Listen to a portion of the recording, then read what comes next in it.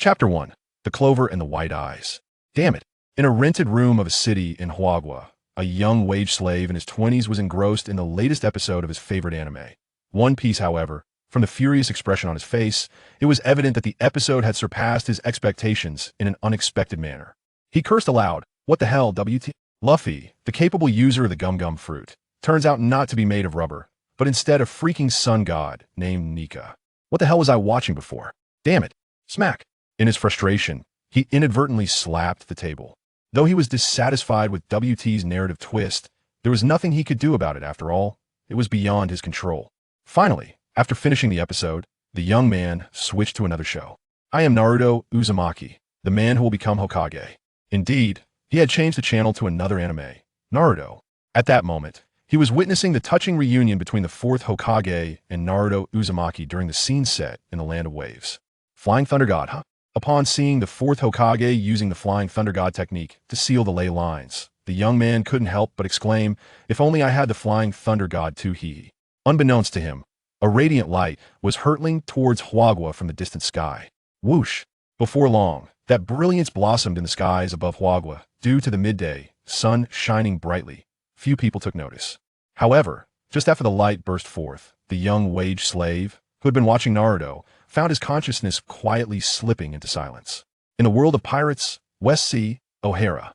In the waters near O'Hara, a small wooden tub was bobbing up and down on the waves. Is that? On the coast of O'Hara, an elderly man with a head resembling a clover exclaimed in surprise. As time slowly passed, the wooden tub clumsily approached the old man. The clover-headed elder stepped forward and carefully inspected the contents of the tub. What is this? How can there be a child inside?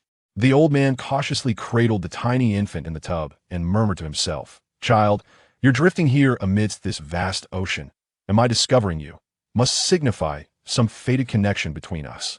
From this moment forth, I shall be your grandfather." Hey. Time never halts for any individual or event. In the blink of an eye, 3 years had passed. The once infant had now grown capable of fetching soy sauce on his own and had begun to comprehend his surroundings and the world at large. One Piece, O'Hara, the Tree of Knowledge. Dagu sat on a ladder within the Tree of Knowledge, resting his hands on his knees as he pondered aloud. How did I end up in One Piece? And what on earth is this ridiculous name, Dagu? I can't even transform into Light Sai. Dagu. A robust voice jolted the daydreaming boy back to reality. Looking up, Dagu saw the clover-headed elder, Dr. Kuroba, the very man who had brought him home 3 years prior. Dagu sprang to his feet and trotted over to Dr. Kuroba, asking, "What's up? Is there something you need, Grandpa?" Dr. Kuroba bent down, ruffling Dagu's hair with a smile. "Dagu, why don't you head home for now? Grandpa still has a bit of work to finish." Frowning slightly, Dagu replied, "All right, Grandpa, I'll head back, but you must remember to come home for dinner. Don't forget again." "Don't worry, they'll definitely return, especially since today is your birthday." "All right, it's a promise." With that, Dagu turned and walked towards the door. After Dagu disappeared from view, Dr. Kuroba chuckled softly and then turned to the archaeologist within the Tree of Knowledge, saying, "Everyone, let's pick up the pace and finish our work quickly. I need to get home to celebrate my grandson's birthday." "Ha, understood, Dr. Kuroba." "Rest assured, Dr. Kuroba, we'll ensure you make it back in time." "Indeed. Let's go, team. Let's do our best." All right. Having distanced himself from the Tree of Knowledge, Dagu murmured under his breath as he heard the faint sounds behind him. "It's just research on some history, and they always have to send me away seriously." Yet, Dagu did not return home. Knowing that Dr. Kuroba would be busy for several more hours, he meandered into the forest, a place he often used for training, located at a distance from the residential area. Dagu vividly recalled the moment a year ago when he first ventured out alone to train here. Having just turned 2 and barely able to run a few steps, he'd come to this secluded spot to engage in simple exercises suitable for a child, such as running and kicking. However, whether it was due to his newfound abilities after crossing over or some other reason, he experienced astonishing changes in his visual perception. After a mere 10 minutes of practice, his vision expanded to encompass all directions without blind spots, leaving him astounded. At that time, Dagu had thought he had awakened the observation haki, but when he hurried home and accidentally caught his reflection in the mirror, he was utterly astonished. As for why this happened, it was because his eyes had transformed into a pure white hue, a trait he recognized as belonging to the Hyuga clan from the anime Naruto, which shared the same name as One Piece. Staring at his reflection in the mirror, Dagu was overwhelmed with excitement, emitting a series of sounds akin to pig grunts. "Ha, oh ho. For the next period, Dagu would occasionally burst into silly laughter, leading Dr. Kuroba to suspect something was amiss. After much persuasion, Dagu finally convinced Dr. Kuroba that he was perfectly fine. Due to the sudden emergence of his white eyes, Dagu had questioned whether he had consumed a devil fruit. In fact, to be on the safe side, Dagu even experimented with seawater, only to discover that he did not exhibit any of the reactions typical of a devil fruit user upon contact with it. Chapter 2. Fundamentals of the Six Styles and Swordsmanship Notes. 498, 499, 500. In a small grove in the northern part of O'Hara, Dagus' orderly and resolute voice resonated as he slowly rose, breathing heavily. Phew, 500 squats, 500 sit-ups, 500 kicks, 500 push-ups completed. Next, 1,000 sword swings, let's go. Oh. Dagu approached a nearby tree, picking up a bamboo sword adorned with the intricate pattern of an Eastern dragon, a gift from Dr. Kuroba on his second birthday.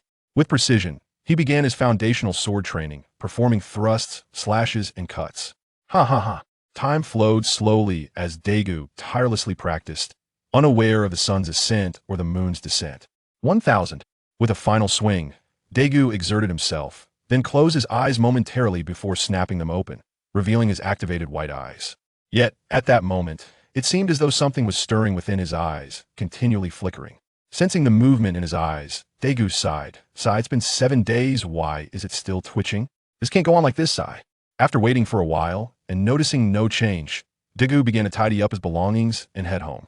Could it be fetal movement? As he walked along the path home, Dagu pondered the cause of the twitching in his eyes. Is it the fetal movement of the Rinnegan? But that Otsutsuki's fetal movement didn't last long at all. Why has mine persisted for 7 or 8 days? I just can't figure it out. Dagu. A voice filled with irritation jolted Dagu from his introspection. Grandpa. Dagu abruptly looked up, astonished to see the towering figure before him. Unbeknownst to him, he had returned home to where he lived with Dr. Kuroba, who now stood before him, visibly upset. Dr. Kuroba looked at the little fellow before him, a hint of helplessness flashing in his eyes. The boy was generally well-behaved. He had never cried or fussed as a baby, and by the age of 2, he could take care of himself. However, it was his occasional daydreaming, wandering thoughts, and inexplicably astonishing remarks that left Dr. Kuroba feeling quite exasperated. Dagu. Dr. Kuroba ruffled Dagu's hair and said with a sigh, have you been training again? I'm not trying to stop you from training, but you're still too young. You need to take care of your health, understand? Dagu could feel the warmth emanating from the hand of Dr. San, the clover resting upon his head, listening to the concerned words directed at him. A flicker of warmth blossomed within his heart. I understand, Grandpa. I know, so do not worry. Let's go inside. As he spoke, Dagu stepped past Dr. San and entered the room, observing this. Dr. San shook his head and followed him in. The modest chamber was cluttered with an array of furniture tables, chairs, tea tables, fishing rods, sun hats, and more. Among these, the most abundant were the countless books, which had become impossible to store even beside the chair on which Dagu sat. The dining table before him was laden with tomes. These books spanned a multitude of subjects, encompassing geography, meteorology, and maritime studies. Undoubtedly, the majority were historical texts, chronicling various epochs and the legacies of certain kingdoms. With great care, Dr. San navigated through the mountainous sea of books and settled into the chair opposite Dagu, inquiring, Dagu, why do you strive so earnestly to cultivate your strength? At this, Dagu paused his meal, lifted his gaze to Dr. San, and, with a glimmer of determination in his eyes, replied earnestly, Grandpa, only by becoming strong enough can I protect you and safeguard O'Hara. The solemnity and resolve in Dagu's voice struck Dr. San profoundly. Stirring feelings of unease within him, he could not bear to see such a young child burdened by such immense pressure. Thus he attempted to persuade Dagu. Dagu, O'Hara is a sanctuary for scholars and a member of the world government. There is a nearby naval base. There is little danger. Dagu, hearing Dr. Sanya's reassurances, shook his head in resignation, choosing to remain silent as he continued to eat. After all, he could not disclose that it was the world government, the very navy, that threatened to annihilate O'Hara. Even if he did voice it, Dr. Sanya would not believe him. And even if he did, there was no way to prevent it. As long as Dr. Sanya continued his research into the Void Century, a topic strictly prohibited by the world government. Thus, this matter would inevitably come to pass, and persuading Dr. Sanya to cease his investigations into that historical period was utterly impossible. His motto was knowledge is history. Therefore, Dagu could only respond with silence. As Dr. Sanya observed Dagu, silently focusing on his meal, he understood that Dagu had not truly absorbed his words. However, He did not wish to press the matter further and reluctantly relinquished the topic. Dagu. As dinner concluded and Dagu prepared to ascend to his room, Dr. Sanyi called out to him, Dagu, please wait a moment. Upon hearing this, Dagu returned to his seat and watched as Dr. Sanyi rummaged through the room in search of something. Dagu, observing Dr. Sanyi moving from east to west, curiously inquired, Grandpa, what are you looking for? Do you need assistance? I found it. Just then, Dr. Sanyi raised his hand, revealing a book he had grasped. He then approached Dagu, extending 2 books towards him while bestowing a heartfelt blessing. Happy birthday, dreaming Dagu. Thank you, Grandpa. Dagu accepted the 2 books with gratitude, but soon found himself in a state of shock. For the 2 volumes were none other than the foundational texts on the Navy's 6 styles and the training notes of the legendary swordsman, Arthur, from the fabled Sword in the Stone. Seeing Dagu appear dazed, Dr. Sanyi smiled with satisfaction. Dagu, I do not know why you wish to become stronger, and I cannot deter you, so I can only assist you within my means. After a prolonged moment, regaining his composure, Dagu gazed at the books in his hands, delight illuminating his features as he exclaimed, Grandpa, thank you so much.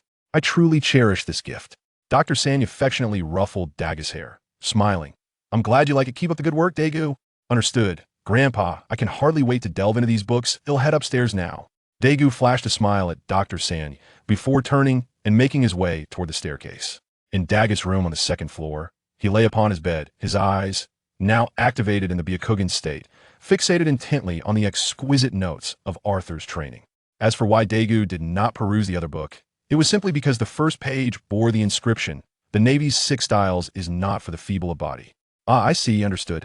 As Dagu examined the training notes, he quietly reflected upon his previous training, diligently correcting the misconceptions he had harbored. Chapter 3. The Sharingan and the Young Girl. Smack! After an indeterminate passage of time, Dagu finally closed the book and tossed it aside before turning to lie on his bed. The notes of the legendary swordsman are indeed remarkable. Having this as a reference will significantly streamline my training. Arise! With a sudden burst of energy, Dagu sprang up, pointing one hand to the heavens and the other to the ground, proclaiming with exuberance, From this day forth, I reign supreme in heaven and earth. Ha ha ha! After a moment of striking a pose, feeling unsatisfied, he transformed his stance into a shape reminiscent of the character for Fire, arms outstretched. With hands that grasp the sun and moon, I am unparalleled in this world. Gaga gaga! Impudent child, quiet down. A booming voice interrupted him, causing Dagu to startle and tumble backward. Understood, Grandpa. Dagu steadied himself and remarked, Grandpa, you should retire early and not stay up too late. Understood, you little rascal, you too should get some rest. Dr. Sanyi, downstairs and still engrossed in his reading, shook his head, murmuring to himself. This impudent child is always so boisterous, without a shred of respect for his elder Sai. Tomorrow I shall refer to these notes of the legendary swordsman for my training. Dagu contemplated while lying in bed. As for the Navy's 6 styles, it seems unlikely I will make progress in the short term. What on earth? At that moment, an intense pain shot through Dagu's eyes, prompting him to scream in agony. What's happening? Why does it hurt so much, you scoundrel? Dagu's anguished cries startled Dr. Sanyi, who promptly dropped the book in his hands without a moment to check if it had been damaged, rushing up to Dagu's room. Bang! Dagu! Dr. Sanyi kicked open the door to Dagu's room. Quickly scanning for his presence, it did not take long for him to find Dagu. However, the sight that met Dr. Sanyi's eyes filled his heart with profound sorrow. Dagu was kneeling on the bed, blood trickling from the gaps between his fingers that covered his eyes. Dr. Clover swiftly approached Dagu, embracing him tightly with eyes brimming with deep concern as he anxiously inquired, Dagu, what has happened? Why are you bleeding so profusely? Grandfather, I don't know. Dagu struggled to endure the excruciating pain, laboriously explaining, my eyes suddenly began to hurt terribly. Come, let me take you to see a doctor. Dr. Clover declared, lifting Dagu effortlessly into his arms and turning towards the door. In the small woods of O'Hara, a diminutive figure, approximately 1 meter tall, was meticulously wielding a bamboo sword with precision. This was Dagu, now 4 years old. Due to his rigorous training and the abundance of nutritious food in the pirate world, Dagu had reached a height that most ordinary children would only achieve by the age of 10. Another year has passed. Dagu sighed, setting aside his bamboo sword to drink from a nearby water bottle. It has been a year since the change in my eyes. I can now adeptly utilize the abilities that manifested after that painful episode. As he lowered the bottle, a transformation occurred.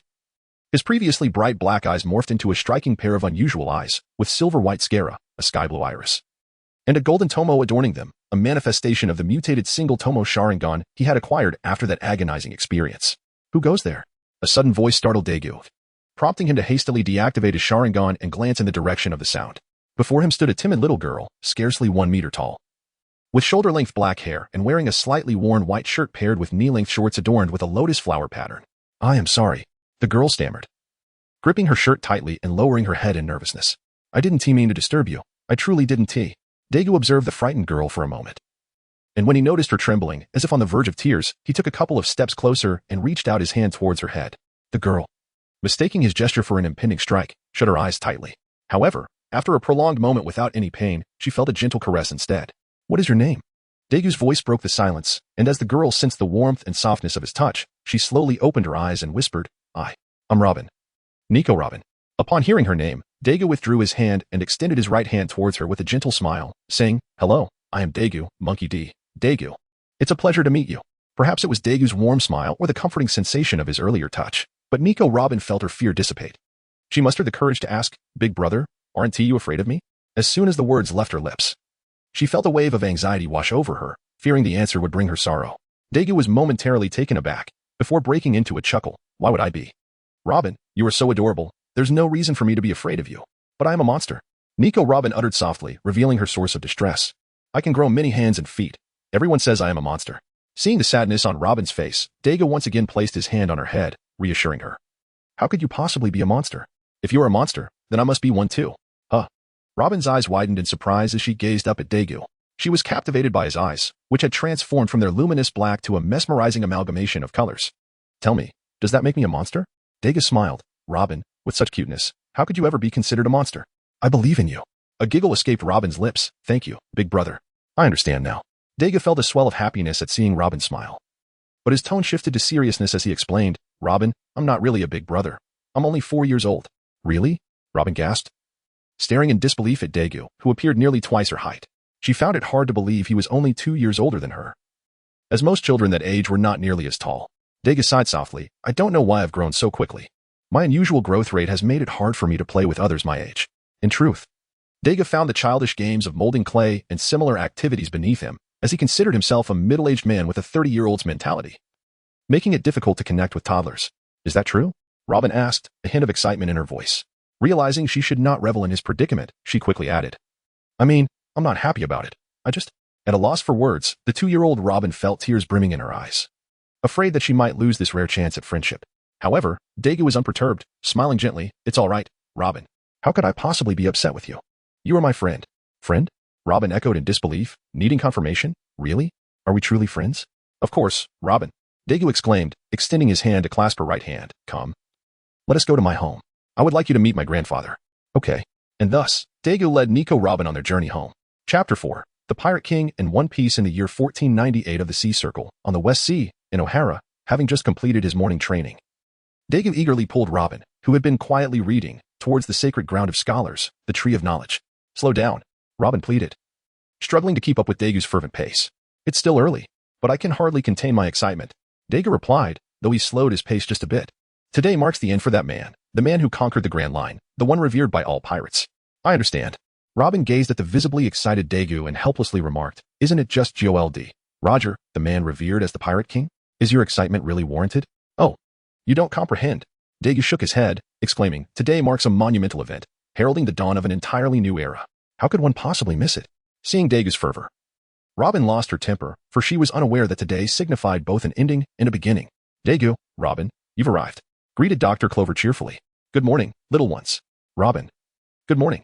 Before long, Dagu and Robin reached the Tree of Knowledge, where numerous scholars greeted them. "Good morning, everyone." Dagu and Robin replied in kind, and Dagu approached Dr. Clover to inquire, "Grandfather, has it not yet begun?" "Not yet." Dr. Clover shook his head. "The Den Den Mushi has shown no signs of activity. Perhaps it will be in the afternoon." Dagu felt a slight pang of disappointment at Dr. Clover's words. "Oh, very well. Then I shall wait here for a while." Observing Dagu's intent to linger, Robin quietly departed the Tree of Knowledge on her own. Time passed unnoticed, and soon it was midday. The previously absent Robin returned, carrying 2 bento boxes. "Grandfather, Dagu, it's time to eat. It's already noon." At that moment, Dagu, who had been fixated on the Den Den Mushi, was suddenly roused by Robin's voice. Looking around, he noticed that the Tree of Knowledge, once bustling with scholars, now had only himself and Dr. Clover remaining. Thank you. Little Robin. Dr. Clover accepted the bento from Robin's hands and placed it on a nearby table. You truly are considerate, unlike that troublesome boy, who does nothing but fumble around. Troublesome boy. Dr. Clover glanced at Dagu, who was receiving his bento from Robin, and began to scold him. You lazy boy. Can't you even fetch your own meal? Oh, grandfather, it's fine. Dagu attempted to interject, but Robin interposed. I enjoy taking care of Dagu. Please don't be angry. Grandfather. Dagu hasn't finished speaking. Dr. Clover resumed his admonishment. You. Listen closely, you scoundrel. If you mistreat Robin, I, your grandfather, will not hesitate to break your legs. At this, Dagu shivered and quickly responded. Understood, grandfather. Rest assured, I would rather choke on my food, drown in the sea, or perish than treat Robin poorly. Good. Such awareness is commendable. Dr. Clover seemed pleased with Dagu's reply.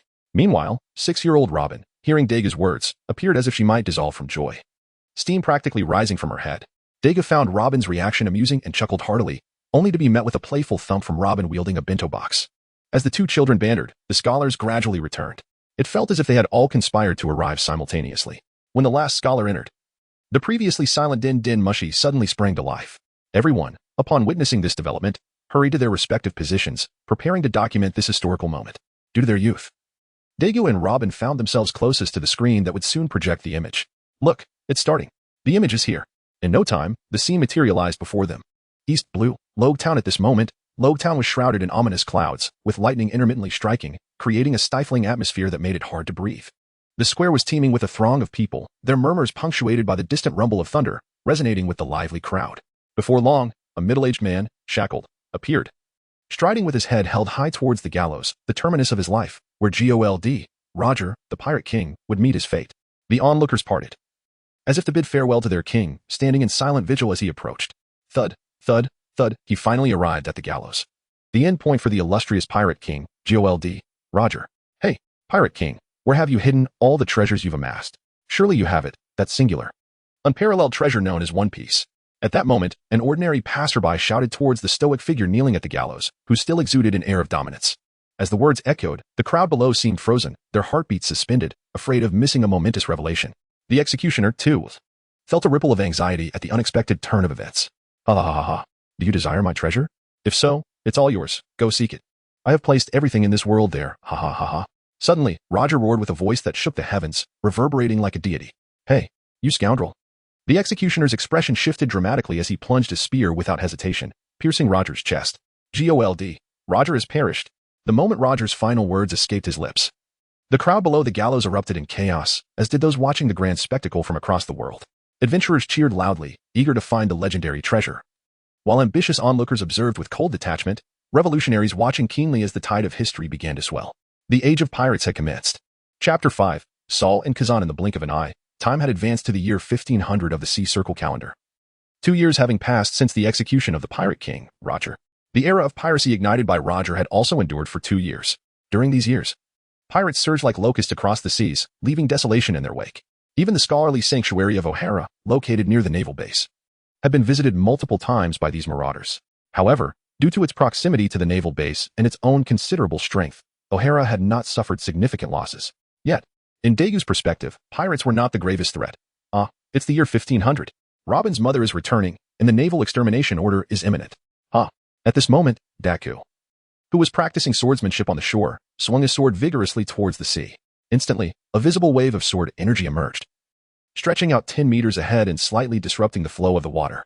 Observing the scene before him, Dagu let out a soft sigh and sheathed his sword. Pondering, the realm of the swordmaster is still insufficient. Ever since awakening the three-tomo Sharingan 3 years ago, its potential seemed to have reached its limit. Disappointed, Dagu shook his head and fell into contemplation. 2 years ago, upon unexpectedly awakening the sage body, he had been striving to fully harness its abilities. Due to the differing world rules between the pirate world and the Naruto world, Dagu lacked the chakra that was a staple in Naruto.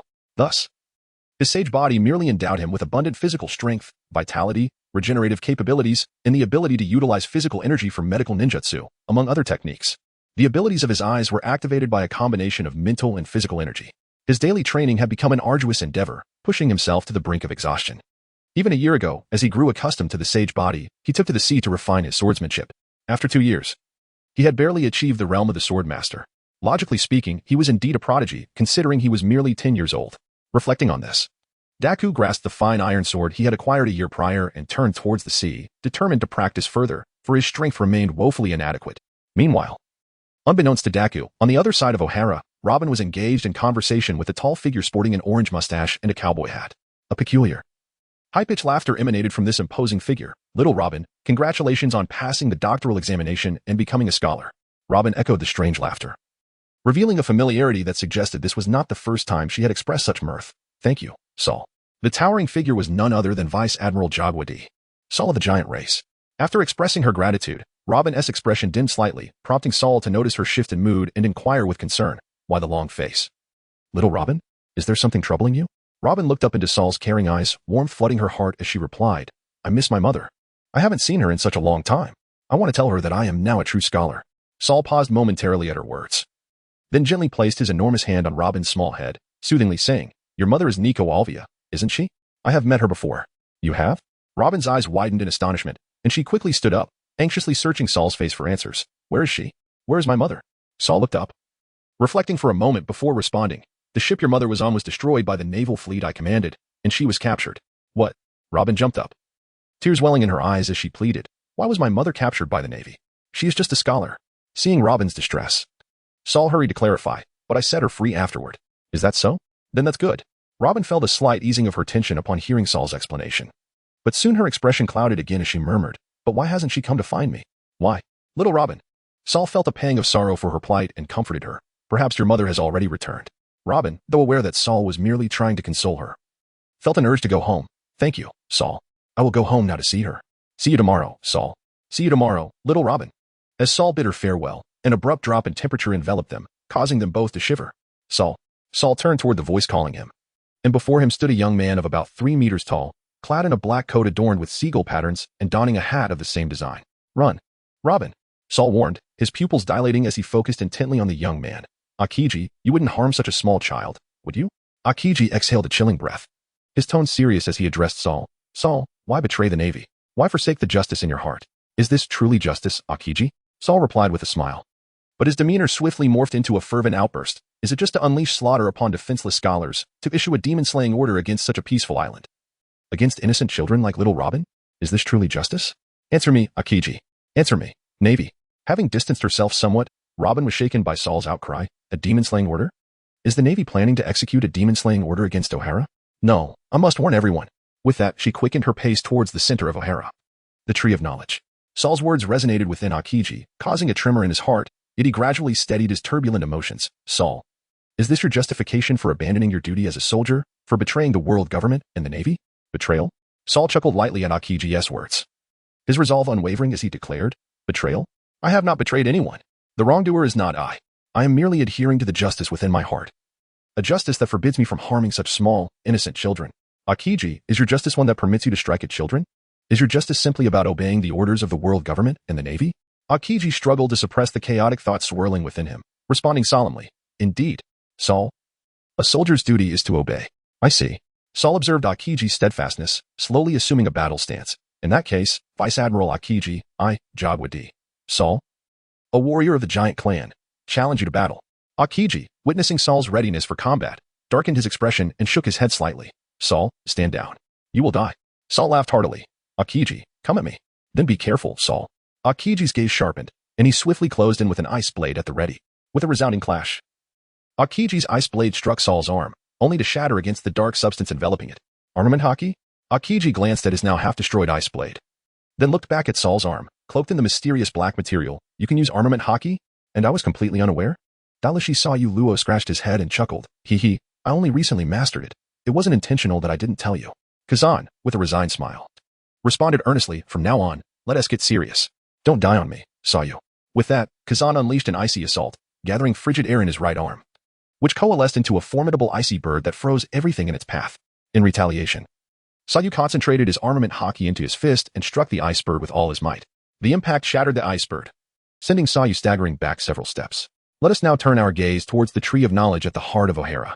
Beneath this ancient tree, a throng of people had gathered, and among them was Robin, who had just arrived to reunite with her mother after several years. Robin's mother dashed toward her like an arrow released from a bow, and Robin's call stirred the contemplative white-haired woman from her reverie. "Robin?" The white-haired woman gazed at the rushing figure of Robin, feeling as though time had momentarily reversed to the days before she left O'Hara and her daughter, Nico Robin. "Mom," Robin cried, collapsing into the embrace of her mother, weeping silently, momentarily forgetting her original purpose. The white-haired woman, observing her daughter's unrestrained emotions, enveloped her in a tender embrace.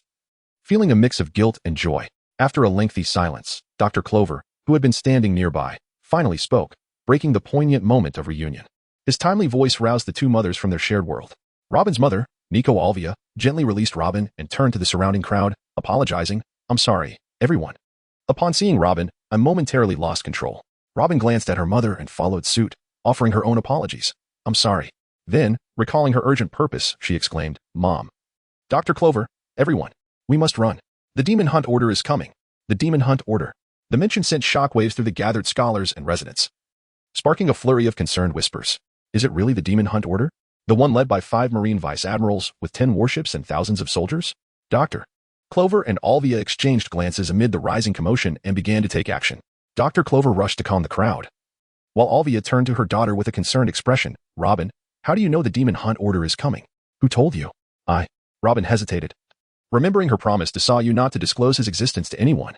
Alvia noticed her daughter's inner turmoil and felt a pang of unease, believing that her absence over the years had created distance between them. "It's all right, Robin, you don't have to." However, Robin hastily interrupted. "It was Sayu who told me. He is currently fighting against a Marine named Kazan." Robin felt compelled to explain, having seen the dimness in Alvia's eyes and recognizing the dire situation they were in. "Sayu." Alvia's expression shifted dramatically as she stood up and faced Dr. Clover, who was still soothing the crowd. She spoke with authority, "Everyone, please quiet down.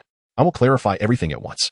The previously noisy crowd gradually fell silent, aware that bickering would not resolve their predicament. Taking a deep breath to steady her emotions, Alvia addressed the gathered people. "The Demon Hunt Order is indeed real. My daughter, Nico Robin, is not lying. I returned to inform you of this, which is why I asked Dr. Clover to gather everyone here." A wave of astonishment swept through the crowd at Alvia's proclamation. "Run! The Demon Hunt Order is here!" Someone's cry triggered a panic, and the previously uncertain crowd began to scatter, hastily preparing to flee their homeland of O'Hara. "Mom," Robin said, looking at the dispersing crowd, "we should go too." "Go?" But before Alvia could respond, an arrogant voice broke through, causing the remaining scholars to freeze in fear. The sound of marching footsteps echoed, and a battalion of Navy soldiers emerged, surrounding the scholars of O'Hara. "None of you are leaving today." A middle-aged man stepped forward from the ranks of soldiers, flanked by 2 imposing figures clad in white trench coats. "Navy, what is the meaning of this?" Dr. Clover confronted the man boldly. "Why are you surrounding us?" The man chuckled arrogantly. "What do you mean? You dare ask me that? I could ask you what you scholars of O'Hara intend to do." Dr. Clover frowned. "I don't understand what you're insinuating." Shaking his head, the man replied with a sneer, "According to the findings of my subordinate CP9, you scholars from O'Hara intend to study history to gain control over ancient weapons." "Ancient weapons?" Dr. Clover retorted loudly. "We only wish to enlighten the world about history, not to seize ancient weapons." Just then, a peculiar sound emanated from the man's pocket, a snail phone. He pulled it out and answered, "Moshi Moshi. This is Spandam from O'Hara." As he spoke, the snail phone sprouted a magnificent head of golden hair. "Yes, Elder Stars, CP9 Spandam reporting." "Elder Stars?" Dr. Clover interjected, sensing the gravity of the situation. "Is this the world government's Elder Stars?" "I, Clover from O'Hara, have matters to discuss." A voice full of intrigue came through the phone. "What is it, O'Hara scholars? Why are you unwilling to disclose history?" "Dr. Clover exclaimed passionately, "Why do you launch a demon-slaying order against O'Hara? What are you truly afraid of?" The unmistakable tone of the 5 elders echoed through the din mushy. "Scholars of O'Hara, this is not something you should know, nor are you qualified to know it." Listening to the resolute words of the 5 elders, Dr. Clover's emotions began to escalate. "Why do you hide history? Do you realize that according to our research, there existed a great kingdom 800 years ago? In that kingdom, everyone was equal, and even doors were left unlocked at night without fear of theft." Spandam, hearing Dr. Clover's words, seemed to sense something ominous rising, and he bellowed, Kill him immediately." "Yes, Your Excellency," the 5 elders. Barely had Spandam's order been given when he drew his revolver, aiming it at Dr. Clover, while the surrounding Navy soldiers targeted the scholars. "Stop." Chapter 7, Conqueror's Hockey and Kaleidoscope. Bang. I said stop. Immediately, an invisible wave spread out with that furious roar, causing everyone present to collapse, including Spandam and the 2 CP9 agents behind him. However, despite the crowd falling, the bullet had already left the chamber. Therefore, Dr. Clover, targeted by Spandam, as well as Nico Alvia and the scholars aimed at by the Navy soldiers, were not spared from their fate. Suddenly, a figure, towering at 6 feet tall, appeared beside the fallen Dr. Clover like a gust of wind. "No, Grandpa, wake up, please wake up." This figure was none other than Dagu, who had just returned from his underwater training. Moments ago, Dagu had surfaced and noticed the fleet surrounding O'Hara, his expression shifting dramatically as he rushed ashore towards the Tree of Knowledge. Unfortunately, Dagu arrived just in time to see the middle-aged man aiming his gun at Dr. Clover. In a desperate attempt to intervene, Dagu shouted, but his voice had no effect. Consumed by urgency, he roared once more, and this time, his intense will seemed to shatter a limitation within him. After his second roar, everyone collapsed. Yet, in his haste, Dagu paid little attention to the others and dashed to where Dr. Clover lay. He lifted Dr. Clover's upper body, letting out a heart-wrenching wail, revealing a bloody hole in the center of the old man's forehead. The harsh stimulus triggered a monumental change in Daigu's dormant Sharingan, awakening its full potential. The dramatic transformation in Daigu's eyes left him looking peculiar but finally composed. Conqueror's Haki? Kaleidoscope? Ha. However, the calm Daigu soon spiraled into madness. Ha. Conqueror's Haki? A kingly presence found in one among a million. Kaleidoscope? The sage's eye, possessing unfathomable powers. What use are you to me? What use are you? Daigu roared in fury, pounding the ground and himself in frustration. As he continued to berate himself, Daigu's gaze shifted to the perpetrator, Spandam, who had slain Dr. Clover. With a fierce resolve, Daigu stood and approached the unconscious Spandam. It was you who killed Grandpa, who killed Dr. Clover. Die. Standing before Spandam, Daigu slowly raised his sword, then brought it down. Swish. A wave of sword energy surged towards Spandam, extending relentlessly for over 100 meters. When the energy dissipated, Spandam was nowhere to be found, for he had been utterly obliterated by that strike. A voice of confusion arose as Daigu turned to see a tall man in a white trench coat stirring awake. Swish. Another sword strike followed just as the man was on the verge of consciousness, ending his life. Crack. A sound caught Daigu's attention. He saw another slender man in a white trench coat, holding a small den mushi, photographing Daigu. You scoundrel, Daigu shouted, lunging forward to deliver a sword strike. The slender man adeptly employed the Navy's iron body technique. Clang. Daigu's sword clashed against the man's chest, producing a metallic sound. Who are you? The man asked, realizing he could not overpower Daigu at that moment. Do you know you are provoking the world government? Do you wish to be a wanted man? Humph. Daigu scoffed. Then unleashed a flurry of sword strikes. Wanted? Do as you please. You. Boom. Before the man could continue, a tremendous explosion erupted nearby, causing both fighters to pause and look skyward. Oh no. Daigu's expression shifted as he saw numerous cannonballs hurtling through the sky. And the man's face paled as he turned to flee, leaving with a parting threat. You'll soon be crushed by the demon-slaying order. Haha. Daigu paid no heed to the voice, for he spotted his childhood friend, Nico Robin, being cradled by a lifeless white-haired woman, while above them, no less than 50 cannonballs raced towards them. Tenho Riki. Daigu quickly focused on the two scholars beside them, fixing his gaze on Dr. Clover, and activated the Kaleidoscope Sharingan technique.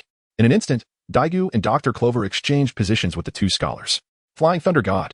Just as Daigu reached Robin and intended to escape with them, he realized that perhaps due to the sheer number of people or his recent awakening, he was unable to activate his right eye's Flying Thunder God technique in time. Damn it. Susanoo. As the cannonballs approached, Daigu concentrated and invoked the ultimate technique of the Kaleidoscope Sharingan, Susanoo. A dazzling golden warrior phantom rapidly took form, enveloping the four of them. However, this warrior appeared rather peculiar, being merely a skeletal frame with only an upper body. Boom, boom, boom, cough, cough, following a series of explosions. The warrior phantom emerged from the smoke, and Daigu's voice, filled with fear, echoed, cough. We made it. Cough. That was close, too close. Cough. All right, let us go. Flying Thunder God. Regaining his composure, Daga disregarded the blood streaming from his eyes and, in astonishment, unleashed the Kaleidoscope Flying Thunder God technique. Halt. The ice blocks two-pronged spear. At that moment, two icy spears, accompanied by a voice, materialized before Dagu, rapidly hurtling towards him. However, Dagu appeared unfazed, for just before the spears could close in, he had vanished with Dr. Clover, Nico Robin, and Nico Alvia using the Flying Thunder God technique. Damn it, am I too late? A tall figure, donning sunglasses, revealed himself. It was none other than Admiral Kazan, the user of the Ice Fruit, who had recently battled with Saul. Time shifted slightly backward. What is that? On the western coast of O'Hara, Kazan, engaged in combat with Saul, suddenly looked up towards the center of O'Hara, towards the Tree of Knowledge. Amidst the barrage of cannon fire, a resplendent golden skeletal frame abruptly emerged. I apologize, Saul. With a solemn expression, Kazan addressed the panting Saul. This is where it ends for you. In an instant, Kazan appeared behind Saul, placing his right hand on his back. With a swift application of the frozen time capsule technique, Saul was rendered immobile, frozen without resistance. Kazan then dashed toward the golden skeleton, only to find, under the relentless bombardment, a young man approximately 1.8 meters tall, accompanied by two corpses with bullet wounds to their foreheads and a little girl whom Saul had just protected. Seeing the young man seemingly attempting to take them away, Kazan instinctively assumed he intended to harm the girl. Without hesitation, he unleashed an attack to thwart their escape, but alas, he was a moment too late. Chapter 8. Amazon Lily and Hancock in the Grand Line. In the Calm Belt lies Amazon Lily, a large island otherwise known as the Daughter Island. This island is home exclusively to women, and they are raised from birth to be warriors, shouldering the burdens of their households and labor. Even during pregnancy, they only bear daughters. They are characterized by the serpents that coil around them, possessing the ability to transform into weapons at will. The country is built upon a mountain enveloped in jungle, its architecture infused with traditional Chinese aesthetics, and it enforces an absolute rule prohibiting men. Any man who enters is destined for annihilation. Situated in the Calm Belt alongside the Grand Line, where enormous sea kings roam. Typical vessels cannot approach the waters surrounding Daughter Island. Big sister, come find me. A youthful, innocent voice echoed through the eastern forest of Amazon Lily. You can't find me. He. Indeed, indeed. Another youthful voice chimed in nearby. Sister, you can't find us. You lose. You owe us something. Be quiet. On the other side. A little girl with flowing black hair was intently observing something. Sandersonia, Marigold, come see this. We're not going. Big sister must be trying to trick us out. We won't be fooled. Hearing her younger sister's voices, the black-haired girl furrowed her brow and solemnly said, Come out quickly. Someone has collapsed here. Second sister. It seems to be true. What should we do? The first girl to speak cautiously peeked out and then asked, Should we go out? Let us go out. Since someone has collapsed, we should help. After pondering, the other little girl approached their elder sister, asking, Sister, who has collapsed? As the two little girls drew closer, they realized that although they were sisters, they bore no resemblance to one another. The eldest sister, Hancock, had long, flowing black hair cascading like a waterfall behind her. Her exquisite features seemingly a divine assembly of beauty. Though still young, she embodied the essence of grace, capable of captivating hearts even with a furrowed brow, leaving one to wonder how enchanting she must appear when she smiles. The second sister, Sandersonia, sported wavy green hair that fell over her shoulders. While her face, too, was delicate, it was merely ordinary compared to her sister's stunning beauty. The last to emerge was the chubby little girl with orange hair, who, even in comparison to her second sister, seemed slightly outshone. Incredibly, they were indeed biological sisters, born of the same mother, the three sisters of Amazon Lily, Hancock, Sandersonia, and Marigold. Could it be real? Sandersonia and Marigold approached to discover that someone truly had collapsed. Hancock, hearing her sister's remarks, darkened in expression. Do you think I am deceiving you? Yes. Sandersonia and Marigold instinctively nodded, but quickly realized the awkwardness of their response and hastily clarified. No. How could we ever doubt you, dear sister? You would never trick us, right? Second sister? Third sister? Hancock, observing her playful sisters, shook her head and said, All right, you two come help. Let us carry them back. Coming. The sisters halted their antics and approached Hancock. Sandersonia glanced at the four figures lying on the ground and tilted her head. Sister. These people aren't from Amazon Lily. Where should we take them? Sandersonia's comment piqued Marigold's interest, prompting her to step forward and inspect the four figures. There was an elderly man with a clover-shaped head, a young woman with a head of white hair, a lean young man, and a little girl roughly their size. The scene before Marigold resembled a tale from a storybook, a happy family beset by pirates. The father, upon hearing the news, rushed back to save his young daughter, only to be too late to save the elderly man and woman, who had perished, leaving him and his daughter to wander the world. Marigold. Hancock's voice snapped Marigold from her reverie. What is wrong? Taking a deep breath, Hancock pointed towards the young woman, then the elderly man. You carry the woman, Sandersonia. You carry the old man. Okay, sister. The sisters nodded and stepped forward to lift their charges. Hancock, after ensuring her sisters had secured their loads, stepped forward to carry the little girl, then used her strength to lift the young man. Let us go home. Hancock took the lead and began to walk. As night fell, a heart-wrenching roar suddenly echoed through the sky. Hancock, who had been chatting with a short old woman outside, pushed the door open and looked at Robin, who was weeping on the bed, saying, You're awake. Your mother is in another house. Mom. The single utterance of Mom jolted Robin from her tears, and she warily gazed at Hancock standing before her, inquiring, Who are you? Where is this place? Why am I here? Where is my mother? Hancock observed the cautious Robin and felt a flicker of sympathy. After all, losing a mother at such a young age was a tragedy he could relate to, having grown up without a father himself. Unable to answer? As Robin noticed Hancock simply staring back at her, she assumed that Hancock was unable to respond to her questions. However, the emotion reflected in Hancock's eyes eased Robin's anxiety just a little, at least allowing her to feel that this girl, who seemed to be of a similar age, would not harm her. No, Hancock quickly interjected upon hearing Robin's repeated inquiries. I am Boa Hancock. And this is Amazon Lily. Today, my sisters and I found you in the forest. We? Upon hearing Hancock's words, Robin hastily got out of bed and grasped Hancock's hand, asking, Who else is here besides me? Hancock, seeing Robin's urgency, quickly replied, Your father, mother, and grandfather. Robin felt a significant relief wash over her, but then she reacted, Father? I don't have a father. Hancock was puzzled by Robin's statement, as she thought the young man they had found must be her father. In confusion, Hancock inquired, When we discovered you, there was an old man with a clover. A white-haired woman, a young man, and you. Isn't that man your father? No. Robin shook her head and seemed to recall something, turning to Hancock. Can I go see them? Of course. Let me take you there. Hancock nodded, and then led the way to the door. Thank you. Robin softly expressed her gratitude and followed Hancock closely. Chapter 9. Blindness and observation. A short while later, Hancock brought Robin to the room where the young man lay, who was currently resting in silence, only the sound of his breathing present. As Robin approached the bed, looking at the young man, she felt a whirlwind of emotions, fear, sorrow, and sadness, all momentarily dissipating, as if he were her entire world, supporting her. Hancock noticed the sudden calmness in Robin's demeanor and felt a weight lift from her own heart. So, is he your father? Still gazing at the young man, Robin turned at Hancock's question and explained, No, he is my brother. Don't be deceived by his appearance. He is only 2 years older than me. Oh. Hancock was slightly taken aback by Robin's revelation. Seeing that the young man was unharmed, Robin stood up from beside the bed and asked Hancock, So, Hancock, where are my mother and the Clover grandfather? I want to see them. Of course, Hancock nodded and, while walking outside, asked Robin, By the way, I still don't know your name. How did you all end up here? This is the calm belt after all. My name is Nico Robin. The one on the bed is my brother, Monkey D. Ace. As for how we got here, I don't know either. I had already fainted before. As they walked and spoke, they finally arrived at a secluded little house. With a heavy heart, Robin slowly pushed the door open. As she already learned from Hancock that her mother and Dr. Clover had passed away. With a heavy step, she entered the small wooden house, scanning its sparse interior. Apart from a few decorations, the only notable feature was a figure shrouded in a white cloth at the center. Robin knelt beside the figure, gently lifting the cloth, revealing the scene beneath. Nico Alvia lay with her eyes closed, appearing as if she were merely asleep, while Dr. Clover lay quietly beside her. Though the bloodstains on their foreheads made it clear they would never awaken again, Robin, witnessing the two in their eternal sleep, whispered through her sobs, Mom, Grandpa Clover, woo. Mom, woo-woo. Hancock, observing Robin's distress, quietly stepped outside, leaving 2 guards from Amazon Lily to watch over her as she departed. Ugh, my head hurts. In a daze, Ace slowly regained consciousness. However, upon turning his head, he sensed something was amiss. Everything before him was engulfed in darkness. What is happening? Confused, Ace began to recall the events leading up to this moment. I remember being enraged over Grandpa's situation, unleashing my Conqueror's Haki and the ultimate technique of the Sharingan, Susanoo. But that shouldn't have caused blindness, even if I had just activated the Sharingan before using Susanoo. Suddenly, the sound of footsteps reached Ace's ears, followed by the creaking of a door. Robin, dressed in a black skirt, stepped inside, and as she instinctively walked toward the bed, she froze. Ace?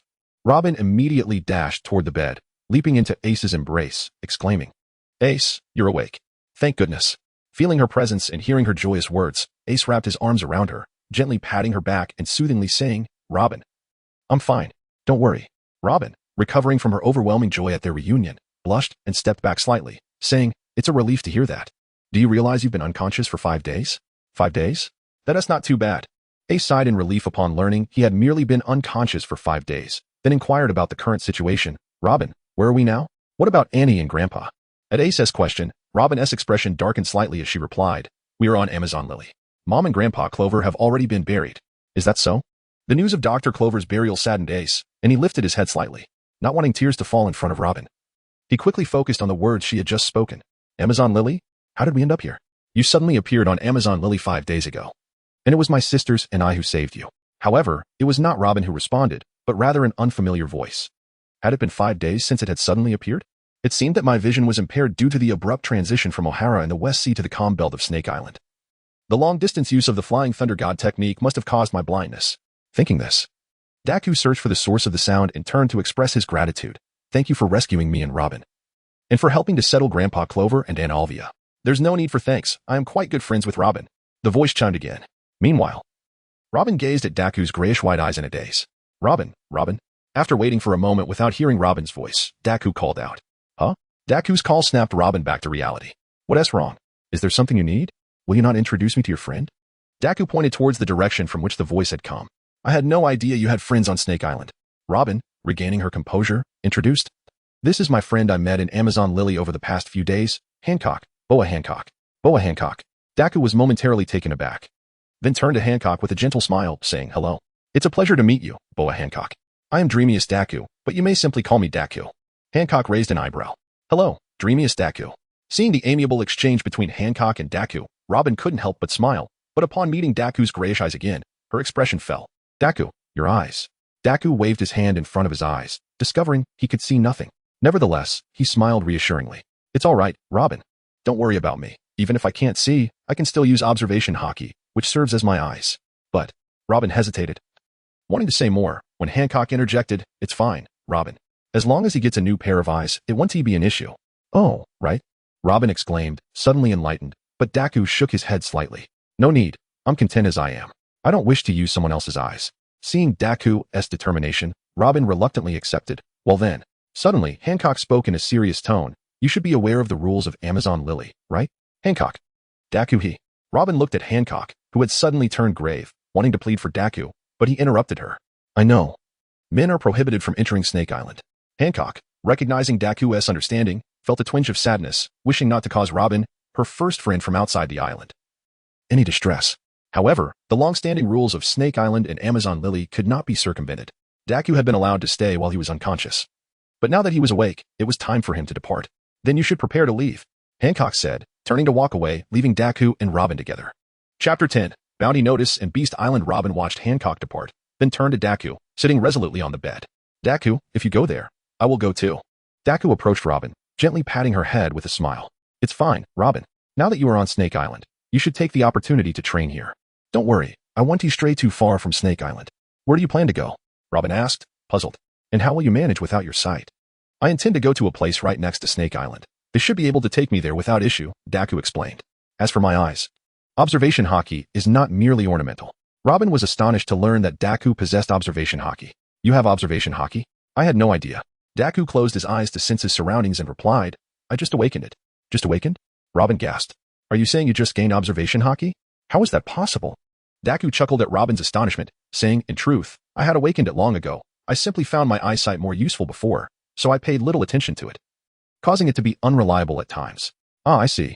Robin sighed in relief, then asked, so where do you want to go? The place is right beside Snake Island. Daku explained as he moved toward the door. You can come visit me whenever you have time. Seeing Daku slowly making his way to the door, Robin hurriedly went to support him. All right, just be careful on your own. Understood. Daku acknowledged, feeling Robin's support and nodding in agreement. Here we are, on the coast of Snake Island, Hancock said as she watched Daku being helped by Robin. You must wait a moment. The snake pirates have just returned after half a month. Now we should go see Lady Shirahoshi and mention the place you want to go to see if she can take you. Thank you, Boa Hancock. Daku expressed his surprise at Hancock's kindness, for he had always perceived her as rather self-absorbed. Yet, he recalled that Hancock was still just a 9-year-old girl at this time, not yet the pirate empress who would endure the hellish trials of life. Thank you, Hancock. Robin smiled at Hancock, who replied nonchalantly, no problem, Robin. Helping friends is only natural. Sister, Lady Shirahoshi is coming. Sonda, Sonia, and Marigold, who had been following Hancock, called out excitedly as they spotted Shirahoshi approaching.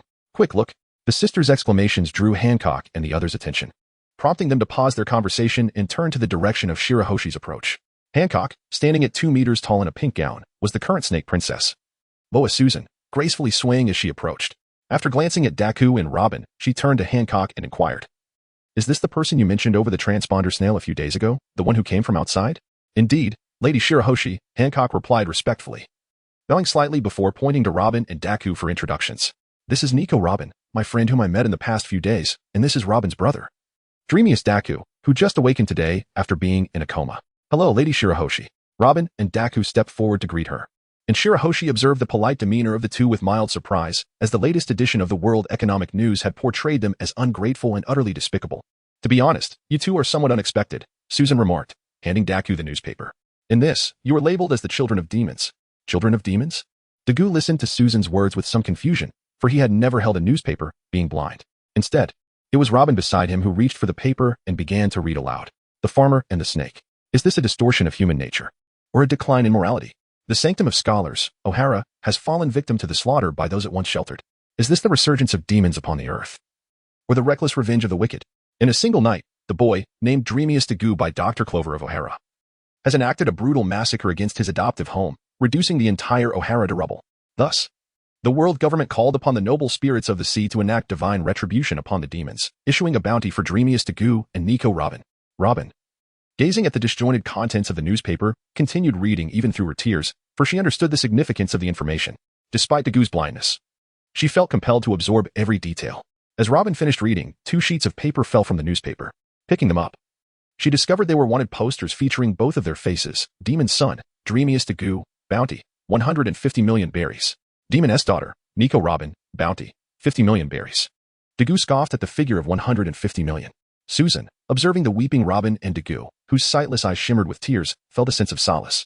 She believed that a child capable of such emotions could not possibly be a demon. Dreamiest Dagu, Nico Robin, Susan inquired, what are your plans moving forward? Dagu stepped forward and replied, Madam Snake Princess, I wish to train in Ruskana. Robin added, I will remain on Amazon Lily, if that is acceptable. Ruskana? Susan exclaimed. Surprised. While Nico Robin can stay on Amazon Lily without issue, do you understand what Ruskana entails? I do. Dagu nodded, seeing the sincerity in his expression. Susan reluctantly agreed. Very well, since you have made your decision, I shall take you there tomorrow. Dagu expressed his gratitude, and Hancock, who had been standing nearby, gasped at the notion of Dagu venturing to Ruskana. Dreamiest Dagu, are you aware of what that place is? Robin, noticing Hancock's alarm, quickly inquired, Hancock, what is that place? Why are you so surprised? Hancock's countenance grew grave as she explained, Ruskana is an uninhabited island, known as the Island of 48 Seasons due to its 48 seasons each year. It is said that a kingdom once existed there in ancient times. But humanity ultimately succumbed to nature and could not survive. Now, the island is home to enormous, ferocious beasts, earning it the name Beast Island. Even our Amazon Lily warriors regard them with great caution. What? Robin gasped, turning to Dagu. Dagu, can't you reconsider? It's far too dangerous. Dagu shook his head, smiling, it's all right, Robin. I will be fine. Do not worry. He then turned to Susan, asking, I appreciate your assistance tomorrow. Madam Snake Princess. Susan, seeing Dagu's unwavering determination, nodded slightly. Very well, I shall take you there in the morning. Thank you. Robin understood the situation was settled and realized any further protest would be futile. She silently resolved, I must train diligently and not hold Dagu back. The following morning, Dagu departed with Susan's ship while Robin remained on the shore, watching. Dagu had requested Robin to say goodbye at the beach, fearing that if she witnessed the conditions on Ruskana, she might wish to accompany him. Chapter 11. 2 years with Rayleigh in the year 1502 of the Sea Circle. In the Grand Line, the calm belt, on Beast Island, Ruskana. Howls, buzzing, mooing, chirping echoed on this island of 48 seasons, where various ferocious creatures roamed. On this island teeming with bloodthirsty beings, even pirates from the latter half of the Grand Line, renowned in the New World, would meet their demise if they were not cautious. A 10-meter-long python, adorned with zebra-like black and white stripes, charged at a figure unaware of its approach. However, as it drew near, the 2-meter figure seemed to possess eyes on its back, deftly dodging the attack. Attempting an ambush? The figure murmured before wielding a beautifully crafted double-edged sword that gleamed with an otherworldly light, declaring, prepare yourself. The sword slashed through the python's back, carving a long wound down to its belly. The pain serpent let out a deafening roar and writhed in agony. Is this the extent of your suffering? The assailant mused, shaking their head, and stepped forward to deliver a fatal blow. Let me end your pain. 2 years had swiftly passed. Although he had lost his sight, Dagu chuckled, recalling the events of the past 2 years as he gathered his belongings. Dagu was indeed Dreamiest Dagu, brought to this place 2 years prior by Susan, the Empress of Amazon Lily, who had only shared some precautions before returning to her homeland, while Susan visited him once a month during her sea voyages. Robin had only come once, 2 years ago. It's been 2 years since I last saw her. I wonder how she is. Has Hancock been taking good care of her? Dagu thought as he approached his makeshift camp. During these 2 years, his observation skills had improved significantly. He could now discern the general outline of stationary objects. His conqueror's hockey had also become manageable, though he could not yet control it. More effort is needed. His swordsmanship had advanced the most. Since arriving here, he had commenced training in the Marine's 6 forms, significantly enhancing his physique, which in turn amplified the potency of his sword techniques. On the whole, I should be comparable to a colonel by now. After all, I have mastered the entire Marine's 6 forms, observation hockey, conqueror's hockey, and possess swordsmanship at a masterful level, supplemented by the physique of a sage. Pretty close, I suppose. Alas, his kaleidoscope was gone. Otherwise, he would at least start at the rank of major. Dagu sighed. I'm still too weak. Grandfather only left me 2 books, if only I had a teacher. Unfortunately, Amazon Lily only accepted women. He had hoped that Robin would learn and teach him. Yet she had not returned in 2 years. Oh well, time to eat. Having arrived at his camp, Dagu set aside his thoughts and prepared his dinner for the night. Snake soup and steak. Life is still quite good. Haha, young man. Can I join you for a meal? As Dagu was preparing dinner, a refined male voice suddenly interrupted him, startling him. Who is it? An old man like me? I am merely a retired elder. Sitting before the fire pit that Dagu used for cooking was a man with a mix of gray and white hair, a scar over his right eye, and wearing black-rimmed glasses. Want something to eat? Dagu, regaining his composure, remarked in a calm tone, I suppose I should introduce myself first. The man in glasses paused slightly, then replied, Very well, I am Rayleigh, a coating craftsman. Rayleigh? Dagu momentarily froze at the mention of the name. However, he soon recalled that in the original story, Rayleigh had previously trained here with Roger and later brought Luffy for training, making Rayleigh's appearance not surprising at all. "Hello. I am Dagu," he said, extending a plate of steak and snake soup towards the location he sensed through his observation haki. "It is a pleasure to meet you." Rayleigh accepted the steak and snake soup, thanking him. "Thank you, young Dagu. By the way, Rayleigh," Dagu inquired while eating, "why didn't my observation haki detect you earlier?" "Observation haki?" Rayleigh looked up in confusion and met Dagu's gray-white eyes, feeling a slight stir in his heart. Advanced observation haki can obscure the perception of lower-level observation haki. "Which is why you did not notice me. So you have been here for a while?" Dagu asked. "When did you arrive?" Rayleigh nodded. "Right when that snake ambushed you." "Speaking of which, young Dagu, when did you arrive on this island?" "I came 2 years ago." 2 years? Rayleigh expressed surprise. "This is the calm belt. How did you get here? Who brought you?" Having finished his meal, Dagu wiped his hands and mouth. "Well, it has been 2 years. The snake princess of Amazon Lily brought me here." Amazon Lily. Dagu's words astonished Rayleigh, for the entire sea knew of Amazon Lily, where men were not welcomed. Rayleigh was very curious about how a man like Dagu had been brought aboard by the snake princess. "Young Dagu, how did you come to know the snake princess? Could you share?" Hearing Rayleigh's astonishment, Dagu smiled and replied, "There is nothing to hide. 2 years ago, I accidentally ended up on Amazon Lily. When I was about to leave, I mentioned to the snake princess that I hoped to come here, and she agreed. Is it really that simple?" "Indeed it is." Dagu nodded. "By the way, Uncle Rayleigh, what brings you here?" Rayleigh, momentarily lost in disbelief and envy, composed himself and replied, "Oh, it's nothing. I am merely here to stretch my legs."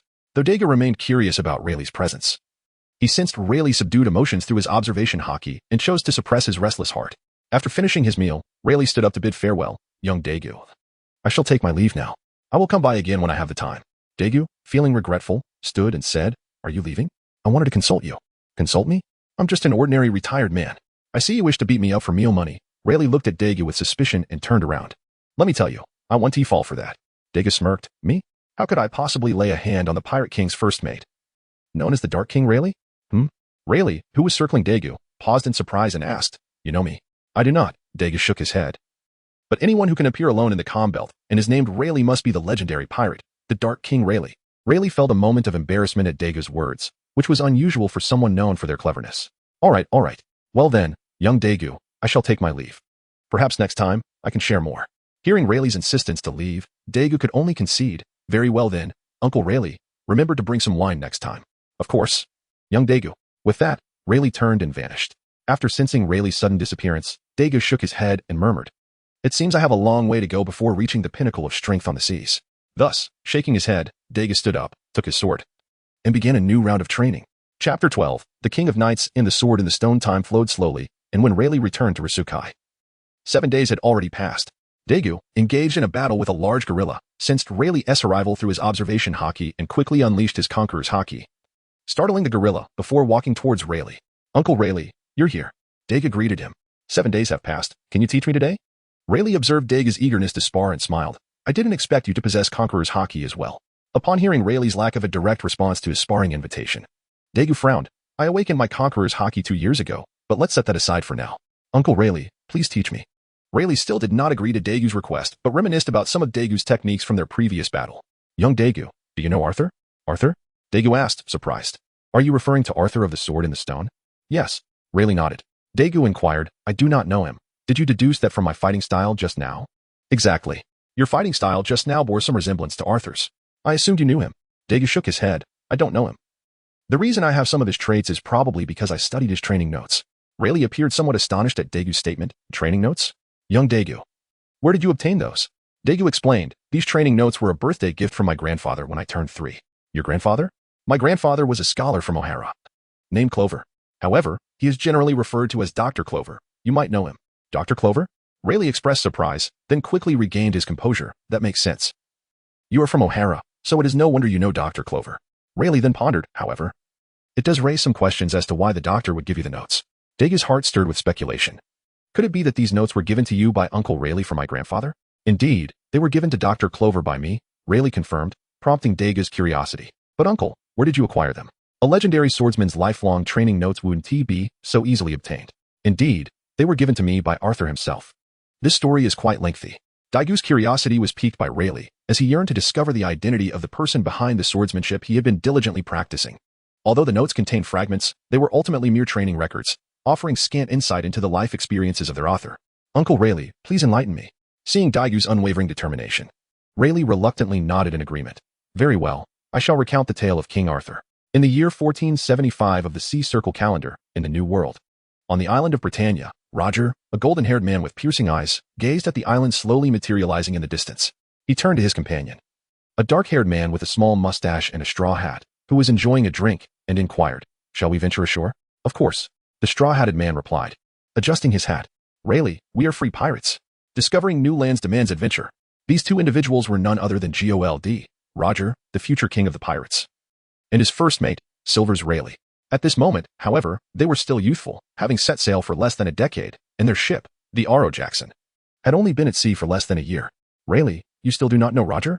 He would undoubtedly charge ahead," exclaimed a burly man wearing sunglasses, tossing a bottle of liquor to Rayleigh. "Drink up, I shall take the helm." This man was none other than Spack Jabba, who would later be known as the right hand of the Pirate King. With a hearty gulp, Rayleigh downed the liquor. "Indeed, that is precisely how Roger is." Hey. Roger interjected hastily, disturbed by the discussion about himself.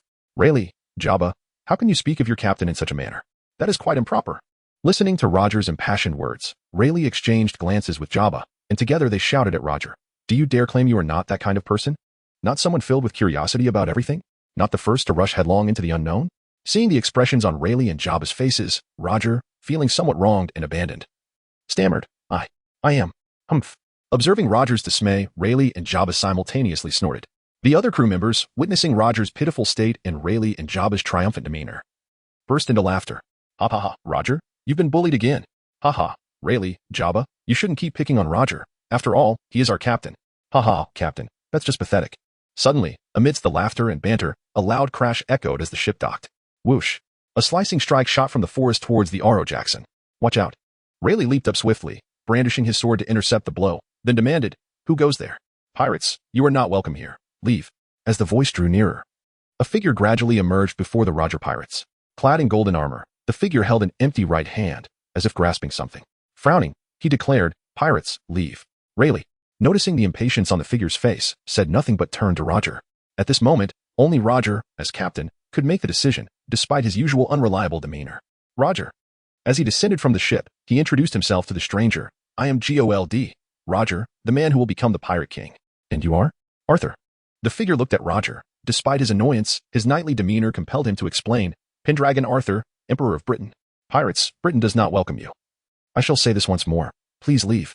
Roger shook his head. "Your Majesty, at least allow us to resupply. Rest assured, we will cause no trouble." Arthur's expression soured at Roger's words, and with a quick motion of his right hand, he lunged at Roger. "Since you refuse to heed my warning, I will subdue you."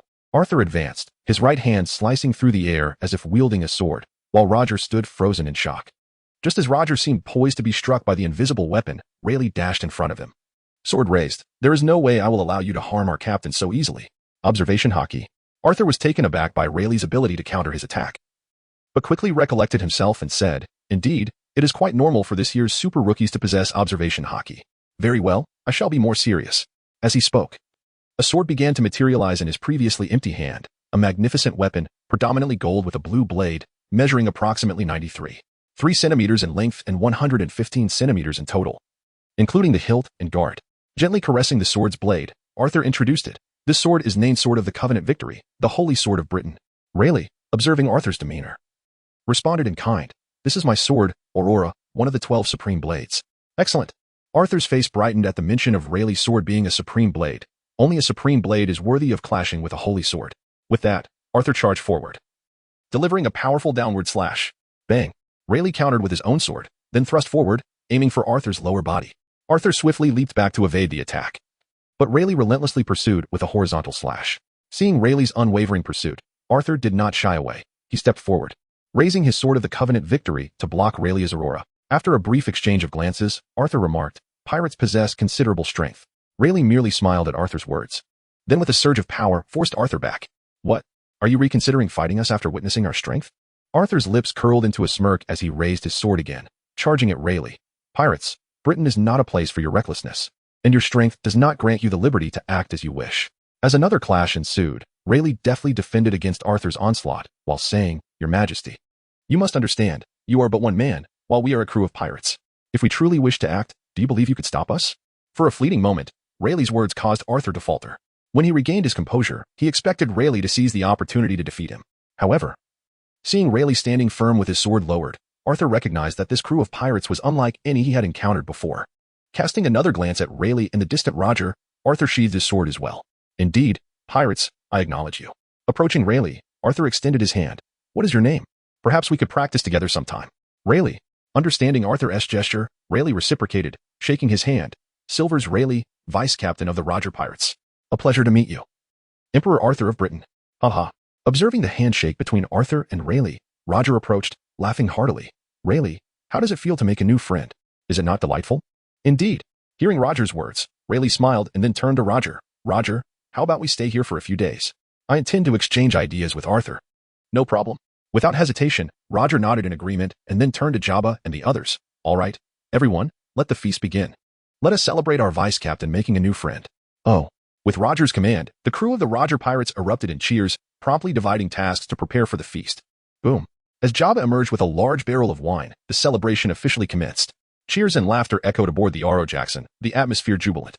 Come, Arthur, let us toast. Rayleigh approached Arthur with a wooden cup, saying, this is a celebration of our newfound friendship. Cheers. Indeed. In response to Rayleigh's invitation, Arthur smiled and clinked glasses with him. Just then, the sounds of the pirate song Bink Sake began to resonate aboard the Oro Jackson, igniting a spirited atmosphere. Bink Sake, delivered to your side, like the sea breeze. Unrestrained and daring, riding the waves. On the far shore, the sunset boisterously calls, while the bird songs trace circles in the air. Farewell, harbor of silken lands. Let us sing the song of departure. Golden waves and silver tides transform into splashes of water. We depart solely for the ocean, bringing Bink Sake to you. We pirates carve through the waves, resting upon the tides. Our home is aboard the ship. The skull sails and flag flutter in the wind, beneath the boundless sky. Fierce gales arise while waves dance to the rhythm of the drum. Heart-pounding, one might meet their end, yet dawn's light is not absent. Bink Sake, delivered to your side. Day after day in the twilight of dreams, never again will I see that parting figure. Why the frown? The moonlight will still shine tomorrow night, bringing Bink Sake to you. Let us sing the song of the sea. Regardless of who we are, we ultimately return to dust, an endless jest without purpose. As the song concluded, Arthur was once again reminded of the unique camaraderie among pirates, which led him to make a decision. Rayleigh, would you care to visit my palace? Upon hearing Arthur's unexpected invitation, Rayleigh paused and turned to Roger, asking, what do you think, Roger? Shall we go? Without hesitation. Roger nodded in agreement and immediately took Rayleigh and Arthur to set off. Of course. How could we refuse a friend's invitation? Let us go, let us depart right now. Seeing Roger's enthusiasm, both Rayleigh and Arthur exchanged knowing smiles and allowed Roger to lead the way. Not only Roger, but also Rayleigh, Jabba, and the others followed suit.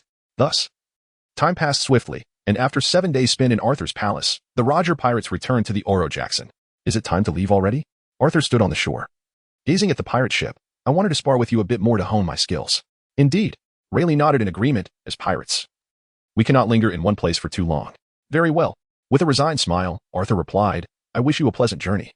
Do come back for another drink when you have the chance. Certainly. Rayleigh responded, moving towards Roger and the others. While Arthur turned to head back to the palace after they set sail. As memories flooded back, Rayleigh felt his eyes well up. This was their first and last meeting with Arthur. Last meeting? Upon hearing Rayleigh's words, Dagu expressed confusion and inquired, why do you say it was the last? Did something happen to Arthur afterward? Indeed. Rayleigh confirmed Dagu's suspicion, then explained, after we sailed the seas for another 2 years, we inadvertently heard news concerning Britain, concerning Arthur. What news? Dagu speculated, could it be that Britain has fallen? Yes. Rayleigh nodded once more. The news was that Britain had succumbed, and as their king, Pendragon Arthur also perished. Chapter 14. Britain and Rocks. What happened? Who conquered Britain? Wasn't Arthur formidable? Who could possibly overcome him? Upon hearing Rayleigh's words, Dagu could not help but furrow his brow, persistently inquiring about the matter at hand. In response to Dagu's pressing questions, Rayleigh could only manage a wry smile and remarked, he is a legendary figure. In that era, he was proclaimed the most formidable person in the world, a title that was undeniably justified. His supremacy was not merely attributed to his personal strength, but also to the immense power he wielded. During that time, he was truly the unrivaled leader. Even the Navy dared not confront him directly. And it was this relentless ambition to become the undisputed ruler of the world that drove him to seek out powerful individuals to join his cause. He had extended an invitation to us in the past, but it was declined by Roger. Subsequently, having heard whispers of Arthur's prowess, he ventured to Britannia, intending to invite Arthur aboard a ship. Perhaps Arthur also rejected him, which incited his wrath and led to the devastation of Britannia. That individual? As Dagu absorbed Rayleigh's references to that individual, he began to ponder the identity of this enigmatic figure. Suddenly, a spark of realization illuminated his mind. And he recalled someone, none other than Rox D. Zebek, the captain of the Rox Pirates. a man who would later be hailed as the uncrowned king and the king of the world among the three emperors over a decade hence. However, despite his revelation, Dagu chose not to voice this thought to Rayleigh. After all, if rocks could be completely forgotten by history after all those years, even figures like Admiral Kizaru and Akainu, who had lived through that era, were only vaguely aware of him. Thus, Dagu, as a mere insignificant figure, wondered from where he had acquired such knowledge. If it were from the Tree of Omniscience, surely the Navy's records would be even more comprehensive. Therefore, Dagu finally posed a question to Rayleigh. Since you assert that this individual is formidable and laid waste to Britannia, what was it like upon your arrival there? Rayleigh contemplated for a moment before responding. I recall that when we received the news and rushed to Britannia, it was already in ruins. Moreover, during our search, we discovered that not only were the structures of Britannia obliterated, but the people had also vanished. Everything had been erased. Under that individual's onslaught, the once thriving Britannia had been reduced to a desolate wasteland. Ultimately, despite scouring the city, we found not a single corpse amidst the rivers of blood. The only remnant we uncovered was Arthur's weapon, the sacred sword, the Sword of Victory, located in the Grand Square of Britannia. We were all left perplexed as to why. After annihilating Britannia, that individual would prefer to leave behind a sword that could have greatly aided him rather than take it with him. Why? At this juncture, Dagu found himself equally intrigued. Rayleigh took a moment to gather his thoughts before continuing, because that sword could not be wielded by anyone else. At that time, Roger, Jabba, and I all attempted to draw it, but alas, despite our efforts, it remained firmly embedded in the ground, with only the hilt exposed. It was then that we understood why that individual chose to leave the sword behind.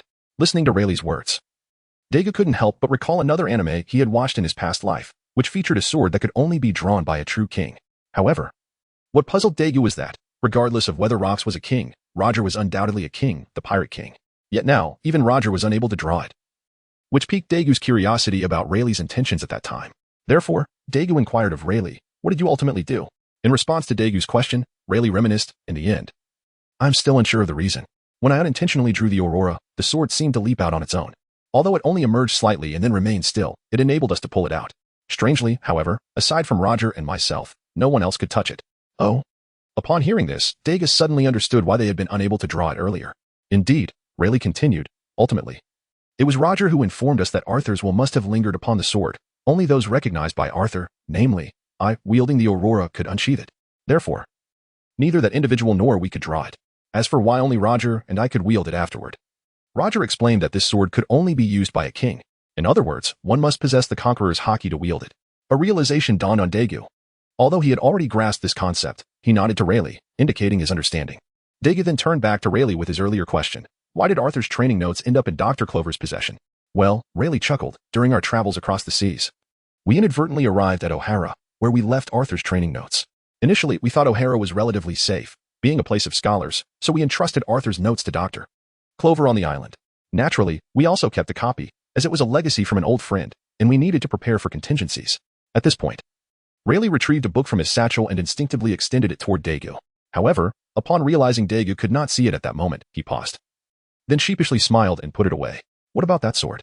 Although Dagu sensed Rayleigh's movements through his observation haki, he did not dwell on it and instead asked about Arthur's sword. The sword? Rayleigh replied with a smile that cannot be disclosed. You will know when the time is right. Is that so? After hearing Rayleigh's words, Dagu remained curious but refrained from further inquiry about the sword. Feeling sufficiently rested, he once again addressed Rayleigh. Uncle Rayleigh, let us have a spar. Upon hearing Dagu's eagerness, Rayleigh helplessly nodded. Very well, then I shall accompany you, young one. In a friendly bout. Thus, a contest commenced once more. However, to refer to it as a contest would be an overstatement for Dagu, who, being young and inexperienced, was not on the same level as Rayleigh in terms of combat experience and strength. Ultimately, it was merely Rayleigh imparting lessons to Dagu. Chapter 15. 5 years and restoration of sight in the blink of an eye. The year had turned to 1507 of the Sea Circle calendar, marking 5 years since Rayleigh and Dagu had first met. On the shores of Ruskaya, Dagu, having grown to nearly 2 meters over the course of 5 years, stood gazing into the distance. This was his first glimpse of light in 7 years, and he felt a surge of excitement. However, it was not merely because he could see again. Even during his blindness, his observation haki allowed him to live as normally as anyone else. His exhilaration stemmed from the fact that, after 7 years of development, his vision had evolved from a kaleidoscope into a transmigration eye. Indeed, there was no mistake. Dagu's Sharingan had not evolved into a Rinnegan, but had instead transformed into a transmigration eye, an evolution on par with the Rinnegan. While he could not comprehend why this occurred, it did not diminish his excitement. After all, possessing this pair of eyes alleviated his fears of blindness. More importantly, his strength had undergone a monumental transformation. Initially, under Rayleigh's training, he was rated at the level of a branch vice admiral, or even merely an ordinary admiral. However, now that his eyesight had returned and evolved, Dagu was confident that, while he may not surpass an admiral, he was certainly on par with an admiral candidate, equivalent to the likes of Momonosuke, Shirhan, and Chabwa. Despite this assertion, it was merely Dagu's own speculation and had yet to be validated. Thus, he felt a tinge of uncertainty. Although he had contemplated asking Rayleigh about his transmigration eye, Dagu intended to keep it as a trump card. He was well aware of the power of the transmigration eye. As long as he mastered its use, becoming the next Whitebeard or Roger would be well within his grasp. Moreover, Dagu sensed that his eyes had not fully evolved yet, implying that, should they evolve into a Rinnegan or similar, he could even compel the Celestial Dragon King to kneel before him in submission. Dagu. Just then, Rayleigh's voice called from behind him. Uncle Rayleigh, you've arrived. Dagu slowly turned around to face Rayleigh. Didn't you say I was ready to set sail? Why are you here again? Dagu, I came to Rayleigh began, but abruptly fell silent, astonished by the sight of Dagu's once dim eyes now sparkling with vibrant color. This could only mean that Dagu could see again. Dagu, your eyes? Rayleigh asked, a glimmer of hope in his voice. Yes, Uncle Rayleigh. Seeing Rayleigh's speechless expression, Dagu smiled and nodded. My eyesight has returned. I can see now. As he spoke, Dagu bowed slightly to Rayleigh. It's a pleasure to meet you, Teacher Rayleigh. Haha. Confirming that Dagu's sight had indeed returned, Rayleigh burst into hearty laughter. Excellent. I was worried that your blindness would prove inconvenient once you set sail. I never anticipated you would surprise me at the last moment. Hiki. In response to Rayleigh's words, Dagu couldn't help but chuckle as well. I never expected my eyesight to return at this moment either. Hiki. After sharing a laugh, Rayleigh's expression suddenly turned serious. Now that your eyesight has returned, I presume your intention is to set sail? Yes, Uncle Rayleigh. Noticing Rayleigh's sudden gravity, Dagu ceased his playful demeanor and gazed thoughtfully toward the distant sea, stating solemnly, those destined to sail the seas will eventually do so, regardless of who they are. At some point, or due to certain events, they will embark. I can feel that my time is approaching. As the conversation reached this point, Dagu turned to Rayleigh and solemnly said, therefore, Uncle Rayleigh, no, teacher, I hope you will allow me to set sail. As soon as he finished speaking, Dagu bowed deeply to Rayleigh, demonstrating an unwavering determination, as if he would not rise until he received an affirmative response. Observing Dagu's resolute demeanor, Rayleigh found himself at a loss, unsure whether to feel gratified or otherwise. In any case, he did not respond immediately. Instead, he simply gazed at Dagu in silence. Time passed slowly, perhaps a minute, 2 minutes, or even 10 minutes, or half an hour. Finally, Rayleigh spoke softly. Fool, how could I possibly prevent you from sailing? As you said, a person in this vast ocean is destined to set sail. Thus, I will not hinder you. On the contrary, I have come to present you with a gift. A gift? Dagu raised his head in curiosity upon hearing Rayleigh's words. Teacher, you have already taught me so much. Why do you still wish to give me something? Chuckling at Dagu's bashful demeanor, Rayleigh casually smiled again, then retrieved a package from behind him, producing a wooden long box. This is your gift, and it also serves as a parting gift. Dagu glanced at Rayleigh before shifting his gaze to the box. The shape of the box led him to speculate that it might contain a weapon, likely a sword. After all, Rayleigh wielded a sword, and Dagu, who had been learning from him, also practiced with a sword. Thus, it was improbable that Rayleigh would present him with firearms. It could only be a cold weapon such as a knife or a sword. Indeed, when Dagu crouched down to open the box, a sheathed longsword came into view. For some inexplicable reason, Dagu felt an uncanny sense of familiarity with this sword, as if he had seen it somewhere before. It was Arthur's sword, the legendary sword of victory from Britain. Upon seeing Dagu's reaction, Rayleigh remarked, in fact, I considered giving you this sword the first time I met you, given that you are a descendant of Arthur. However, at that time, I was uncertain of your character, which is why I refrained from presenting it to you immediately. After further interactions, I believed that bestowing such a powerful weapon upon you too soon would not be beneficial. That is why I have waited until now to give it to you. I hope you can understand. How could I possibly hold that against you? Dagu replied, raising the sword and bowing to Rayleigh. Teacher, with such thoughtful consideration for me, how could I blame you? Even if you had not given me this sword, it would not matter, as it is not originally mine. That's good to hear. Rayleigh felt a wave of relief at Dagu's words. Glancing towards the ship of the Kuja pirates, which was being pulled by 2 sea kings. Turning back to Dagu, he said, the Kuja have arrived. It is time for you to depart. Still admiring the sword in his hands, Dagu turned to look at the sea upon hearing Rayleigh's words and replied, yes, teacher. I am leaving. I will visit you at the Sabaody archipelago when I have the chance. Go on, go on. Although Rayleigh believed Dagu would indeed come, he did not display any particular emotion, merely waving his hand to signal that it was time for Dagu to leave.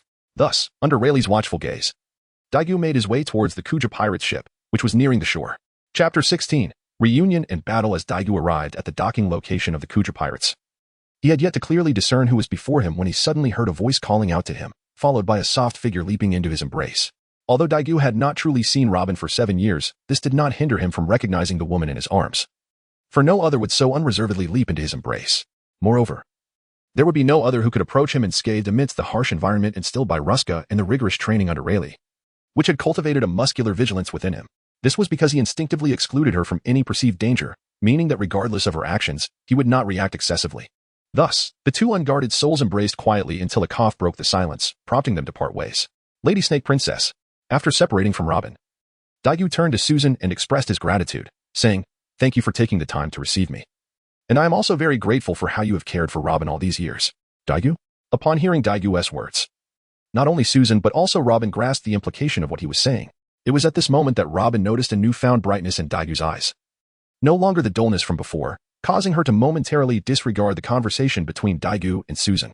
Meanwhile, after processing Dagu's statement, Susan furrowed her brow and questioned, "So, you intend to leave, and you plan to take Robin with you?" "Indeed." Dagu affirmed Susan's concerns with a resolute nod. "I am indeed planning to set sail. And I will take Robin with me, as she is someone I brought along." Susan, hearing Dagu's words, became displeased and interrogated him. "Have you considered whether Robin wishes to leave after all these years at Kuja? Furthermore, we are risking the wrath of the world government by sheltering both of you. If they discover this, what will happen to Kuja and Amazon Lily?" Bang. Upon hearing Susan's words, Dagu immediately thrust the sword he had just acquired into the ground and declared, "If that day truly comes, regardless of where we may be or what we may be doing, I, Dagu of the Dreaming Mebius, will hasten to Nine Snake Island at the first opportunity and use my strength to protect it." Strength? Although Dagu's sudden action startled Susan, her curiosity was piqued when she heard him mention strength. She scrutinized him from head to toe and chuckled, "You? With merely 7 years on this deserted island? What strength could you possibly possess? Young man, do not be overly self-assured, nor underestimate the entities that dwell in these vast seas." Hearing this, Dagu shook his head and invited Susan, "Since Lady Snake does not believe me, why not come up and test it?" Susan furrowed her brow at this. "Are you serious, kid?" "Indeed, Dagu." Not only was Susan perplexed by Dagu's challenge, but Robin, standing beside him, hastily interjected, "You can't seriously be thinking of fighting Lady Snake, right?" "I oppose this." "Fear not."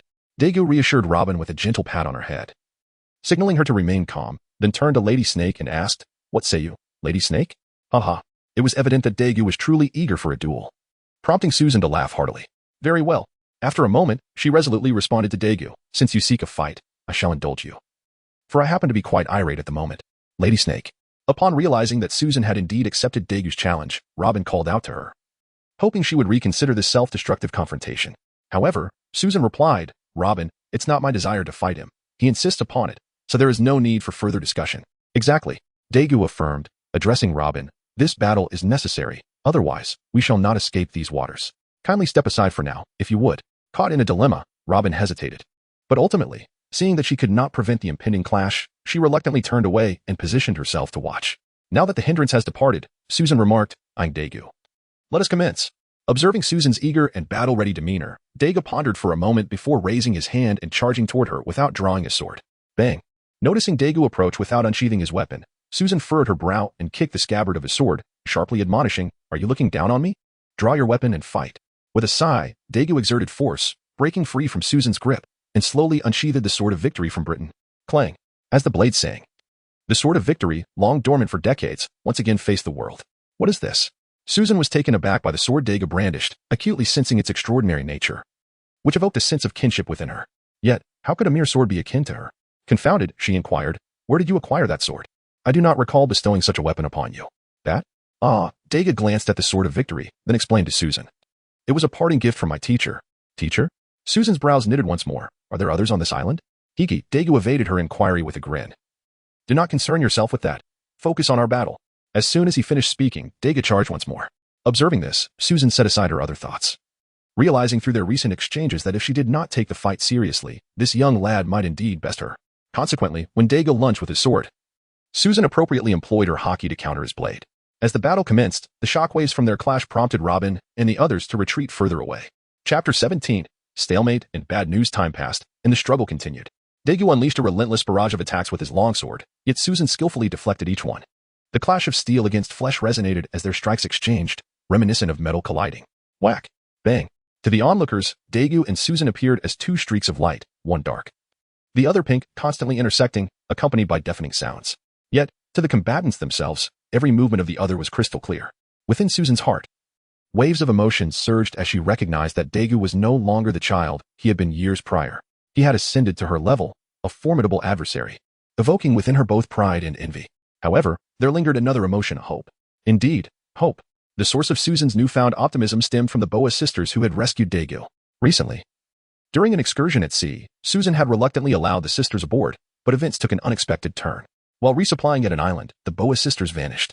Initially, Susan assumed they were merely off enjoying themselves, but as dusk settled and they failed to return, a sense of foreboding gripped her. Despite her frantic search of the island, the sisters were nowhere to be found. Although deeply concerned for their safety, yearning to scour the seas for them, she could not act impulsively. For she was not just an individual, she was the captain of the 9 snake pirates and the empress of Amazon Lily.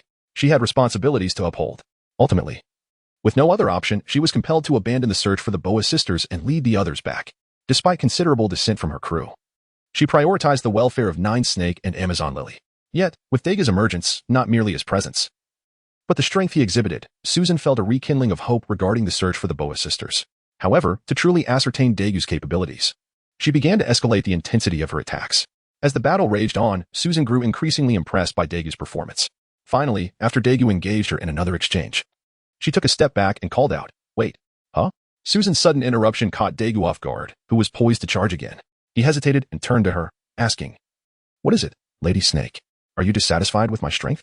"Not at all." Susan shook her head. "Your strength has earned my approval. But now I wish to test your character. Are you prepared?" "Character?" Dagu was puzzled by Susan's words, for the term character seemed out of place in the pirate world. In contrast, within the neighboring realm of Naruto, there is often a foolish older brother who addresses his dim-witted younger sibling in such a manner. At this moment, Dagu suddenly sensed a wave of pressure descending upon him. He hastily lifted his gaze towards the source of this pressure, Susan. In that instant, Dagu comprehended the essence of what Susan referred to as magnitude, realizing it was the ability to withstand the intimidating aura of the Conqueror's haki. However, perhaps to Susan's disappointment, after adjusting to her overwhelming presence, Dagu, with a grin, remarked, "Lady Snake, is this what you mean by magnitude? It seems rather underwhelming." Upon hearing this, Susan cast a glance at Dagu, who remained unfazed under her oppressive aura, frowning slightly. She struggled to grasp why Dagu could maintain his composure in the face of a power that was possessed by only 1 in 100,000. "Lady Snake, since I have already tested your magnitude, then." Just as Susan was pondering this, Dagu's voice broke through, and as she turned to face him again, he concluded, "Now it's your turn to test my magnitude." With those words, Susan felt an immense pressure emanating from Dagu, causing her to involuntarily let out a soft groan, followed by an astonished exclamation, "Conqueror's haki? You possess Conqueror's haki? This truly surprises me." Hearing Susan's reaction, Dagu quickly retracted his aura and approached her, stating, "Lady Snake, you jest. Let us consider this a draw." "Very well," Susan replied, nodding in agreement. She then added, "In that case, I can entrust that matter to you." "That matter?" Dagu couldn't help but feel curious about what Susan alluded to. Just then, witnessing that Dagu's battle seemed to have concluded, Robin approached from the side, coincidentally overhearing their conversation. She then explained to Dagu, "Actually, it is like this. Not long ago, Hancock and her sisters went missing. So Lady Snake has entrusted you to set sail and search for them. Even if you hadn't mentioned it, Lady Snake would have sought a reason to bring it up to ascertain your capabilities. Is that so?" Dagu pondered Robin's explanation and realized that this was indeed a pivotal moment for the Hancock sisters. However, due to his recent recovery of sight, he had inadvertently forgotten such an important matter. Once he grasped this, Dagu assured Susan, "Rest assured, Lady Snake, I shall certainly bring back Hancock and her sisters. After all, without them, Robin and I might not have survived." "Good."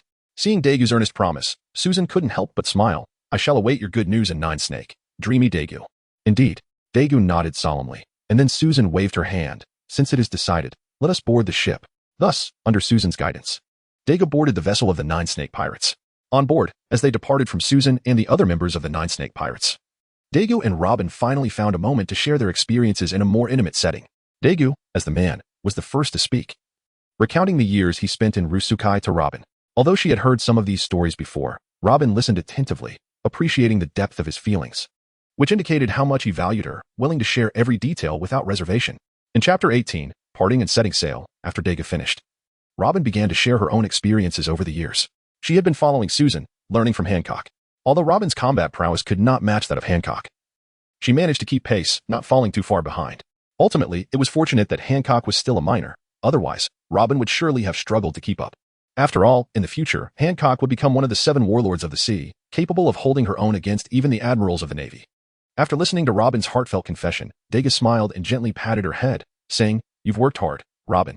Rather than feeling any aversion to Dagu's gesture, Robin leaned into his embrace and softly replied, Over the years, Hancock has treated me very well, and I truly wish to bring her back.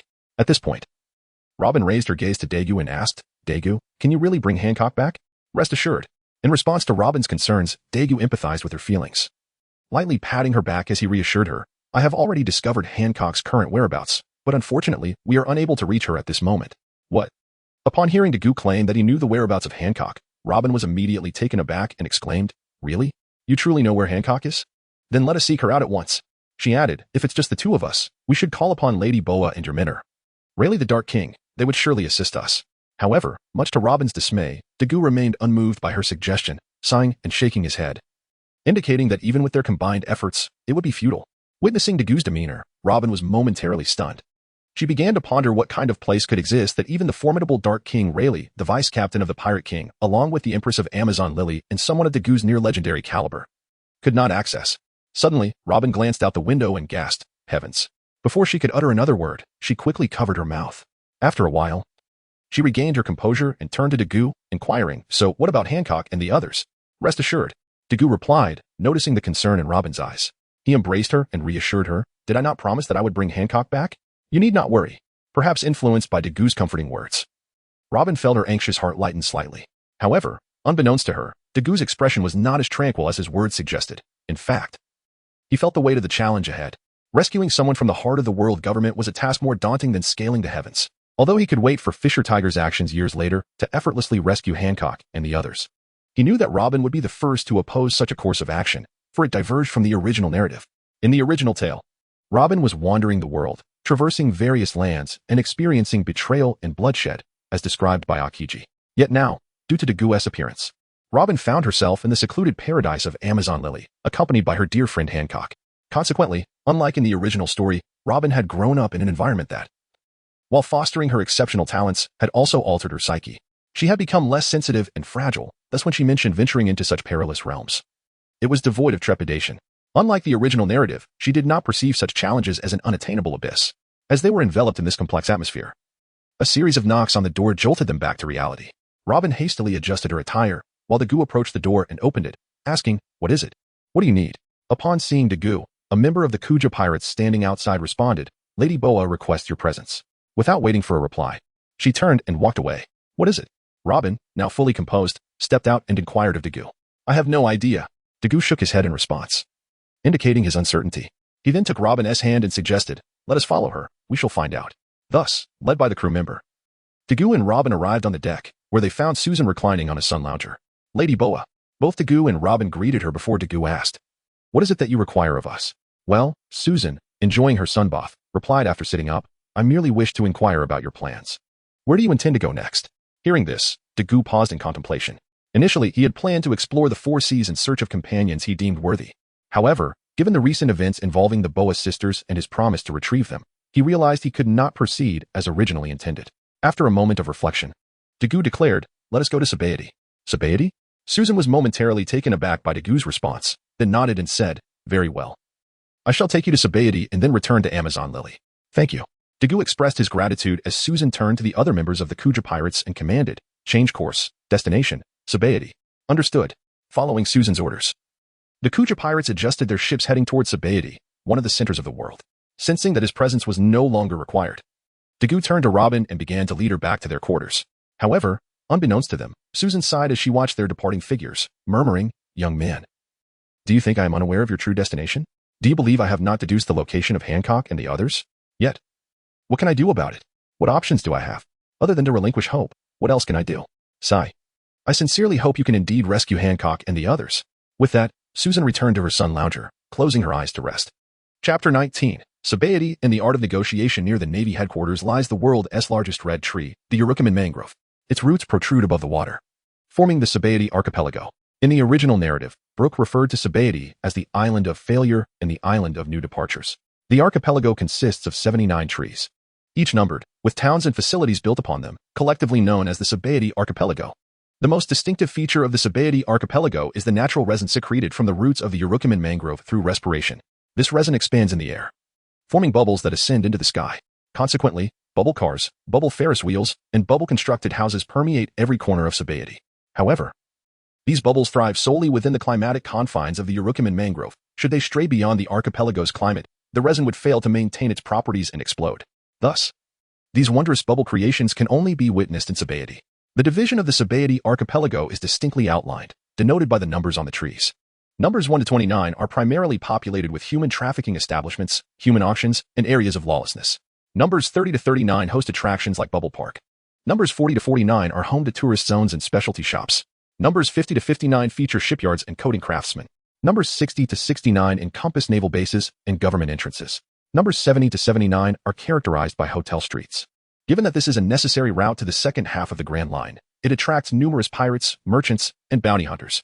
The presence of human traffickers and bounty hunters is prevalent, with the trade of humans, mermaids, and fishmen being tacitly accepted. In a sense, this island exemplifies decay.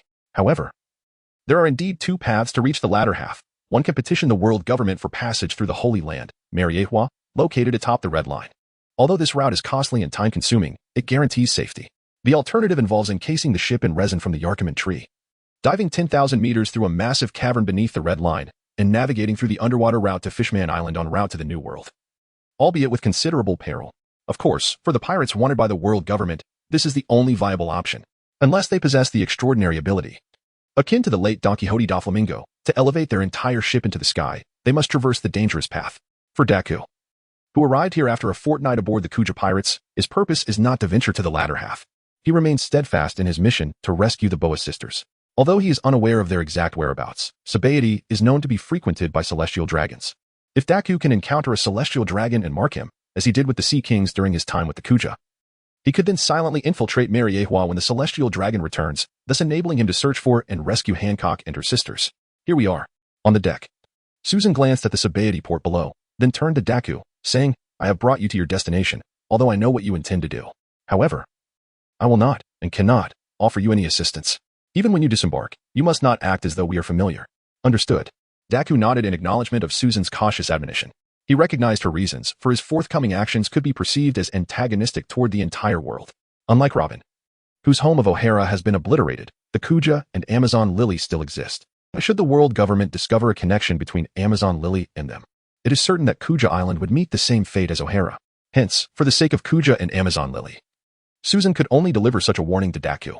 Seeing Dagu grasp the gravity of the situation, Susan exhaled in relief and feigned ignorance of their acquaintance, stating, "If you understand, then disembark." Indeed, to Susan's surprise, after Dagu took Robin's hand, he merely nodded at her before vanishing, leaving behind 2 falling pebbles. With the sound of the pebbles striking the ground, Susan regained her composure and swiftly turned her gaze back to Sabaody. Upon spotting Dagu and Robin in the distance, she couldn't help but smile. "What a clever lad. Perhaps you truly have the means to rescue Hancock and the others." Murmuring to herself, Susan waved her hand, instructing everyone, "Disembark." "Yes, Lady Snake Princess." Although Susan could return immediately after Dagu and Robin's disembarkation, lingering briefly before departing would undoubtedly raise suspicions regarding the Kuja pirates. Thus, she ordered everyone to disembark, both to alleviate any doubts and to unwind after weeks at sea. Being all women, they had grown weary. Subsequently, after leaving a few to guard the ship, Susan also disembarked, making her way into the interior of Sabaody. Meanwhile, observing the Kuja pirates' actions from a distance, Robin turned to Dagu and inquired, "Where shall we go now?" "Let us visit my teacher," Dagu replied, taking her hand and leading her toward a nearby shack labeled Shucky's Bar. The coincidence of their presence here was due to Dagu informing Susan to dock at Red Tree number 13, hence their proximity. Standing before the wooden shack, Robin's expression shifted as she gazed at the sign. She found it hard to believe that the renowned first mate of the Pirate King, the legendary Rayleigh, would be residing here. Knock knock. However, when Dagu genuinely approached and knocked on the door, Robin was compelled to believe that this establishment indeed belonged to Rayleigh. As indicated by the sign, "Come in." A voice from inside, unexpectedly feminine and seemingly youthful, piqued Robin's curiosity. Turning to Dagu for an explanation, she found none forthcoming. Instead, he smiled and, hand in hand, pushed the door open. Chapter 20. Shucky and the Plan O. "I thought someone with such manners was an elder. Turns out it's just a young one." As Dagu and Robin stepped inside, the same voice echoed again. Following the sound, Robin beheld a slender woman, appearing to be in her 20s yet possessing an ageless quality, leaving Robin momentarily perplexed about her age. Though Robin was uncertain, Dagu had no such confusion regarding the identity of the woman seated behind the bar, casually smoking. She was not only the former empress of Amazon Lily and captain of the Kuja pirates, but also a former member of the notorious Rocks pirates. Decades ago, Upon the disbandment of the Rocks Pirates, she retired and established the seemingly ordinary bar that served as an information hub in Sabaody, cohabiting with Rayleigh after the dissolution of the Roger Pirates. Thus, for Daku, this woman named Shuki was also his Minner's wife. Therefore, in response to Shuki's greeting, he smiled and replied, "And Shuki, you mustn't say that. If the teacher hears you, he might just flay me alive." Shuki was momentarily taken aback by Daku's address. Even Robin, standing nearby, was momentarily stunned. After taking a deep drag from her cigarette, Shuki scrutinized Daku from head to toe before remarking, "So you're the Daku my husband spoke of? What brings you here? Preparing for a journey to the latter half?" Higi, in response to Xiaqi's words. Dagu scratched his head and said, "With my current strength, how could I possibly venture into the latter half? I merely came to pay a visit to my teacher and extend my greetings to you." With a tap of her pipe against the table, Xiaqi replied, "Your intentions please me, yet your concealment of the true reason for your visit has left me somewhat discontented." Seeing Xiaqi's displeased expression, Dagu felt a wave of embarrassment wash over him. He glanced at Robin before explaining to Xiaqi, "In truth, I do have a matter to discuss with you." "Oh? So, what is it that you wish to share?" Xiaqi inquired, her curiosity piqued. Thus, Dagu recounted the events leading to his current predicament, stating, "I require information on the celestial dragons. Is there any way you could assist me?" Upon hearing this, Xiaqi's expression shifted to one of nostalgia. The mention of Nine Snake Island evoked distant memories, as she had not anticipated hearing it again after so many years, especially regarding the future of Nine Snake. Indeed, after listening to Dagu's account, Xiaqi was convinced that the child named Boa Hancock would be the next ruler of Nine Snake Island, bearing the weight of its future. As such, she fell into contemplation, pondering the feasibility of Dagu's plan. "Are you certain you can succeed?" After a prolonged silence, Xiaqi lifted her gaze to Dagu and asked, "Have you considered the possibility of your abilities being discovered? Furthermore, even if you were to successfully reach Mariewa, how would you leave? Have you thought through these matters? While I am concerned about the lost child, I do not wish to risk your safety. If you were to be caught, it would certainly cause quite a stir with old Rayleigh." Although Xiaqi's words seemed to convey a fear of Rayleigh's ire, Dagu could sense her underlying concern for him. However, given that this was their first meeting, it was unlikely that her worry was profound. Nonetheless, Dagu was unwavering in his confidence regarding the success of his plan. He proceeded to explain to Xiaqi, "You need not worry. I am certain I can execute this plan. As for the issue of my abilities, are you not curious about how Robin and I appeared in Nine Snake? Ah, I imagine you have pieced together where Robin and I hail from?" Curiosity sparked in Xiaqi as she pondered how they had seemingly teleported from the West Sea to Amazon Lily. Even Robin, who had been unconscious during that time, found herself intrigued as she had awakened only upon encountering Hancock. Dagu, perceiving their inquisitive gazes, closed his eyes momentarily before revealing his kaleidoscopic Sharingan, a manifestation not seen for 7 years. Even Robin, who had previously witnessed this transformation, was taken aback, let alone Xiaqi, who was seeing it for the first time. However, being a seasoned pirate who had experienced the world's pinnacle, Xiaqi quickly regained her composure and asked Dagu, "Is this the reason you can travel from the West Sea to Nine Snake?" "Indeed," Dagu affirmed, nodding as he gestured to his eyes. "This pair of eyes grants me spatial abilities. 7 years ago, when the Buster Call reached O'Hara, I evaded disaster thanks to them." "Is that so?" Upon hearing Dagu's explanation, Xiaqi recalled something Rayleigh had once mentioned, that he had taken on a blind disciple. Although Rayleigh had said that the disciple's sight had been restored, she now understood why Dagu had been blind at one point. Yet, hesitant to draw conclusions, she inquired, "So, your previous blindness was a result of this?" Feeling slightly embarrassed by her question, Dagu was met with Robin's realization as well, as she recalled why Dagu had been blind upon arriving at Nine Snake Island. Concerned, Robin grasped Dagu's arm, prompting him to smile back at her. Turning to Xiaqi, he confirmed, "Yes, as you surmised, I was indeed blind for a period due to this matter." Just as Xiaqi was about to respond, Dagu interjected, "However, after years of refinement, my abilities are now fully matured, and I no longer experience any side effects. In essence, my powers have completely awakened." "I see." Xiaqi mused, contemplating the implications of Dagu's plan, recognizing its viability with the resolution of his previous affliction. Chapter 21. News and conflict. While Xiaqi had grown optimistic regarding the plan's success, a crucial element remained absent, the celestial dragons. Indeed, as per Xiaqi's knowledge, the celestial dragons would not be descending anytime soon, a fact that could thwart the entire plan. However, noticing Xiaqi's hesitation, Dagu and Robin exchanged glances, prompting them to inquire, "What do you mean by however? Is there an issue?" "Yes," Xiaqi responded, her gaze fixed on Dagu. "There is a significant concern. The celestial dragons will not be arriving in the near future." Taken aback by Xiaqi's revelation, Dagu paused momentarily before asserting, "That's fine. If the celestial dragons do not come, then so be it. They're not absolutely necessary." "Celestial dragons? What? Are you seeking the celestial dragons, Dagu?" At that moment, a familiar voice echoed from behind, prompting Dagu to turn and exclaim, "Teacher, you have returned." Indeed. It was none other than Xiaqi's longtime partner and Dagu's mentor, the Dark King Silver's Rayleigh, who had just walked in. Rayleigh took a couple of swigs from a bottle of wine on the table before turning to Dagu. What do you need the celestial dragons for? Moreover, didn't you say you wouldn't be heading to the latter half so soon? What brings you to Sabaody so quickly, and why seek out the celestial dragons? Indeed. It transpired as follows. In response to Rayleigh's inquiry, Dagu promptly recounted the sequence of events leading up to the present situation, along with his plan. Is that so?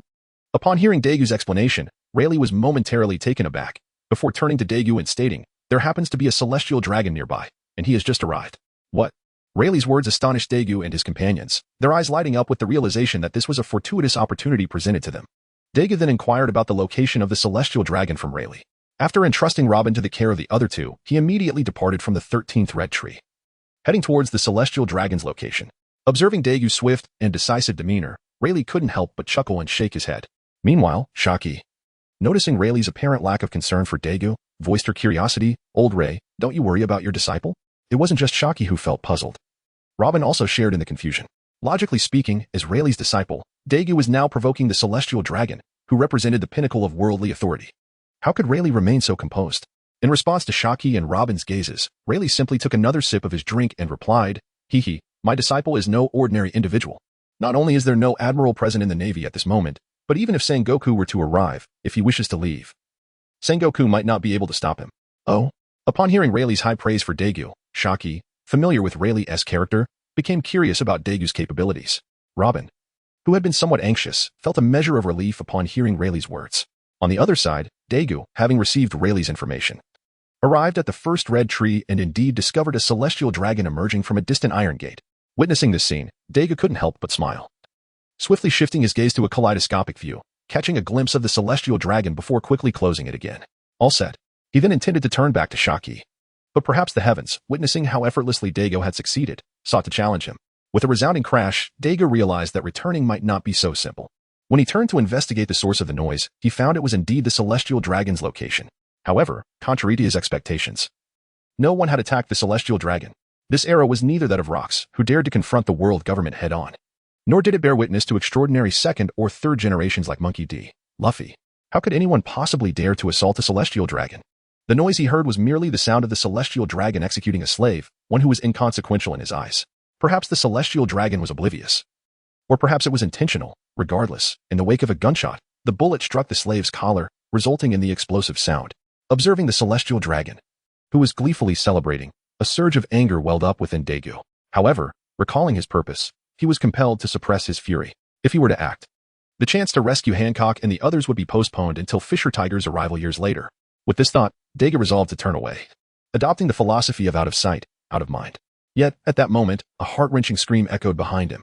Without needing to glance back, Dagu could envision that a mother had lost hold of her young child, who had rushed toward the celestial dragon and was now within its line of sight. Undoubtedly, the celestial dragon had raised its weapon, aimed directly at the child. This was not merely Dagu's imagination. Upon turning around, he confirmed his suspicions.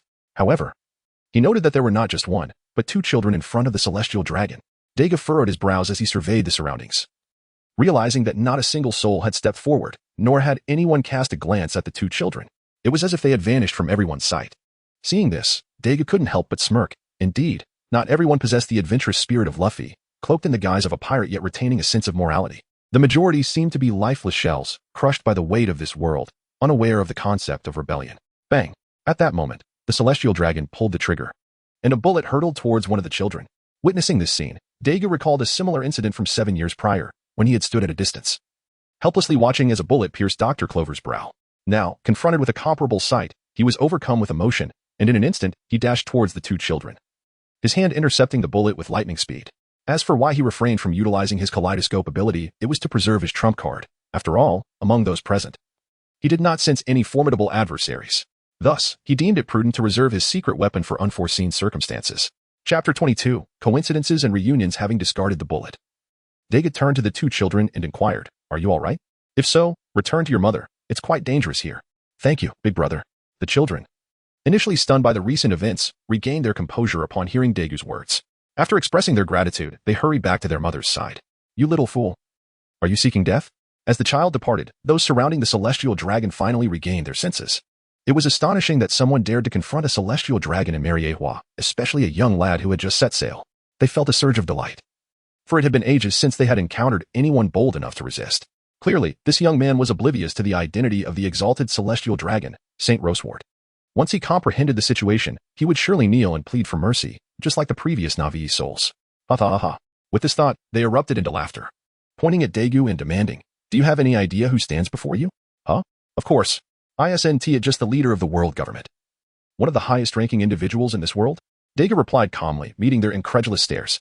With his adornments and attire, could anyone truly be unaware of his identity?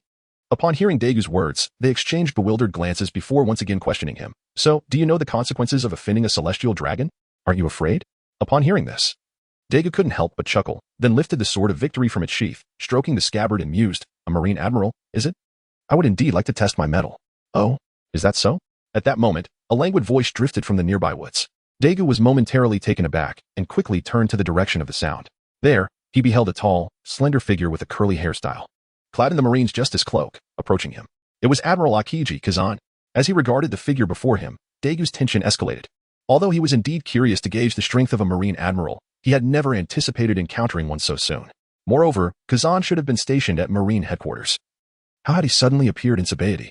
Driven by curiosity, Dagu promptly inquired, "Excuse me, Marine brother, shouldn't you be at Marine headquarters? How did you find yourself in Sabaody?" Upon hearing Dagu's question, Kazan appeared momentarily puzzled. "It seems this young man is familiar with me. However, there is a slight error in your statement. I am not yet an admiral, merely a candidate. As for my presence here," Kazan paused, "that you are not a Marine, I typically wouldn't divulge such information. Yet, you seem somewhat familiar, so I shall share. I happened to be on duty in Sabaody when I received reports about this situation, and thus, I came." After listening to Kazan's explanation, Dagu was taken aback, realizing he had chosen an unfortunate moment to stir trouble, coinciding with Kazan's watch.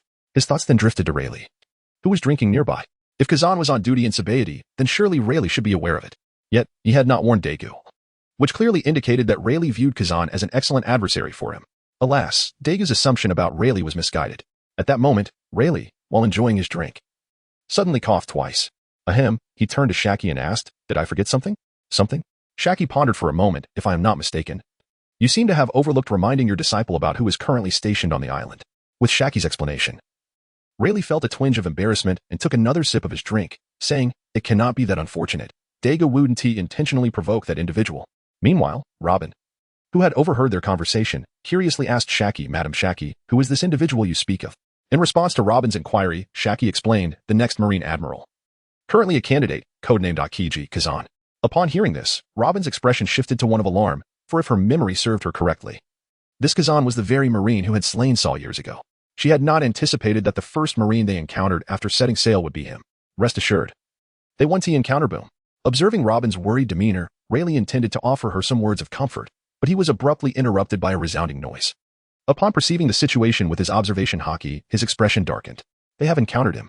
Hastily, Robin turned to Rayleigh and implored, "Uncle, let us assist them." However, Rayleigh pondered for a moment, carefully sensing the situation before taking another sip of his drink. He replied nonchalantly, "Do not worry, Dagu is fine. He is currently engaged in a back and forth with that Marine and requires no assistance." "Is that true?"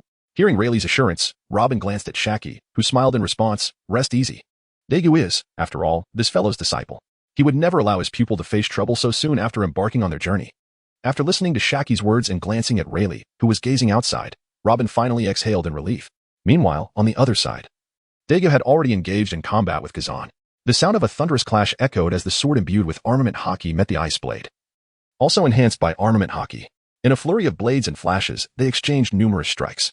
"Hurry up and deal with him, Navy. I have matters to attend to." The young Roswad Saint impatiently urged Kazan as he observed the stalemate between the two. "Brother." Upon hearing Roswad Saint's insistence, Kazan addressed Dagu, "I apologize, but I shall now be serious." Just as Kazan's words fell, Dagu felt an unmistakable surge of pressure. Casting a glance at Roswad Saint and noticing the flying thunder god mark on him, Dagu chuckled and replied, "In that case, I shall take my leave for now. Until we meet again, Kazan." "Huh?" Kazan was puzzled by Dagu's words, unable to comprehend the young man's audacity in speaking so boldly to him. However, as Dagu suddenly vanished before his eyes, Kazan realized the source of his confidence and recalled why the young man seemed familiar.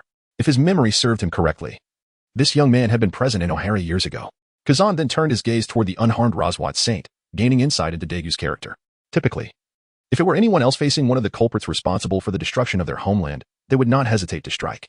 Yet, Dagu refrained from attacking Roswad Saint, which elevated his standing in Kazan's eyes. "Navy." As Kazan pondered these matters, Roswad Saint demanded, How could you allow that man to escape? Are you not aware of whom he has defied? He has opposed the great celestial dragon, me Roswat Saint. Ah, but are you injured? Kazan yawned in response. Besides, he vanished into thin air. Even if I wished to pursue him, I wouldn't know where to start. You. Roswat Saint was infuriated by Kazan's demeanor. Yet he found himself unable to act against him. If Kazan were merely an ordinary Navy officer, even a major, Roswat Saint could have easily eliminated him without a second thought. However, Kazan was not an ordinary officer. He was a vice admiral and a candidate for admiral, which left Roswat Saint at a loss regarding how to address his attitude. Humph. With a cold snort, Roswat Saint turned away, leading his subordinates without a backward glance. Watching Roswat Saint finally depart, Kazan let out a sigh. Perhaps it was his upbringing under Garp that made it difficult for him to maintain a pleasant demeanor when dealing with celestial dragons. Who? Meanwhile, Rayleigh suddenly directed his gaze toward Robin, questioning her. Instantly, his conqueror's haki erupted, surging towards the figure that had suddenly appeared beside Robin. The individual beside Robin was none other than Dagu, who had just been battling Kazan. He had instantaneously teleported to Robin's side using the Flying Thunder God technique. But before he could utter a word, he was met with Rayleigh's conqueror's haki, leaving him momentarily dazed and somewhat aggrieved. Having just fought fiercely against an enemy, he had returned only to be greeted by a powerful display of haki from his teacher. In such a situation, anyone would feel a hint of resentment. Thus, Dagu murmured to Rayleigh, I say, teacher, if you have grievances against me, you could face me directly and let off some steam. Is it necessary to attack me unexpectedly like this? I had just fought against an admiral. Hearing Dagu's familiar voice, Rayleigh finally relaxed. It was important to note that Dagu's sudden appearance beside Robin had startled him. After all, Robin was entrusted to him by his apprentice. And if anything were to happen under his watch, it would tarnish his reputation as the Pirate King's right-hand man, the formidable Rayleigh. Consequently, Rayleigh did not offer Dagu a warm reception, coldly retorting, why would I have any issues with you? With your ability to appear suddenly. How could I dare to hold any grievances? If one day you take issue with me, your sudden appearances would leave my frail body unable to withstand it. Dagu was momentarily taken aback by Rayleigh's attitude, leading him to ponder whether he had inadvertently offended his teacher. However, after much contemplation, Dagu could not recall any misstep, especially since they had just arrived on the island, and he had behaved well during their previous encounter in Rasukai. Just as Dagu remained perplexed, Robin timely interjected, actually, Uncle Rayleigh, he is quite concerned about you. He has been watching you closely while you fought that man. Is that so? Dagu's confusion dissipated with Robin's explanation, prompting him to sit beside Rayleigh, pour a drink for himself, and raise his glass to his teacher. Then, let me toast to you, teacher, and hope you won't be upset. Now that's more like it. Although the drink was from his own establishment, Rayleigh accepted the glass and downed it in one gulp. Kid. At that moment, Shaki's voice echoed. When Dagu heard Shaki's call, he initially thought she was about to demand payment for the drink, so he preemptively said, don't worry, Auntie. Just put the drink on my tab. When I return to Sabaody next time, I will definitely settle it. Upon hearing this, Shaki took a long drag from her cigarette and slowly replied, actually, I called you not for that reason, but rather because I am intrigued by your sudden appearance ability. Could you elaborate on it? Certainly. Thus, for the remainder of the time, Dagu shared with Rayleigh, Shaki, and Robin the details of his eyes abilities. Of course, he was somewhat reserved, only disclosing the capabilities of the kaleidoscope, namely the Flying Thunder God and the Heavenly Guardian. As for the abilities of the Rinnegan, which had evolved thereafter, Dagu chose not to reveal them to the three. This was not due to a lack of trust, but rather because the powers of the Rinnegan were extraordinary, even in the fantastical world of pirates, warranting discretion. I see. With Dagu's explanation, the three finally grasped his abilities. After Dagu finished speaking, however, Shaki turned to him and said, originally, I had no intention of charging you for that drink, but since you volunteered yourself, just don't forget about it next time you come to Sabaody. Hearing this, Dagu was momentarily taken aback and looked at Shaki, inquiring, Shermu, how much is it? Not much. Just 100,000 berries, Shaki replied. Upon hearing this, Dagu let out a sigh of relief, as he had feared Shaki would demand an exorbitant sum, which might have forced him to reconsider his visit to Sabaody. The price of 100,000 berries felt quite reasonable and friendly. Thus, Dagu promptly assured Shaki, I will ensure I have 100,000 berries ready for my next visit to Sabaody. Chapter 24, The Red-Haired and the Senior Brother Gulu. Just then, a series of ringing sounds echoed from the bar where Shaki was seated. She promptly picked up the ringing telephone bug and asked, what is the matter? The celestial dragons have left. Beep, beep, beep. That was all that was conveyed before the call ended abruptly. After glancing at the now silent telephone bug, Shaki turned to Dagu and asked, did you hear that? When do we act? Upon hearing Shaki's question, Dagu pondered for a moment before responding to her and Rayleigh. We wait. Once the celestial dragons return to Mariehua tonight, I will use my abilities to teleport next to them and investigate the whereabouts of Hancock and her sisters. At that time, I will have to rely on you, teacher, to keep an eye on Robin. All right. Rayleigh replied nonchalantly, indicating his agreement before stepping out, his destination unknown. Watching Rayleigh leave, Dagu found himself without any pressing matters, so he turned to Robin and suggested, Robin, Would you care for a stroll? Sure. Robin, who had been idly staring into space, readily agreed upon hearing Dagu's proposal. However, just as the two were about to leave, Shaki, after taking another drag from her cigarette, cautioned, I advise against going out right now. Of course, if you intend to confront that person again, then disregard my warning. Realizing Shaki's point, Dagu suddenly understood that he was likely being sought after in sobriety. Venturing out now would be akin to walking into a trap. Consequently, he pulled Robin back into her seat as they quietly awaited the passage of time. Captain, is this the place where your former first mate resides? Unfortunately. As Dagu found himself bored, a voice accompanied by several figures entering the bar broke the monotony. Eh? Spotting the man leading the group wearing a straw hat, Dagu was momentarily taken aback but soon dismissed it.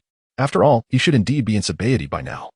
His presence here was not unwelcome and perhaps could serve as an opportunity to draw Kazan's attention. Chuckling to himself at this thought, Dagu's sudden laughter caught Robin's attention.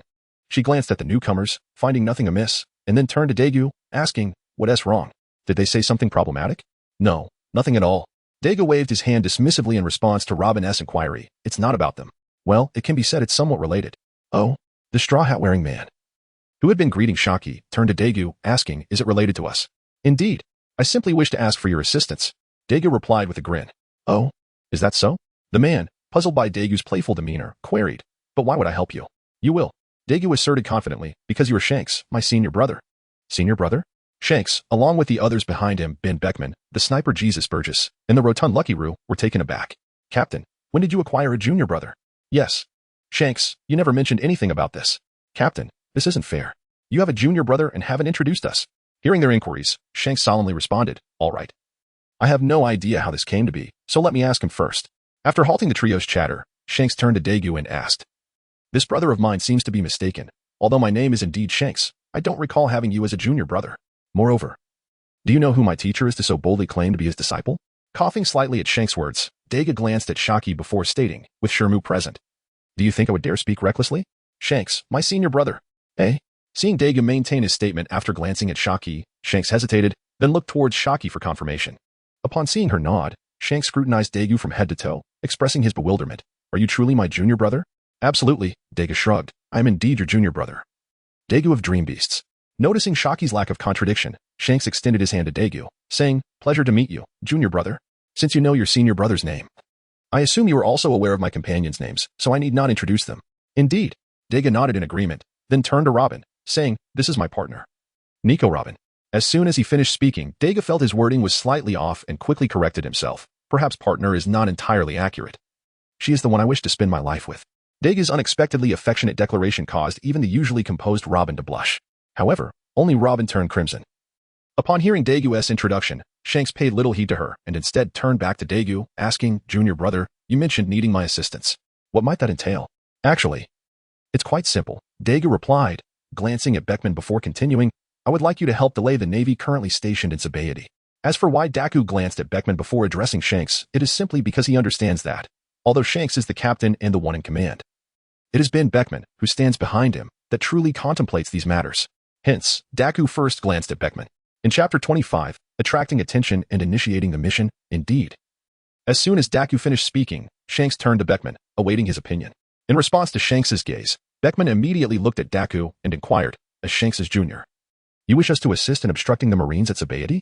That poses no issue. However, you ought to inform us which Marine commander is stationed there, so that we can strategize accordingly. Naturally, Dagu promptly revealed the situation regarding Kazan. Why did he choose not to deceive them? There was no need. For it would be simple to ascertain who was commanding the troops at Sabaody with just a brief excursion. Moreover, this was likely a test from Beckman, aimed at gauging Dagu's honesty. Evidently, after Dagu finished speaking, Beckman, without hesitation, turned to Shanks and asked, We understand the situation. What is your decision, Captain? Upon hearing Beckman's inquiry, Shanks pondered for a moment before abruptly rising and addressing his companions. Of course, this is my first meeting with my junior, and it is his initial request. As a senior, how could I possibly let him down? Furthermore, do you not perceive this as an exceptional opportunity? An exceptional opportunity? Upon hearing Shanks's assertion, both Dagu and the others looked at him with confusion, clearly not grasping what opportunity Shanks was referring to. With a chuckle, Shanks continued. It is an opportunity for us to make our names known. Just imagine if we engage in a battle against the future Marine Admiral at Sabaody and emerge unscathed. Do you think our reputation will remain obscure when we reach the latter part of our journey? Certainly not. Hearing Shanks's words, Jessup immediately remarked, if that is the case, this plan could indeed be beneficial for our advancement in the latter part. Indeed. As Jessup finished speaking, Beckman nodded in agreement, affirming that fighting against a Marine Admiral and emerging victorious would undoubtedly expedite their rise in the latter part of their journey. Thus, upon hearing Beckman's words, Shanks turned to Daku and asked, Junior, when shall we commence our actions? Though aware of Shanks's decisive nature, Daku was momentarily taken aback by the urgency of action. He then replied to Shanks, tonight, we can act at any time after dark. Very well, tonight it is. I shall head straight to the Marine base to stir things up. With that, Shanks turned to bid farewell to Shaki and promptly departed with his crew. Watching Shanks's departing figure, Robin could not help but voice her concern to Daku. Is your senior truly going to be all right? Rest assured. Daku smiled in response to Robin's worries. Do not be misled by my senior's seemingly unreliable demeanor. He is, in fact, quite dependable. Indeed. At that moment, Shaki chimed in. After all, that young man with the red hair is the successor of my husband, the captain. What? Upon hearing Shaki reveal that Shanks was the successor of Rayleigh, Robin was taken aback, for Rayleigh's captain was none other than the Pirate King. This meant that Shanks was potentially the inheritor of the Pirate King's legacy, likely destined to become the next Pirate King. Noticing Robin's contemplative expression, Daku smiled and said, otherwise. Do you think I have such confidence in Shanks merely because he is my senior? With a light laugh, Robin allowed the topic to pass. As time flowed, night fell, and Rayleigh finally returned to the tavern. Boom. At that moment, a loud noise echoed from afar. It has begun. Understanding the commotion meant Shanks and his crew had initiated their actions, Daku informed Rayleigh and promptly activated the Flying Thunder God technique, vanishing from the spot. What? Observing Daku's sudden disappearance, Rayleigh, who had just settled in, was momentarily perplexed and turned to Shaki, hoping she could clarify the situation. However, instead of providing an explanation, Shaki remained silent, while Robin recounted to Rayleigh the plan that Shanks had discussed with Daku upon his arrival. Now I see. After Robin's explanation, Rayleigh comprehended the situation. He then extended his observation hockey to monitor the ongoing battle. Although he was not overly concerned about Shanks's group, Rayleigh deemed it prudent to take precautionary measures. In truth, Rayleigh's apprehensions were not unfounded, for as he unleashed his observation hockey, the sight before him stirred a sense of worry. On the battlefield, Shanks and his crew were not only facing the station Marine Admiral Kazan, but also another formidable presence, the Marine Vice Admiral Kizaru Borsellino. While Shanks and his crew were managing to hold their ground for the time being, it was clear they would not be able to sustain this for long. Thus, after informing Shaki, Rayleigh swiftly departed the tavern, making his way towards the battlefield. Meanwhile, Daku, having left the tavern, employed the Flying Thunder God technique to arrive before the marked St. Roseward. Staring at the suddenly materialized Daku, St. Roseward momentarily lost sight of what he should be doing, astonished by the appearance of a person in the holy land of Mariewa, the pinnacle of power in this world. To St. Roseward, this seemed as surreal as a dream. Even CP0, who were said to be the most trusted and formidable shields of the celestial dragons, would not dare to appear before a celestial dragon without their consent. However, regrettably for St. Roseward, while he was still in shock, Daku swiftly activated the Rinnegan and imposed upon him the puppet control technique. It remained uncertain whether the differences in this world accounted for the divergence, but Daku's Rinnegan, though similar in ability to that of Kagaya Otsutsuki and Naruto, was distinctly different. For instance, while Kagaya could only control lifeless objects, Daku could manipulate living beings, though the control lasted only a day or two. It sufficed for him to investigate the whereabouts of Hancock and her companions.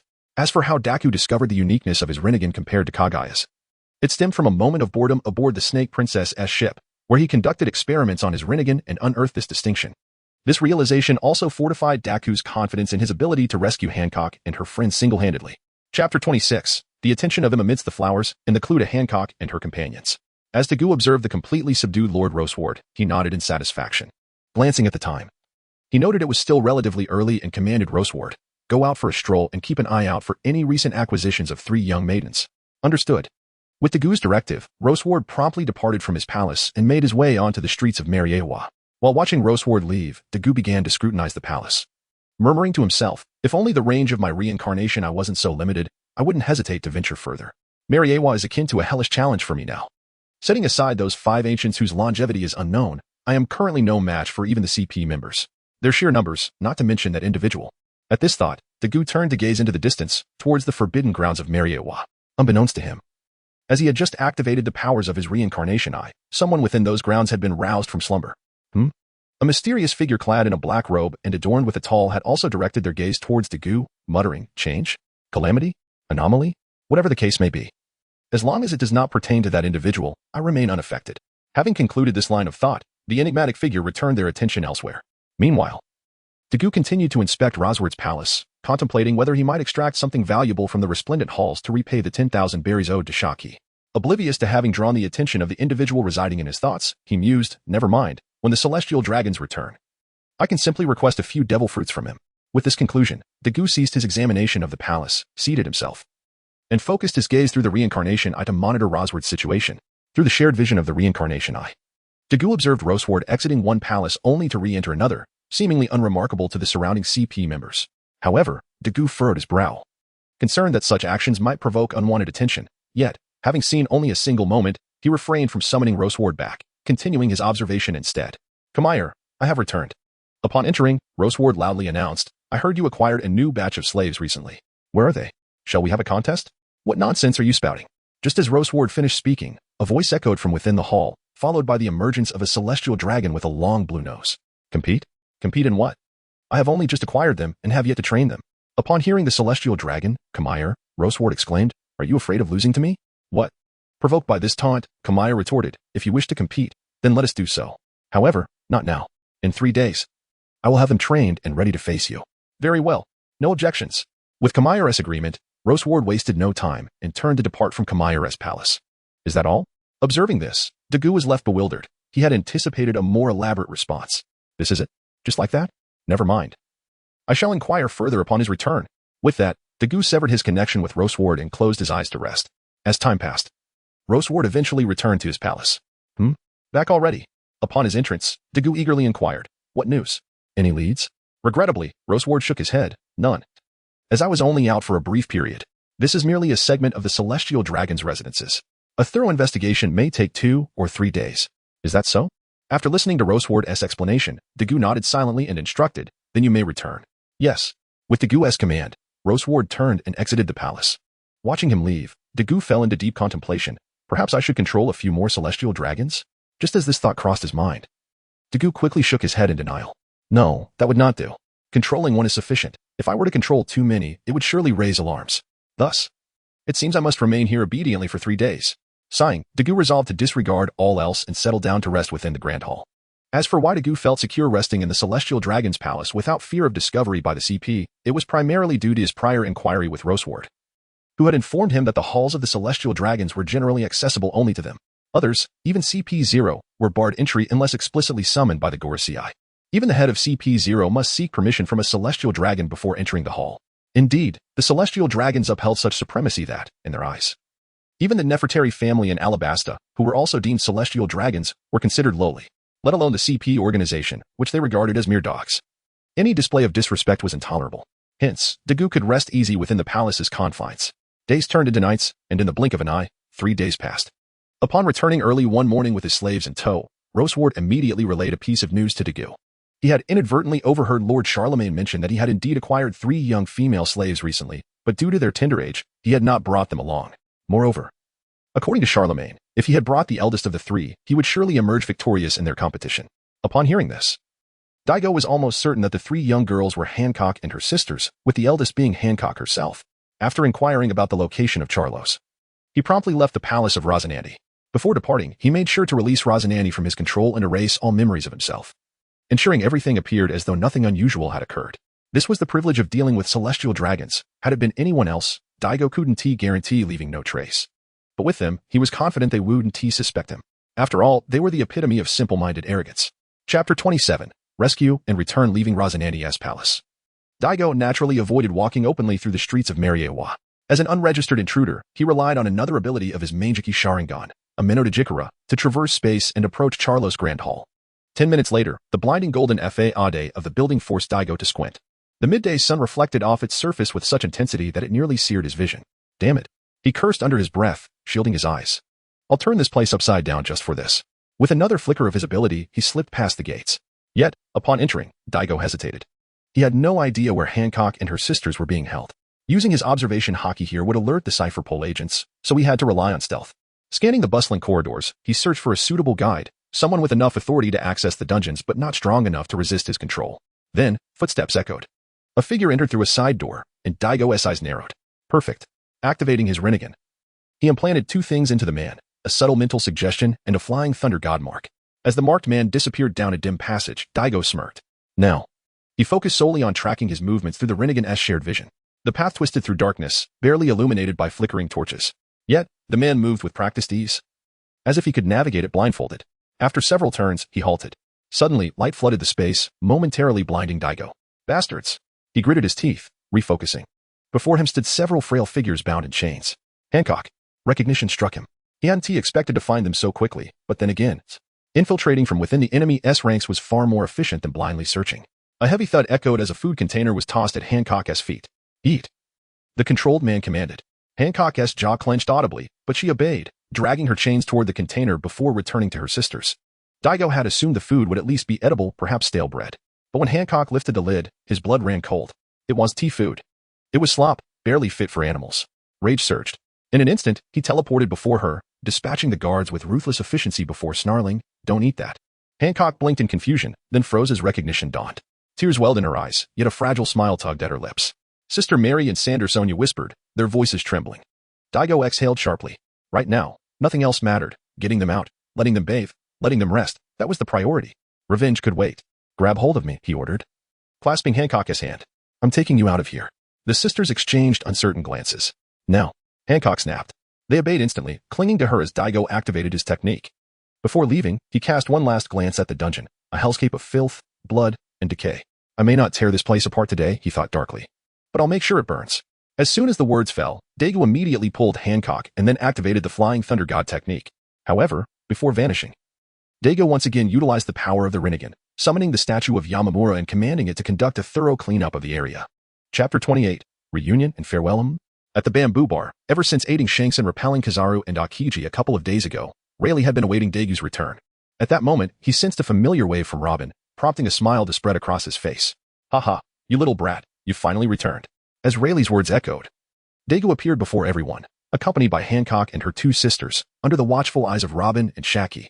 Hey, Dagu greeted the three, then turned to introduce Hancock and her sisters to Rayleigh.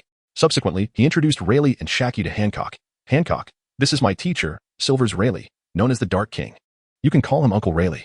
And this is Shaki, my Minner's wife, and Dagu glanced at Shaki before continuing. She has certain ties to Amazon Lily, so you may refer to her as Senpai. Uncle Rayleigh, Senpai Shaki. After Dagu's introductions, Hancock, along with her two sisters, greeted Rayleigh and Shaki. Indeed, Shaki nodded silently, then approached Hancock and scrutinized her for a moment before smiling. Well then, come with me to freshen up. All right, Senpai Shaki. Thus, led by Shaki, the three sisters followed her to the back, while Robin glanced at Dagu before promptly following suit. Kid. Observing the departing figures of the women, Rayleigh remarked to Dagu. You managed to bring them out so quietly, impressive. Upon hearing Rayleigh's praise, Dagu felt a bit embarrassed, as his initial intent was indeed to sneak in and out. However, plans often failed to keep pace with changes, and he could not suppress his inner excitement, ultimately causing a commotion. After Dagu expressed this to Rayleigh, the latter nodded, affirming, what you did was indeed correct. Huh? Dagu was perplexed by Rayleigh's words, thinking to himself, I created such a ruckus. How can it be deemed right in Rayleigh's eyes? Noting Dagu's confusion, Rayleigh shook his head. You're still too young, lacking experience. Do you think merely rescuing the three sisters is enough? Have you considered the repercussions of their disappearance from the vast Mary Geos? What will the world government, the celestial dragons, and the Gorosei do? Will they order CP agents, the Navy, and other subordinate organizations to search for them? Where would they go then? Amazon Lily? If the world government discovers their origin, I fear that Amazon Lily would face dire consequences. Thus, your subsequent actions were indeed wise. While they may not eliminate all dangers, they can shift the focus away from the Boa sisters and from Amazon Lily to some extent. After absorbing Rayleigh's words, Dagu pondered for a moment and then inquired, so, teacher, should I go back to the celestial dragons now to acquire some devil fruits and sell them? Wouldn't that be better? Rayleigh was taken aback by Dagu's suggestion. He merely intended to point out areas where Dagu could improve, not to encourage him to return. Now that the girls were safe, what purpose would it serve to go back? Moreover, given the commotion he had already caused, Mary Geos would undoubtedly be on high alert. To venture back at this juncture would be akin to walking into a trap. Consequently, Rayleigh immediately shook his head in refusal. If you hadn't caused that commotion and the Mary Geos hadn't reacted yet, I could have indeed allowed you another trip back. However, since you've made the noise you mentioned, it indicates that Mary Geos is now heavily fortified, and it is impossible for you to return at this time. Very well then. Upon hearing Rayleigh's response, Dagu did not press further, shrugging his shoulders and settling into a chair to await Hancock and her sisters. As time passed, an hour slipped by in the blink of an eye. Just as Dagu was on the verge of dozing off, he heard Robin calling out to him. Robin. Looking towards Robin and the three sisters following her, Dagu scrutinized the women seriously. Although Hancock and her sisters had spent some time in that hellish place, aside from appearing slightly weakened, they bore no other signs of distress, which relieved Dagu's heart. He recalled the discussions on online forums regarding the fate of the pirate empress at the hands of the celestial dragons. Considering this, Dagu glanced back at Hancock, who at this moment appeared unscathed, perhaps due to the brief duration of her ordeal or because the speculations of others were merely conjecture. If anything, she bore only superficial injuries. However, for Hancock, these were hardly significant, as she had endured 2 hours of relentless training under Susan's attacks daily. Susan showed no mercy to Hancock, meaning she often emerged from training battered and bruised. Thus, Hancock had grown accustomed to minor injuries. Thinking of Susan, Dagu then asked Hancock, "Hancock, would you prefer to return to Amazon Lily now, or shall we wait until tomorrow?" Upon hearing Dagu's suggestion, Hancock, who was chatting with Robin, fell into contemplation, glancing at her two sisters' condition before nodding. "Then let us return to Amazon Lily now." "Very well." As soon as the words left his lips, Dagu prepared to take Hancock and her sisters away. "Wait." At that moment, Robin called out to Dagu, "Dagu, will sending Hancock and her sisters back to Amazon Lily affect your eyes?"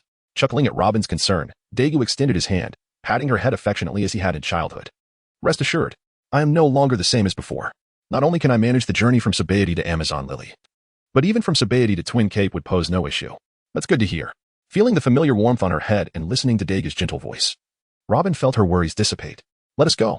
After Dagu had set his mind at ease, he turned to Hancock and spoke briefly before the four of them vanished before Robin and her companions. Chapter 29, Mount Levis and Kuroka's. After escorting Hancock and her sisters back to Amazon Lily, Dagu and Robin embarked on a journey that lasted over a month aboard a favorable ship, arriving at the starting point of the Grand Line, Mount Levis. Mount Levis features 5 waterways arranged in an X shape, with 4 streams flowing in and 1 flowing out. The 4 diagonal waterways channel currents from the 4 seas, converging at the summit before flowing out through a horizontal channel, leading directly into the Grand Line. However, due to the turbulent waters and perennial storms, many vessels have met their demise before reaching the summit. Although this route is fraught with peril, the absence of wind in the Grand Line, teeming with sea kings, renders it impassable for ordinary ships. Thus, despite the risk of calamity, the only passage to enter or exit the Grand Line remains through Mount Levis. Why did Dagu choose to travel to Mount Levis aboard a favorable ship? It was undoubtedly because his ultimate destination lay beyond Mount Levis, in the 4 seas. Indeed, Dagu had resolved from the outset to venture to the 4 seas. Although his plans were slightly delayed due to the matter concerning Hancock and her sisters, Dagu remained steadfast in his objective. To him, the foremost task was not to navigate the latter part of the journey or to traverse the Grand Line, but to seek out companions. Yes, the first thought that occupied Dagu's mind was akin to that of Monkey D, Luffy, and, indeed, most inhabitants of this world, to gather his comrades and establish his own pirate crew. As for the selection of his companions, Dagu had already contemplated it in his heart. In the current time frame, it represented an opportune era for Dagu. He could assemble certain individuals from the original narrative, such as Trafalgar Law, the ideal ship's doctor in Dagu's view, the fortune teller Hawkins, and Kuina, Roronoa Zaro's elder sister, who perished in the original story. These figures represented Dagu's ideal crew members. As for why he did not include other members of the Straw Hat Pirates in his selection, perhaps it was because he still wished to retain some nostalgia for the original tale. After all, the reason he initially cherished the anime One Piece was due to the laughter and camaraderie of the Straw Hat crew. While Dagu pondered these thoughts, Robin's voice reached his ears. "It's time to disembark." With Robin's call, Dagu slightly regained his focus, nodding silently and stating, "Let us go meet a great predecessor." "A predecessor?" Robin inquired, puzzled by Dagu's words. "I have been curious about why you chose not to fly directly from Sabaody to the 4 seas, but rather to take this route." Dagu, taken aback by Robin's question, gazed at her in confusion and replied, "Robin, have you forgotten the commotion I caused in Mariewa a month ago?"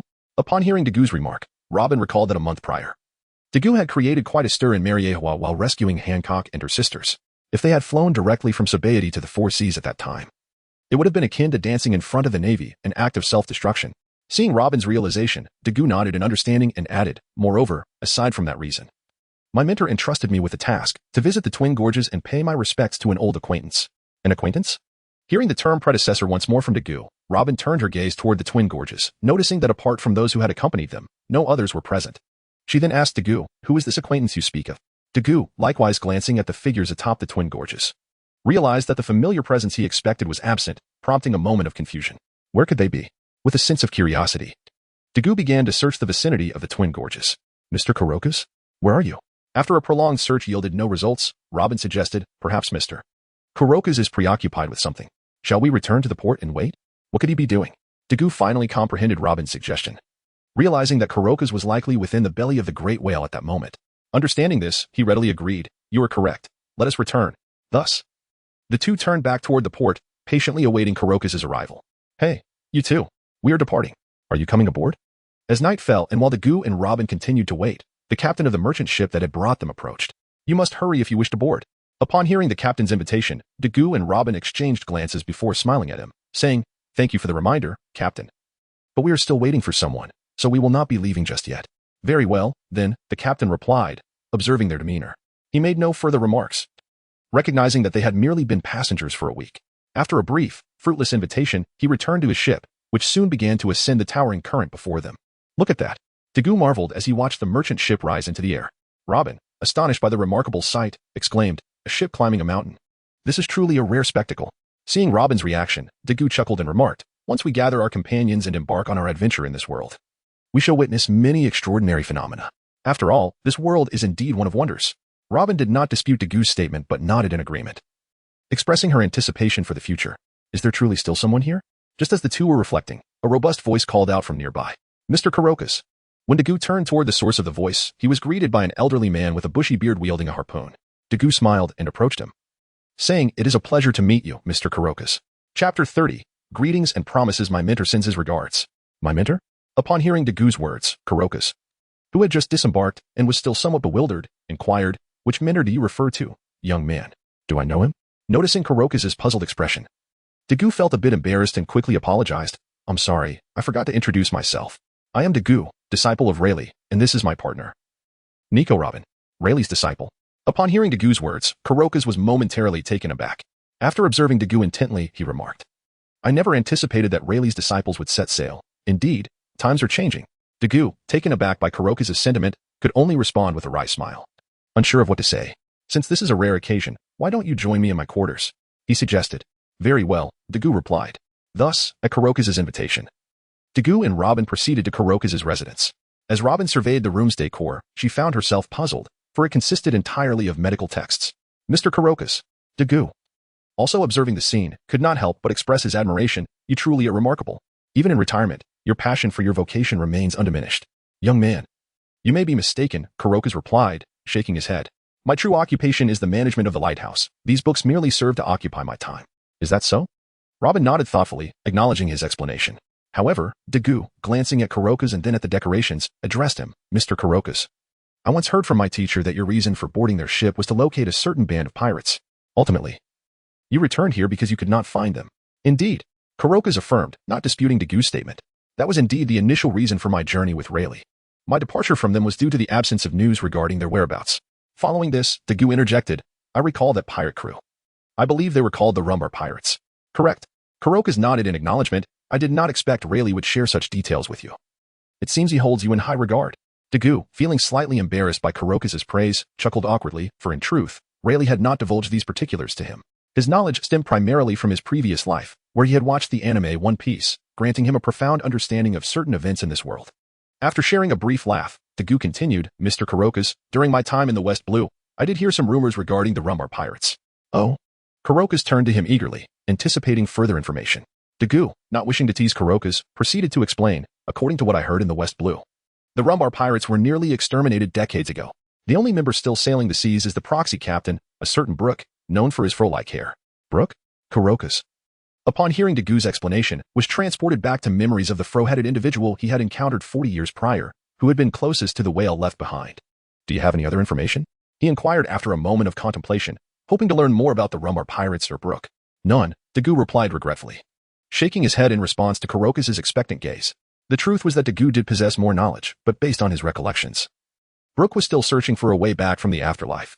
Thus, even if Dagu were to share Brook's circumstances, Kurokas would be unable to seek him out.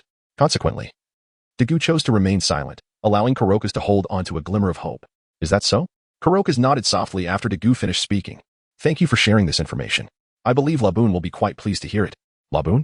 Robin, intrigued by the mention of Laboon, glanced at Dagu, hoping for clarification. Meeting her gaze, Dagu explained, Laboon is an island whale that accompanied the Rumbar Pirates from the West Blue all the way to the Grand Line. He had made a pact with Brook, the fro-headed captain, that they would reunite here at the beginning of the Grand Line after circumnavigating the world. However, as the years passed, 1, 2, 3, nearly 30, the promised individuals did not appear. It was for Laboon's sake that Mr. Kurokas boarded Rayleigh's ship, aiming to find the Rumbar Pirates or Brook. Am I correct, Mr. Kurokas? Indeed, Kurokas confirmed with a nod. Your account is accurate. I did indeed board Roger's ship for Laboon.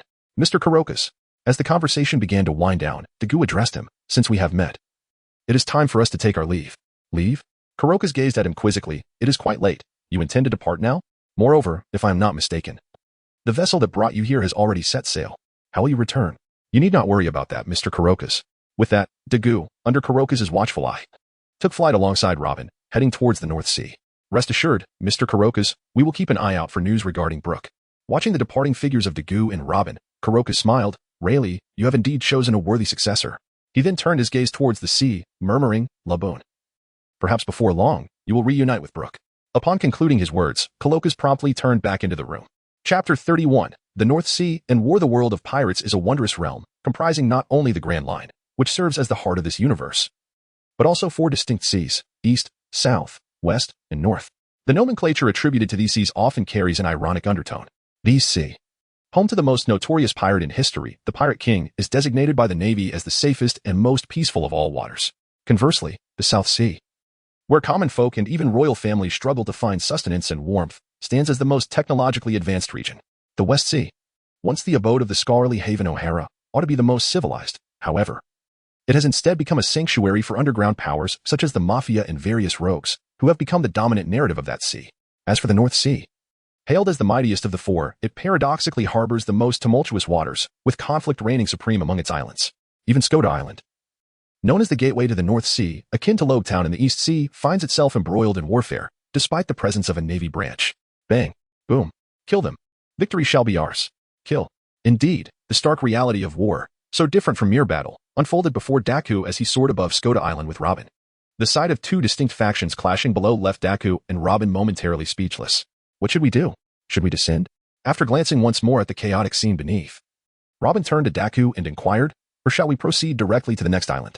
Upon hearing Robin's question, Dagu fell into contemplation. Although he had anticipated the circumstances of the North Sea, encountering warfare on the very first day was entirely unexpected. It is worth noting that even during their month-long voyage on the Grand Line, they had encountered little adversity, encountering almost no pirates. Yet now, upon entering the North Sea, they were met with conflict, leaving Dagu somewhat taken aback. Let us descend. However, after assessing the time and the situation below, Dagu reluctantly replied to Robin, at this hour, if we venture to the next island, we shall forego any chance to rest. Moreover, we are unfamiliar with the North Sea.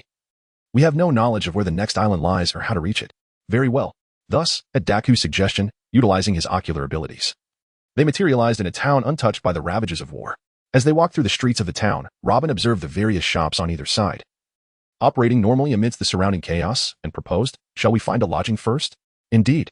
Hearing Robin's words, Dagu nodded in agreement. Then, after scrutinizing the storefronts, he led Robin toward an establishment adorned with an emblem of a house.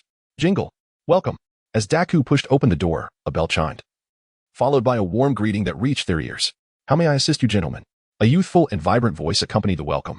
Upon hearing the voice, Dagu turned to the source and was momentarily taken aback by the petite figure before him. However, he quickly regained his composure and addressed the young attendant. Hello. We seek a place to rest. Do you have any rooms available? Certainly. The attendant responded with a nod. Would you require 1 room or 2? Dagu hesitated upon hearing the attendant's inquiry and turned to Robin, clearly believing she would provide a more appropriate answer. 1 room, Robin decided without further ado.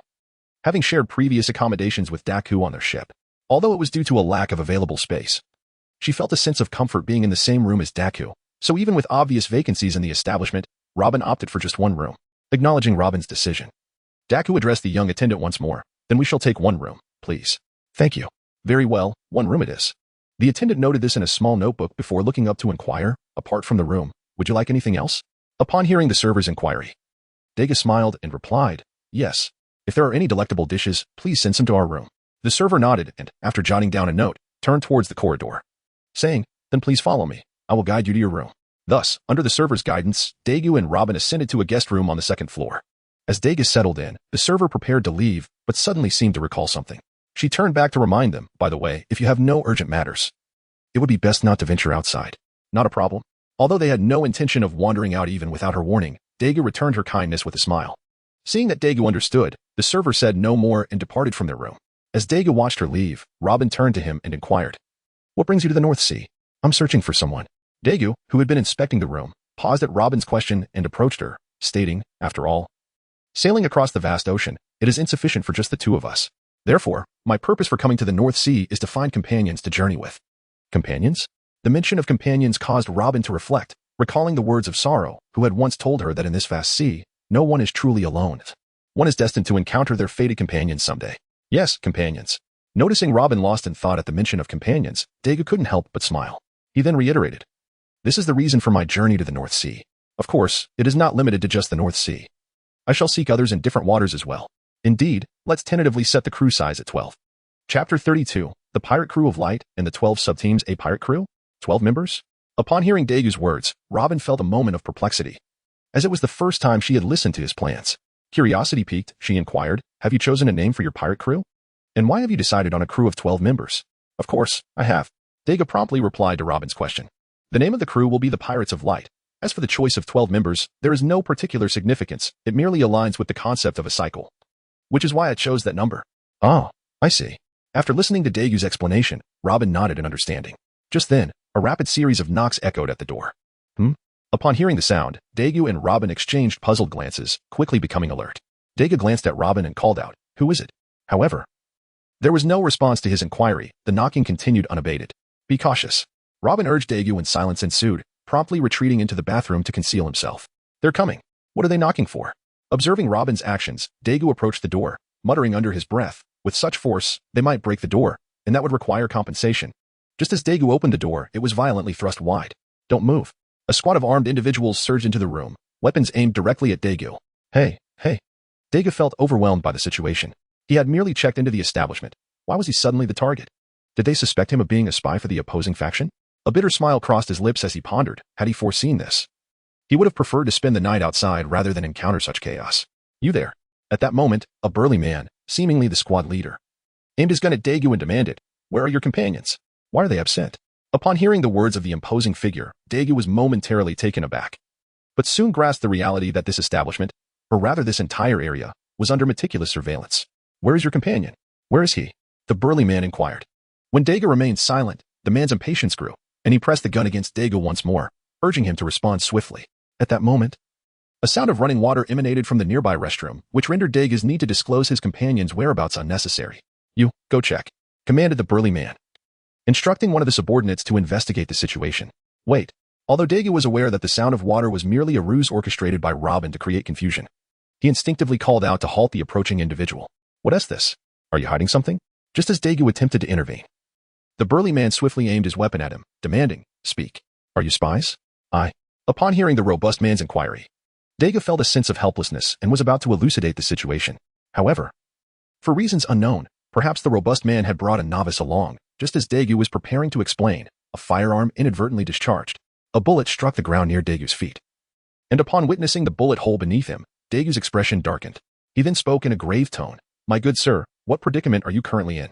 Clearly, the gunshot had taken everyone by surprise.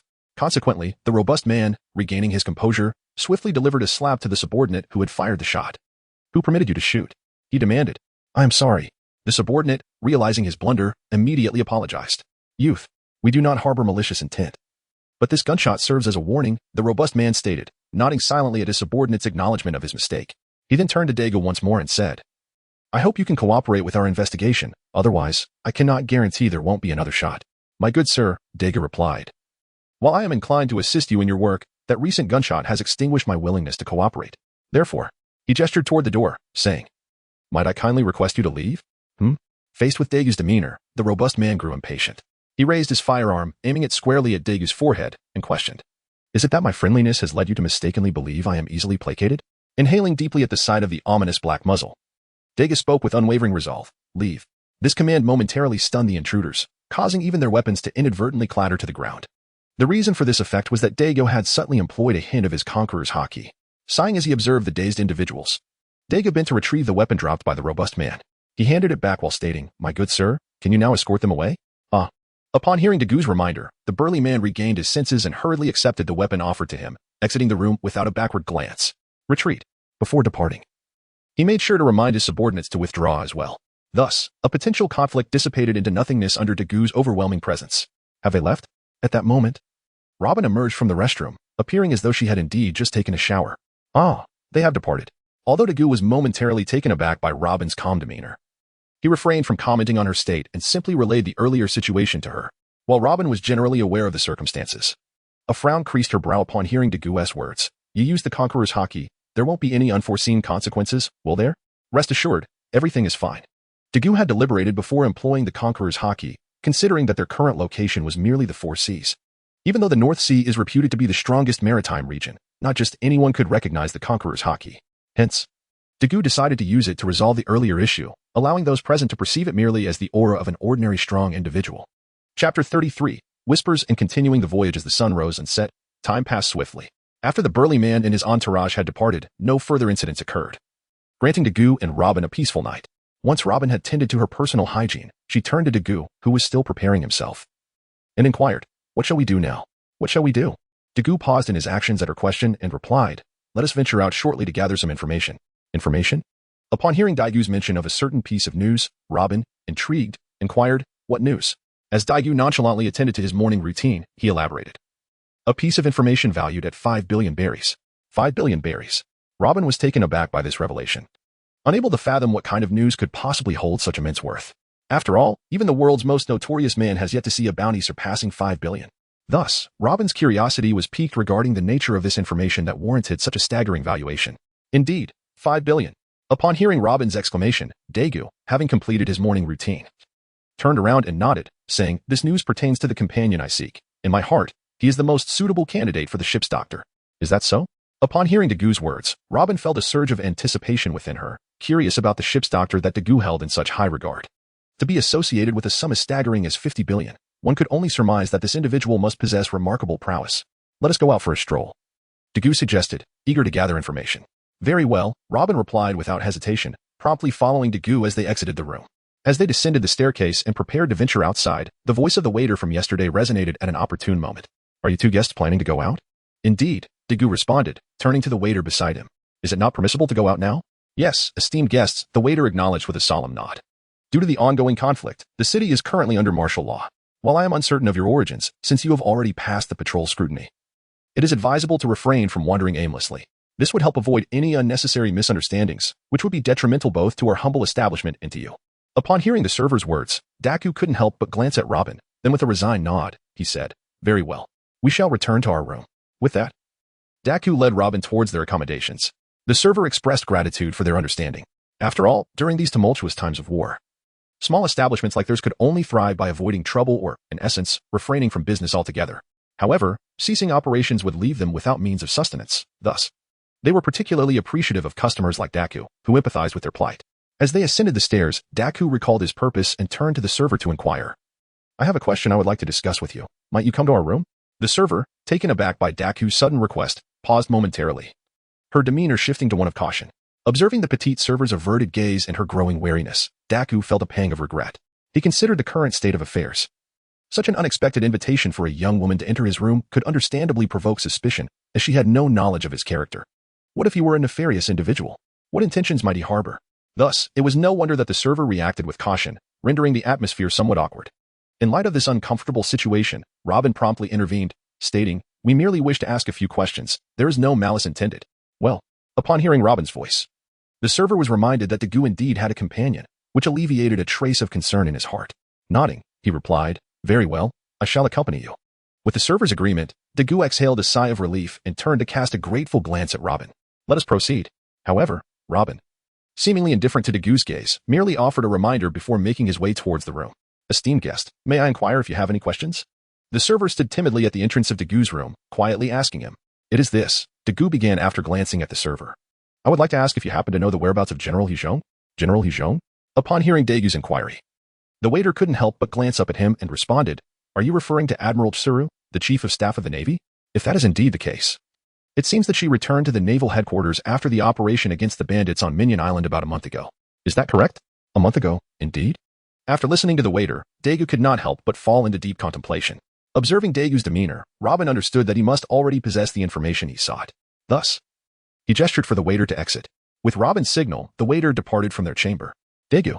Once the waiter had left, Robin turned to Dagu and inquired, Is the individual you are searching for related to General Crane in any way? It can be said that there is, or it can be said that there is not. Upon hearing Robin's inquiry, Dagu lifted his head and replied, Since this General Crane has already departed, let us not concern ourselves with her for the time being. As soon as he finished speaking, Dagu promptly stood up and grasped Robin's hand, saying, Let us be off. We must venture to our next destination. Where to? Observing Dagu's sudden movement, Robin felt perplexed. She was uncertain of Dagu's intentions and questioned whether he knew the way, especially since they had just arrived in the North Sea and were unfamiliar with their surroundings. However, Dagu did not respond to Robin's question. Instead, he held her hand and swiftly activated his ability, the Heavenly Hand. In a moment of spatial displacement, Dagu transported Robin to a desolate area. He then took to the skies, adjusting his direction and soaring into the distance. Dagu? Witnessing Dagu's actions, Robin was filled with questions and turned to him with a look of confusion. We are heading to Swallow Island. Upon revealing their destination, Dagu focused intently on flying. Chapter 34, Getting lost and unexpected events. Time flowed on, and after flying for the entire morning, Dagu suddenly halted, gazing thoughtfully at the tranquil sea below. What is it? Noticing Dagu's demeanor, Robin turned to him with concern, asking, is something amiss? Dagu scratched his head awkwardly. It seems I have lost my way. Glancing at Dagu and then at the sea beneath them, Robin sighed softly. I knew this would happen. We just arrived in the North Sea, and you recklessly took to the skies. Now look, we are lost. Faced with Robin's admonishment, Dagu could only smile helplessly. He then resumed his contemplation as he stared at the ocean, sighing again at Dagu's pensive state. Robin extended her finger toward a ship appearing on the horizon and suggested, since we are unsure of the route, let us inquire with someone who knows. Huh? Someone who knows? Following the direction Robin pointed, Dagu looked over with curiosity. Upon seeing the ship and its fluttering flag, a smile crept across his face. Very well. Let us approach and ask for directions. On a vessel flying the Jolly Roger, a lively banquet was underway. Hooray. Haha. Captain, we have made quite a fortune this time. Indeed. Captain, shall we set sail for the Grand Line next? The burly captain, adorned with a standard crescent moon hat, boisterously laughed. Absolutely, my crew. Our course is set for the Grand Line. Otherwise, why would I choose this route, which leads to the final stop of the North Sea? Oh. The crew erupted into excited cheers at the captain's declaration. Excuse me, but we may need to ask you to turn back. Just then, an unexpected voice interrupted the revelry from above. Who goes there? The burly captain abruptly turned his gaze upwards, spotting a young man and woman standing atop the mast. These two were none other than Dagu and Robin, who had flown to observe the ship after spotting it from the sky. They had initially intended to remain silent and hitch a ride to the next island, but upon hearing that the ship was bound for Skoda Island, from which they had just departed, they felt compelled to speak up. After all, continuing on this path would lead them back to Skoda Island. Who are you? The captain demanded when Dagu and Robin did not respond. What are you doing on my ship? After a moment of contemplation, Dagu released his abilities to gently lower himself and Robin onto the deck. Who we are is not of great significance. We merely wish to request that you take us to a certain location, as we are new to the North Sea and unfamiliar with this area. Requesting directions? Observing their slow descent and listening to Dagu's calm tone, the captain's expression darkened slightly. The manner of their descent suggested that they might not be easily intimidated, possibly possessing the legendary powers of a devil fruit. This implication made the captain hesitant to act rashly, as he had only recently transitioned from being an ordinary villager. He had taken to the sea out of desperation after war had ravaged his home. You dare ask us to guide you? Are you seeking trouble? Another crew member interjected, echoing the captain's disbelief. Yet, to the captain's surprise, before he could voice his thoughts, the rest of the crew erupted into chaotic shouts. Observing the fierce expressions of the villagers who had accompanied him, the captain's demeanor turned somber. He could not fathom why, despite their shared origins, he had yet to fully embrace the life of a pirate while his crew had undergone their transformation from ordinary folk to pirates. Seeing the escalating situation, Dagu sighed and, with a focused gaze, unleashed an invisible wave that swept across the entire ship. Bang, bang, bang. As the wave surged, all crew members, save for the captain, collapsed to the deck. What? The captain was taken aback by the scene before him and hurried to check on his crew. Everyone, what has happened? Wake up, wake up, he shouted, shaking them in his desperation to revive them. Do not waste your efforts, Dagu gently advised. They are merely asleep. Hearing Dagu's explanation, the captain exhaled in relief after confirming the crew's tranquil expressions. He then turned his attention to Dagu, inquiring, where do you wish to go? Why have you sought us out? We wish to go to Swallow Island. As for why we approached you, it can only be attributed to fate. Dagu replied with a smile. We were lost, and then you appeared before us. Surely, this must be fate. Fate, you say? The captain considered Dagu's words, nodding slowly. Despite his initial reservations, he recognized the overwhelming power that Dagu possessed, which rendered him unable to act defiantly. He understood that complying with Dagu's request was his only means of survival, reminiscent of the time when he had to heed the orders of the military to endure. Seeing the captain acquiesce, Dagu asked once more, so, good sir, will you take us to Swallow Island? Of course. As soon as Dagu's words fell, the burly man hastily assured, I know the way to Swallow Island. I can take you there. Thank you, big brother, Dagu replied with a smile, pleased by the burly man's promise. As he led Robin toward the ship's cabin, he added, your crew will awaken shortly. I hope you can persuade them. Of course. The burly man nodded in acknowledgement, assuring Dagu that he would handle it. Chapter 35, Swallow Island and the disbanded pirates. Miss Robin, your beverage, the burly man announced. It had been half a month since Dagu and Robin boarded the burly man's ship, and they had become somewhat familiar with the crew. Although the others remained hesitant to engage with them. For instance, as Robin basked in the sun, she received a drink from the burly man. "Thank you, Captain," she said politely as she accepted the drink. "Not at all." The burly man waved his hands dismissively, feeling slightly flustered by Robin's courtesy. He then turned and retreated back into the cabin. Observing the burly man's departing figure, Robin took a sip of her drink and turned to Dagu, inquiring, "Are we nearing Swallow Island? Is the person you're searching for really there?" "I'm not certain," Dagu admitted, shaking his head. Regrettably, he was unaware of the details. As his knowledge stemmed solely from anime he had watched in a previous life, which provided scant information about Swallow Island. All he knew was that the individual he sought had retreated to Swallow Island following the Minion Island incident. Thus, he had no idea whether that person, Trafalgar Law, was still there or when he might have arrived. They would only discover the truth upon their arrival at the island. "Is that so?" Robin nodded thoughtfully, choosing not to dwell on the matter further. To her, Dagu represented everything, and she would support him in whatever he decided. As time passed, Dagu, enjoying the sun, discerned the silhouette of an island emerging in the distance. "Dagu." At that moment, the burly man reappeared before them, stating, "The island ahead is Swallow Island. Would you like to disembark? Have we arrived?" Dagu rose from his seat and scrutinized the slowly materializing island, then nodded, "Let us prepare to go ashore." "Understood." The burly man promptly turned to the crew, shouting, "Everyone, prepare to disembark." Cheers erupted among the crew, relieved that their anxiety would soon dissipate. Since the day Dagu had knocked them unconscious, they had harbored a deep-seated fear of him, fearing he might dispatch them should he become displeased. Now, hearing their captain's announcement about going ashore, which implied that Dagu and Robin would be leaving, their elation was unsurprising. "These fellows." Dagu chuckled softly, shaking his head at their exuberance. He turned back to gaze at the increasingly distinct island, and his heart began to swell with anticipation. Finally, after 2 hours, with a resounding thud, the vessel docked. The burly man approached Dagu and asked, "Will you disembark now, or shall we wait for your return?" "Upon our departure." "You may leave," Dagu replied, glancing at the crew, who seemed eager to see him go. "You have no further business here." However, he paused, surveying the crew before addressing the burly man again. "I advise you against venturing into the Grand Line. It may prove too perilous for you." The burly man hesitated momentarily, then turned to his crew, nodding reluctantly, "Perhaps you are right. The Grand Line is indeed too dangerous for us." "That's good to hear." Dagu felt a sense of relief that the burly man was not stubbornly insisting on heading into the Grand Line. Although he too would become a pirate, Dagu never considered himself a ruthless one. Instead, he aspired to embody the spirit of adventurers akin to Roger or Whitebeard, pirates on the surface, but adventurers at heart. Thus, he was more than willing to encourage others to choose the right path. With the conversation concluded, Dagu wasted no time, leading Robin off the ship and down the street toward the town. As the burly man watched Dagu and Robin depart, he murmured softly, "Let us head home. Everyone." "Home?" The crew seemed bewildered by his words, for their home had been destroyed. Where were they to return? "Yes, home," the burly man affirmed. "When we return, we can use the treasures aboard to rebuild our homeland. This time, we shall not allow anyone to seize it from us. We will tell those who oppress us, no. Even if we continue sailing, do we truly fare better?" Dagu has just left. And not every strong individual in these seas is as amicable as he was, merely asking us to guide him. If we encounter another formidable figure who is less agreeable, how shall we manage then? Hearing this, the crew began to waver, clearly contemplating the truth of his words, that their current strength was insufficient for continued voyages. Observing their indecision, the burly man smiled, recognizing that they understood the gravity of the situation. He urged them once more, "So, everyone, let us return. Let us rebuild our own home, a sanctuary free from oppression, a home that belongs to us. Home. We are going home." The burly man's persuasion seemed to resonate, as the crew rallied in agreement, fervently chanting their desire to return. Seeing their enthusiasm, the burly man nodded in satisfaction and bellowed, "Set sail, we are heading home." Thus, at the command of the hulking figure, the pirate ship, which had sailed for merely half a year, was declared out of commission. Chapter 36, Trafalgar and the Fur Tribe Dagu. On the streets of Swallow Island, Robin inquired of Dagu as she observed the buildings on either side. "What are the distinguishing features of the person you seek?" "Distinguishing features?" Dagu pondered for a moment, still surveying the surroundings, and replied, "He is a boy around our age, and he wears a spotted hat." "A boy with a spotted hat?" After hearing Dagu's description, Robin silently nodded and began scanning the area, attempting to identify the person Dagu had mentioned.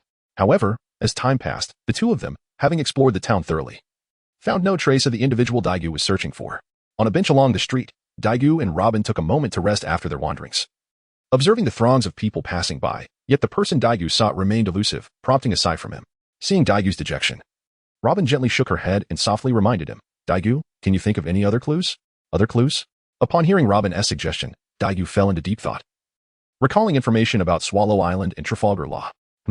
Suddenly, a spark of realization lit up Daigu's face as he recalled a pivotal detail at this time. Law must have just left the Don Quixote family and was living alone. Moreover, due to his illness, he was living solitary in the woods. This meant that searching in the town would be utterly futile. With this understanding, Daigu immediately took Robin's hand and dashed towards the woods outside the town. Daigu, where are we going? Robin, caught off guard by Daigu's sudden movement, was momentarily bewildered. Of course, we are going to find him, Daigu replied without looking back. Oh. Although Robin was puzzled as to why they needed to venture outside the town, she chose to trust Daigu and quietly allowed him to lead her away. Better late than never. As Daigu and Robin plunged into the depths of the woods, Daigu couldn't help but express his astonishment at what lay ahead. A spotted hat. A boy of similar age. Observing the boy in the spotted hat who was covertly watching, Robin asked Daigu, "Is that the person you were looking for?" "Yes." Daigu nodded affirmatively. "That is the one I seek, Trafalgar Law." With the topic addressed, the two fell silent, observing the unfolding scene before them. Not far from Trafalgar Law, a bullying incident was transpiring, with two boys of similar age tormenting someone unexpected, a small white bear that appeared capable of human speech. Seeing the bear's plight, Robin recalled having read about such a species in a book. They seemed to belong to a unique race from the kingdom of Zou, a place located in the latter half of the Grand Line, known for its inhabitants who could walk independently and were often more formidable than ordinary humans. While Robin contemplated this, the situation escalated. "Stop," Trafalgar Law shouted, positioning himself protectively in front of the bear. "Hey, what do you think you're doing?" The two bullies questioned Law, incredulous. "Do you intend to assist this talking bear?" Turning to glance at the trembling bear behind him, Law frowned and retorted, "Can't you see how frightened it is? Why are you bullying it?" "Huh." The bully scoffed at Law's righteous demeanor. Pointing at the bear, "What's wrong with us beating up a bear, especially at this moment?" A new development unfolded over there. As Daegu and his companion glanced in that direction, they beheld the two bullies kneeling before the little bear, offering their apologies. Meanwhile, Luo stood behind them, observing their actions. Witnessing the bully's demeanor, the little bear felt momentarily at a loss, its gaze darting left and right before ultimately settling on Luo, seeking guidance on how to proceed. Sighing at the little bear's pitiable appearance, the youthful Trafalgar Luo gently exhaled, then suggested, "You may choose to forgive them, or perhaps you wish to strike them in retaliation." Upon hearing Luo's words, the little bear cautiously addressed the kneeling figures, saying, "You may rise. Just promise not to bully me anymore." Upon hearing the little bear's request, the two bullies immediately stood up and fled, shrieking in terror. "Did I do something wrong?" The little bear timidly inquired of Luo, observing the bully's hasty retreat. "No. You did splendidly," Luo reassured it, walking over to pat its head in comfort. Just as the bear and Luo were enjoying their conversation, Daegu emerged from the side, clapping his hands. "Who goes there?" Startled by the sudden applause, Luo instinctively raised his knife and pointed it at Daegu, demanding, "Who are you?" With a grin, Daegu, undeterred by Luo's vigilance, introduced himself. "Greetings. I am Monkey D. Daegu. I watched your performance just now and would like to invite you to join my pirate crew. Would you be willing?" Turning to the little bear, Daegu added, "Of course, if this esteemed bear wishes to join, I would be more than delighted to have you aboard." "A pirate crew?" Luo furrowed his brow at Daegu's proposition, taken aback by the unexpected invitation after such a brief encounter. He found himself puzzled as to what Daegu saw in him. The little bear, having heard Daegu's words, wore a look of confusion, perhaps because Luo had just aided it. It pondered for a moment before glancing at Luo, who appeared deep in thought, and chose not to voice its curiosity just yet. "Indeed, a pirate crew," Daegu remarked with a smile, observing Luo's faint contemplation. "Though it may be just the two of us at present, we shall undoubtedly grow to rival the likes of Whitebeard and even Gold. Roger. Rival the Pirate King?" Luo couldn't help but chuckle at Daegu's audacious ambition, mockingly retorting, "It seems we have another dreamer who has never grasped the reality of the world, foolishly aspiring to match the Pirate King." Unfazed by Luo's derision, Daegu simply smiled back, saying, "You may not believe me now, but in time, you shall understand the source of my confidence, Trafalgar D. Waterlaw." "Huh?" Luo's expression shifted dramatically upon hearing Daegu utter his full name. Raising his hand, he summoned his devil fruit powers once more. Room. Unperturbed by Luo's actions, Daegu remained composed, eager to experience the capabilities of the Op no Mi. However, a frown soon creased his brow as he realized that Luo's current strength seemed insufficient to pose any real threat to him. As Luo unsheathed his sword and swung it at Daegu, an astonishing occurrence transpired. Unlike the previous bullies, who had been cleaved in two, Daegu remained unharmed, the blade merely eliciting a sound of impact. Luo fell into a contemplative silence, taken aback by Daegu's apparent invulnerability. He gradually retracted his powers and sheathed his sword, striving to regain his composure before inquiring, "Who are you, and how do you know my name?" With a chuckle, Daegu responded to Luo's inquiry, "Though I've already introduced myself, since you've asked again, allow me to reiterate. I am Monkey D. Daegu, but you may simply call me Daegu. Beside me is my partner, Nico Robin. You may refer to her as Robin." Pointing to himself and Robin, Daegu continued, "We have formed a pirate crew known as the Straw Hat Pirates, and we are currently in search of like-minded comrades. And you." He gestured toward Luo. Trafalgar Law are the ideal ship's doctor I have been seeking. Upon hearing Dagu claim to be the finest ship's doctor, Luo furrowed his brow, his mind racing with the concern that the secret of his consumption of the surgical fruit might have been exposed. Indeed, Dagu's subsequent words confirmed Luo's suspicions. Dagu continued, stating, "As for your name, I am aware of everything about you, whether it happened a month ago or since your birth. I even know your current thoughts, such as seeking revenge on the flamingo or avenging Rosinante."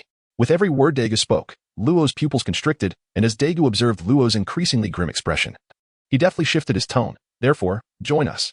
I can provide you with the strength to confront and even counter the flamingo." After Dagu finished speaking, Luo immediately questioned, "How can you prove that you possess such power? If you understand that he is the flamingo, then you must also recognize that even Vice Admiral Crane, as a naval chief, is powerless against him." Dagu chuckled at Luo's assertion, his gaze sharpening as he replied, "Vice Admiral Crane is constrained by the Navy's regulations. Even a Vice Admiral of her rank, equivalent to an admiral, finds herself bound by the system. However, we are pirates, entirely different from the Navy. The greatest distinction of a pirate is freedom. Thus, certain aspects of the flamingo's identity hold little significance for us." At this point, Dagu looked at Luo, inquiring, "So, do you understand?" Chapter 38, Successful Recruitment and Return to Twin Gorges. I see.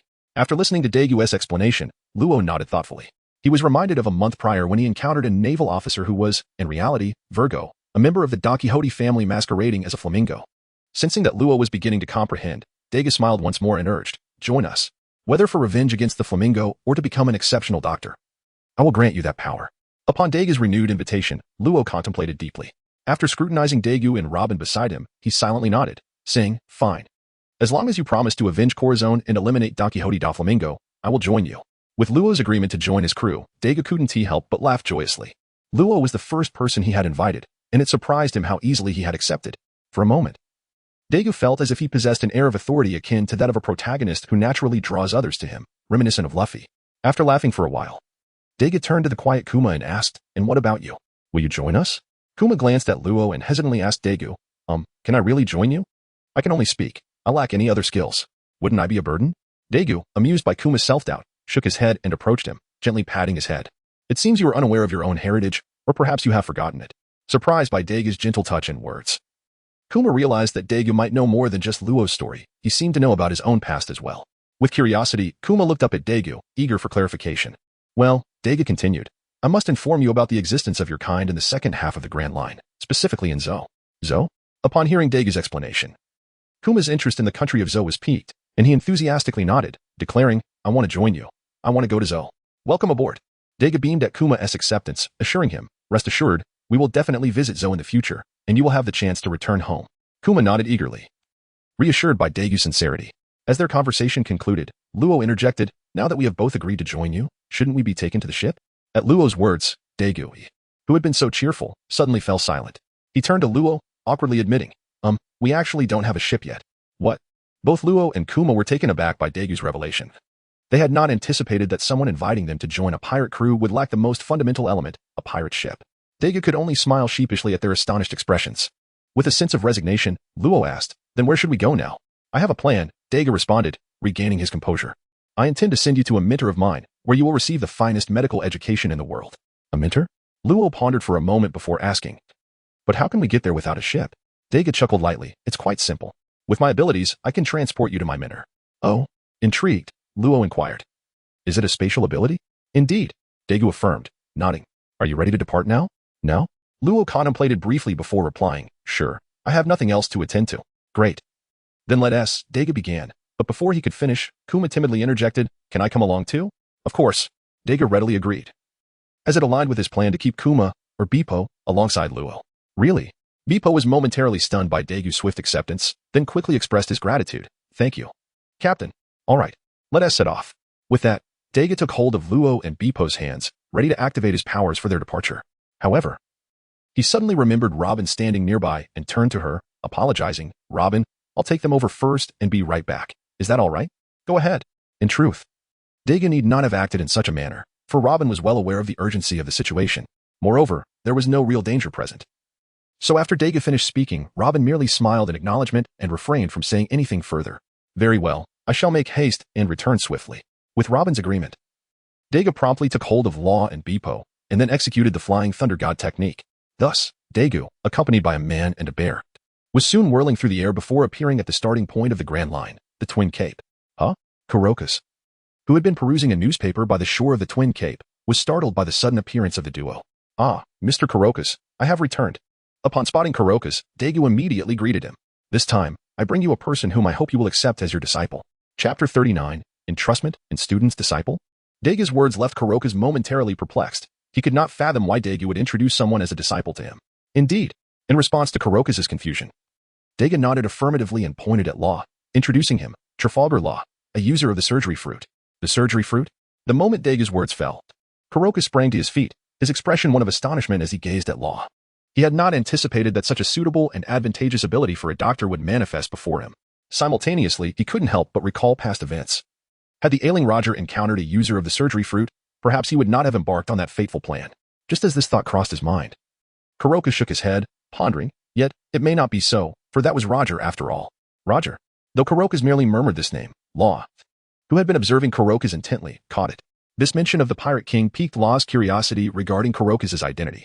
Ah, by the way, Dagu, noticing Law's bewilderment, suddenly realized he had yet to introduce Kurokus.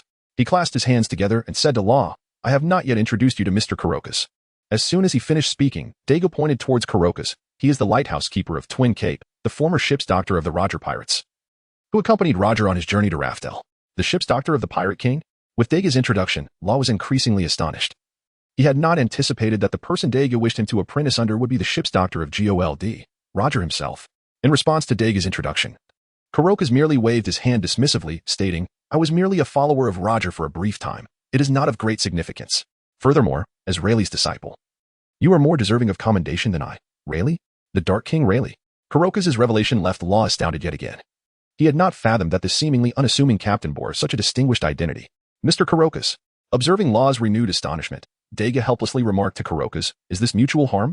Chuckling lightly at Dagu's comment, Kurokus replied, I can accept this student you have sent my way, however. But what? Upon hearing Kurokus's willingness to accept Law, Dagu's lips curled into a smile, yet before he could express his joy, Kurokus interjected with a however, indicating that while he had agreed to take Law in, conditions were clearly attached. As anticipated, Kurokus continued, there is no need for formal apprenticeship. Instead, he must assist me in taking care of Laboon. This. Hearing Kurokus state that an apprenticeship was unnecessary left Dagu somewhat troubled, and he turned to Law, evidently seeking his opinion as the party concerned. Not a problem. Law, however, had no objections to Kurokus's request and nodded in agreement. In fact, he was rather relieved to forego a formal apprenticeship, for in his heart, the name Rosinante remained his one true master. Seeing Law's affirmation, Dagu promptly addressed Kurokus, since Law has no issues, then neither do I. Very well. Thus, with Dagu's introduction, Law successfully became associated with Kurokus. Although not in a master-disciple relationship, a bond of teacher and student was established. Now that matters are settled, I must take my leave. Mr. Kurokus, I entrust Law to your care. With the situation nearly resolved, Dagu prepared to bid farewell to Kurokus. Ah, but before I depart. Just as Dagu was about to leave, he suddenly recalled something and turned to Law, saying, Law, perhaps you are still unaware of where you are and what matters to pay attention to. Let me inform you. Dagu proceeded to explain the circumstances of Twin Cape to Law, cautioning, therefore, once I am gone, you must remain hidden here to avoid being spotted by the flamingos. Understood. After listening to Dagu's explanations and warnings, Law nodded silently, signaling his comprehension. Good. Observing Law's demeanor, Dagu remained somewhat concerned and turned to Kurokus, pleading, Mr. Kurokus, if anything should happen to Law, I hope you will assist him. Rest assured. Kurokus replied to Dagu's entreaty with a smile. After all, this young lad is now my student. While I may not possess combat prowess like Rayleigh, I certainly have the capability to protect my students. Then I leave it in your hands. With one final entreaty to Kurokus, Dagu activated the Flying Thunder God technique and departed from Twin Cape. Your name is Law. Is it? As Dagu vanished, Kurokus inquired about Law's circumstances. How long have you known Rayleigh's disciple, the aforementioned Dagu? How did you come to know him? This. At Kurokus's inquiry, Law felt somewhat awkward, as today marked his first encounter with Dagu, and they had not known each other for even an hour. Huh? Noticing Law's discomfort, Kurokus grew curious. He had not posed any particularly deep questions, so why was this young man troubled? In light of Kurokus's confusion, Law, after a moment of awkwardness, explained. Actually, today is the first time I've met Dagu. Our acquaintance has yet to reach an hour. Is that so? Upon hearing Law's explanation, Kurokus pondered. It seems that Dagu has a great deal of trust in you, as he revealed his abilities on the very first day of your meeting and confidently left you in my care. Heh. In response to Kurokus's remark, Law merely offered a polite smile, as he was still unfamiliar with Dagu. Very well. Observing Law's demeanor, Kurokus decided to change the subject, stating, Dagu mentioned earlier that you have an enemy, and he hopes you can remain hidden. In response to Kuroka's statement, Law did not deny it. Indeed, Mr. Kuroka, I do have an enemy. In that case, come with me. I shall take you to a place where you need not worry about being discovered. Under the guidance of Kuroka, Law and his companion Beppo ventured into the belly of the whale, Laboon. Chapter 40, Uniontown and Hawkins. Time flew by. And 6 months had elapsed since the ancient Dagu transported Law to the Twin Gorges. The original narrative did not specify the whereabouts of Dagu's next target, Basil Hawkins. So over the past half year, Dagu had taken Robin on a brief tour of the North Sea. Nevertheless, he made it a point to return to the Twin Gorges every month to visit Law and Beppo, for they were, after all, members of his pirate crew. During Dagu's first return to the Twin Gorges, he had initially worried that Beppo, who was learning medicine alongside Law, might feel a bit lonely. However, upon discovering Beppo engrossed in books about the ocean, Dagu couldn't help but smile, filled with joy. In his heart, he believed that Beppo, as a member of the Ming tribe, was inherently suited to the role of a navigator. Thus, upon observing the duo's situation, Dagu chose not to impose any further expectations on Beppo and resumed his exploration of the North Sea. As 6 months passed, Dagu and Robin had traversed the distinctive landscapes and conflicts of the North Sea. Why mention conflicts? Because, aside from isolated islands devoid of nearby land, every island they encountered was embroiled in war. Among these experiences, Dagu also encountered the renowned organization Germa 66. However, as his goal was not Germa, he merely lingered briefly above it before continuing on his journey. Dagu. On the streets of Uniontown on the island of Purin, Robin observed the neatly arranged black cloth stalls on either side and inquired, "Have we found the place?" "Perhaps we have," Dagu replied, turning to survey the stalls, and nodded silently. He should be one of the locals here. Seeing Dagu's agreement, Robin promptly asked, "So, where do we find him?" "Well," Dagu pondered for a moment, glancing at the small black huts surrounding them, then chuckled, "Perhaps we should inquire with them, embracing local customs." As soon as he finished speaking, Dagu pointed to one of the small black huts, suggesting they should have a look inside. Fortune-telling? Robin's interest piqued at Dagu's suggestion, and she nodded, following him into one of the small huts. 500 years of foresight, 500 years of hindsight. There is no knowledge I lack, no secret I do not know. Just as they entered the small hut, a raspy voice reached their ears, followed by, "You two are here to find someone, aren't you?" Dagu paused, momentarily taken aback by the unexpected dramatic tone, while Robin was equally surprised. It seemed remarkable that the cloaked figure could discern their purpose without them uttering a word. Nonetheless, Dagu found this unremarkable. He smiled and asked the cloaked figure, "Do you know where we can find the person we seek? Please extend your right hand and place it upon the crystal ball before me." As soon as Dagu complied, the cloaked figure instructed him while gesturing toward the crystal ball. "Is this how it works?" Dagu inquired, following the figure's guidance. After Dagu performed the action, a series of unintelligible incantations ensued, and the crystal ball revealed a forest, where a young man was arranging a deck of cards. Suddenly, a sound reminiscent of a water balloon bursting echoed from the crystal ball, causing the image to vanish. With the picture gone, the cloaked figure addressed Dagu, saying, "The person you seek is in the western forest. Go and find him." "Thank you." Dagu expressed his gratitude before leading Robin outside. Wait, just as they stepped forward, the cloaked figure called out to them again, this time with a voice that resembled that of a middle-aged woman. "You haven't paid yet." "Oh, my apologies." Dagu hurriedly apologized and inquired, "How much do we owe?" Seeing Dagu's earnest demeanor, the cloaked figure merely extended a finger and stated, 100,000 berries. Dagu was slightly taken aback by the demand for such a sum for a mere inquiry. "All right then," he said, turning to Robin. "What do you think?" "Sure." Robin replied without hesitation, producing the required amount. "Thank you for your patronage." After receiving the payment, the cloaked figure returned to silence. "Let us go find the person," Dagu urged Robin as they exited the small hut. In the western forest of the island, Dagu stood before the young man revealed in the crystal ball and curiously asked, "What are you doing, young man?" "Opportunity," the young man replied without looking up. "The collision of destinies, a war of kings." "And what is your decision?" Although the young man's words were vague and perplexing to Dagu, it did not deter him from speculating. As expected, the young man lifted his gaze to meet Dagu's, replying, "The collision of destinies. I am curious about the essence of fate, so I wish to witness it, Captain." This straightforward attitude left Robin momentarily speechless, as she observed Dagu's silence. However, Dagu was not surprised by the young man's demeanor. Instead, he smiled and said, "Then welcome to the light pirate crew, Basil Hawkins." Dagu proceeded to introduce himself and Robin to the young man. Regrettably, Hawkins offered no further response, merely nodding faintly in acknowledgement. Sighing in resignation, Dagu suggested, "Since we have found him, let us return." "All right," Robin quietly agreed, and Hawkins indicated he had no further matters to attend to. "Then let us depart." Thus, Dagu activated the Flying Thunder God technique, and the three of them returned to the Twin Gorges. Chapter 41. Meeting and Battle. Mr. Kuroka. In the Twin Gorges. Kuroka gazed at Dagu, who had returned just days after his previous departure, perplexed. According to previous patterns, Dagu was expected to return after a month. Why are you back so soon? Coloccus inquired, unable to fathom the reason behind Dagu's early return. Hee. Upon hearing Dagu's words, he chuckled and then shifted his stance, gesturing towards Hawkins, saying, "We have found the person, of course, he has returned." Oh? Upon hearing Dagu's statement, Coloccus turned his gaze towards Hawkins, equally curious about the individual who had eluded Rayleigh's disciple for 6 months. Is this the person you have been searching for? He appears rather unremarkable. However, after observing Hawkins for a while, Coloccus did not discern anything particularly special about him. Upon hearing Coloccus's remark, Dagu chuckled again and then turned to Hawkins, saying, "Hawkins, why don't you demonstrate your abilities to Mr. Coloccus?" Very well. Following Dagu's instruction, Hawkins immediately drew his long knife and slashed towards Coloccus. Faced with Hawkins' sudden attack, Coloccus was momentarily taken aback, then narrowed his eyes and said, "You will die." What? Coloccus' words left Hawkins stunned. He could not comprehend what the elderly man meant. Did he imply that Hawkins would perish from such an assault? Wasn't he acquainted with their captain? Why such extremity? Moreover, today's omens indicated that he was not fated to die. Confused, Hawkins turned to Dagu, signaling for guidance on how to proceed. Seeing this, Dagu sighed softly, saying, "Oh, Mr. Coloccus, you?" After sighing, Dagu turned to Hawkins and suggested, "How about I find you an opponent to test your skills?" "An opponent?" Hawkins replied, still somewhat perplexed.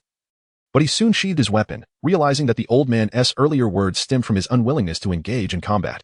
Seeing Hawkins put away his weapon, Dagu quickly summoned his ability, and in a flash, he appeared alongside Law and Bepo in front of Hawkins. Dagu pointed at Law and introduced, "This is your opponent, the ship's doctor, Trafalgar Law." Afterward, Dagu turned to Law and said, "This is my newly found companion, Basil Hawkins, a seer." "Hello." "Hello." As Dagu made the introductions, Law and Hawkins exchanged greetings, and then Law inquired, "Dagu, what do you mean by opponent?"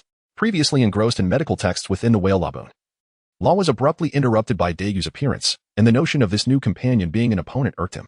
Well, Dagu, sensing Law's displeasure, felt a bit embarrassed but quickly gathered his thoughts, saying, "Isn't this an opportunity to assess your progress?" As he spoke, Dagu's eyes brightened with newfound confidence. Continuing to explain, "Consider this. When you battle against me or Mr. Coloccus, do you feel any sense of advancement?" After contemplating Dagu's words, Law recalled their previous encounters, which had been rather one-sided. Although Robin could serve as a rival, attacking a female who was clearly Dagu's girlfriend was something he could not bring himself to do. Thus, despite Dagu and Coloccus insisting he had been improving, Law felt no tangible evidence of it. All right. With this realization, Law nodded to Dagu, indicating his willingness to engage in a match with Hawkins. Excellent. With Law's agreement, Dagu nodded vigorously, then urged the others to step back and give the two some space. Once everyone had distanced themselves, Dagu called out to Law and Hawkins, "Let the battle commence." Seeing Dagu and the others watching with eager anticipation, Law sighed, feeling somewhat displeased at being the center of attention, yet he understood the necessity of this test for his growth.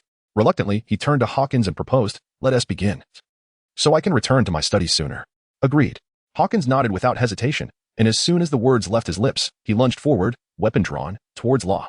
Despite being taken aback by Hawkins' sudden move, Law reacted swiftly, drawing his own weapon to parry the attack. Thus began their exchange of strikes. Knowing they were comrades, neither immediately resorted to their special abilities, instead relying on their respective swordplay and combat skills. Quite impressive. Observing their back and forth, Coloccus nodded in approval, acknowledging their performance. He indeed. Dagu felt a surge of pride at Coloccus' compliment, as these were his chosen crew members. Noticing Dagu's smug expression, Coloccus remained silent and continued to observe the duel. At that moment, Law and Hawkins temporarily separated, and Law remarked, "No wonder Dagu considers you my opponent.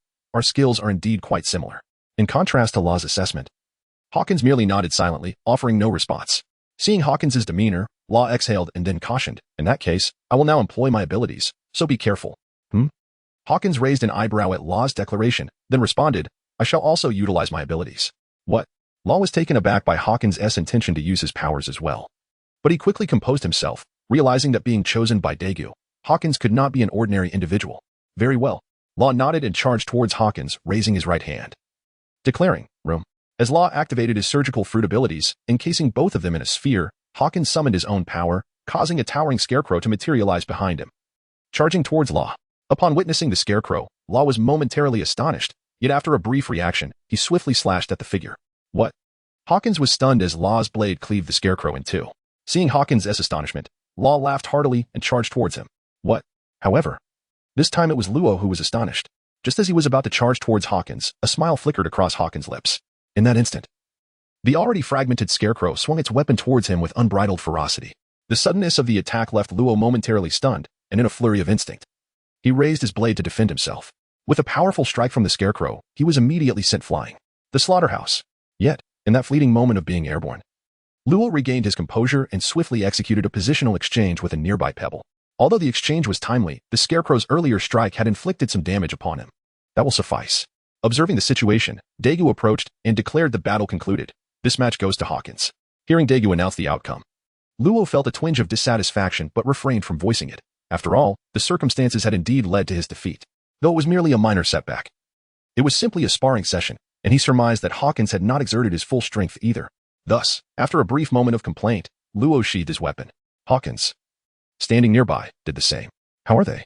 Dagu noted their compliance with a smile before turning to Kurolokas, inquiring, Mr. Kurolokas, what do you think of the companions I found? Quite commendable. Kurolokas replied, his brow slightly furrowing as he fixed his gaze on Hawkins. This is Hawkins, is it not? Indeed. Although Hawkins was unsure why Kurolokas was scrutinizing him, he nodded in acknowledgement. Upon receiving Hawkins' affirmation, Kurolokas continued, though you emerged victorious just now, I must confess, I find your methods somewhat unpalatable.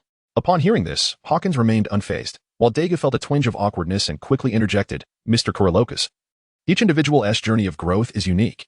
There is no need for admonishment, is there? Very well, let it be. Upon hearing Captain Dagu's words, Kurolokas let out a sigh and turned to sit back in his chair, picking up a newspaper. Observing Kurolokas resuming his seat, Dagu felt a slight sense of relief. Then turned to look at Luo and inquired, how is it? Is there anything amiss? Nothing at all. In response to Dagu's concerned inquiry, Luo merely waved his hand to indicate he was fine, and then promptly said to Dagu, since the duel has concluded, if there are no further matters, please take me back. Just then, Beppo, who had approached Luo after the battle, chimed in, and I wish to return as well. Very well. Dagu conceded with a hint of resignation to Luo and Beppo's request. Consequently, before Hawkins, Dagu once again vanished with Luo and Beppo. Where has the captain taken them? Hawkins, watching the trio disappear, couldn't help but feel curious and turned to Robin for answers. Upon hearing his inquiry, Robin couldn't help but smile as she teased. Even a prophet has moments of ignorance? Hawkins, taken aback by Robin's demeanor, had not anticipated that the seemingly demure Robin possessed such a playful side. With a chuckle, Robin continued to explain, Dagu has taken them inside Laboon. Ah, Laboon is a giant whale. Mr. Kurolokas has established a resting area within it, thus fearing detection by enemies. Luo resides within Laboon for the time being. At this juncture, Robin glanced at Hawkins from head to toe and added, barring any unforeseen circumstances, you two shall live inside Laboon. As soon as Robin finished speaking, Hawkins felt perplexed, pondering to himself. Were not Dagu and the others pirates? Should they not be embarking on various adventures? Why did it seem, judging by Luo's recent demeanor and Robin's words, that they were destined to reside here for quite some time? You needn't be so puzzled, Robin said, as if sensing Hawkins' thoughts. The reason Dagu has arranged this is that we are all quite young. We require time to grow and, simultaneously, to gather companions. Upon hearing Robin's words, Hawkins once again inquired, is it akin to the 6 months you spent searching for me? Indeed, Robin replied with a quiet nod. What are you discussing? At that moment, Dagu's voice resonated. Nothing of consequence. Upon hearing Dagu's inquiry, Robin gently shook his head, indicating that the two had not engaged in any substantial conversation. Is that so? Although Dagu indeed witnessed Robin conversing with Hawkins, if Robin claimed there was nothing to discuss, then it must be so. However, while Robin had little to say, he did have a matter to address. Dagu turned to Hawkins and inquired, Hawkins, I may require your assistance in residing within Lab for a period. Certainly. Since Robin had already elucidated the matter concerning Lab, Hawkins readily acquiesced to Dagu's request without hesitation. Excellent. Although Dagu was momentarily taken aback by Hawkins' swift agreement, he soon smiled in response. Subsequently, Dagu escorted Hawkins into Lab and then returned to Robin, stating, our affairs in the North Sea have concluded. It is time to proceed to the South Sea. The South Sea? Upon hearing Dagu's abrupt suggestion to head to the South Sea, even Robin, who held absolute trust in him, found herself momentarily stunned. She could not comprehend how Dagu, who had never ventured into the ocean, possessed such profound knowledge about maritime matters. Even having a clear objective, much like when Dagu sought her out, he had headed straight for Swallow Island. How could he have known she would be there? Contemplating this, Robin posed her question to Dagu. Well, upon hearing Robin's inquiry, Dagu fell into contemplation and gradually explained, actually, it's due to the ability of observation hockey. As you know, when one refines observation hockey to a considerable extent, one can foresee the future. Ah, I see. Although Robin was somewhat skeptical of Dagu's explanation, she chose to accept it as such and turned to walk towards the shore. Observing her response, Dagu felt a sense of relief wash over him. He feared that if Robin pressed him further, he might inadvertently reveal that he was a time traveler. Chapter 43, Battleira and Ducati Town Dagu. Are you heading to the South Sea? Just as the conversation between Dagu and Robin concluded, the faintly overheard words of Kurolokas prompted him to inquire of Dagu. Indeed, Mr. Coloccus. In response to Coloccus's question, Dagu promptly turned to face him, stating, "My upcoming itinerary does indeed lead to the South Sea. Is there something you require my assistance with, Mr. Coloccus?" Upon hearing Dagu's declaration that he indeed intended to venture to the South China Sea, Coloccus nodded in quiet contemplation and remarked, "If you find the time, might you consider visiting Battleire Island?" Battleire Island? After listening to Coloccus's words, Dagu felt a moment of confusion, but soon he recalled the location of Battleire Island. If Daigu's memory served him correctly, Battleire Island was indeed the place where Roger had settled his wife, Port Asti, Rouge, and also the birthplace of Port Asti, Ace. However, as far as Dagu could remember, Roger had only conveyed this information to his lifelong rival, Garp. Moreover, nearly a decade had passed since Roger's execution. By now, Ace had already been born and had been raised by Garp for 8 years. Was it not devoid of significance to travel to that Battleire Island at this point? With this thought in mind, Dagu could not help but inquire of Coloccus, "Excuse me, Mr. Coloccus, what is it that you wish for me to do?" Coloccus responded calmly to Daigu's question, saying, "It is quite simple. I would like you to observe the situation on that island. Additionally, please take note of whether the children there, particularly those around the ages of 8 or 9, are facing any difficulties." "Is that all?" Dagu asked. Upon hearing the words of Coloccus, Dagu could not help but feel a moment of surprise. He had not anticipated that Coloccus merely wished for him to take a look. He had assumed that Coloccus intended for him to locate Roger's child and bring them back. Indeed, it was simply that. Noticing Dagu's astonished expression, Coloccus merely nodded in acknowledgement. "Very well, that is acceptable." Observing Coloccus recline once more, Dagu promptly nodded in agreement, assuring him, "I will visit Battleire Island. You need not worry." Indeed, with Dagu's affirmation, Coloccus resumed reading his newspaper. Meanwhile, Dagu turned and approached Robin, conveying the news to her. Battleire Island? After listening to Dagu's account, Robin felt a moment of confusion. As a native of the West Sea, having grown up on Amazon Lily, the South Sea was an unfamiliar expanse to her. Consequently, she found herself puzzled by Dagu's statement that Coloccus wanted them to venture into the South Sea to check on the child. Observing Robin's perplexed expression, Dagu's lips curled into a smile as he remarked, "Perhaps you are unaware of the significance that Bartolomeo Island holds for the members of the Roger Pirates. This island was the last resting place of Roger, and he left behind an heir." "What?" Dagu's words startled Robin, causing her to leap in astonishment. She had never contemplated that the Pirate King had descendants still living. Dagu, witnessing her shock, laughed joyfully once more. However, at that moment, Coloccus inappropriately cleared his throat, abruptly dampening Dagu's exuberance. After a brief moment of awkwardness, Dagu turned to Robin and suggested, "In that case, let us set off without delay." "Very well," Robin replied, glancing at Coloccus, who was quietly reading a newspaper, before agreeing to Dagu's proposal. Seeing Robin's consent, Dagu called out to Coloccus, "Mr. Coloccus, we shall take our leave now. Please inform Hawkins and the others." "Off you go," Coloccus replied without lifting his gaze from the paper, urging them to depart. Dagu shook his head in resignation at Coloccus's demeanor and said to Robin, "Let us be on our way." Indeed. With that, Dagu and Robin ascended towards the South Sea. As the two took to the skies, Coloccus set down his newspaper, gazing in the direction of their departure, murmuring, "Roger, what kind of sparks will ignite when your child encounters Rayleigh's disciple?" In the South Sea, at Ducati Town, this island represents the terminus of the South Sea, as well as the commencement of the Grand Line. Unlike the war-torn Skoda Island of the North Sea, Ducati Town experiences no such conflicts. However, skirmishes are a common occurrence due to the rampant piracy in the area. For pirates, even a trivial dispute can escalate into a full-blown battle, sometimes culminating in a bloody melee. As it stands, 3 pirate brawls had already erupted before Dagu and Robin. "What is this madness?" Dagu sighed, exasperated. "Is it too much to ask for a semblance of normalcy on this island?" While Robin found the situation somewhat incredulous, she nonetheless suggested to Dagu, "Enough complaining. Let us first find a place to stay." Agreed. Upon hearing Robin's words, Dagu could only nod in agreement. He then led Robin towards a quaint little shop that bore the sign of an inn. As Dagu pushed open the door, a bell chimed, and a youthful voice greeted them, "Welcome."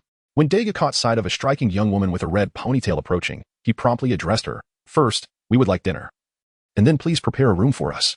As soon as he finished speaking, the ponytailed woman replied, "Certainly, please wait a moment. Your dinner will be ready shortly." After saying this, she guided Dagu and Robin to an available table before turning to prepare their meal. At that moment, Robin keenly observed that the other patrons in the shop were watching them intently. She discreetly alerted Dagu. "It's nothing, just a minor occurrence," he reassured her calmly, seemingly unfazed by the attention, perhaps due to his own confidence. As time passed, approximately half an hour later, the ponytailed woman returned, pushing a cart laden with food. "Here you are, guests. Your dinner." "Thank you," Dagu responded with a smile, rising to assist in arranging the meal. After a while, as they sat before the beautifully presented dinner, Dagu remarked to Robin, "Go ahead and eat. After all that traveling, you must be hungry." Indeed.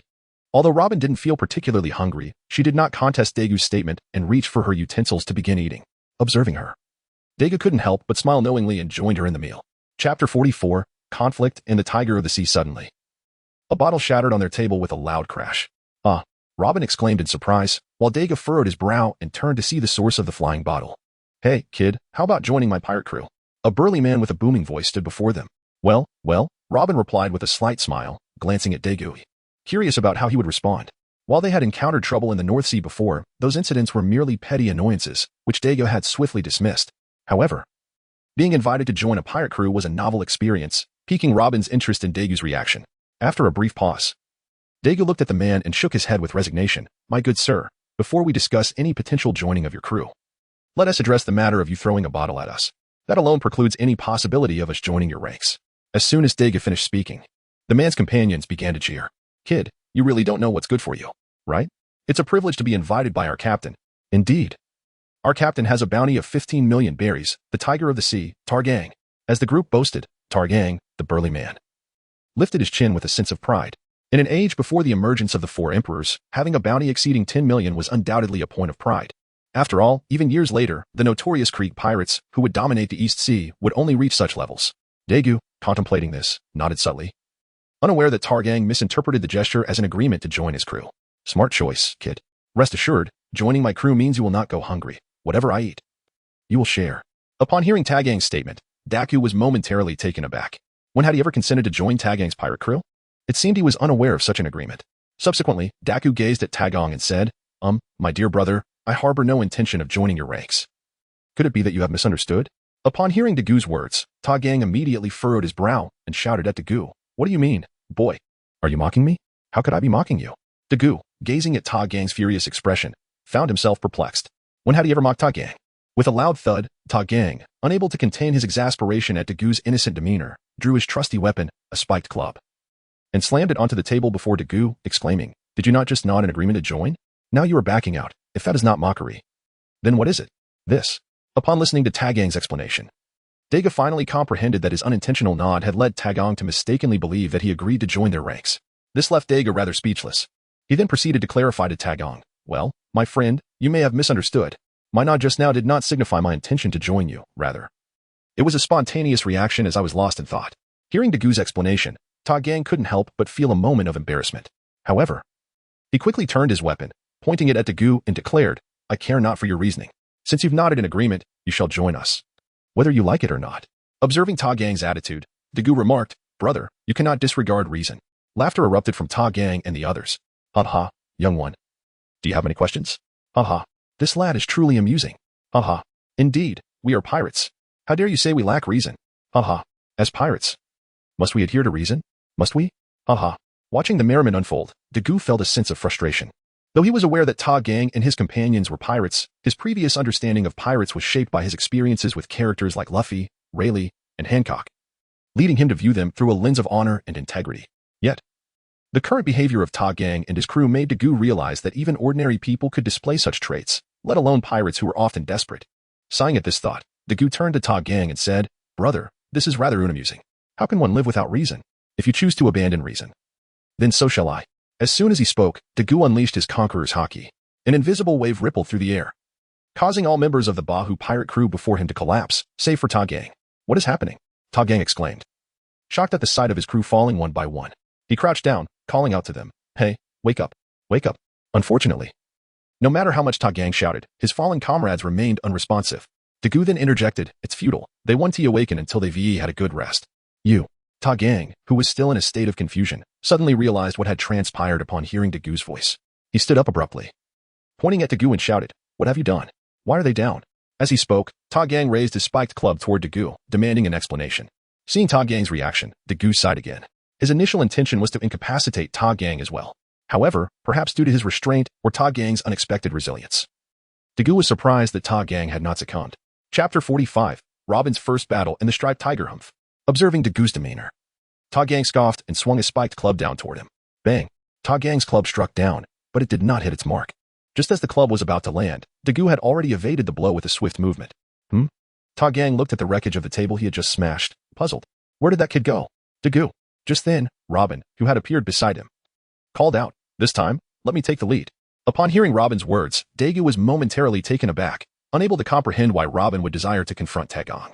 Nevertheless, he cautioned her to proceed with care.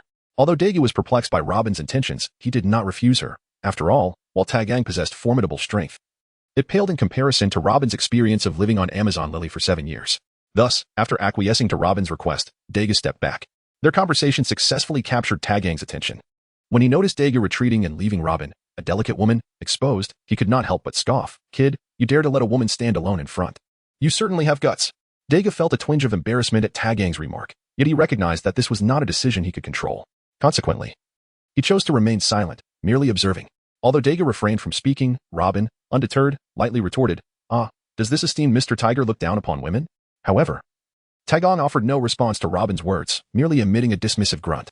Observing Taegong's demeanor, Robin subtly shook her head and continued, "It seems I must alter Mr. Tiger's perception of women." No sooner had she spoken than she activated her devil fruit ability. Suddenly, 2 hands sprouted from Taegong's shoulders, grasping his neck tightly.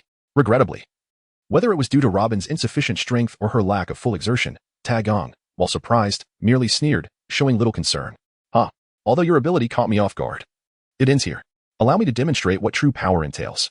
With that, Taegong charged at Robin, wielding his spiked club. As Taegong barreled toward her, Robin sighed softly and swiftly executed another move, causing 2 hands to sprout from beneath Taegong's feet, successfully tripping him. With a thud, he fell to the ground, coughing slightly before regaining his footing.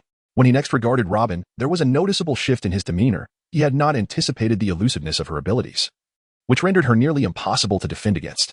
After a prolonged gaze at Robin, Taegong exhaled slowly and remarked, "Woman, I concede that I underestimated you." However, he paused momentarily before his body began to expand gradually. With a resounding pop, his shirt burst apart, a sight that astonished not only Robin but also Dagu, who had previously remained indifferent. They had not expected that a chance encounter would reveal a Zoan-type devil fruit user, and judging by his transformation, a tiger at that. Indeed, Taegong's subsequent words confirmed this revelation. "Huh, are you both shocked? It seems you are unaware of why I am called Tiger Tyrant." He spun around, flaunting his newly transformed physique to Robin and Dagu, striking what he believed to be a striking pose before declaring, "I am called Tiger Tyrant because I have consumed the Zoan-type cat fruit, allowing me to transform into a magnificent tiger." Upon hearing Taegong's words, Robin couldn't help but chuckle and remarked, "Indeed, it is quite impressive." Upon hearing Robin's remarks, Taegong was initially taken aback. It was only when he noticed that Dagu beside him had also started to chuckle that he realized the woman before him was mocking him. Women, he thought. And in a fit of indignation, he charged toward Robin with a cold snort. However, unlike before, Taegong was not wielding his wolf fang club. Instead, he launched his assault with his transformed tiger claws. Seeing Taegong's aggressive move, Robin furrowed her brows and immediately activated her abilities. 6 petals, anchor flower. In an instant, 6 arms sprouted from Taegong's body, immobilizing all of his joints. The suddenness of Robin's attack caused Taegong to fall flat on his face, unable to brace himself. This encounter ignited a fierce anger within Taegong. With a roar, he broke free from Robin's grasp and leaped at her, intent on delivering a blow. Oh no. Robin was momentarily astonished at Taegong's swift escape from her control, but she quickly composed herself and smiled, unleashing her next ability. 10 petals, entanglement. This time, 10 arms ensnared Taegong, rendering all his movements futile. As he struggled to rise, Taegong exerted all his strength, yet Robin did not relent. She unleashed her true power, completely suppressing him. No matter how much he thrashed, it was in vain, only serving to exhaust him further. As Robin subdued Taegong entirely, Dagu approached, clapping his hands in admiration. "Impressive, truly impressive," he praised. Although Robin felt a swell of joy at Dagu's compliment, she merely nodded in acknowledgement, maintaining a composed demeanor. Suddenly, the door of the shop was flung open with great force. "I've heard there's a pirate causing trouble here." "Where are they?" a brash voice shouted. When Dagu and Robin turned to look, they were met by a squad of Navy soldiers. "Oh dear," Robin thought, propping her chin on her hand in surprise. She then turned to Dagu, asking, "What should we do? Should we run?" "No, let us observe for a moment," Dagu replied, shaking his head, indicating they should not flee just yet. His decision stemmed from the manner in which the Navy had barged in, leaving him with an uneasy feeling. He suspected they might be corrupt officials. Dagu wanted to assess the situation. If they were merely ordinary Navy soldiers, that would be one thing. But if they were the kind of corrupt officials he despised, he would not hesitate to deal with them. In Dagu's view, such corrupt officials were far more reprehensible than even the most notorious pirates. After all, when ordinary citizens faced pirates, they knew to escape and seek the Navy's help. However, if the ones bullying them were the Navy themselves, the citizens would find themselves in despair, ultimately leading to a tragic cycle of becoming pirates themselves to torment others, unable to find assistance from the very officials meant to protect them. While Dagu was contemplating, the Navy began to move. A Navy lieutenant, playing with a handgun, stepped forward and sneered at the fallen Tagong. Bahu, have you become a sickly cat now? Humph. After the Navy's arrival, Robin had released Tagong from his restraints. So he merely snorted in response to the lieutenant's taunt and quickly regained his footing. He glared at the lieutenant and barked, "Mind your own business, Navy." The lieutenant chuckled at Tagong's defiance, remarking, "Bahu, you've been knocked down, yet you still act so arrogant." Humph. Tagong, though he didn't retort, felt the sting of humiliation. Knowing he had indeed been bested, especially by a woman like Robin, to deny it would only tarnish his reputation as Bahu, making it seem as though he was too ashamed to admit being defeated by a woman. After a brief snort, Tagong glanced at Dagu and Robin, then spoke to the lieutenant. "I was merely attempting to invite these two to join my pirate crew. But they not only refused but also used some unknown means to incapacitate my crew, prompting our altercation." "Oh?" The lieutenant turned to regard Dagu and Robin with newfound interest. He pondered, as he felt a sense of familiarity with the male figure among them. After a moment of contemplation, he deduced that if they weren't Navy, they could only be pirates.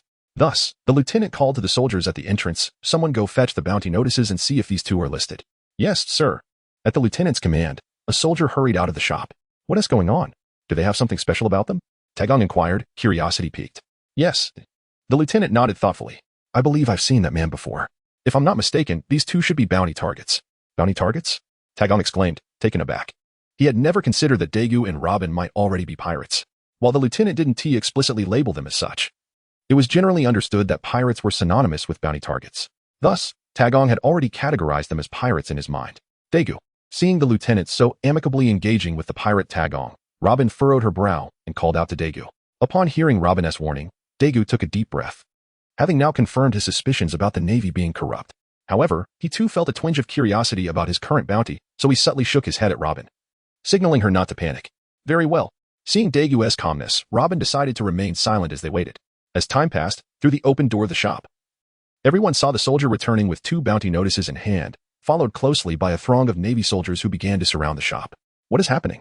The lieutenant immediately inquired, his curiosity piqued by the soldier's arrival. Upon hearing the lieutenant colonel's inquiry, the Marine subtly glanced at Dagu before producing a bounty notice and handing it to the lieutenant colonel, saying, "Lieutenant Colonel, please take a look at this." The lieutenant colonel, puzzled, accepted the bounty notice from the Marine and began to examine it, while Tagong also leaned in to take a look. The first bounty notice featured a young girl, with some text inscribed beneath her image. Upon reading this, Tagong quietly pronounced the words aloud, "Daughter of the Devil. Nico Robin, bounty of 50 million berries." As he finished reading, Tagong felt an increasing sense of familiarity with the girl depicted. Casually glancing up at Robin, he suddenly realized and pointed at her, exclaiming, "Could you be the daughter of the devil?" Upon hearing Tagong refer to her as the daughter of the devil, Robin couldn't help but smile slightly, yet she did not deny his question. Seeing her lack of rebuttal, Tagong was momentarily taken aback. The bounty, 50 million berries. However, it seemed that Tagong's astonishment came too early, for at that moment, the lieutenant colonel, still staring at another bounty notice, began to read its information in a daze. "Son of the devil, Monkey D. Luffy, bounty of 10 billion 3, a bounty of 300 million berries. Nanny." Upon hearing the lieutenant colonel's exclamation, Tagong was utterly shocked and quickly snatched the bounty notice to examine it for himself. 10 billion. It truly is 300 million berries.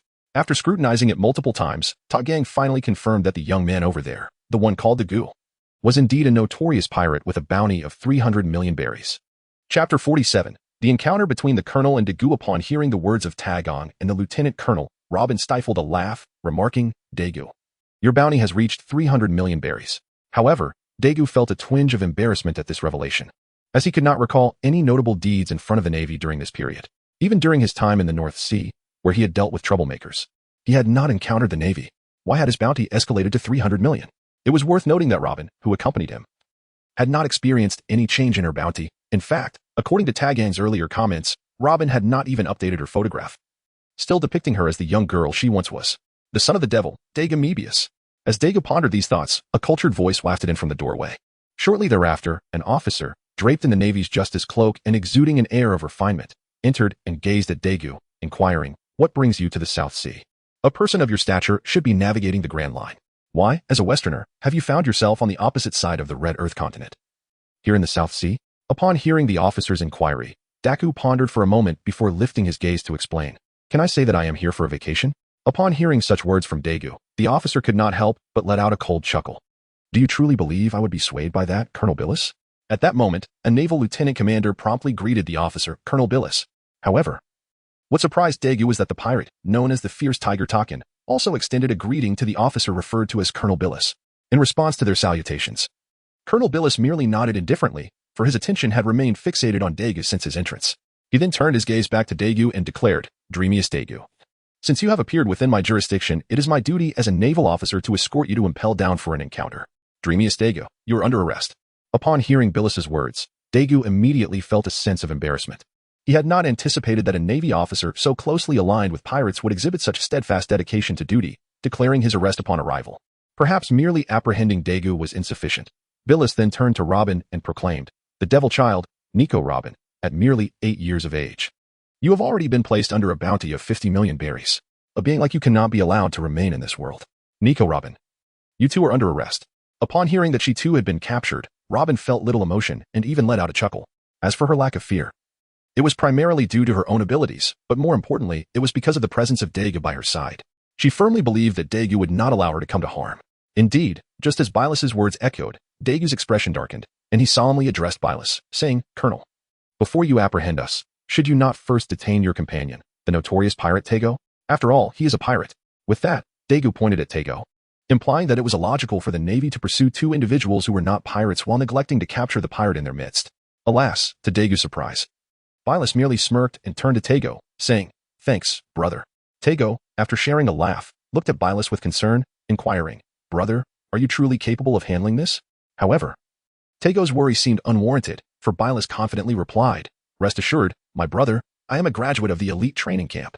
Capturing a mere bounty criminal is a trivial matter." Observing the camaraderie between Tego and Bius, Dagu and Robin could not help but think of the term entrapment. Indeed, the two seemed to be engaged in a scheme of entrapment. Dagu and Robin speculated that Tego was an undercover agent for the Navy, tasked with leading pirates to a designated location, after which Bius would coordinate with the Navy for a strategic ambush. This realization caused Dagu to narrow his eyes. Perhaps he had misjudged these Navy personnel, who might indeed be a commendable force for the people.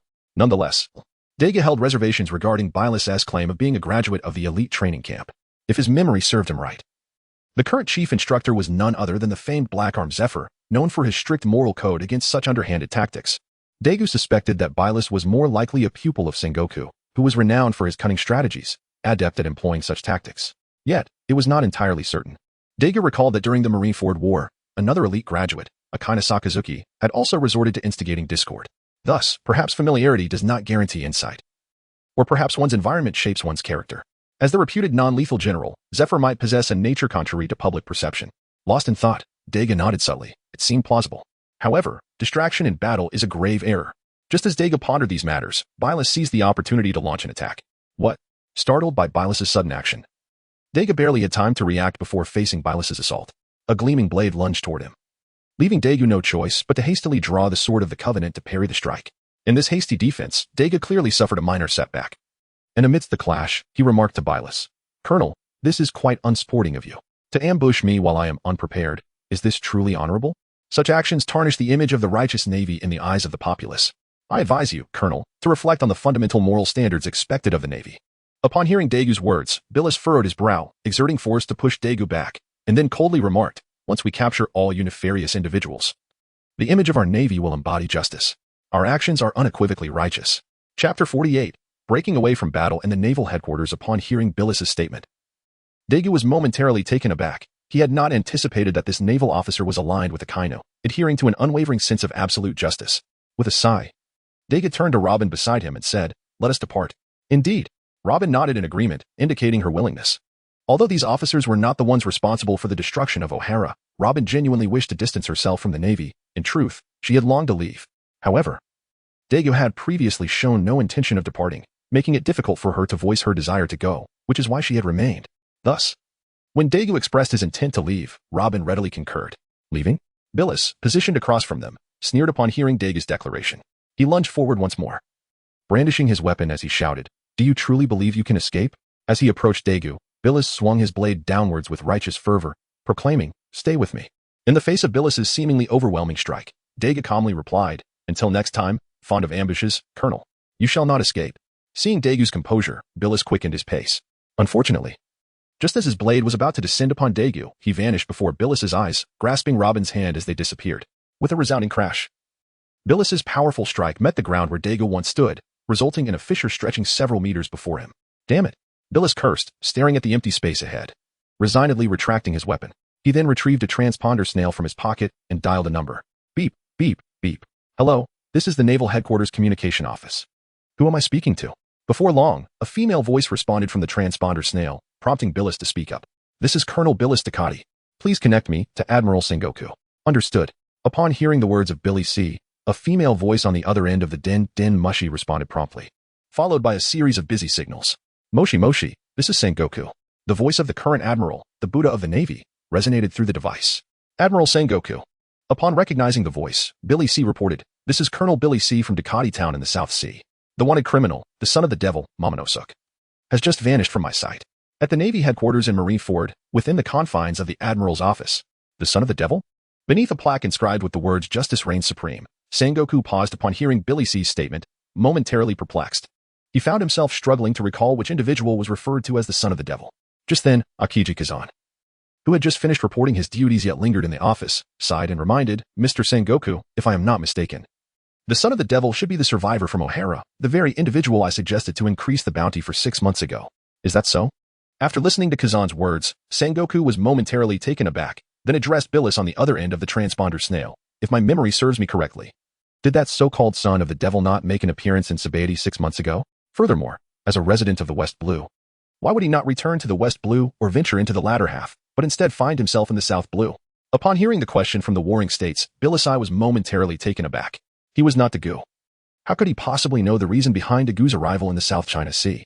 The South China Sea?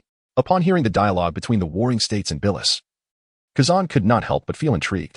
After a moment of contemplation, he remarked, I recall that the demoness offspring seems to possess spatial abilities, perhaps akin to instantaneous movement. It is likely that he utilized this power to appear in the South China Sea. Indeed, Bilis quickly concurred, his voice amplified by the telephone beetle. He vanished so abruptly right before my eyes that I was caught off guard and failed to apprehend him. Upon hearing Bilis's words, Kazan recalled the prowess of both Bilis and Dagu, and with a light chuckle, remarked, in truth, even if he were to stay, you would still be unable to capture him. Upon hearing Kazan's words, not only was Bly taken aback, but Sengoku, seated before the telephone, also appeared perplexed. Why would Kazan express such a sentiment? It is important to note that Bly is indeed his junior. Although he may not have excelled as Kazan did during their academic tenure, securing a position among the top 5 is no small feat after all these years since graduation. Had Bly not declared his intention to remain stationed at Ducati, he would certainly have ascended to the rank of Rear Admiral by now.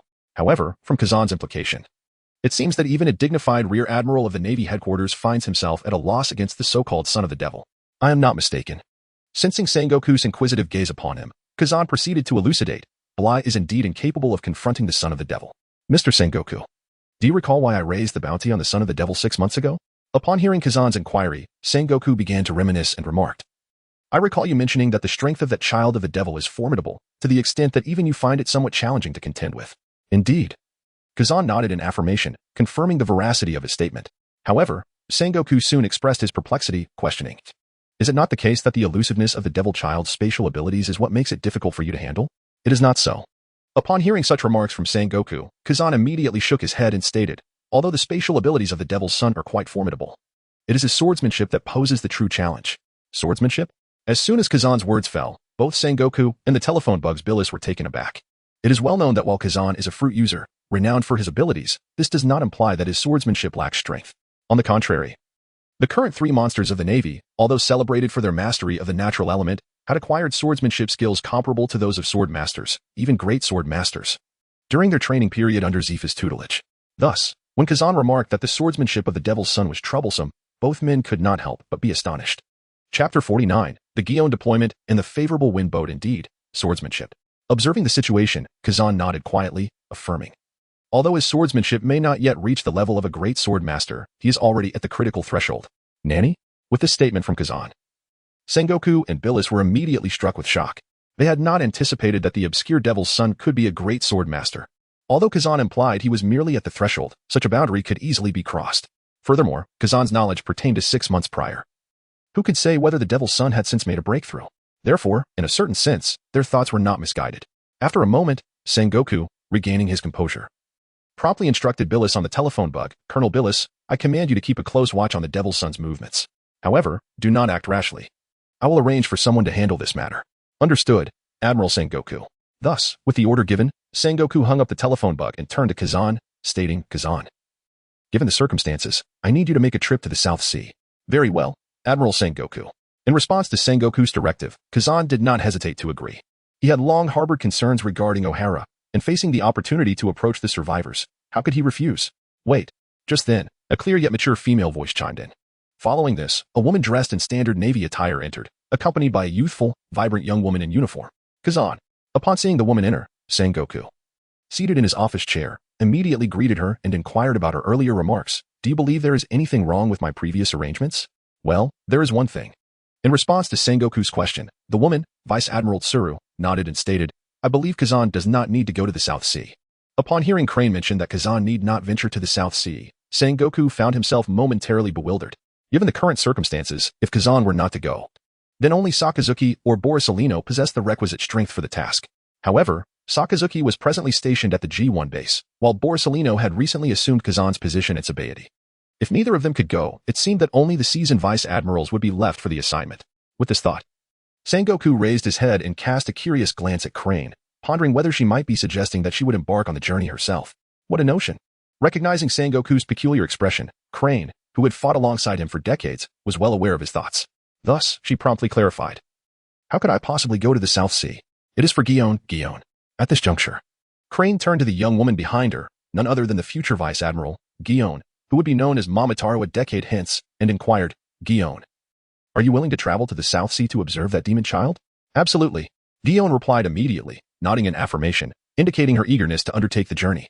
To be honest, the moment she heard Kazan mention that the demon child could potentially be a great swordsman, she felt a surge of excitement. For Guion, the sword represented everything. She had long sought a formidable opponent in swordsmanship, yearning for an exhilarating battle. However, despite the presence of several skilled swordsmen within the Navy, she could sense their hesitance when sparring with her, which left her feeling unfulfilled.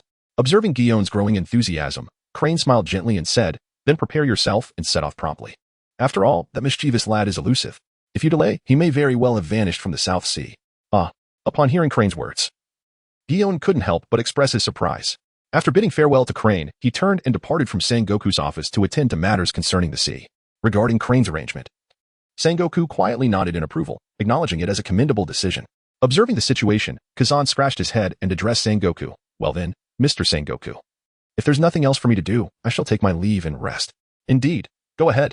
With Sengoku's consent, Kazan also turned and exited the office. After Kazan's departure, Crane immediately turned to Sengoku and remarked, the devilish lad is merely a minor issue. The pressing concern now lies with the latter part, Whitebeard, John, and Wangji have begun to encroach upon territories once more. Indeed, Sengoku responded, upon hearing Crane speak of the latter part of the matter. Even the astute strategist Sengoku found himself beset by a sense of unease. For those involved in the latter segment were individuals of considerable prowess and renown. Their every action could reverberate throughout the entire landscape. As soon as the leading figures among them took action, the rest would inevitably follow suit. Whether they were subordinates aiming to counter their adversaries or opportunists seeking to exploit the chaos, all of this necessitated the intervention of the Navy to maintain order. Thus, when Crane appointed Guion to replace Kazan in the South China Sea, Sengoku felt a fleeting moment of genuine relief. For this arrangement would allow him to position Kazan in a more pivotal role. With this thought in mind, Sengoku promptly expressed his gratitude to Crane, saying, Little Crane, I truly appreciate your support. Otherwise, I would have had no choice but to send Kazan to the South China Sea during this critical time. Regrettably, Crane seemed indifferent to Sengoku's words, responding instead, let us not dwell on such matters. Our primary focus must remain on the latter part. For we cannot allow Whitebeard and his crew to act recklessly. Indeed, hearing the mention of the latter half once more, Warring States nodded silently and then remarked, let us deliberate on the specific arrangements. Thus, the Admiral and the Chief of Staff of the Navy began to analyze the combat actions of the great pirates concerning the latter segment of the Grand Line. Meanwhile, at the port of Decati Town in the South Sea, Dagu utilized the Flying Thunder God technique to bring Robin to this location. And with the power of his heavenly hand, he successfully boarded a merchant vessel that had just set sail. Who could it be? Naturally, the sudden appearance of Dagu and his companion inevitably drew the attention of others aboard the ship. However, Dagu was well versed in handling such situations. He promptly unleashed a conqueror's haki, effectively incapacitating those who had noticed them. He then led Robin into an unoccupied guest room, where they quietly rested. Chapter 50, Gentle Persuasion. In the kingdom of Seoul Bay, as the sun and moon rose and set, a merchant ship sailed alone across the waters of the South Sea. A night's journey from Decati Town. With the first rays of morning light streaming into the guest room of the vessel, Dagu and Robin slowly awoke from their slumber. Good morning. Yes, good morning. After exchanging pleasantries, Dagu and Robin rose from their beds, picked up the toiletries available in the room, and began their morning routines. Once they had tidied themselves, they exited the room. Hello. Upon their exit, another person who was also leaving greeted them briefly before walking past. This individual displayed no surprise at the presence of Dagu and Robin. This was primarily because the merchant ship was indeed a vessel for travelers, where the crew and passengers were largely unfamiliar with one another. Thus, even though Dagu and Robin were stowaways, they appeared to others merely as ordinary passengers. Hiki. Noticing the lack of curiosity from the passerby, Dagu turned to Robin with a smile and said, "Let us seek out the captain and inquire about the destination of this ship." All right. Upon hearing Dagu's words, Robin merely nodded faintly, refraining from voicing any opinions. For her, such occurrences had long become commonplace. Whether in the Grand Line or the North Sea, Dagu had always behaved in this manner, secretly employing his abilities. He would board ships that had just set sail, subsequently seeking out the captain, and after a series of threats and inducements, he would successfully secure a place for himself aboard. This instance was no exception, after Dagu engaged the merchant ship's captain in a flurry of persuasive words. He and Robin successfully became legitimate passengers on the vessel, the Kingdom of Sorbet. However, when Dagu learned the ship's destination from the captain, he could not help but be taken aback. He had not anticipated that this seemingly random ship would be heading towards one of his own objectives. What is it? Observing Dagu's reaction, Robin inquired curiously, "Is there something amiss with this country?" "Oh." Upon hearing Robin's inquiry, Dagu promptly shook his head and replied, "No, there is nothing amiss. It is merely that this country is the one I have longed to visit, which accounts for my surprise." "Is that so?" Upon hearing Dagu's explanation, Robin quietly nodded and subsequently ceased to pay further attention. Shortly thereafter, Dagu reconfirmed their destination with the captain and led Robin onto the deck. Time passed imperceptibly, and a month slipped by. After enduring 6 or 7 pirate attacks, the merchant ship finally reached its destination, the Kingdom of Salt. Initially, when the pirates launched their assaults, Dagu believed he might need to intervene. However, he soon abandoned that thought. To his astonishment, the ship's armed forces effortlessly repelled the assailants. While these were merely pirates with bounties in the millions, their defeat by an ordinary merchant vessel was remarkable, having occurred on more than one occasion. This particularly astonished Dagu, especially considering the advanced weaponry displayed aboard the merchant ship, such as submachine guns, rifles, sniper rifles, and machine guns, which set them apart from other pirates.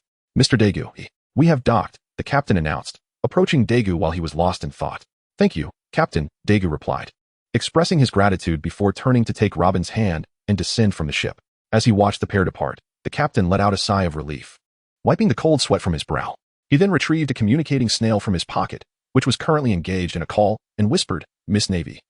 As per your request, after considerable delay, Mr. Dagu has just landed in the Kingdom of Salt." With the captain's words, a clear female voice responded from the other end. "Thank you, Captain, for your cooperation." Upon hearing the man's words, the captain softly remarked, "If there is nothing more, I shall proceed to inspect the ship." "Very well," came the response, and with that, the individual on the other end of the line hung up. At that moment, in the region of the South China Sea approaching the doldrums, a medium-sized naval vessel surged forth from the calm waters into the sea. Rear Admiral Shiyuan had just received news from the captain of a merchant ship. The son of the devil, the ancient being known as Dream Beast, had landed in the Kingdom of Salt. On board the warship, a young female sailor clad in a naval uniform reported the recent developments to Rear Admiral Shiyuan, who was gazing into the distance from the deck. "Is that so?" he murmured, nodding silently as he absorbed the information. Then, with a decisive wave of his hand, he commanded the others, "Target, the Kingdom of Salt, full speed ahead." "Aye, sir." Thus, the current Rear Admiral of the Navy, a future candidate for the rank of Admiral, the Rabbit Pete Shiyuan, set his course toward the land of the ancient being. Meanwhile, on the other side, the unsuspecting ancient being was strolling through the streets of the capital of the Kingdom of Sobel with Robin, glancing at the somewhat dilapidated houses surrounding them. Robin turned to the ancient being and inquired, "Do you know where the person you seek is?" "I do not," came the reply.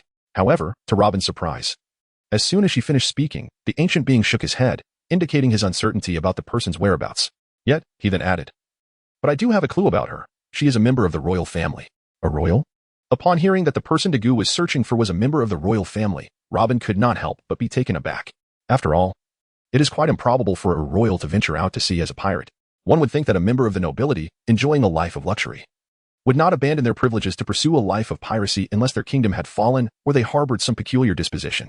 Observing the scene along the streets, though somewhat dilapidated, it appeared tolerable, and the smiles of the citizens reflected a sense of happiness. This indicated that the royal family was, in fact, benevolent towards the common people, suggesting that even in times of economic strife, the populace would not allow their royal kin to suffer. Therefore, if the individual Dagu sought truly belonged to the royal lineage and was willing to join their group, Robin found it rather troubling. Noticing Robin's expression, Dagu silently nodded, then glanced at the people around before proposing to Robin, Let us inquire with others about the whereabouts of the royal family. All right, Robin agreed. Thus, following Dagu's suggestion, the two began to ask the locals about the location of the royal family. After obtaining the desired information, they promptly made their way toward their destination.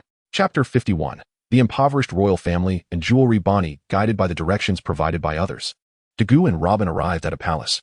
However, as they beheld the structure before them, they found it hard to believe this was indeed the palace of a kingdom. To call it a palace seemed an exaggeration. It was merely a somewhat more aesthetically pleasing large house. Sharing a glance, Robin was the first to speak, exclaiming, "My! This is truly unexpected."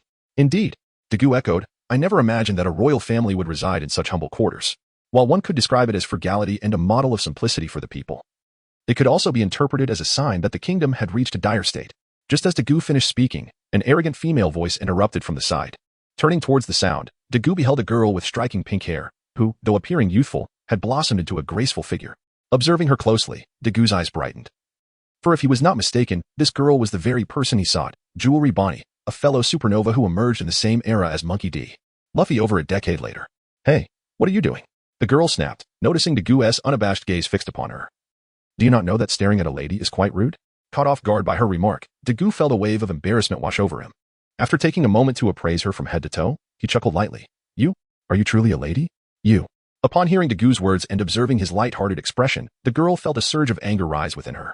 After casting a furious glare at him, she huffily turned and strode into the palace, momentarily dismissing her earlier discontent regarding Dagu's disparagement of the kingdom. Dagu, watching the girl retreat into the palace, paused briefly before turning to Robin with a smile, saying, "We have found her." "Oh?" Robin replied, glancing at the girl's diminutive figure. "Is it really her? She seems so young." "Indeed, it is her," Dagu affirmed with a slight nod, then proceeded toward the palace. Observing Dagu's actions, Robin hastily followed suit. Thus, within the humble palace of the modest kingdom, a small girl walked ahead, trailed not far behind by two strikingly handsome companions. Clatter, clatter. As the girl heard the sound of hurried footsteps, she turned her head to glance at the two following her. Frowning slightly, she resumed her pace, noticeably quickening it. However, as her speed increased, Dagu and Robin matched her pace as well. Clatter, clatter. Another wave of hurried footsteps echoed, and after covering some distance, the girl suddenly halted. Turning to confront Dagu and Robin with a sharp inquiry, "What are you doing? Why are you following me?" Hearing her question, Dagu exhibited no embarrassment. Instead, he chuckled and replied, "We seek an audience with the king and are not tailing you." "Humph." The girl scoffed at Dagu's playful demeanor, utterly unconvinced that they were there to see the king, especially since he had just disparaged the royal palace outside. Realizing this, she shouted, "Guard! Guard! Your Highness! What is the matter?" At the sound of her call, a guard stationed nearby promptly approached her, inquiring, "What is your command? What is the matter?" The girl retorted, her anger flaring up. "Did you not see that outsiders have intruded? Are you blind? Hurry and expel them. Are you going to let them threaten the royal family?" "Yes, Your Highness." Upon receiving her command, the guard quickly straightened his posture, glaring at Dagu and declaring, "You too. Our princess does not welcome you. Please leave." As for why the guards had not initially expelled Dagu and Robin, it was due to their assumption that the duo were friends of the girl who walked ahead. Thus, they did not intervene. This behavior exemplified the phenomenon of leveraging someone else's authority. The two had managed to gain entry into the palace by virtue of the girl's status. Had she not been present, Dagu and Robin would not have even crossed the threshold. Upon realizing this, the girl couldn't help but smile joyfully, casting a triumphant gaze at Dagu. Unfortunately, the situation unfolded quite differently from her expectations. Sighing in resignation, Dagu peered past the guards at the now overly confident girl and lamented, "I did not wish for this to happen. You have forced my hand." "Huh?" The girl was taken aback by Dagu's words, her youthful naivety rendering her unaware that, in this world, numbers do not always equate to power. As Dagu's statement lingered in the air, the girl noticed his gaze sharpen, and suddenly, the guards around them collapsed in unison. Thud, thud. Watching the guards fall one after another, the girl's initial pride began to fade, replaced by a burgeoning sense of fear. Her once defiant gaze toward Dagu now filled with trepidation. Witnessing her shiver, Dagu sighed once more, approached her, and crouched down to meet her gaze. "I told you, we are here to see the king. Why must you insist on driving us away?" You. Perhaps the unexpected turn of events had overwhelmed the young girl, leaving her at a loss for words in front of Dagu. Seeing her in such a state, Dagu sighed again and turned to Robin with a pleading glance. With a chuckle at Dagu's expression, Robin stepped forward to the girl, gently placing a hand on her head. "Dear young lady, do not be afraid. We mean you no harm. We simply wish to meet the king of this realm. I am an archaeologist, here to learn about the history of your kingdom." As he spoke, Robin produced several books from his belongings and presented them to her. Chapter 52. Meeting the Old King and Bonny's Future. This is. The girl gazed at the volumes detailing the development of Seoul Bay over the past decade, lamenting the departure of the hero Bartholomew Kuma. Gradually, she found herself inclined to believe Robin's words, as it was uncommon for anyone to show interest in the history of such a destitute kingdom. Noticing the girl seemingly lowering her guard, Robin seized the moment to inquire. So, will you take us to meet the king? Very well. Hearing Robin's request, the girl cautiously glanced at Dagu before silently nodding in agreement. Follow me. I will take you to the king's council. Thus, under the girl's guidance, Dagu and Robin made their way toward the council chamber. Along the way, Dagu, filled with curiosity, asked Robin, when did you acquire these books? Upon hearing Dagu's inquiry, Robin merely gazed ahead at the girl and quietly responded. I purchased it as soon as I arrived here. Did you not know? Huh? Upon hearing Robin's words, Dagu instinctively halted, his face a mask of confusion as he turned to look at her. He recalled that Robin had been by his side the entire time, never straying away.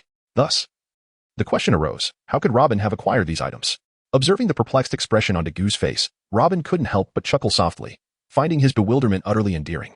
With a snap of her fingers, Robin dispelled Dagu's confusion. Before his astonished eyes, a brand new version of Nico Robin materialized before him. While Dagu was already aware of the capabilities of Robin's Hana no Mi, he had always believed her strength had yet to reach such heights, that her powers were still undeveloped. After all, although he was unaware of when the original Robin had mastered this ability, it certainly was not at this moment. Currently, Robin was still quite young, not yet 17. In fact, she was even younger than Monkey D. Luffy at the time of their departure from shore. It is worth noting that Luffy only developed his second and third gears during the confrontation with CP9 upon reaching Water 7. As for Robin, during the nearly year-long time she had spent with Dagu, he had never witnessed her engage in serious training or display any novel abilities. At most, he had seen her conjure a few hands to serve tea or pour water. This indicated that Robin had likely mastered these abilities nearly a year prior. Reflecting on this, Dagu looked at Robin in astonishment, never anticipating that after reclaiming the timeline of the original plot concerning their escape from the West Sea, Robin's strength would reach this level so early on. With another snap, Robin deactivated her clone ability and caught up with the girl who was turning away. Watching Robin's retreating figure, Dagu silently shook his head and followed suit. He had come to realize that the reason Robin's prowess had remained stagnant for nearly 2 decades in the original narrative was likely due to her continual state of evasion. This had led her to develop her abilities primarily for stealth and escape, such as eavesdropping and spying. In truth, Robin possessed a natural affinity for the Hana no Mi, making her development of its abilities rather effortless. Otherwise, under Dr. Vegapunk's tutelage in the original storyline, how could Robin have possibly mastered so many techniques? Although having a mentor of Vegapunk's caliber was certainly advantageous, if Robin lacked a strong connection to the fruit, even the most rigorous training would yield no results. Your Majesty. As time passed, the girl guided Dagu into a grand hall, where she approached the elderly man seated upon the throne and said, "These two claim they have business with you and requested to be brought here." Afterward, she leaned closer to the old man's ear and whispered, "Be cautious. I just saw that man merely glare," and all the guards collapsed. Oh? Upon hearing the girl's explanation, the old man, the aging king of the Salt Kingdom, was taken aback, then rose and approached Dagu, inquiring, "Young man, what business could someone of your stature have with a fallen king like me?" "Your Majesty." Although the king was merely an ordinary man, Dagu still bowed respectfully and said, "I am here to request the presence of a specific individual." "Oh? Whom do you seek?" The old king was momentarily taken aback by Dagu's request, struggling to fathom who in this kingdom could possibly pique the interest of a young man possessing the rare conqueror's haki. Indeed, after hearing the girl's words, the old king understood that Dagu's ability to incapacitate the guards was indicative of the rare qualities of a chosen one. The kind of power only someone with the innate potential of a king could wield, namely, that of Princess Jewelry Bonny. Upon hearing the king's inquiry, Dagu immediately pointed at the girl, the very one he referred to as Princess Jewelry Bonny, and declared, "I wish for Princess Bonny to join my crew." Huh? Listening to Dagu's resounding voice and following the direction of his finger, the old king couldn't help but momentarily freeze, his expression gradually darkening. In response to Dagu's statement, Bonny was taken aback, astonished that the nefarious villain's target was none other than herself. Hadn't that woman claimed to be an archaeologist, here merely to study the history of this land? Why then, was she now being asked to become some sort of crew member? Contemplating this, Bonny turned to Robin, demanding, "You deceived me. Did you not say you were an archaeologist?" To which Robin merely shrugged, replying, "My dear lady, I assure you, I have not lied. I am indeed an archaeologist, and I have come here for the sake of this country's history. As for your becoming a crew member, that is entirely beyond my purview." Upon hearing Robin's words, Bonny was immediately filled with indignation, rendered speechless. In her mind, since Robin was an archaeologist and Dagu was associated with Robin, it was only natural for her to assume that Dagu was also an archaeologist. Little did she know that Robin was the sole archaeologist, while Dagu's intentions were solely directed at her. With this realization, Bonny turned sharply to glare at Dagu, momentarily forgetting her previous fear of him. Observing Bonny's reaction, the old king cast a similarly disapproving glance at Dagu and remarked, "Young man, if your intentions are as such, we must kindly ask you to leave." Dagu felt a wave of embarrassment wash over him. He had not anticipated such strong opposition from both of them, to the point where they demanded his departure. Just as the tension escalated, Robin interjected, "Your Majesty, we merely wish for Princess Bonny to join us as an ally, not for her to engage in any dubious activities." Hearing this, the old king scoffed coldly and questioned Robin, "Are pirates ever seen as honorable?" Upon hearing this, Dagu returned to his senses from his embarrassment. "Your Majesty, not all pirates are the same. One cannot simply condemn an entire crew." No sooner had Dagu spoken than the old king waved his hand dismissively, declaring in a thunderous voice that a pirate is a pirate, with no distinctions to be made. Observing the old king's reaction, Dagu couldn't help but chuckle. After glancing at Bonny on the other side, he softly remarked, "It seems that in your Majesty's eyes, even Bartholomew Kuma is merely a pirate, with no notable differences. How dare you?" The old king was momentarily at a loss for words, unable to counter Dagu's jab. In the kingdom of Sorbet, Kuma was hailed as a hero. His popularity extended beyond the common folk to the royal family itself. Not to mention, the old king had once relinquished his throne to Kuma. Thus, when Dagu invoked Kuma's name, the old king found himself devoid of any retort. "Do you know my father?" At that moment, Bonny, having overheard Dagu's mention of Kuma, rushed to his side, her face alight with excitement as she yearned for more information about her father. Dagu, intrigued by Bonny's enthusiasm, recalled that while she referred to Kuma as her father in the original narrative, there had always been doubts regarding their true relationship. Thus, he directly inquired of Bonny, "Princess, is Bartholomew Kuma truly your father?" Of course, the youthful Bonny would not deny this connection. To her, Kuma was a monumental hero, having ascended from humble beginnings to become a king, leading the kingdom of Sorbet away from the oppressive grasp of the world government. This sentiment was shared not only by Bonny but echoed throughout the hearts of the entire populace, making Kuma a figure of reverence. This was precisely why the old king could not refute Dagu's earlier comments. Seeing Bonny's prideful expression, Dagu smiled and knelt down to say, "Princess, although I have not met your father, I know where he is, just as I am aware of your presence here. I have come to invite you to join my crew." Bonny furrowed her brow upon hearing Dagu's assertion. "You truly know where my father is?" Dagu nodded affirmatively, "Indeed." "Then take me to him." With that, Bonny eagerly clung to Dagu, imploring him to lead her to her father. "Very well, princess." Dagu chuckled, ruffling her hair before rising to address the old king. "Your Majesty, I shall take Princess Bonny with me." "Absolutely not." Though he had overheard their conversation, the old king was still apprehensive about Dagu. To him, Dagu was a pirate, a villain in his eyes. While the old king had yet to witness any egregious actions from Dagu, the fact remained that he was still a pirate. Therefore, when it came to allowing Dagu to take Bonny, the old king pointed at him, resolute in his refusal. "I will not allow a pirate to take Princess Bonny." With a deep sigh, Dagu felt disheartened. Despite his calm demeanor, the old king remained obstinate. Did he truly harbor such disdain for pirates? Yet, the hero he so revered, Kuma, was also a pirate. Although Kuma's true identity lay with the Revolutionary Army, Dagu was certain the old king remained oblivious to this fact. To him, Kuma was merely another ruthless pirate. Moreover, Bonny herself would eventually venture out to become a pirate in her own right. Dagu was left feeling uneasy by the old king's blatant double standards, believing some pirates to be noble while others were inherently villainous. After a moment of contemplation, Dagu focused his energy and unleashed his conqueror's haki with all his might. Boom. While Dagu had yet to master the ability to manipulate reality like the future shakes, his aura resonated with tremendous force, creating a palpable disturbance that echoed throughout the kingdom. This potent display was not contained within the palace walls. It reverberated throughout the entire capital, impacting tens of thousands of lives. Dagu's deliberate control ensured that the old king, Bonny, and Robin remained unaffected. As the surrounding officials and guards collapsed to the ground, the old king instinctively pointed a trembling finger at Dagu, ready to unleash a tirade. However, the words faltered on his lips, overwhelmed by the sheer magnitude of Dagu's presence. The old king noticed that not only had the commotion within the hall ceased, but the outside world had fallen silent as well, with even the sounds of birds, insects, and dogs seemingly vanishing. Though the old king was familiar with Conqueror's haki, he had never before witnessed such an overwhelming display as Dagu's. "Your Majesty? What is the matter?" Concerned, Bonny rushed to her father's side. But the old king remained in a daze, unable to respond. Seeing the old king's state, Dagu sighed once more and addressed him. "Your Majesty, you will not prevent me from taking Bonny now, will you? While I possess the strength to forcibly take her, I truly wish to avoid such measures." Humph. Finally coming to his senses, the old king huffed and turned away, choosing to ignore Dagu and his companions, adopting a philosophy of out of sight, out of mind. Delighted by the old king's reaction, Dagu smiled broadly and turned to Bonny. "Welcome to the Light Pirates, Jewelry Bonny." Chapter 54. Rook and Ace at Leviathan Mountain, Twin Gorges. At Colocas's location. After Bonny became a member of the Light Pirates, Dagu complied with the old king's request to remain in the kingdom of Sorbet until the others awakened. The old king's insistence stemmed from Dagu's earlier display of Conqueror's haki, which had incapacitated a significant portion of the kingdom's armed forces. If pirates were to attack during this vulnerable moment, the fate of the kingdom of Sorbet would be dire. Aware of this, Dagu reluctantly agreed to stay, recognizing that with the princess now part of his crew, neglecting her kingdom would lead to complications in their future interactions. Moreover, this predicament was of his own making. It was akin to reaping what he had sown. Mr. Coloccus. Upon arriving at Twin Gorges, Dagu greeted Coloccus, who was sunbathing and reading the newspaper as usual. Suddenly. Upon hearing Dagu's voice, Coloccus was momentarily taken aback. However, when he turned to see Dagu, he calmly remarked, "You're back." Following this, Coloccus inadvertently noticed Bonny standing beside Dagu and exclaimed in surprise, "Is this the person you were looking for?" That was rather quick.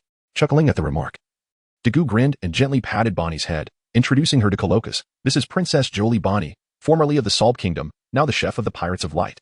"Princess?" Coloccus questioned, momentarily astonished. He then appraised Dagu with a scrutinizing gaze, saying, "You've done well, managing to bring back a princess." Without waiting for a response from Dagu, he continued, "By the way, how did it go with that matter I asked of you?" Dagu felt a wave of embarrassment wash over him at Coloccus' inquiry. Over the past month adrift in the South Sea, he had scarcely found the time to venture to Bartolomeo Island. In truth, it was merely a matter of time. He had no idea how to reach Bartolomeo. Besides, the vessel he boarded was headed elsewhere, which led him to abandon thoughts of Coloccus' request. Not having gone, Coloccus quickly surmised Dagu's predicament, concluding that he had likely not visited Bartolomeo. Nonetheless, he chose not to press the issue, merely stating, "If you didn't go, then you didn't go." Although Coloccus spoke lightly, Dagu could sense an undercurrent of disappointment in his tone. Observing Coloccus' demeanor, Dagu glanced around, aware of the entirety of the situation, yet unable to articulate a reasonable explanation. He knew he could not use the same tactic employed with Robin, attributing it to his observation hockey. After all, Coloccus was Roger's ship's doctor, well acquainted with the capabilities of the highest level of observation hockey. To invoke that excuse would be an affront to Coloccus. However, as Dagu's gaze inadvertently fell upon Bonny, a spark of realization ignited within him. He recalled a theory from the original story regarding Bonny's identity. She might be Ace's aunt or sister, although Bonny had since confirmed her lineage as Kuma's daughter, thereby dismissing any such relation to Ace. There was a poignant moment during the Summit War when Bonny had wept for Ace's demise. With that thought in mind, Dagu promptly inquired of Bonny, "Princess, do you know of port gas?" "Port gas?" Bonny replied, momentarily puzzled, unsure why Dagu was bringing up port gas. Nevertheless, she nodded and remarked, "I know, my powers stem from Aunt Rouge." Rouge. Coloccus gasped at the mention of Rouge's name. Years prior, Roger had inadvertently mentioned his wife, who was indeed named Port Asti, Rouge. Thus, Coloccus was astonished to discover that this girl Dagu had brought back was acquainted with Rouge. Oh? Dagu was equally taken aback to learn that Bonny's abilities were derived from Rouge. It dawned on him why Rouge had managed to extend the time of childbirth. Her powers allowed her to manipulate time, thus postponing the due date by an entire year. Yet, perhaps it was this very ability that led to her tragic demise during childbirth. Reflecting on this, Dagu felt a surge of respect for Rouge, contemplating that she truly deserved a partner as illustrious as the Pirate King. After this moment of reflection, Dagu turned to Bonny once more, asking, "Do you know what ultimately became of Aunt Rouge?" Upon hearing Dagu's inquiry about Rouge, Bonny's youthful countenance fell, her voice trembling as she responded. Aunt Rouge passed away, giving birth to Ace's brother. She overexerted her powers and died during Ace's birth. Ace? Coloccus's expression shifted as he registered the name. This confirmed for him that Rouge was Roger's partner, as Roger's weapon was named Ace, one of the 12 supreme grade swords. As the weight of the revelation settled in, Coloccus felt a wave of sorrow wash over him. "I see," Dagu acknowledged, despite already knowing the truth. Witnessing Bonny's distress tugged at his heart. However, he felt compelled to guide the conversation forward, thus he asked Bonny, "Do you truly know where Ace has gone?" Regrettably, after wiping the tears from her eyes, Bonny shook her head, saying, "I'm not quite sure. I only know that Ace seemed to have been taken away." "Very well," Dagu replied, respecting her boundaries. He then turned to Coloccus, asking, "Mr. Coloccus, do you still require me to go to Bartolomeo?" "No need, Dagu. I've gathered all I needed to know from Bonny," Coloccus affirmed, dismissing the idea of sending Dagu to Bartolomeo any longer. Chapter 55. The Aggrieved Bonny and the Furious Gun Princess. "Allow me to take you somewhere," Dagu proposed, sensing Coloccus's disinterest in sending him to Bartolomeo. "Where to?" Bonny inquired with curiosity. "Are we going to see my father?" "Let us hurry." However, Dagu's subsequent words brought disappointment. He did not follow Bonny's eager tug, instead kneeling to gently pat her head, stating, "Princess, your father is not here. He is in another place. That place is fraught with danger. So I cannot take you there just yet." "Not here?" Bonny's expression dimmed at the news of her father's absence in a perilous location. She looked at Dagu with a hint of anxiety, asking, "When will you be able to take me to see my father?" Dagu fell into deep thought upon hearing her question. Truthfully, he was uncertain when or even if he should take Bonny to meet Kuma, especially since Kuma was likely involved in revolutionary activities with Dragon at that moment. Moreover, Dagu was unaware of the precise location of Kuma. He merely speculated that the Revolutionary Army's primary activity was likely centered in the East Sea. This implies that if he were to escort Bonny to the East Sea, there would be ample opportunities to encounter Dragon, and in finding Dragon, he would effectively locate Kuma. Dagu never harbored concerns about not encountering Dragon in the East Sea. The existence of Dragon's son, Monkey D. Luffy, assured him that he would indeed find Dragon there. After all, for a newly minted father, even amidst a life devoted to revolution, there exists an inherent concern for one's child. Thus, should Dagu seek out Luffy, or even apprehend him, he need not fear the absence of Dragon. The concerned father. Naturally, the notion of capturing Luffy was merely a fleeting thought in Dagu's mind. The uncertainty of whether he would first encounter Dragon or the formidable Carp, who was at the pinnacle of his strength, loomed large. Dagu could assert with certainty that, even with all his resources at hand, he would be incapable of inflicting any harm upon Carp. This served as a secondary reason for his reluctance to act against Luffy. The primary reason, however, lay in Dagu's nostalgia for the original narrative, a sentiment tinged with reminiscence. Sighing at this realization, Dagu feigned a troubled demeanor and proclaimed, "How about this? In 6 months. After 6 months, I shall take you to a place where your father is certain to be. At that time, all you need do is wait. Why 6 months? Why not now?" Upon hearing Dagu mention that it would take another 6 months before he could take her to find her father, Bonny glared at him in fury and shouted. Unfortunately, Dagu seemed unfazed by Bonny's fierce gaze. He promptly stood up, turned, and grasped Robin with one hand and Bonny with the other, employing the Flying Thunder God technique to transport the three of them into Laboon's belly. After introducing Bonny to the other inhabitants within Laboon, Dagu and Robin retreated to rest. Rascal! Upon witnessing Dagu enter a nearby small house, Bonny could not help but curse under her breath. She then glanced around at the others before approaching the seemingly easy target, Beppo. With a self-assured smile, Bonny addressed Beppo, inquiring, "Little bear, could you kindly inform your sister how to leave this place?" However, in response to Bonny's perceived friendly demeanor, Beppo trembled, becoming somewhat fearful. As Bonny observed Beppo anxiously glancing around without answering her question, her brows furrowed in irritation. She glared at Beppo and threatened, "Little bear, if you do not tell me how to escape, I shall pluck every single one of your first strands, leaving you a bald bear." Upon hearing Bonny declare her intention to pluck all her hair, Beppo immediately cried out in alarm and stumbled backward, attempting to distance himself from her.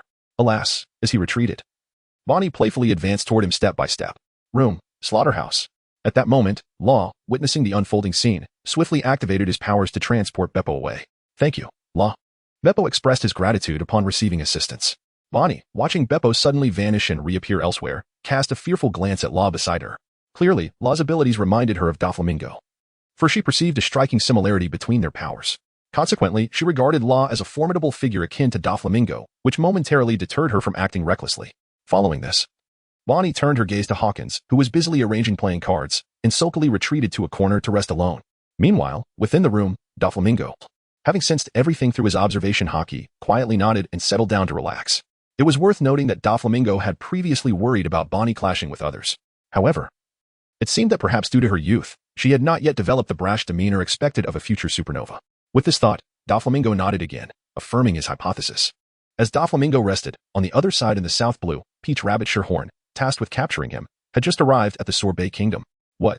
Upon hearing from her subordinate that the son of the devil had just departed, Sherhorn was taken aback and furiously exclaimed, "Is that scoundrel toying with me? I am about to arrive, and he leaves just ahead of me. Scoundrel! Scoundrel!" After venting her frustration, Sherhorn took a deep breath to calm herself and inquired about Doflamingo's whereabouts. To hell. Upon learning that Doflamingo had used his spatial abilities to leave without anyone knowing his destination, Sherhorn cursed again. "Set sail, we will patrol the South Blue." She then commanded the fleet to embark on a cruise around the South Blue. From that day forth, the pirates of the South Blue would have to contend with the formidable suppression of Peach Rabbit Sherhorn, a prospective candidate for the future admiral. Meanwhile, the instigator, Doflamingo, frolicked joyfully with his crew, utterly indifferent to the commotion in the South Blue and disinclined to care.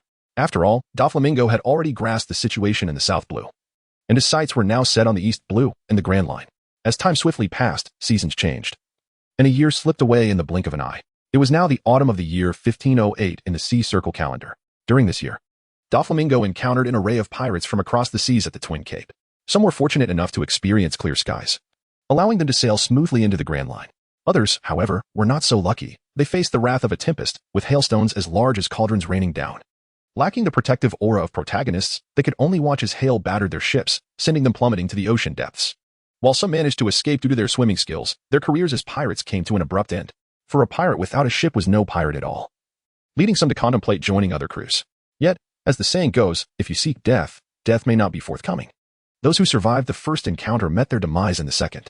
Of course, in addition to the treacherous weather, some were obstructed by Laboon the island whale. These unfortunate pirates, as they descended from Reverse Mountain, encountered Laboon just as he was colliding with the Red Line, and thus they were honored to meet Laboon's companions. While most pirates found themselves powerless against Laboon, some did not regard him with due respect and even prepared to attack him, convinced of their strength. However, just as they were about to strike, Doflamingo timely unleashed his Conqueror's Haki, subduing them and preventing harm to Laboon. Ordinarily, it was Kurokas who would have intervened in such situations, but Doflamingo, adhering to the virtue of respecting the elderly and cherishing the young, opted to take action himself. Amidst this, whether it was due to Doflamingo's impeccable timing or fate's design, Law's adversary, from the North Blue, the head of the Don Quixote family, the flamboyant Don Quixote Doflamingo, was among them.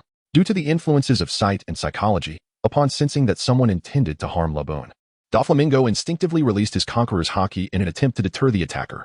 To his astonishment, upon releasing his Haki, the ensuing events diverged from the norm.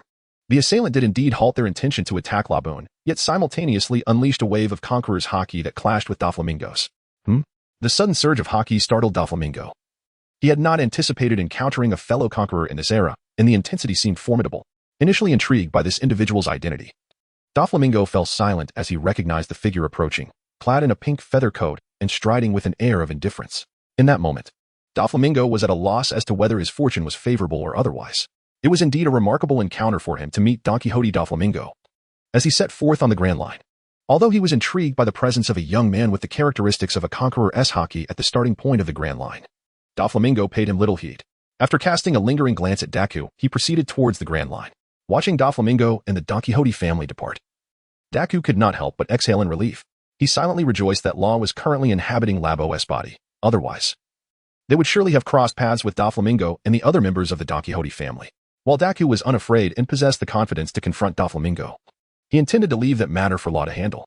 Dagu believed that under his guidance, within a decade, Law could evolve to the level of the Yonko, as depicted in the original narrative.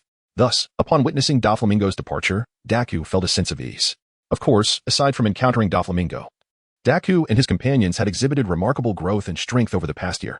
First and foremost was Dagu himself, the captain, who, inexplicably, experienced another evolution in his eyes half a year ago. This time, the evolution led him to attain the Rinnegan, specifically its Devapath abilities. However, for someone already endowed with the Reincarnation Eye, the Devapath's powers were somewhat superfluous. After all, the abilities of the Rinnegan, in essence, revolved around attraction and repulsion, areas where the Reincarnation Eye excelled far more. Yet, Dagu felt a sense of contentment upon recalling that beyond attraction and repulsion, the Devapath possessed a critically important sealing ability known as the Planetary Devastation. Additionally, it seemed his Rinnegan had acquired another capability, which led Dagu to postpone their plans to set sail by 6 months, until today when he finally resolved to embark on their journey. Next came Robin's development. Regrettably, Robin seldom showcased her abilities in front of others, resulting in limited understanding of her strength among her companions. Nevertheless, it was evident that she ranked second in strength within the team. During one training session with Hawkins, he was swiftly defeated. It is noteworthy that, after a year of training under Dagu and Kurokas, Hawkins had reached the level of a Navy colonel, despite being merely a branch colonel. Robin's effortless defeat of him indicated that at just 16, she was at least on par with a full colonel. Following Robin was Law, the ship's doctor. His progress and strength was less pronounced, as he had been focused on medical studies with Kurokas. Yet, he could be considered a branch colonel, as the strength of Navy branch colonels varied widely. Some, like Bius, could hold their own against Dagu, while others, such as the Mouse colonel from the 16th branch, were easily overwhelmed by Nami. Next was Law's companion, Bippo. Since being rescued by Law, Bippo had become his loyal follower, much to Dagu's amusement, as their bond seemed faded. Remarkably, Bippo had shown the most significant improvement.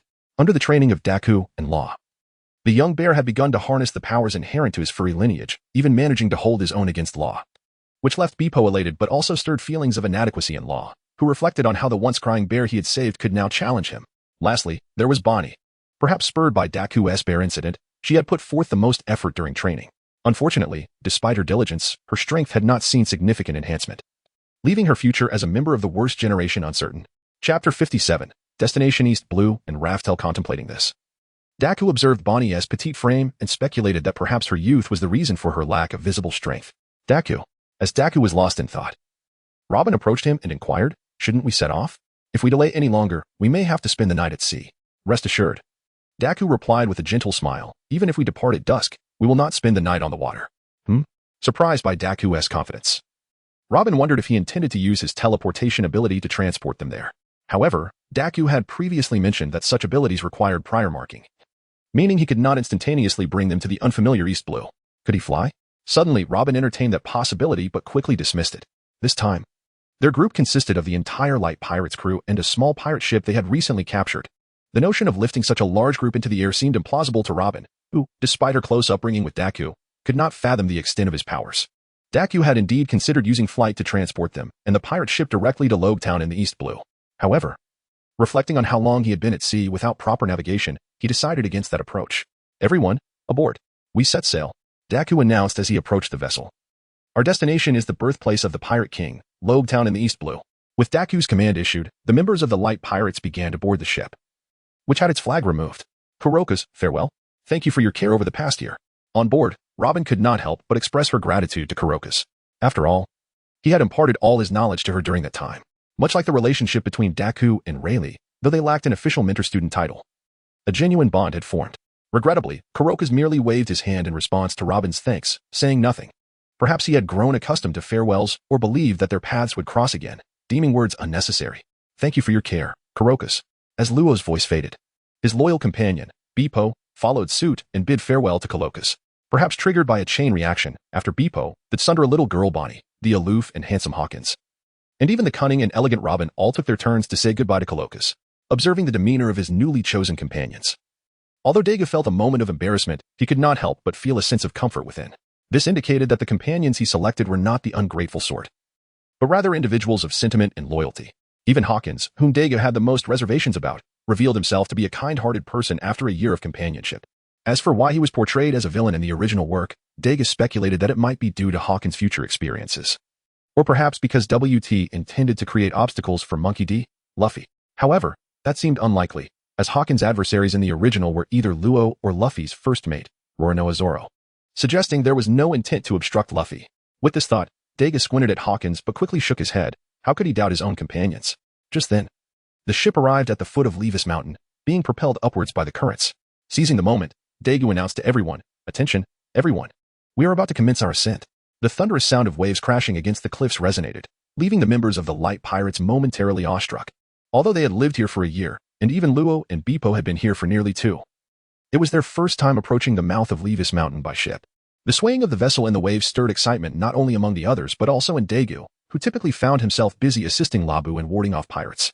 The reason for Dagu's exhilaration stemmed from the fact that, aside from flying or riding on Labu's back, he had never experienced such a tangible and vivid journey as this one aboard the ship. As time passed, the ship successfully reached the summit of the mountain, and under Dagu's guidance, it came to a halt. "Tell me, if I were to navigate the ship down the other side, would we directly reach the legendary final island? Laugh-Tale, which only the Pirate King Gold. Roger has set foot upon."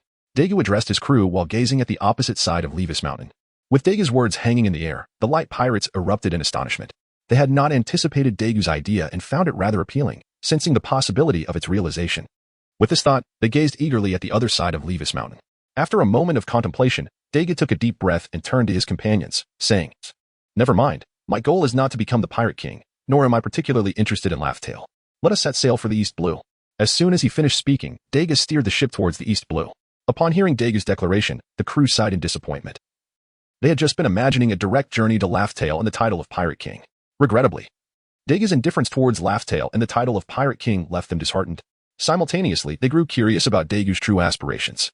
If becoming the Pirate King was not his goal, what was the purpose of his voyage?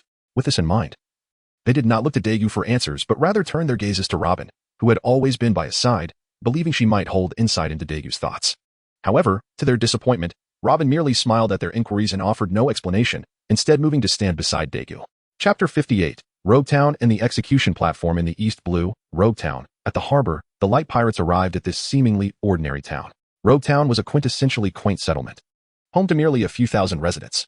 Being the last small town before the Grand Line, outsiders often stopped here for supplies, allowing the locals to maintain a modest livelihood.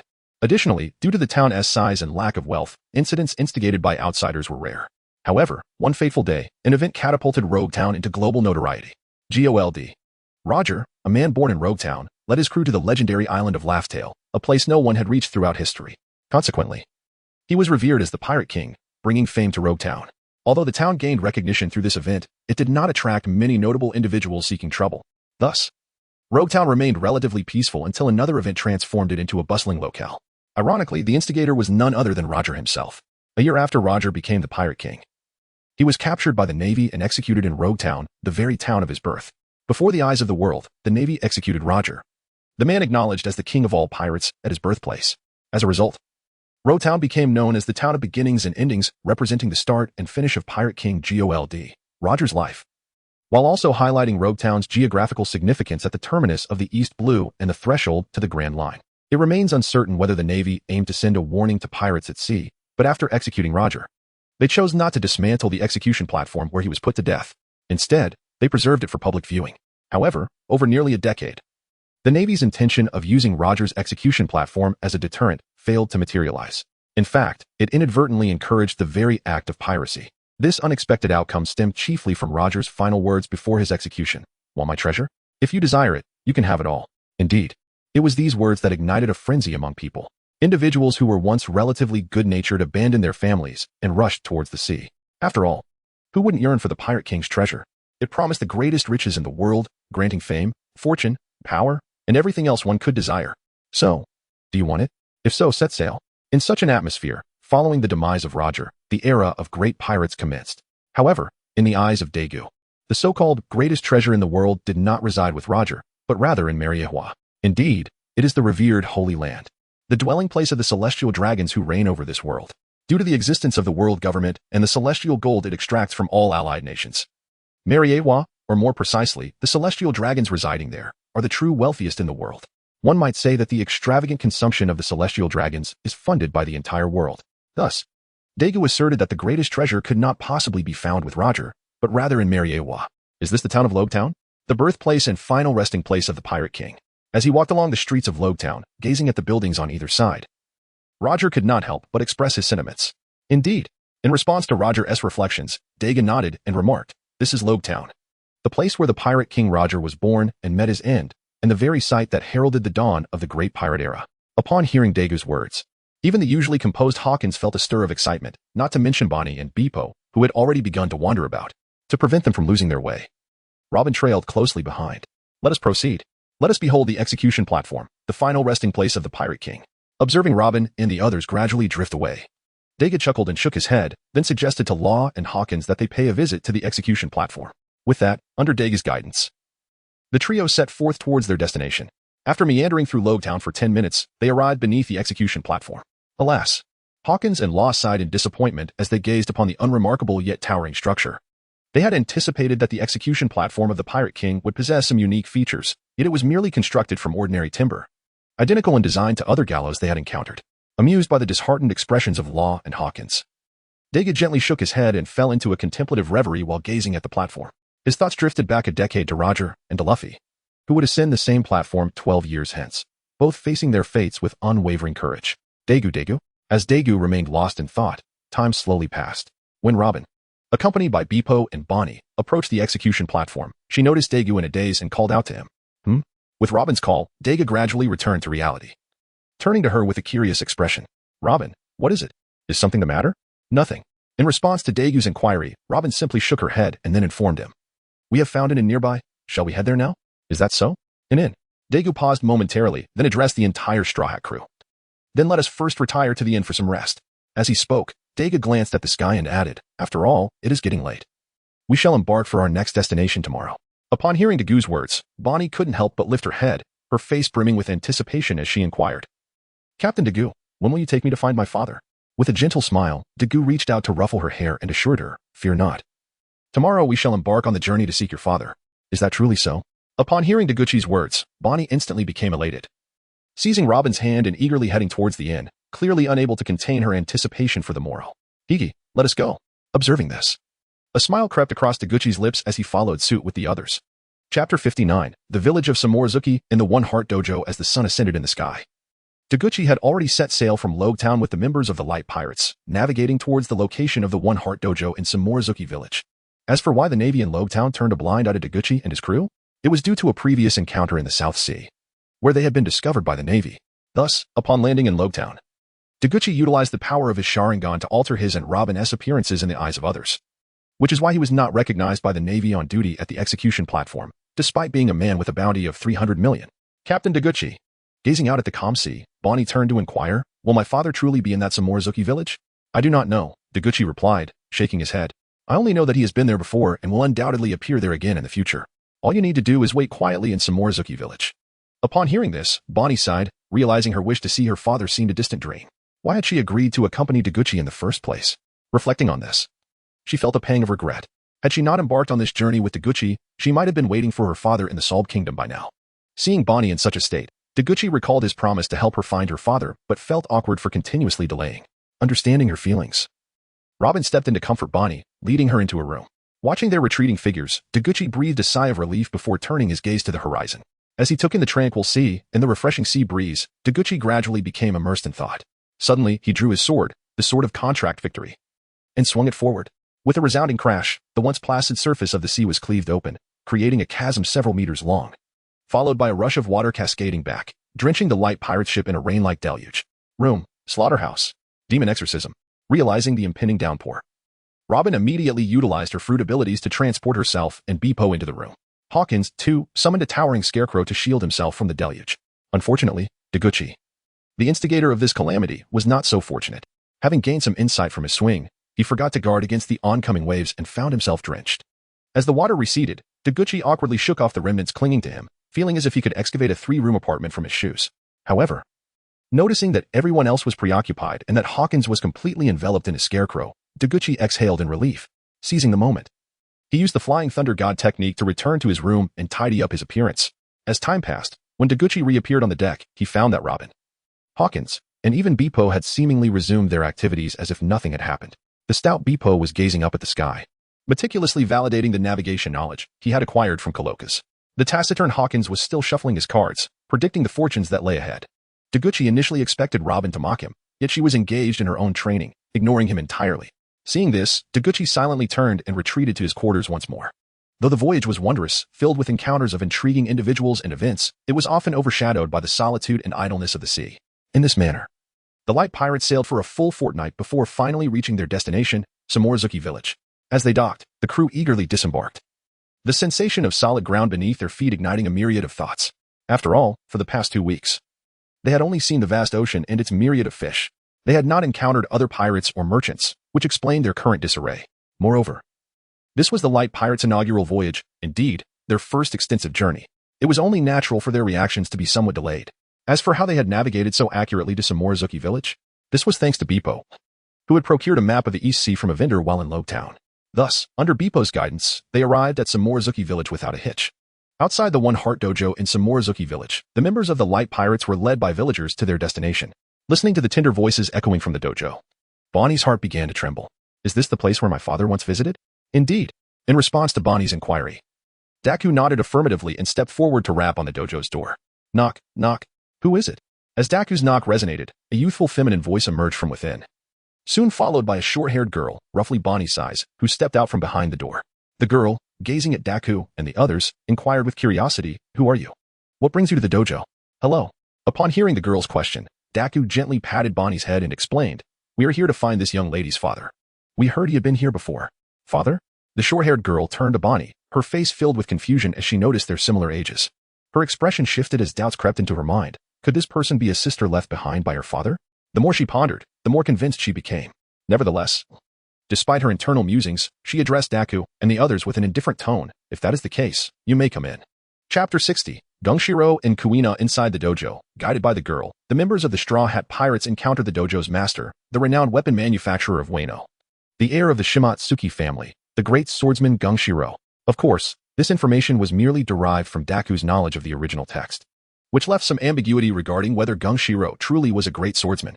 However, upon witnessing Gunshiro's presence, Daku was convinced. Gungshiro was indeed a formidable swordsman, a top-tier master at that. What led Daku to such certainty? It was an instinct, a special intuition shared among swordsmen. Although Gunshiro's aura was restrained, Daku could still sense it, for while he had not yet reached the pinnacle of swordsmanship, he was but a step away. Naturally, if Daku could perceive Gunshiro's strength, Gungshiro could undoubtedly sense Daku's prowess as well. In fact, it was likely that Gungshiro had sensed a swordsman, a half-step great swordsman. To be precise, upon Daku's arrival in Shimatsuki village. However, Gungshiro was taken aback by the youthfulness of this half-step great swordsman, who appeared to be no more than 20. "Father." While Gungshiro was observing Daku, the girl approached him and pointed at Bonny, saying, "They are here looking for this girl as father. They mentioned hearing that he had been here. Is that so?" Gung Shiro nodded thoughtfully before addressing Daku, the apparent leader. Greetings, sir. I regret to inform you that it seems this young lady's father is not here. Even if he had visited in the past, he has likely departed by now. I fear this may be disappointing news. As Gung Shiro's words sank in, Bonny's expression darkened, though she had already suspected her father was not present. Hearing the dojo master's confirmation left her feeling disheartened. Do not worry. Noticing Bonny's despondency, Daku immediately offered reassurance. If we wait here, we are certain to encounter your father soon. Really? Skeptical due to having been misled a few times by Daku, Bonny hesitated. Indeed. Upon seeing Daku's earnest nod, Bonny finally felt reassured, believing that this time, Daku was telling the truth. Meanwhile, the girl, having overheard their conversation, realized that the pink-haired girl was not what she had initially thought, a sister or anything of the sort.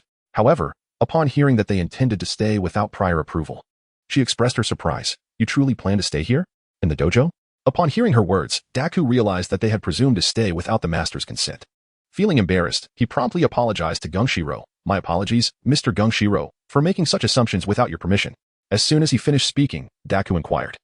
Might you allow us to remain, Mr. Gung Shiro? I assure you I will compensate you appropriately. After all, I heard from the person who brought us here that you seem to be teaching the village children for free, and I imagine your financial situation may be somewhat strained. Certainly. Gung Shiro, already having no objections to their presence, readily agreed, then turned to the girl and instructed, Kuina, please escort this young man's companions to the west wing. At this, Gung Shiro looked at Daku, who smiled at Kuina, and said, Thank you for your assistance, Miss Swordswoman. Taken aback by being addressed as Miss Swordswoman, Kuina was momentarily stunned. She had never been called such a title before, and upon hearing Daku say it, she felt a surge of pride. Yes, father. Yet. She quickly composed herself, recognizing her responsibilities. After a brief acknowledgement to Gung Shiro, Kuina turned to Robin and the others, beckoning, Follow me. However, to her surprise, the others did not immediately follow but instead looked to Daku. Once he nodded in encouragement, they finally began to follow Kuina's lead. It appears you have assembled a remarkable group of companions, Gung Shiro remarked to Daku with a smile. Indeed, they are comrades I wholeheartedly trust. Upon hearing Gung Shiro's words, Dagu couldn't help but smile at the gradually receding figures of the crowd. He then turned to Gung Shiro, perplexed, and inquired, But, Mr. Gung Shiro, do you know me? I believe I have yet to introduce myself. Faced with Dagu's curiosity, Gung Shiro merely smiled and proceeded to sit at the nearby tea table. Gesturing for Dagu to take a seat across from him, he then remarked, How could I possibly be unfamiliar with the infamous son of the devil, whose bounty stands at 300 million berries? I happened to come across your wanted poster not long ago, and was taken aback by the fact that someone so youthful could command such a price. Thus I committed your visage to memory. Oh, I see. Daga nodded in understanding as he settled into his chair. Then, Mr. Mebius, why do you believe that the girl's father would be at my dojo, while fiddling with the tea utensils? Gung Shiro curiously inquired about Dagu's reason for bringing Bonny to seek her father. With a light laugh, Dagu replied, It seems Mr. Gung Shiro is unaware of who Bonny's father is. At Dagu's statement, Gung Shiro paused his actions, lifting his gaze to Dagu with a look of confusion. Observing Gung Shiro's reaction, Dagu solemnly stated, Bartholomew Kuma, a high-ranking officer of the Revolutionary Army, is Bonny's father. Upon hearing Dagu's words, Gung Silang was immediately taken aback, to the point that he let the tea set slip from his grasp, yet remained unresponsive. He could not fathom how Dagu had discerned his connection to the Revolutionary Army, and with such certainty.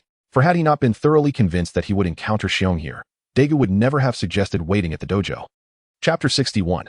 Covert threats and overt countermeasures. Observing Gung Silang's uncharacteristic demeanor, a stark contrast to his usual calmness in the eyes of the original Zaro. Dagu couldn't help but let out a soft chuckle. Leaning forward, he tidied the tea set and remarked, Mr. Gung Silang, you seem quite surprised at my knowledge. Indeed. With Dagu's words breaking his reverie, Gung Silang regained his composure and, gazing curiously at Dagu, inquired, How can you be so certain that Mr. Xiong has been here? And that he is now a member of the Revolutionary Army? It is rare even within the ranks of the Revolutionary Army to possess such information. After all, Mr. Xiong is quite renowned in the outside world. His title, Tyrant Xiong, can silence even the most restless of children in the East Sea. Consequently, the leaders of the Revolutionary Army have always been quite protective of information regarding Mr. Xiong. Therefore, Mr. Dagu, could you enlighten me on the source of your information? After listening to Gung Silang's series of remarks, Dagu first poured a cup of tea for the two, took a sip, and then smiled gently, saying, I'm afraid I cannot disclose that information, as it pertains to my personal secrets. However, I can express that I maintain a neutral stance towards the Revolutionary Army. I neither oppose them nor offer them any assistance. Upon hearing Dagu's words, Gung Silang silently nodded and took a sip of the tea poured by Dagu. So, Mr. Dagu, aside from searching for that girl as father, Mr. Xiong, you must have other motives, right? After all, finding Mr. Xiong does not necessitate residing in the dojo. You could construct a dwelling anywhere on this island. Given your abilities, I believe you can sense whether Mr. Xiong has arrived. Indeed, Dagu replied, nodding as he explained. In addition to locating Bonny's father, I also wish to make a request of you, Mr. Gung Sailang. I wonder if you would grant me this opportunity? What is it? Dagu's statement prompted Gung Sailang to speculate. If Mr. Dagu seeks to find further possibilities here, I would advise you to return whence you came. After all, you are no novice. You are a swordsman who has forged your own path, and my swordsmanship is fundamentally different from yours.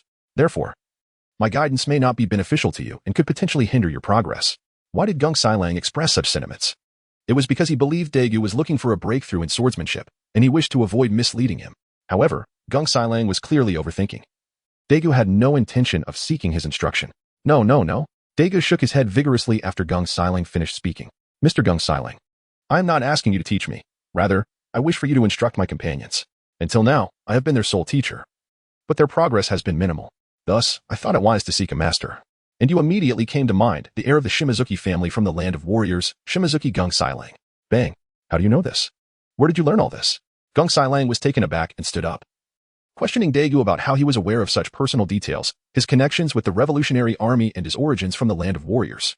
It was noteworthy that Gung Sailang had been in this place for decades. At that time, Dagu's parents might still have been playing in the mud. So how could he possess such knowledge? Thus, it was no wonder Gung Sailang was astonished. After all, anyone confronted with a long-concealed secret suddenly laid bare would likely feel both shocked and distressed. Dagu, unfazed by Gung Sailang's reaction, calmly took another sip of tea. Looked up at Gung Sailang and smiled. Mr. Gung Sailang, I recall mentioning that this is my secret, so I am unable to divulge it. You. Observing Dagu's playful demeanor, even the usually composed Gung Sailang felt a surge of frustration. Yet, in the face of Gung Sailang's evident anger, Dagu continued to sip his tea, seemingly unafraid of any repercussions. After a considerable time, having finally calmed his emotions, Gung Sailang exhaled deeply and resumed his seat. So, Mr. Gung Sailang, are you willing to teach my companions? Dagu inquired as he poured another cup of tea and offered it to him. Very well, despite still harboring some irritation. Gung Sailang nodded in reluctant agreement upon observing Dagu's respectful gesture. In his mind, since Dagu was aware of so many details, refusing this request could lead to Dagu disclosing everything, potentially disrupting his life, his daughteress, and that of the young man he had recently accepted as a disciple. Thank you, Mr. Gung Sailang. Dagu expressed his gratitude upon receiving Gung Sailang's acceptance, then stood up to leave. Wait, just as Dagu was about to take his leave, Gung Sailang inquired, you have arranged for your companions to be trained, but do you not wish to enhance your own skills? Upon hearing Gung Sairan's words, Dagu turned his head to look at him and smiled, saying, Mr. Gung Sairan, I believe my current strength is sufficient. Moreover, there are times when an overly rapid enhancement of one's abilities may not be advantageous. Wouldn't you agree, Mr. Gung Sairan? Upon hearing Dagu's words, although Gung Sailang found them to be quite accurate, he could not shake a sense of discomfort that lingered within him. Consequently, disregarding any reservations, Gung Sailang rose to his feet and addressed Dagu. However, I am determined to guide you. You shall accept this, whether you wish to or not. Otherwise, you may seek guidance elsewhere. Observing Gung Sailang's obstinate demeanor, Dagu was taken aback. He had never anticipated that the refined Gung Sailang from the original narrative would exhibit such a facet, resorting to threats akin to those of others. Regrettably, Dagu found himself at a loss, for the only swordsman suitable to instruct Luo and the others, aside from the easily approachable Gung Sailang, was rather difficult to find. As for why he did not seek his master, Layli, Dagu felt too embarrassed to trouble him. Truly. Chapter 62, the Sword of Contract Victory in the way of harmonious characters not far from the coastal waters of Shimajiki village, on a 10-meter-wide rock formation. Dagu stood holding the Sword of Contract Victory, facing Gung Sailang, who wielded the formidable Daikwai Dao, one of the 21. Mr. Gung Sailang, are we truly to engage in combat? Dagu inquired, observing Gung Sailang's readiness for battle with a sense of resignation. Mr. Dagu, this battle is for your sake as well. Upon hearing Dagu's words, Gung Sailang immediately urged him, do you not wish to enhance your strength, to enter the realm of the great swordsman sooner? Sighing softly, Dagu replied, not at all.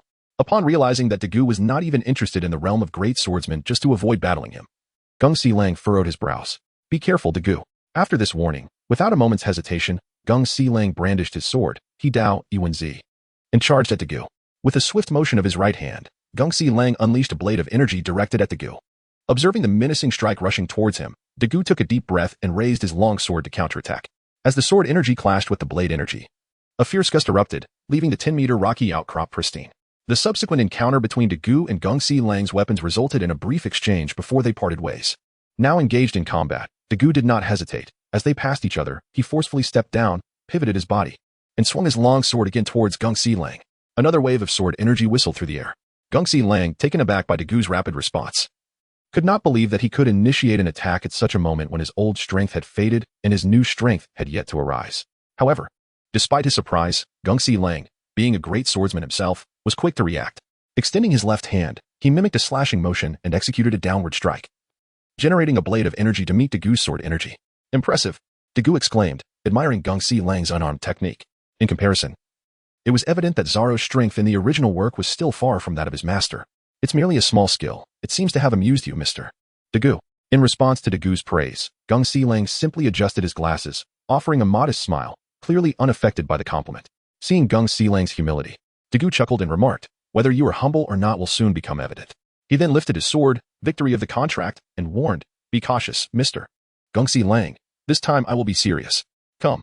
With Gongxi Lang's nod of acknowledgement, Dagu charged toward him. He unleashed a rapid succession of 4 strikes, each accompanied by a corresponding wave of sword energy, culminating in a total of 5 attacks, including the imminent strike from his sword. Gongxi Lang frowned at this relentless barrage. Although he was unafraid, he found it rather troublesome. He had not expected Dagu, merely a swordsman, to reach such a level. It was clear that Dagu possessed impressive physical prowess. Generally, a swordsman could effortlessly unleash a single sword energy, but to execute 2 in succession posed a challenge. 3 strikes would be considered the pinnacle of a swordsman's skill, yet Dagu managed to unleash 4, with enough strength remaining to advance. These were not mere decorative sword energies devoid of power. Gongxi Lang could distinctly sense that each of Dagu's 4 strikes held considerable might, deserving of his full attention, which contributed to his sense of unease. If they were merely ordinary sword energies, Gongxi Lang could have resolved them with a simple handblade, but facing Dagu's 4 strikes, along with his physical assault, required his utmost focus. Otherwise, he risked being at a disadvantage or even sustaining injury. Thus, as the sword energies drew near, Gongxi Lang snorted coldly and deftly executed 4 blade energies of his own, countering Dagu's assault. He then met Dagu's physical attack with his own sword. As their weapons clashed, dust rose into the air. Truly worthy of Mr. Gongxi Lang. You have effortlessly neutralized my 5 consecutive strikes, Dagu chuckled, observing the reflection in Gongxi Lang's glasses.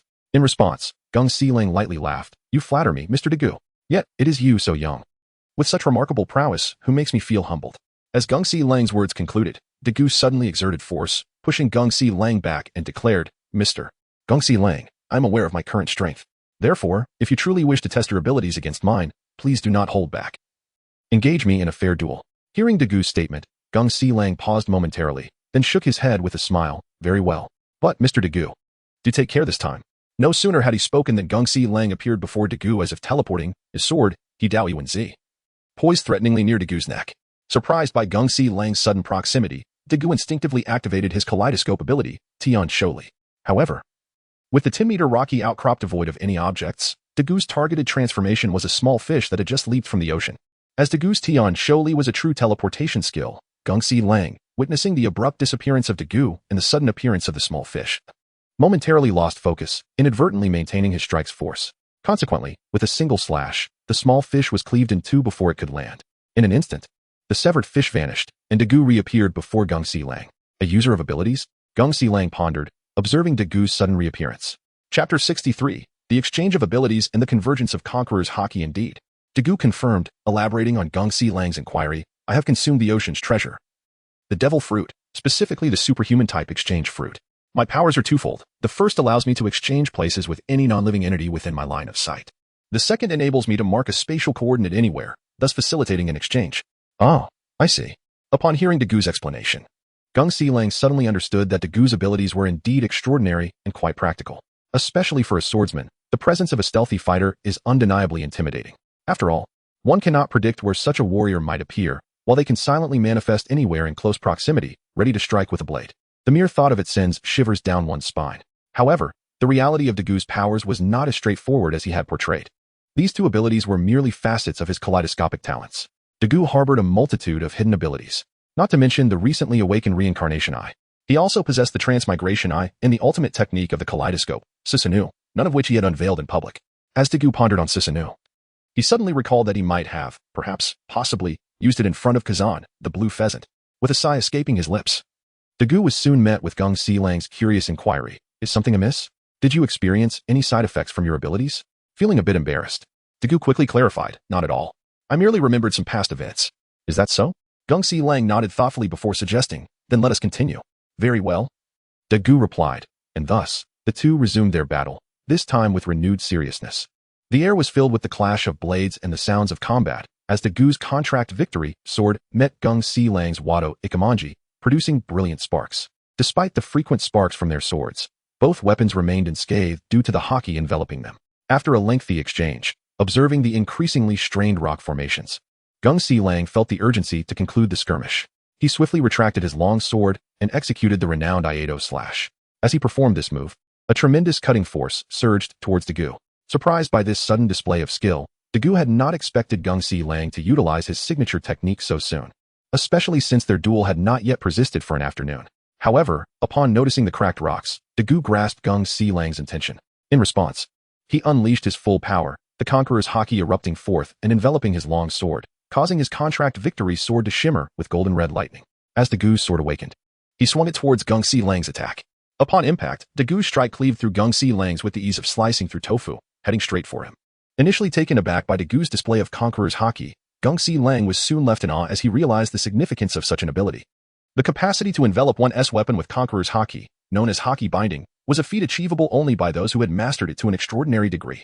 Thus, it was no wonder Gung Si-Lang was so astonished. Dagu had exceeded all expectations. In a moment of urgency, Gung Si-Lang barely managed to raise his sword to defend against Dagu's impending strike. However, the hastiness of his defense led to him being forcefully pushed back by Dagu's blow. The already battered rocks could bear no more, shattering completely, causing Gung Si-Lang to lose his footing and tumble into the ocean. Gung Si-Lang? Dagu gasped in astonishment, unable to fathom how the mighty swordsman had found himself in such a predicament. Without hesitation, he soared into the air, reached down, and lifted Gung Si-Lang, guiding him to a nearby intact rock formation of about 2 meters in diameter for respite. Coughing upon his arrival, Gung Si-Lang's condition prompted Dagu to inquire with concern, "Are you all right, Gung Si-Lang?" I'm fine. Gung Si-Lang assured, waving his hand dismissively. After a moment of catching his breath, he looked at Dagu with wide-eyed astonishment. "I never expected you to master haki binding, Dagu. Truly remarkable. It's no wonder you claim your abilities are sufficient. At this rate, with your current prowess, you might even stand a chance against the legendary Whitebeard." Embarrassed by Gung Si-Lang's praise, Dagu felt the need to clarify. His ability to execute haki binding did not stem from his own prowess, but rather from the inherent capabilities of the contract victory sword. Much like Zoro's Enma, Dagu's sword, the legendary sword of Britain, possessed its own unique abilities. Specifically, it allowed the wielder to ignore rank limitations and apply Conqueror's haki to the blade, enabling the use of haki binding. However, similar to Enma, this ability came with a caveat. Those with insufficient haki would be overwhelmed by the sword's own Conqueror's haki. Pondering this, Dagu glanced at the now normalized contract victory sword in his grasp. He then raised his head and smiled at Gung Si-Lang. Although he was aware that Gung Si-Lang had misunderstood him, Dagu had no intention of clarifying the matter, for sometimes misunderstandings lend an air of mystery. Chapter 64. Kinship and longing. Time flies swiftly. It has been more than half a year, nearly a year, since Dagu's battle with Gung Si-Lang. And we now find ourselves in the summer of the year 1509 of the Sea Circle calendar. During this nearly year-long period, at the behest of Dagu's captain, the entire light pirate crew, including Dagu himself, commenced their training under Gung Si-Lang's guidance. Initially, Gung Si-Lang focused on teaching the fundamentals, which led to considerable dissent from Luo and Bonny. Yet, after 6 months of diligent practice, the benefits of this foundational training began to manifest. Throughout their combat encounters, the crew of the light pirate ship experienced significant transformations in their minor detrimental habits, resulting in remarkable improvements in their overall strength. This was precisely the reason Dagu encouraged them to learn from Gung Si-Lang. While he may not be the world's foremost swordsman, he undoubtedly proved to be a competent instructor, offering tailored advice. In fact, aside from the others, Dagu himself inadvertently broke through his limitations during this nearly year-long apprenticeship with Gung Si-Lang, emerging as a notable master swordsman of the seas. I recall that, at the time, Dagu was simply engaged in the routine training tasks assigned by Gung Si-Lang at the seaside, when suddenly, as if enlightenment struck him, he executed a strike towards the sea and transcended to the level of a master swordsman. The sensation was so surreal that Dagu was unaware of his newfound status. Had it not been for Gung Si-Lang's subsequent reminder, Dagu might have waited until he encountered another master swordsman and fought him before realizing this breakthrough. Standing by the shore, Dagu glanced at Bonny beside him and sighed. "I say, Your Highness, you have been waiting here all morning. Have you completed your training tasks?" "Humph." Bonny retorted with a cold snort. "What business is it of yours, you liar?" Upon hearing Bonny's words, Dagu felt a wave of confusion wash over him, prompting him to inquire, Your Highness, how have I deceived you? Did I swindle your money, or betray your affections?" As soon as Dagu finished speaking, Bonny glared at him, fuming. "You are a deceiver. You have betrayed my feelings." Dagu, taken aback by Bonny's accusation, was perplexed. How had he betrayed her? Adhering to his principle of seeking clarity, he promptly asked Bonny, "How have I deceived your affections? Moreover, what would I gain from deceiving you?" Humph. Upon hearing Dagu's words, Bonny let out a cold snort once more and retorted sarcastically, "I wonder who it was that promised to take me to find my father, yet has continually delayed our journey. The locations have changed time and again, yet I have yet to see my father." After listening to Bonny's remarks, Dagu could not help but feel a deep sense of embarrassment. He also felt helpless about Bonny referring to him as a great deceiver. As it was indeed his own folly that had led to this predicament, he could hardly blame Bonny for her frustrations. Humph.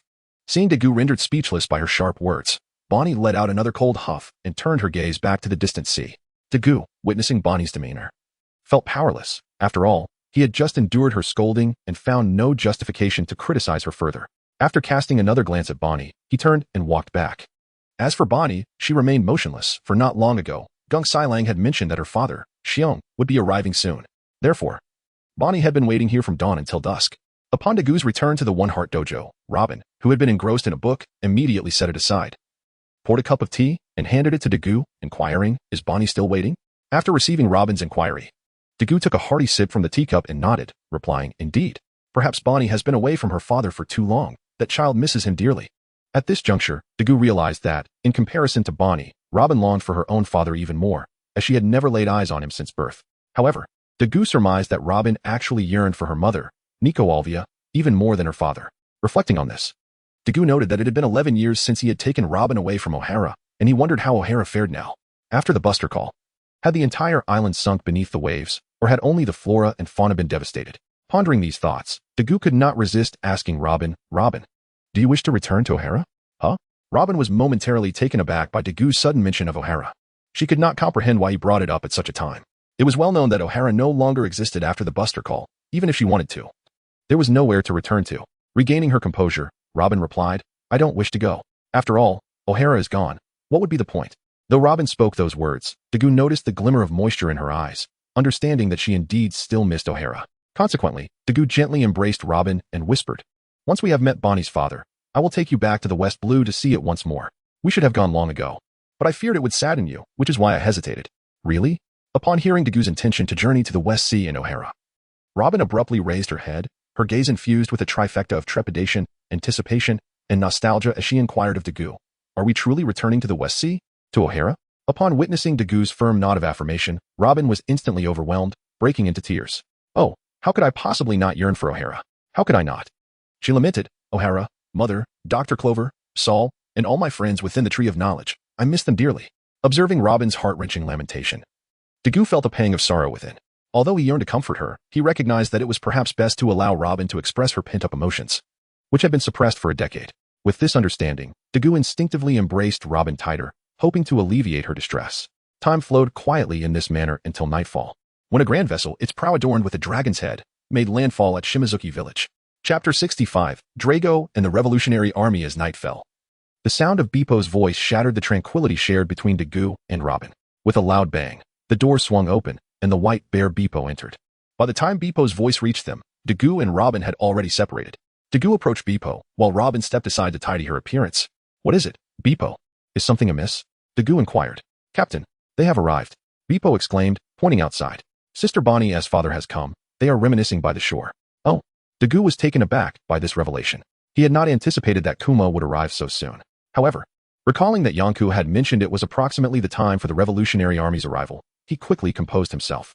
"Let us go see." With this thought, Dagu led Beppo toward the coast, with Robin following closely behind, now prepared. "Captain, you're here." Upon spotting Beppo leading Dagu and Robin, Law and Hawkins greeted Dagu. Dagu merely nodded in acknowledgement of their greetings before turning his attention to the others standing nearby. The first figure to catch his eye was an eccentric silhouette, whose oversized head was barely concealed by a large black cloak, leaving one unsure of their gender. Dagu recognized this as the high-ranking officer of the Revolutionary Army, Ivankov, the Queen of Kamabaka Kingdom, who had once infiltrated Impel Down and spent years there in leisurely repose. Next, Dagu's gaze fell upon a towering figure adorned with a bear-shaped hat, whose comical appearance matched his imposing stature. This was none other than Bartholomew Kuma, the father of his friend, Bonny, known to the world as the Tyrant. Spotting Bonny beside Kuma, Dagu couldn't help but smile. Turning his gaze once more, Dagu beheld another imposing figure, entirely enveloped in a black cloak. Despite being shrouded, a formidable aura radiated from him.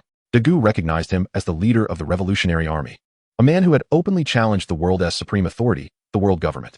He was the naval hero, Vice Admiral Monkey D., Garp's son, and the father of the destined child of the pirate world, Monkey D., Luffy, formerly a Vice Admiral, now the leader of the Revolutionary Army, Monkey D., Dragon. After a moment of silent observation, Dagu stepped forward to Kuma and said, "You must be Bonny's father. I am Dream Bius Dagu, the captain of the light pirates, and also Bonny's captain. It is a pleasure to meet you." "Hello," Kuma replied tersely, offering little more in response. This left Dagu feeling somewhat awkward. While he understood Kuma's taciturn nature, he had not expected it to be so pronounced. Meanwhile, Bonny, observing the interaction, made a playful face at Dagu, which only served to heighten his frustration. He had kindly sought out Bonny's father for her, only to be met with a lack of gratitude and a teasing expression. With a sigh of exasperation, Dagu turned and approached Dragon, extending his hand. "Hello. It is a pleasure to meet you, Mr. Dragon, leader of the Revolutionary Army." "Greetings," Dragon said, extending his hand in return to shake Dagu's. "I am equally pleased to meet you, the survivor of O'Hara, the son of the devil, Dream Bius Dagu. It appears I am quite well informed about you." Upon hearing how intimately Dorag spoke to him, Dagu couldn't help but let out a light chuckle. "You know us better than we know ourselves, Mr. Dagu." Upon hearing Dagu's words, Dorag released his grip and removed his hat, gazing at Dagu with curiosity. "I am quite intrigued, Mr. Dagu. How did you come to learn about our Revolutionary Army?" Upon hearing Dorag's inquiry, Dagu paused momentarily before shaking his head and replying, "I must apologize, Mr. Dorag. But that is a matter of personal confidentiality, and I am unable to disclose it to you. However, rest assured, I have never spoken of the Revolutionary Army to outsiders. Not even my companions are aware. I hold a certain affinity for your cause, for my hometown was indeed devastated by the extermination orders issued by the world government. Consequently, I harbor no favorable sentiments towards them and sincerely hope for your success." Upon hearing Dagu's words, Drago immediately set aside his wariness and addressed Dagu with gratitude. "Thank you for your trust, Mr. Dagu from O'Hara. Rest assured, as long as we unite our efforts, we shall certainly overthrow the tyranny of the world government and liberate the suffering populace like yourself." With these words, the two men clasped hands once more. "Drago, the supplies have been loaded and we are ready to embark," Ivanov reported after a considerable time. "Then let us depart." After a brief acknowledgement of Ivanov, Drago turned to Dagu and said, "Mr. Dagu, we shall take our leave for now, until fate allows us to meet again." "Very well, Mr. Drago. I wish you a safe journey," Dagu responded promptly. At that moment, Kuma approached Dagu with Bonny in tow and said, "Dagu, I entrust Bonny to your care. I believe she will have a joyful time aboard your ship. Rest assured, Mr. Kuma, as long as Bonny remains on my vessel, I will ensure her utmost safety. Even if she disembarks in the future, should she have any needs, I, the illustrious Dagu, will always be at her service, no matter how far." That puts my mind at ease. Observing Dagu's earnest demeanor, Kuma nodded silently and then turned to Bonny, saying, "Bonny, you must stay close to Captain Dagu. I will come to see you whenever I can." Hearing her father's words, Bonny turned to look at Dagu and nodded helplessly, agreeing. "All right." Thus, under the watchful eyes of the members of the pirate crew of Light, the Revolutionary Army set sail once more. Chapter 66, Zoro and the South Sea Captain. "Are you truly leaving us behind?" The sun rose and set, and in the blink of an eye, 7 days had passed since the Revolutionary Army's departure. On this day, as Dagu prepared to set off early in the morning alongside Robin, Law couldn't help but inquire, "Aren't we officially going to sea? We could go to the West Sea together."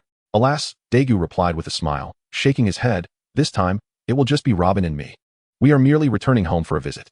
Moreover, we are not technically setting sail yet, as you all are still too young, especially Bonny and Beppo, who need to grow more." "Very well," Law nodded silently at Dagu's explanation and stepped aside, watching Law turn away with a sense of relief. Dagu then turned to request Yingsiro's assistance. "Mr. Yingsiro, during my absence, could you please look after them?" "Of course." Yingsiro nodded quietly in response. "Dagu, when will you be back?" Just as Dagu was about to depart with Robin, a youthful voice reached his ears. Following the sound, he saw a small boy with seaweed-like hair approaching, clutching 3 bamboo swords, with Kuina trailing behind him. Dagu chuckled at the sight of the two and walked up to the boy, ruffling his seaweed hair before saying, "Little brat, the captain is just going home for a visit. I won't be gone long, so don't miss me too much. Go away, who would miss you?" The boy swatted Dagu's hand away and, while fixing his disheveled hair, mumbled, "But ever since you left, no one tells me those stories anymore. About the 3-sword style, the vast world, and Azura, the 9-sword style." Upon hearing the boy's words, Dagu felt a twinge of embarrassment, for he had previously shared tales of the original story's future with the boy. Indeed, this seaweed-haired lad was none other than Roronoa Zoro, the most devoted supporter of Monkey D., Luffy in the original pirate tale, the 3-sword style swordsman, and the future world's greatest swordsman. "Zoro, are you still a child?" Clinging to Dagu for stories, Kuina chastised him from behind. "Humph." In response to Kuina's reproach, Zoro merely scoffed and walked towards the room. However, noticing Zoro's gradually veering path, Dagu couldn't help but chuckle and said to Kuina, you should keep an eye on him. Otherwise, I'm worried he'll get lost in the woods again. Sighing at Zoro's retreating figure, Kuina reluctantly took a breath before bidding farewell to Dagu and sprinting after Zoro. Watching the two depart, Dagu couldn't suppress a smile before turning to the remaining crowd. Well then, everyone, Robin and I shall take our leave. Robin. As soon as he finished speaking, Dagu glanced at Robin standing beside him, grasped her hand, and with a flash of the flying thunder god, they vanished before everyone's eyes. They're gone. After Dagu and Robin left, Bonny, who often clashed with Dagu, couldn't help but exclaim, Beepo, let's go. Meanwhile, Law called the Beepo, and together they turned towards the training ground. Shortly after Law's departure, Hawkins quietly left as well. Once everyone had departed, Bonny, feeling bored, made her way towards her room. Mount Levi's, Twin Gorges. Dagu and Robin reappeared in this location, which was the nearest point to the West Sea marked by Dagu's flying thunder god seal. Moreover, having not seen Kurokus for a year, Dagu was eager to pay him a visit and extend his greetings. However, disappointment washed over him as he gazed upon the empty Twin Gorges, realizing Kurokus was not present and must be within Labone. Contemplating this, Dagu prepared to venture inside Labone. But at that moment, Robin called out to him. Dagu, let's head straight to the West Sea. Since we haven't encountered Mr. Kurokus, it is probably for the best. Let him enjoy some peace, and we can greet him when we arrive. Well, upon hearing Robin's words, Dagu found himself hesitating. Initially, he intended to utilize the Flying Thunder God technique to return directly to Shimohajiki village after meeting with Mr. Kurokus. However, it was evident that Robin was eager to return to Ohara, prompting Dagu to ponder for a moment before silently nodding. Very well, let us proceed directly to the West Sea. As for greeting Mr. Kurokus, we shall address that after we have dealt with matters in the East Sea. With that, Dagu guided Robin towards the West Sea. The West Sea, like other maritime regions, possesses its own distinct culture. However, unlike the others, which typically showcase singular or interconnected cultural themes, such as the North Sea, where war reigns supreme, the South Sea, characterized by technological advancements, and the East Sea, embodying peace and simplicity. The West Sea is unique in that it once embraced two contrasting cultural narratives. Prior to the annihilation of Ohara, the West Sea was regarded as a sanctuary for scholars, with intellectuals scattered throughout. Yet, following the fall of Ohara, the scholarly essence began to dissipate, giving rise to a burgeoning local culture dominated by organized crime. Indeed, the West Sea is peculiar. One would expect that in an environment previously teeming with scholars, courtesy and humility would prevail. However, amidst this backdrop, the presence of gangs emerged as a prevailing force, clandestinely wielding control over the entire region. In the aftermath of Ohara's destruction, as the scholarly population dwindled, the criminal underworld of the West Sea began to surface, revealing that the region, once celebrated for its cultured populace, had been ensnared by gang control. Chapter 67. The island of Siat and naval attention. Siat Island, the gateway to the West Sea, serves as a crucial passage for those journeying to the Grand Line and is the first island encountered upon arrival from the Grand Line. Much like other islands in the West Sea, Siat Island is rife with gang activity. However, it is notably distinguished by its commendable public order. Observing a robust man in a black cloak assisting an elderly lady across the street, Dagu was taken aback. If his assumptions were correct, this man was likely a gang member. Yet, his actions compelled Dagu to reconsider the typical image of gangsters. Could it be that the gangs of the West Sea differ from those elsewhere, perhaps comprising individuals cloaked in the guise of culture? Nonetheless, Dagu soon dismissed this notion, as he was aware that the gangs in the West Sea also extorted protection money, trafficked arms, and engaged in violent confrontations. Such indicators suggested that the West Sea's gangs bore no significant difference from those in other regions. Moreover, while the original narrative features pirates from the West Sea, such as Brooke of the Straw Hat Pirates and Lafayette of the Blackbeard Pirates, who may appear refined, their origins as royal guards do not classify them as gang members. In contrast, the notorious Capone Beach, often referred to as the godfather of the West Sea's underworld, embodies the ruthless image typically associated with gangs, disregarding the lives of his subordinates and believing that everything has a price, with failed negotiations solely due to inadequate offers. Thus, witnessing the black-cloaked man assisting the elderly lady left Dagu's worldview shaken. Greetings. Is there something I can assist you with? Perhaps Dagu's gaze was too intense. After escorting the elderly woman, the man in black approached him, inquiring, if there is anything I can do to help, please do not hesitate to let me know. Taken aback by the man's unexpected warmth, Dagu found himself momentarily speechless. Hello. However, while Dagu was momentarily stunned, Robin, who had been well acquainted with the intricacies of the West Sea since childhood, remained unfazed. Observing Dagu's bewilderment, she promptly addressed the man. We are looking for a place to stay. Could you kindly direct us to a nearby inn? Oh, in search of lodging, are we? Upon hearing Robin inquire about the inn, the man responded with a sound of acknowledgement, gesturing towards his right. Proceed 20 meters from here. Then turn left and walk approximately 30 meters, and you will find an inn. Although this establishment was not the only inn on the island, it was reputed to be the safest. The safest. A moment of clarity washed over Dagu as he processed the man's statement, leading him to wonder if the island was indeed unsafe. However, observing the courteous and deferential crowd along the road, he found it difficult to comprehend any imminent danger. Nevertheless, he noted the man's words. Being cautious could hardly be a mistake. After expressing his gratitude, Dagu led Robin towards the inn indicated by the man, watching their departing figures. The cloaked man shook his head slightly before retreating into a nearby shadowy corner, retrieving a small communication device to dial. Beep, beep, beep. After a series of busy signals, a middle-aged man's voice emerged from the device. Report to Colonel Put. A sudden situation has arisen. Upon hearing this, the cloaked man promptly relayed, the son of the demon, Dagu, with a bounty of 300 million berries, has just landed here. What? On the other end, within the naval base at Zayat Island, a seemingly ordinary man clad in a navy uniform was immediately taken aback. Yes, Colonel Put. Just moments ago, the demon's son Dagu's companion, the demon's daughter Nico Robin, inquired about the location of an inn. Upon receiving the confirmed response, Colonel Put exhaled deeply. I understand. Without asking where Dagu and his companion were lodging, he ended the call, for he recognized that even if he knew the location, he could do little against them. This was due to the insufficient military strength of the Zayat Island forces. While they were indeed the navy, the most powerful entities on the island were the local gangs. In fact, across the islands of the West Sea, the strongest force was not the navy, the world's foremost power, but rather the indigenous gangs. This was simple enough to comprehend. The gangs operated independently, while the navy functioned as a cohesive unit.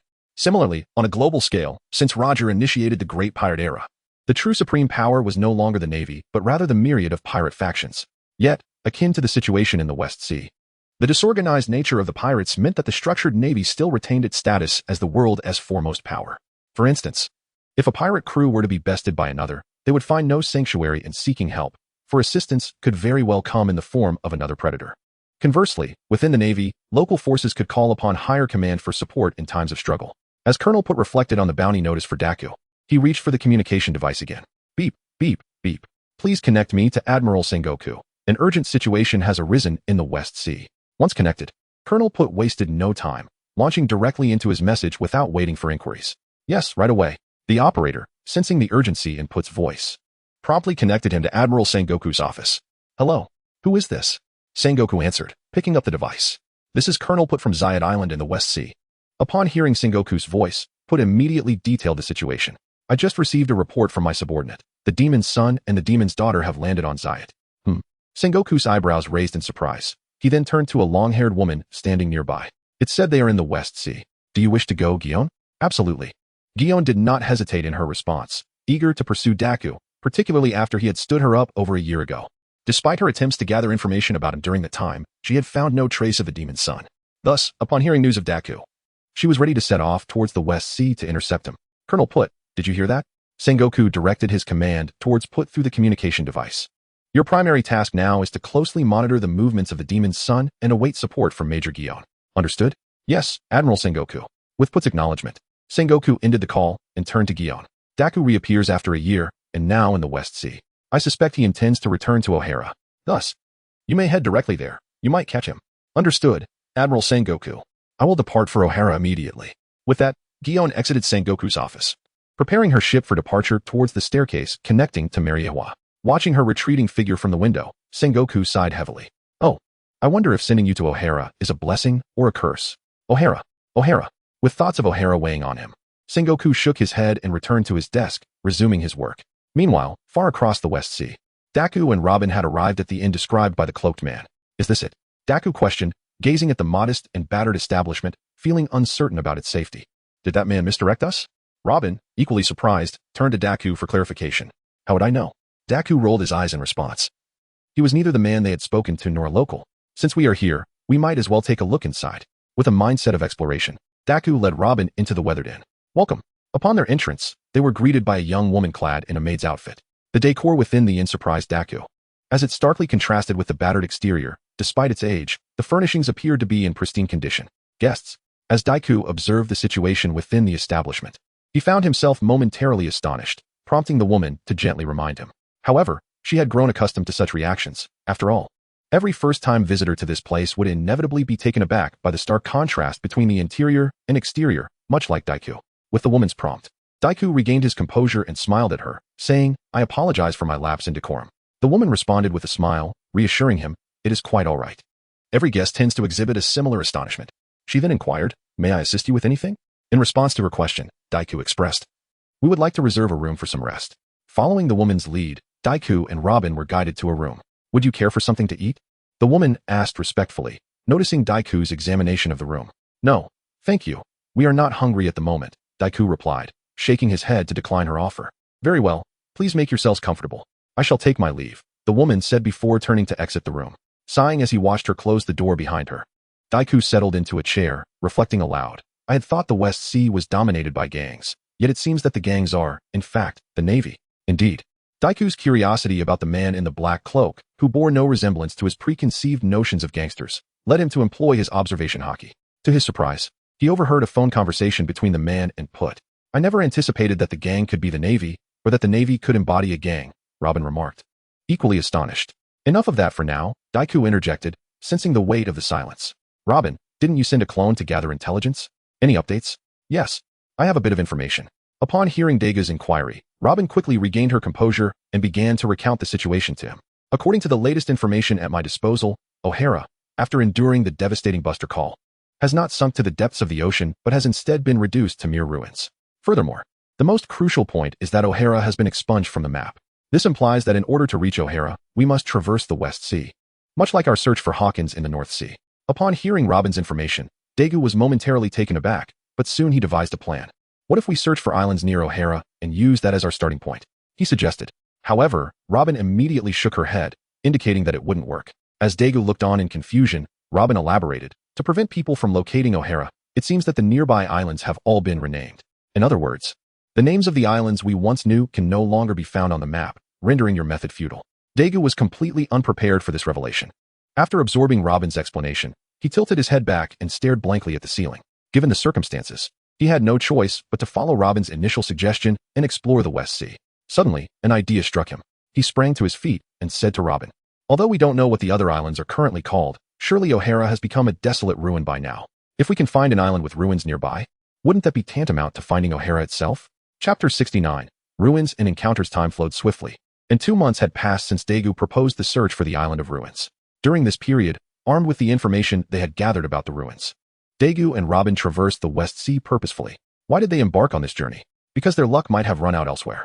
Over the course of 2 months, they scoured numerous ruins, yet every time they were met with disappointment, until finally, after exploring the West Sea, they pinpointed the location of O'Hara from their memories. However, as they surveyed the flat island below, with only a few wild grasses growing, both Dagu and Robin found it hard to believe that this was O'Hara. If they hadn't confirmed the condition of the surrounding islands, which were identical to those near O'Hara, they would have doubted that this was the home of their childhood. The once majestic, thick, and verdant tree of knowledge was now entirely absent, leaving not a trace behind. Thus, both Dagu and Robin hesitated to affirm that they had arrived at their homeland. With a heavy sigh, Dagu glanced back at O'Hara and slowly descended onto the island. As he walked upon the land of O'Hara, he observed the uneven terrain peeking through the grass, and his expression grew increasingly somber. Robin, too, stood transfixed by the desolation beneath her feet. Although Dagu had brought Dr. Clover and his mother, Olvia, to Amazon Lily years ago, and they had found peace there with Hancock's help, Robin still held an unbreakable bond with O'Hara. She had not forgotten that the towering giant, Saul, had not left O'Hara but remained there forever, and she had come to retrieve him. However, the sight from the sky had made Robin realize that Saul had also disappeared amidst the ruins of O'Hara. With a deep breath, she knelt at the spot where the tree of knowledge once stood, silently weeping. Witnessing this, Dagu sighed once more. On the opposite side of the O'Hara ruins, concealed within a pit covered by cliffs, a naval ship was anchored. At the moment Dagu and Robin landed on O'Hara, a female Marine, closely monitoring the imagery transmitted by a snail phone placed on the island, reported to her superior, Shiwan. Observing Dagu and Robin on the screen, Shiwan, who had initially deemed them as ruthless pirates deserving of capture, began to waver. The genuine emotions displayed by the two seemed incongruous with the idea of them being villains. Moreover, upon her first visit to O'Hara, she had imagined it to be just like this. However, upon learning about O'Hara's history, her heart felt as if it had been struck with a heavy blow, leaving her in a state of distress and oppression. From that moment on, her perception of Dagu began to shift, and witnessing their heartfelt display of emotion further shook her convictions. Thus, when she received her subordinate's report, Shiwan did not respond immediately. It was only after observing Dagu and Robin resume their walk that she commanded, land on the island. Target, the demon child. Despite her empathy for Dagu and Robin, Shiwan did not forget her duty. As a Marine, her obligation was to apprehend them. Even though she believed they did not deserve capture, she was bound by her responsibilities. With a resolute command, she took the lead and headed toward Dagu and Robin. Demon child, dreaming Dagu, you are under arrest. Dagu, walking alongside Robin on the soil of O'Hara, was suddenly startled by a clear female voice proclaiming his capture. Turning to locate the source of the voice, he was met by a strikingly beautiful Marine with cascading hair, clad in the Navy's formal justice cloak. Upon closer inspection, Dagu was taken aback, realizing that the nemesis of the Straw Hat Crew's 3 main fighters had appeared before him. Why did he refer to her as such? To understand, one must grasp the nature of their adversaries. Luffy, the captain, was thwarted by meat. Zoro, the swordsman, was challenged by swordmasters, and Sanji, the cook, was defeated by beautiful women. Before him stood a stunning beauty, a tall and leggy Marine, thus fulfilling Sanji's nemesis. Furthermore, she was a swordmaster, a formidable one at that. Although Dagu was uncertain if she had reached the pinnacle of swordsmanship, her aura was ambiguous, suggesting she was either at that level or not. Regardless, she was indeed a swordsman, which made her a threat to Zoro as well. As for meat, this beauty was not only a stunning figure, but also a master of culinary skills. Hence, Dagu's assertion that she was the nemesis of the 3 main fighters was indisputable. Yet, he recalled that she should not have made her appearance at this point in the story. However, Dagu soon shook his head, pondering the complexities of the situation. After all, in the original narrative, she had already ascended to the status of a candidate for the admiralty upon her introduction. During that period, the circumstances differed significantly from the post-war recruitment drives depicted in the original story, where one could attain the position of admiral solely based on strength. In that era, aspiring to be an admiral candidate required substantial achievements. Therefore, it was evident that she must have undertaken numerous missions prior to this, capturing a considerable number of pirates. Otherwise, her peers would surely question her eligibility for such a prestigious position. Dagu, do you know her? At that moment, Robin, who had overheard his earlier words of astonishment, inquired curiously of Dagu. Chapter 70, Combat and Encirclement. Upon hearing Robin's inquiry, the pensive Dagu paused for a moment before elucidating, I do not know her personally.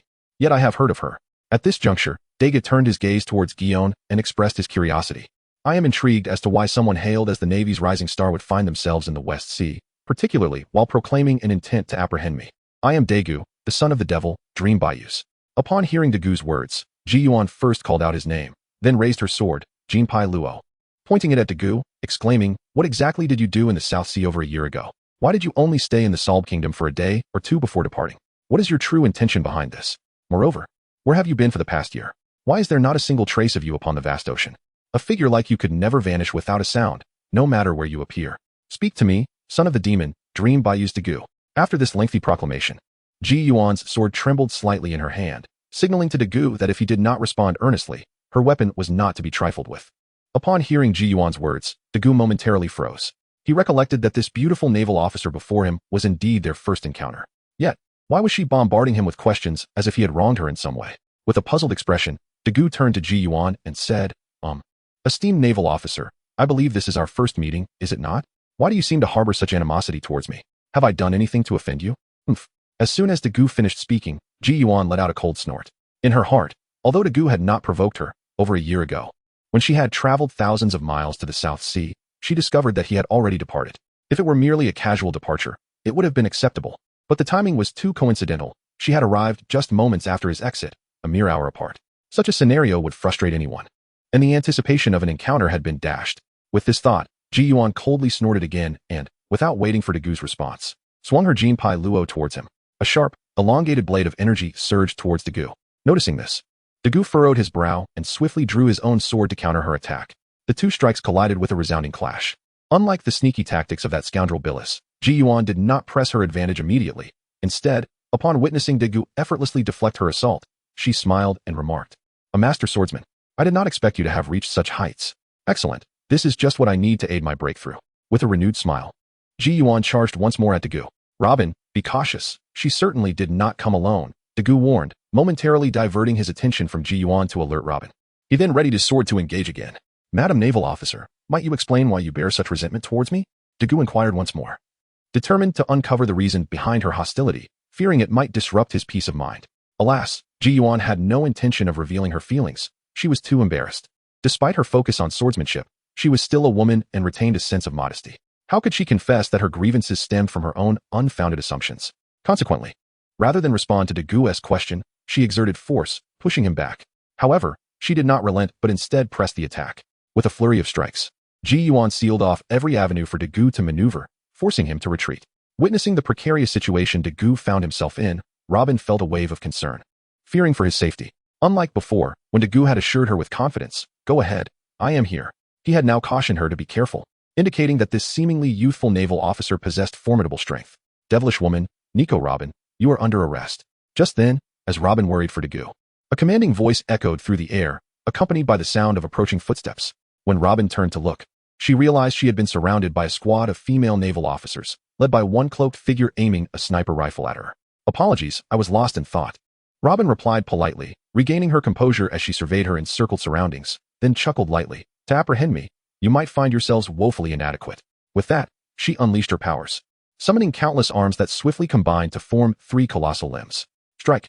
With her command, the gigantic arms descended upon the female naval officers. Yet, the naval officers remained unperturbed, swiftly scattering under the lead officeress' orders, evading Robin's attack. "How dare you!"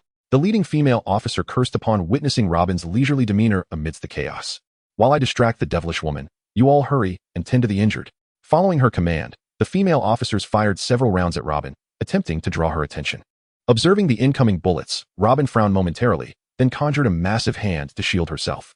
The other 3 hands followed suit, launching an assault against the female officers. In the face of Robin's assault, the female naval officer let out a cold snort and swiftly evaded the attack with a graceful turn. Bang bang. 2 more gunshots rang out, aimed directly at Robin.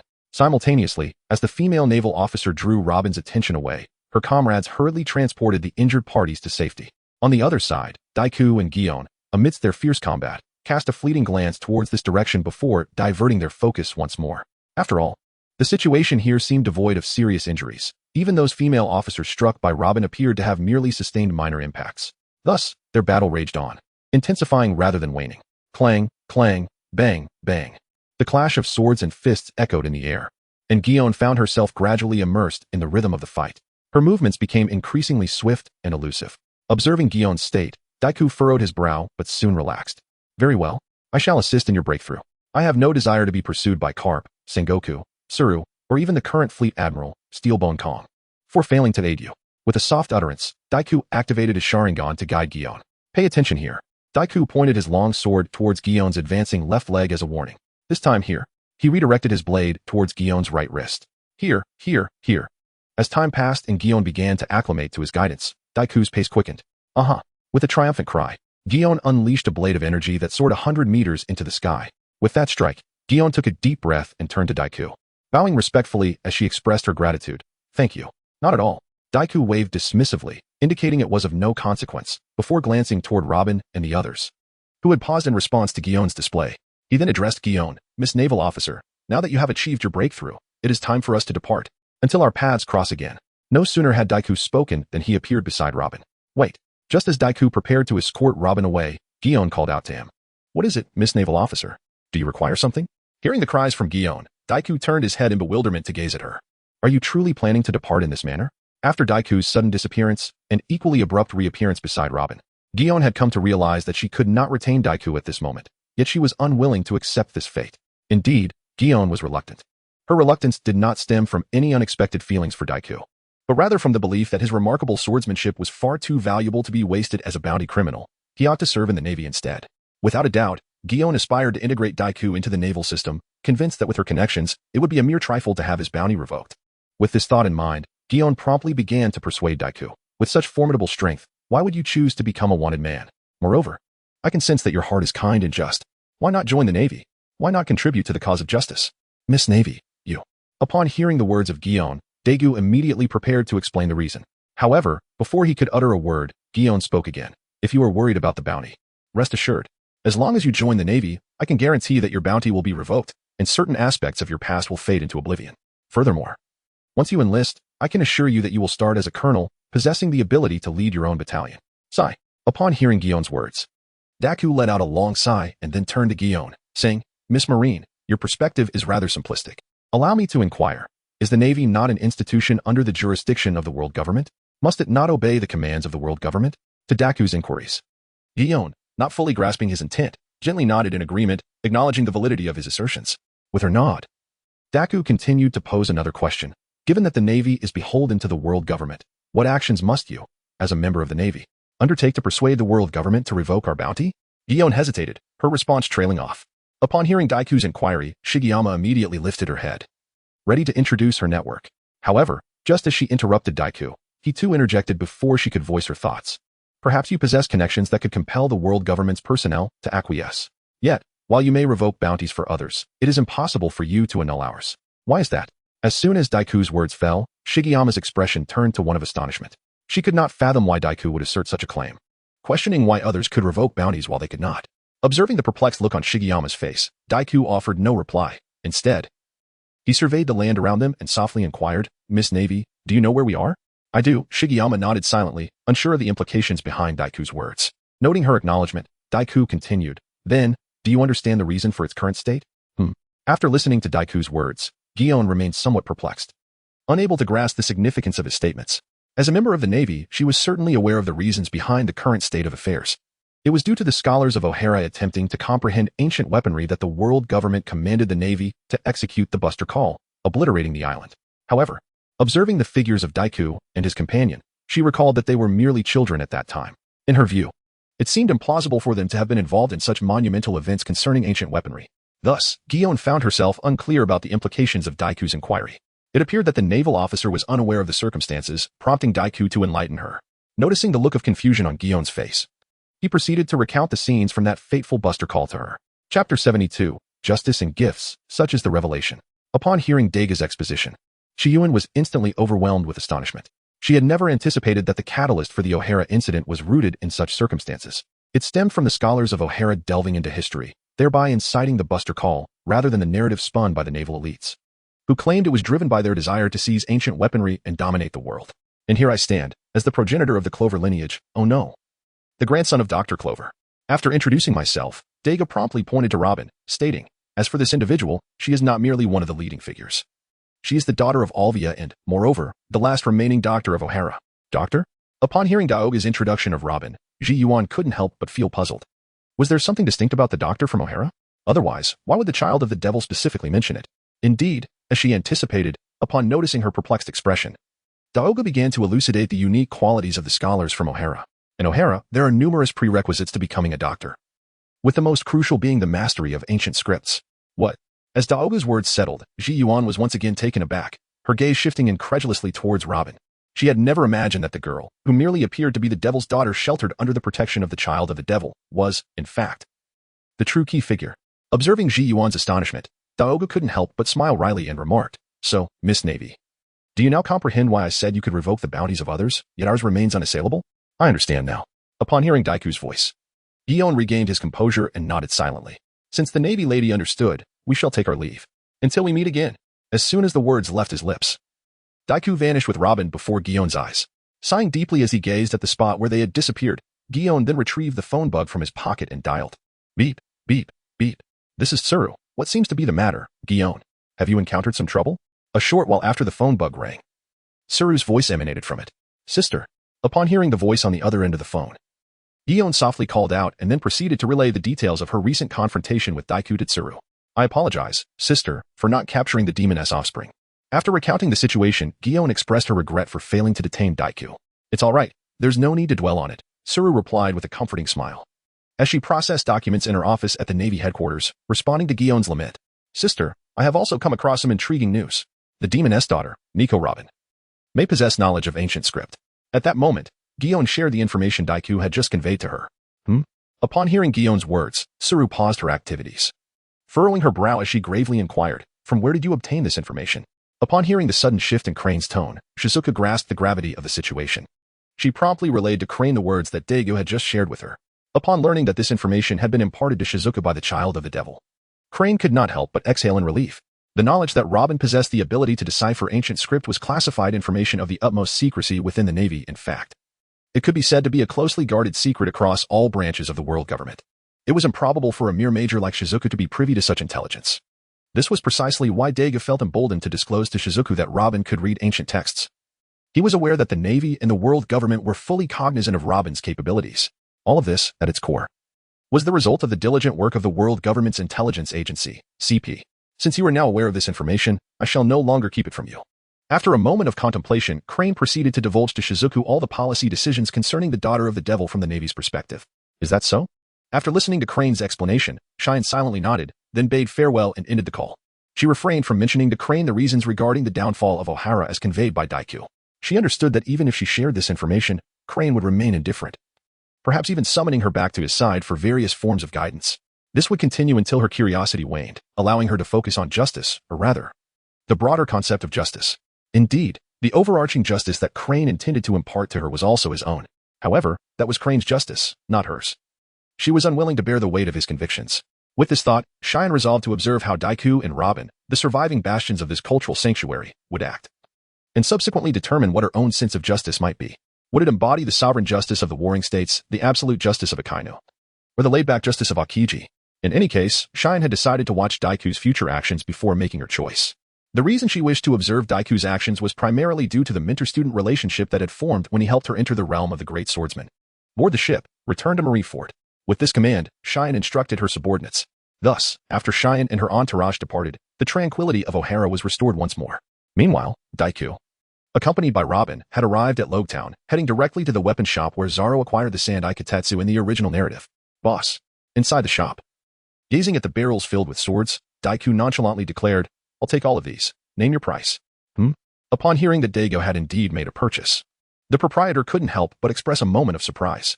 However, he did not dwell on it for long, as he had encountered patrons like Dago before. Typically, such customers were those who operated dojos, acquiring weapons intended for their disciples. Of course, there were also pirate crews, yet they seldom exhibited the courtesy displayed by Dagu. Hence, the owner assumed Dagu was affiliated with a dojo, and his conjecture was not without merit. Dagu's intention for the purchase was indeed to enhance the equipment of Gung Sailang's dojo. After all, he had been a guest there for quite some time. While he had compensated them, money could never hold the same significance as a thoughtful gift. Thus, Dagu chose to acquire everything, both as a present for Gung Sailang and to procure the elusive Sandai Kitetsu concealed among the collection. Indeed, after his earlier scrutiny, Dagu had confirmed its presence. Very well. The swords I am selling are priced at 50,000 berries each, totaling 100 blades. If you wish to take the entire lot, I can offer you a discounted price of 4,900,000 berries, the owner stated after a moment of calculation. Agreed. Dagu responded without hesitation, promptly settling the payment. However, in an unexpected turn of events, he unleashed his conqueror's haki, rendering the owner unconscious, and swiftly departed the store with Robin and the multitude of weapons in tow. Chapter 73, Zaro and Kitetsu at the port of Shimajiki village. Aboard the ship of the Straw Hat Pirates, Dagu appeared alongside Robin and the weaponry. Dagu, why did you incapacitate that shopkeeper? As soon as they settled in, Robin inquired with curiosity.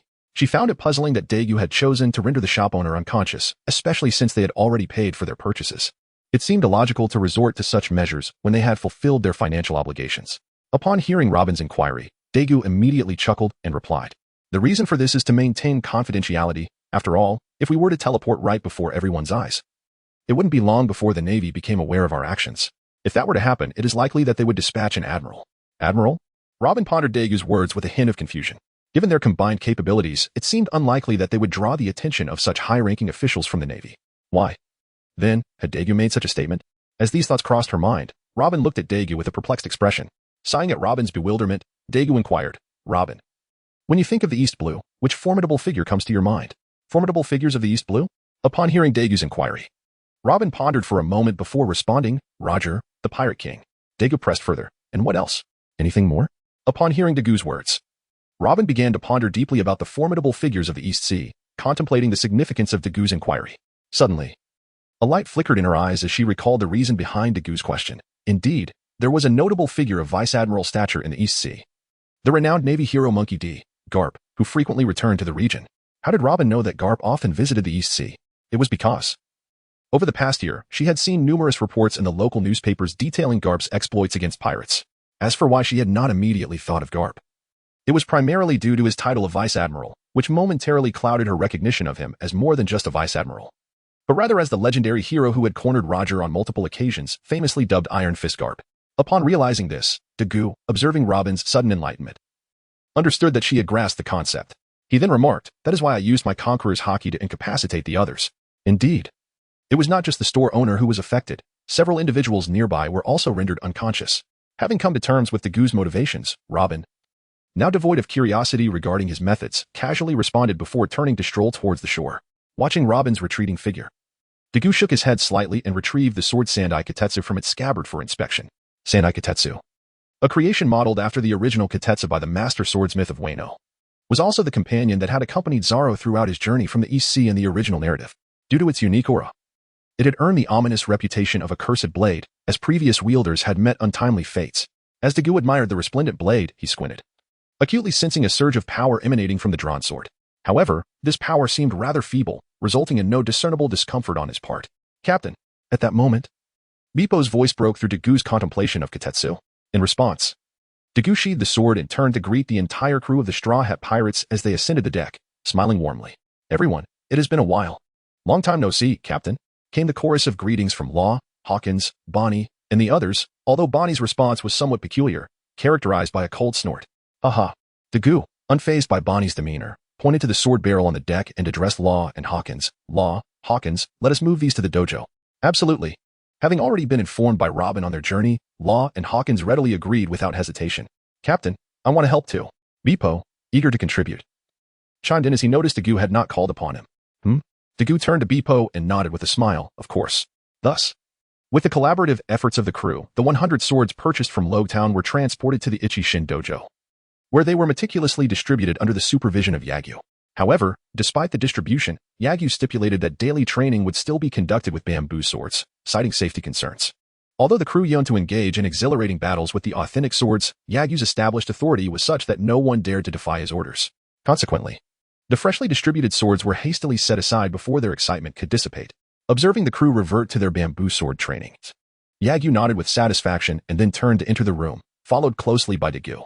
Sanai Kitetsu, he remarked, glancing at the long blade Dagu held. Indeed. It is no surprise that you recognized it at first glance, even without drawing the sword, Mr. Yagyu. Upon hearing Gung Sairu's words, Dagu immediately gave him a thumbs up.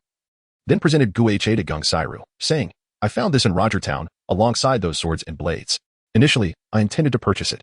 But considering how long I've been troubling you, it seemed I hadn't prepared anything in return, so I decided to acquire everything.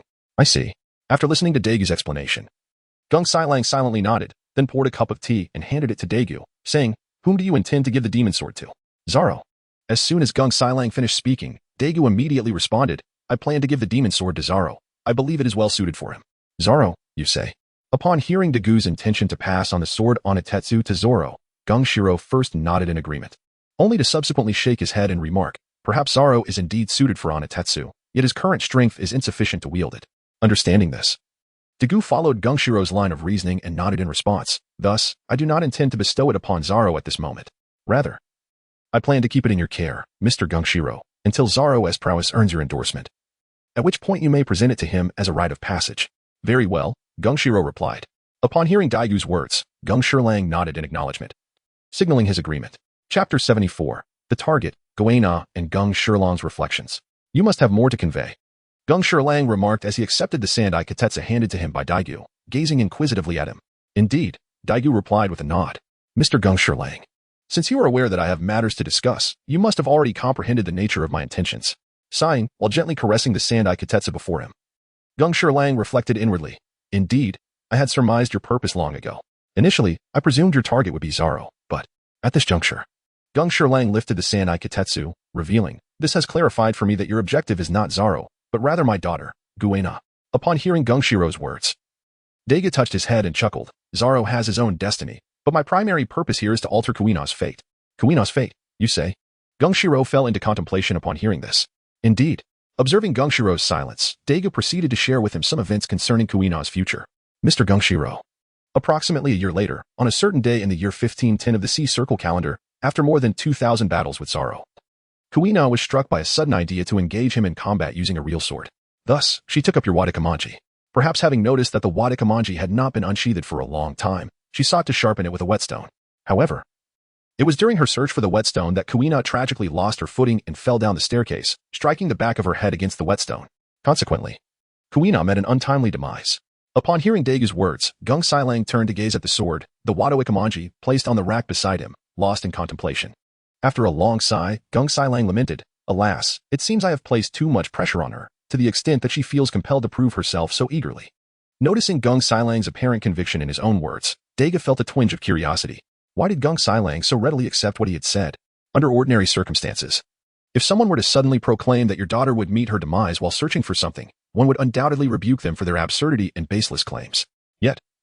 Observing Gung Silang's demeanor, Dagu sensed no hint of skepticism. It was as though what he had stated was an undeniable truth. With this thought, Dagu earnestly inquired of Gung Silang, Mr. Gung Silang, do you truly believe what I have said? Indeed. Upon hearing Dagu's inquiry, Gung Silang silently nodded and replied, I believe. In this vast ocean, anything is possible, and foreseeing the future is not beyond the realm of possibility. Moreover, your dedicated search for Hawkins and his companions across the globe is a testament to your ability to glimpse into the future. After all, it is rare for anyone to spend a month, or even a year, in pursuit of a mere child to join their pirate crew. How enlightening. Upon listening to Gung Silang's explanation, Dagu realized that, unbeknownst to him, he had unwittingly become a prophet in the eyes of others. He believed that Gung Silang was not the only one who thought this way. Robin, Luo, Hawkins, and even Bonny and Bipo might share the same sentiment. With this understanding, Dagu promptly inquired of Gung Silang, so, Mr. Gung Silang, what are your thoughts? Would you be willing to entrust Guena to me? When do you plan to set sail? However, in response to Dagu's question, Gung Silang did not provide an answer, but instead asked when Dagu intended to embark on his journey. In a year. I will leave the East Sea. Although Dagu did not comprehend the reason behind Gung Silang's inquiry, he answered nonetheless. A year? Gung Silang pondered for a moment before replying. Then let us discuss it again in a year. Very well. Although Dagu felt a tinge of disappointment for not receiving the answer he sought, he did not press Gung Silang further. After bidding farewell, he turned and exited the room. Guena observed Dagu's departing figure, while Gung Silang let out a soft murmur before rising to tidy up the sand Iguache. Meanwhile, after leaving Gung Silang, Dagu made his way to the training ground. As he watched Guena and Zoro engaged in combat, his thoughts began to wander. Noticing that Dagu stood motionless at the entrance, Robin approached and called out to him. Robin's sudden voice successfully snapped Dagu back to reality, and he turned to her, asking, what is it? Is there something you need, Robin? It's nothing. Robin replied as she observed Dagu finally moving. I merely saw you lost in thought while watching Guena and the others, so I called out to you. Is that so? Upon hearing Robin's remark, Dagu turned to Guena and softly said, yes, I am contemplating what lies a year ahead. A year ahead? Robin inquired, puzzled. What significant event awaits us in a year? Why is Dagu mentioning it? Indeed, a year ahead, Dagu continued, sensing Robin's curiosity. In a year, we shall depart from the East Sea, and it remains uncertain when we shall return. Ah, I see, came Robin's understanding response. Upon hearing Dagu's words, Robin nodded in acknowledgement. All right, let us speak no more of this. After casting another glance at Guena, Dagu turned to Robin and said, Robin, I intend to explore the East Sea as well, starting tomorrow. Very well, I shall make the necessary preparations at once. Upon hearing Dagu's intention to explore the East China Sea, Robin immediately resolved to prepare herself. However, before she could take a step, Dagu shook his head repeatedly, stating, this time, I shall go alone. You are to remain here and rest well under the care of Mr. Jengshiro. Upon hearing that Dagu intended to embark on this journey alone, Robin found herself momentarily taken aback. It is worth noting that in all their previous endeavors, with the sole exception of their expedition to Mariehua, Dagu had always included her in his ventures. The prospect of him going solo was indeed unexpected. As this realization dawned upon her, Robin's expression shifted, revealing her anxiety as she gazed at Dagu and inquired, are you planning to engage in something perilous? Surely not. Dagu replied with a gentle smile, reassured her, I merely intend to explore the East Sea. The reason for your absence is to afford you some well-deserved rest, especially considering the arduous efforts you have exerted in the West Sea. Very well then. Upon hearing Dagu's solemn promise, Robin set aside her thoughts and turned to continue her training. Chapter 75, The Discontented Zoro and the Thieving Nami. With the crowing of the rooster, the newborn sun gradually ascended in the east. Meanwhile, Dagu, fully prepared, soared away from Seymourji village. Under the watchful gaze of the martial arts practitioners including Gung Si-hong, Kuina, Zoro, and members of the light pirates such as Robin and Hawkins. He's gone. Zoro, observing Dagu's retreating figure, couldn't help but express his feelings before turning to Kuina and shouting, Kuina, let us settle this once and for all. The 750th match. Lost in thought as she gazed at Dagu's disappearing silhouette, Kuina sighed upon hearing Zoro's challenge and promptly struck him on the head with her bamboo sword. Bang! Zoro fell to the ground. 750 wins. Glancing at the fallen Zoro, Kuina remarked nonchalantly as she walked back, Zoro, you still have a long way to go. Damn it. Zoro flipped over and, watching Kuina's retreating form, pounded the ground in frustration, roaring, 750 matches. Nearby, Gung Si-hong, upon realizing that it was their 750th match, recalled Dagu's words from yesterday. After more than 2,000 victories, Kuina would meet her untimely demise. Sighing heavily, Gung Si-hong turned back toward the dojo. Idiot! As Gung Si-hong cast a puzzled glance at Zoro before leaving with a sigh. Zoro mistakenly believed that Gung Si-hong was disheartened by witnessing his defeat at Kuina's hands. Thud. Zoro struck the ground again in frustration.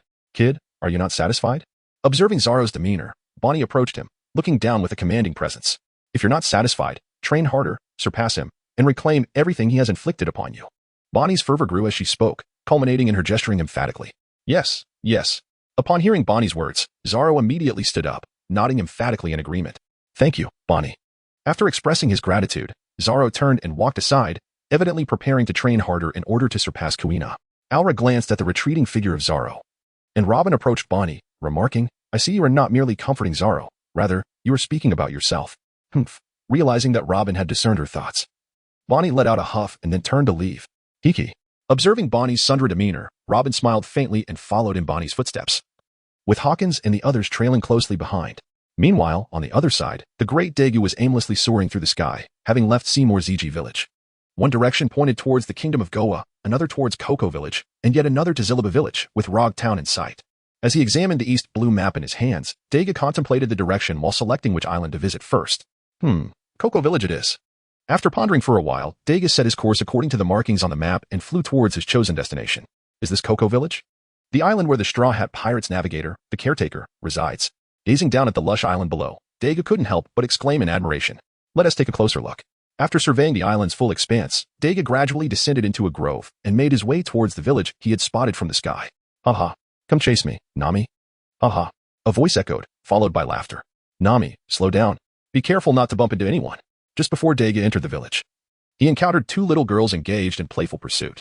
Suddenly, whether it was due to the little girl ahead being oblivious or Dagu's deliberate action, the girl named Nami collided right into Dagu's embrace. See, Nami, I told you you'd run into someone. The other girl, after scolding Nami, turned to Dagu and bowed apologetically. I'm sorry, my sister is too reckless. I apologize, but she didn't mean to. Please forgive her. After saying this, the girl named Nokigo straightened up, seemingly concerned that if Dagu did not forgive her troublesome sister, she would remain in this state. Hiki. Seeing Nokigo's earnest attitude, Dagu couldn't help but chuckle and then looked at Nami in his arms. This lovely young lady, perhaps you should step out of my embrace now. With that, Dagu glanced back at Nokigo. Otherwise, I fear your sister may continue like this. Humph. Upon hearing Dagu's words, Nami let out a huff and promptly extricated herself from his embrace, striding over to Nokigao. Nokigao, why do you always behave this way? She said, a hint of annoyance in her tone. In response to Nami's demeanor, Nokigao chuckled and replied, because I am the elder sister. When my younger sister errs, it is only fitting for me, as her sister, to step forward and offer an apology. Upon hearing Nokigao's words, Nami was momentarily taken aback. She then turned around and approached Dagu, mimicking Nokigao's earlier gesture by bowing respectfully. I apologize. Hiki, no worries. Dagu smiled broadly at the sight of Nami bowing before him, and then gently patted her little head, saying, just refrain from being so reckless next time. You are still young, and even if your impetuousness leads to trouble, you have your sister and mother to support you. However, one day, when your mother is no longer around and your sister is married, should you find yourself in a predicament, there will be no one to back you up. Little thief cat. As soon as he finished speaking, Dagu pulled out his pouch of money from Nami's pocket, waved it in front of her, and then tucked it away. Nami felt an acute embarrassment wash over her. She had not anticipated that her discreet maneuver would be noticed by Dagu, the very victim involved. Nami, Nokigao, witnessing the scene, stormed over with fury and began to scold Nami. How could you steal again? Didn't you promise me and Aunt Belmere that you would refrain from thievery? Listening to Nokigo's words, Nami silently lowered her head, appearing as if she acknowledged her fault. However, Dagu was certain that this girl was utterly unconcerned. He could guarantee that she would steal again. After all, without stealing, she would not be the mischievous little thief Nami. Chapter 76, Belmere and the Tangerine Sir. I sincerely apologize for the trouble my sister has caused you. After admonishing Nami, Nokigo turned to Dagu and offered her apologies once more, then invited him. If you do not mind, please join us at our home. We would be delighted to offer you some tangerines. That may not be necessary. Although Dagu was tempted by Nokigo's invitation, he could not accept it outright. Otherwise, he might be perceived as having ulterior motives in approaching them. Despite his genuine intention to get closer, it would be unwise for all to be aware of such intentions. Therefore, upon hearing Nokigo's suggestion, Dagu feigned reluctance and declined. Please. This is a gesture of apology for Nami's reckless behavior. Witnessing Dagu's refusal, not only did Nokigo urge him again, but even Nami joined in, encouraging Dagu to visit their home. Very well. Faced with their persistent invitations, Dagu decided not to feign rejection this time. If he continued to decline, they might genuinely believe he did not wish to go, thus abandoning the idea altogether. Such an outcome was not what Dagu desired. Consequently, he accepted the invitation and followed them to their residence in the Tangerine Orchard. Belmere. Upon entering the orchard, Nami dashed forward, calling out for Belmere. Observing Nami's exuberance, Nokigo shook her head slightly and turned to Dagu, saying, This is our home. We cultivate tangerines here, and you are welcome to enjoy as many as you wish. Upon hearing Naka's words, Dagu did not respond but instead wandered into the orange grove to observe his surroundings, gazing at the large, vibrant oranges. Even though Dagu was not particularly fond of eating them, he could not resist the temptation and plucked one from the tree. As he peeled it open and beheld the plump, juicy segments within, a spark of inspiration ignited within him. Prior to arriving in Cocoa Village, Dagu had been contemplating ways to help Nami's mother, Belmere, evade her fated calamity. To this end, he devised several strategies. One was to have Gungshiro keep a watchful eye on Cocoa Village, ready to intervene when Arlong arrived. The second involved Dagu teleporting directly to Cocoa Village using the Flying Thunder God technique to confront Arlong himself. However, both approaches encountered a significant hurdle. He was uncertain when Arlong would make his entrance into Cocoa Village. Dagu vaguely recalled that on the very first day of Arlong's arrival, Belmere, unable to pay for the demands placed upon her, fell victim to Arlong's ruthless demonstration of power. Thus, the crux of the matter was not merely to eliminate Arlong, but rather to devise a means for Belmere to survive that perilous encounter. Only by navigating through the threat posed by Arlong could they find true meaning in their efforts. Otherwise, even if Arlong were dealt with afterward, it would leave an indelible regret for both Nami and Noki. Consequently, Dagu conceived a plan to secure a substantial sum of money for Belmere to help her weather Arlong's demands. If she could successfully overcome that ordeal, it would not be long before either he or Gungshiro would take care of Arlong. Yet, another challenge arose. How could he persuade Belmere, a complete stranger, to accept such an unsolicited gift? As he pondered this dilemma, the orange in his hand inspired a solution. With a smile, Dagu took a bite of the orange, savoring its delightful flavor. It was indeed delicious. The fruit was bursting with juice, perfectly balancing sweetness and tartness, neither overly sweet nor excessively sour, making it exceptionally refreshing. Soon, he devoured the entire orange, smacking his lips in satisfaction, feeling a lingering desire for more. Delicious, isn't it? He remarked, glancing at Noki, who stood proudly beside him, lifting her chin and affirmatively responding, "Indeed, it is." Upon hearing the words of Nokigo, Dagu silently nodded, then turned to Nokigo and inquired, "Do you sell oranges at your home? How much do they cost?" "Yes, indeed we do sell them." Upon hearing Dagu's words, Nuachi Gao realized that he must be interested in purchasing oranges from her family, and she immediately exclaimed with joy, "Nuachi Gao, what is the matter? Why are you shouting so suddenly?"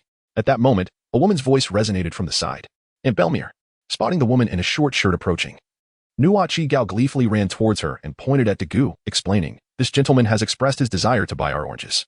Is that so?" After listening to Nokigo's explanation, the woman, namely Nami, along with Nokigo's adoptive mother, Belmere, approached Dagu. "Sir, there is truly no need for you to make a purchase," she stated. No sooner had she spoken than Belmere pointed to Nami behind her and added, "My child has caused you some trouble. If you merely wish to sample, I would be more than happy to offer you some." However, to Belmere's astonishment, as soon as she finished her statement, Dagu shook his head and replied, "Beautiful lady, you may have misunderstood my intentions."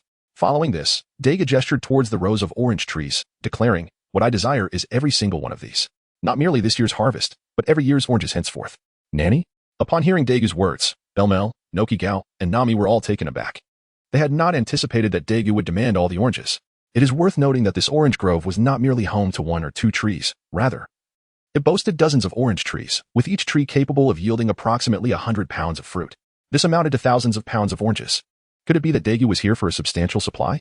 Contemplating this, Belmel cast a peculiar glance at Dagu, perhaps due to the intensity of Belmel's gaze, which was so conspicuous that words were unnecessary. Dagu quickly grasped her meaning. Consequently, a hint of embarrassment washed over him, and he promptly explained to Belmel, "You might be mistaken. The reason I require all of them is for my junior disciples. I thought they could enjoy some oranges to replenish their energy during training at the dojo." So that was the case. Upon listening to Dagu's explanation, Belmel was suddenly enlightened. Subsequently, the two began to discuss the annual supply of oranges. When Dagu suggested first supplying the village of Kokijia and then selling the remaining oranges to him, Belmel immediately offered Dagu a price that was a quarter below the market rate. Chapter 77, Orange Tea and Departure. Do you require them now? Once all discussions had concluded, Belmel promptly inquired whether Dagu needed some oranges at that very moment. Upon hearing Belmere's words, Dagu fell into contemplation and eventually nodded in agreement, saying, "Very well. Bring some back for them to taste. It would be good to try the flavor. I shall go and pick some now. You may sit inside for a while." As soon as he finished speaking, Belmere turned to fetch the tools for picking oranges. "Over here." Watching Belmere's departing figure, Nokigo promptly beckoned Dagu to follow her into their quaint abode. "Please enjoy some tea. This is our homemade orange tea." Once Dagu settled into his seat, Nokigo poured him a cup of orange tea crafted from their own oranges. "Oh, orange tea." Dagu gazed at the vibrant red orange tea before him, somewhat astonished. It was his first encounter with a tea not brewed from tea leaves. Perhaps his ignorance was to blame. Reflecting on this, Dagu lifted the cup and took a sip. Suddenly, a spark of delight illuminated his senses. Initially, he had anticipated that the orange-infused tea might be unpalatable, yet the outcome surpassed his expectations. This tea, aside from the slight bitterness customary to all teas, possessed a hint of astringency and acidity, accompanied by a subtle sweetness that culminated in a delightful aftertaste. In summary, Dagu was thoroughly pleased with the orange tea and took another sip before turning to Nokigo to inquire, "How is this orange tea made? Could you teach me?" Perhaps reluctant to acquire their skill without recompense, or perhaps seeking an excuse to further their acquaintance, Dagu continued, "Rest assured, I shall pay for the lessons." However, in response to Dagu's demeanor, Nokigo shook her head and replied, "There's no need for tuition. In truth, making this orange tea is quite simple. And I can teach you right now." As soon as she finished speaking, Nokigo prepared to instruct Dagu in the art of making orange tea. Just then, however, Nami interjected. Exasperated with Nokigo, "Why won't you accept the tuition when he is willing to pay?" Nami's sudden remark left Nokigo feeling awkward, as she hadn't anticipated Nami's sensitivity regarding money. Dagu, upon hearing this, chuckled softly and turned to Nami, saying, "Well then, little thief cat, can you make orange tea? If you can, you could collect my tuition fee yourself." I. Upon hearing Daigu's words, Nami immediately raised her hand, intending to respond to Daigu's suggestion of teaching him how to make orange tea. However, as soon as she called out, she realized that she herself did not possess the skills to prepare orange tea. "Humph, I shall seek out Belmir instead." After a brief moment of awkwardness, Nami let out a cold huff and turned to find Belmir. Watching Nami's departing figure, both Dagu and Nokigo couldn't help but smile. After which Nokigo began to instruct Dagu on the method of making orange tea. As time passed, and with the sun dipping low in the sky, Belmir arrived at the entrance pushing a cart and called out to Dagu and Nokigo. Hearing Belmir's voice while experimenting with the method Nokigo had taught him, Dagu promptly stepped outside alongside Nokigo. "Mr. Dagu, these are the freshly picked oranges. What do you think? Are you satisfied?" Belmir asked, pointing to the cart filled with a large basket of oranges as Dagu emerged. Upon seeing the plump, vibrant oranges in the basket, Dagu nodded in approval and then produced a generous handful of belly from his pocket, presenting it to Belmir. "Consider this payment for the basket of oranges. As for the surplus, let it serve as a deposit. After all, I intend to take all your oranges. It would be unthinkable not to leave a token of goodwill." Belmir, momentarily taken aback by the substantial stack of belly in her hand, found herself at a loss for words. She mused that had she been a few years younger, she might have even taken the initiative to pursue Dagu, as she was struck by his remarkable kindness. Yet, despite this being their first encounter, why was he so generous towards her? Pondering this, she could only conclude that Dagu must simply be an exceptionally gentlemanly individual. "Mr. Dagu, as night falls, how do you plan to take these back?" Belmir inquired curiously, glancing at the darkening sky. However, in response to her question, Dagu merely smiled and then asked about the next harvest time for the oranges. After receiving Belmir's reply, he turned to Nokigo and Nami and said, "Nokigo, Nami, we shall meet again." Daigu's sudden statement left Nokigo and Nami momentarily stunned, before they finally managed to reply, "Farewell." No sooner had the words left their lips than Dagu vanished, oranges in tow, right before their eyes. "Well," Nami exclaimed in astonishment at the extraordinary sight, while Nokigo too was left in shock at Daigu's seemingly miraculous disappearance. However, what the two sisters failed to notice was the change in Belmir's expression, darkening as she realized that Dagu was indeed a user of the fabled devil fruit. Such individuals are seldom ordinary. They are either pirates or Navy personnel. Yet, Belmir was certain that Dagu was not a member of the Navy, a conclusion she reached thanks to her experience as a former Navy officer. If he was not of the Navy, then Dagu must be a pirate. With this realization, Belmir, observing Nokigo and Nami discussing Daigu's sudden disappearance, shouted at them, "Enough. Forget about him. He is not a good person. He is a pirate." Nanny. Upon hearing Belem reassert that Dagu is, in fact, a pirate, the two sisters were once again taken aback. They promptly turned to Belem and inquired in unison, "What leads you to believe he is a pirate? Have you ever encountered a pirate who purchases goods with such honesty, and who, even after I taught him the method to prepare orange tea, eagerly insists on paying?" After hearing the words of Noki, whom she regarded as her daughter, Belmir found herself questioning her own judgment. Had she been mistaken all along? Sighing, she glanced once more at the belly that Dagu had thrust into her hands.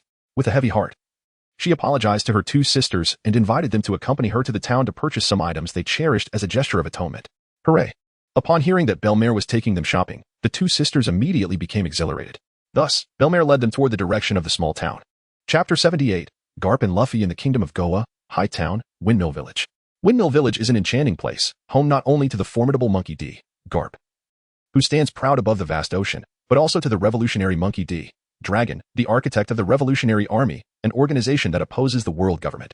Furthermore, it is the birthplace of Port Asti, Ace, or rather, Gold, Ace, the son of the Pirate King, as well as Sabo, the future second-in-command of the Revolutionary Army, and Monkey D, Luffy, the future Pirate King. Beyond the legendary ASL trio, there exists the notorious Mountain Bandit, King of the Mountain, Sig, who is often depicted with a bottle of liquor in hand and a foot poised upon the future pirate king. It is worth noting that Sig is merely an ordinary mountain bandit in the original narrative, with a bounty that only reaches the average level of 8 million berries in the East Blue. The origin of the name Sig can only be traced across the dimensional barrier. Chuckling at this thought, Dagu found himself walking along the pathways of Windmill Village.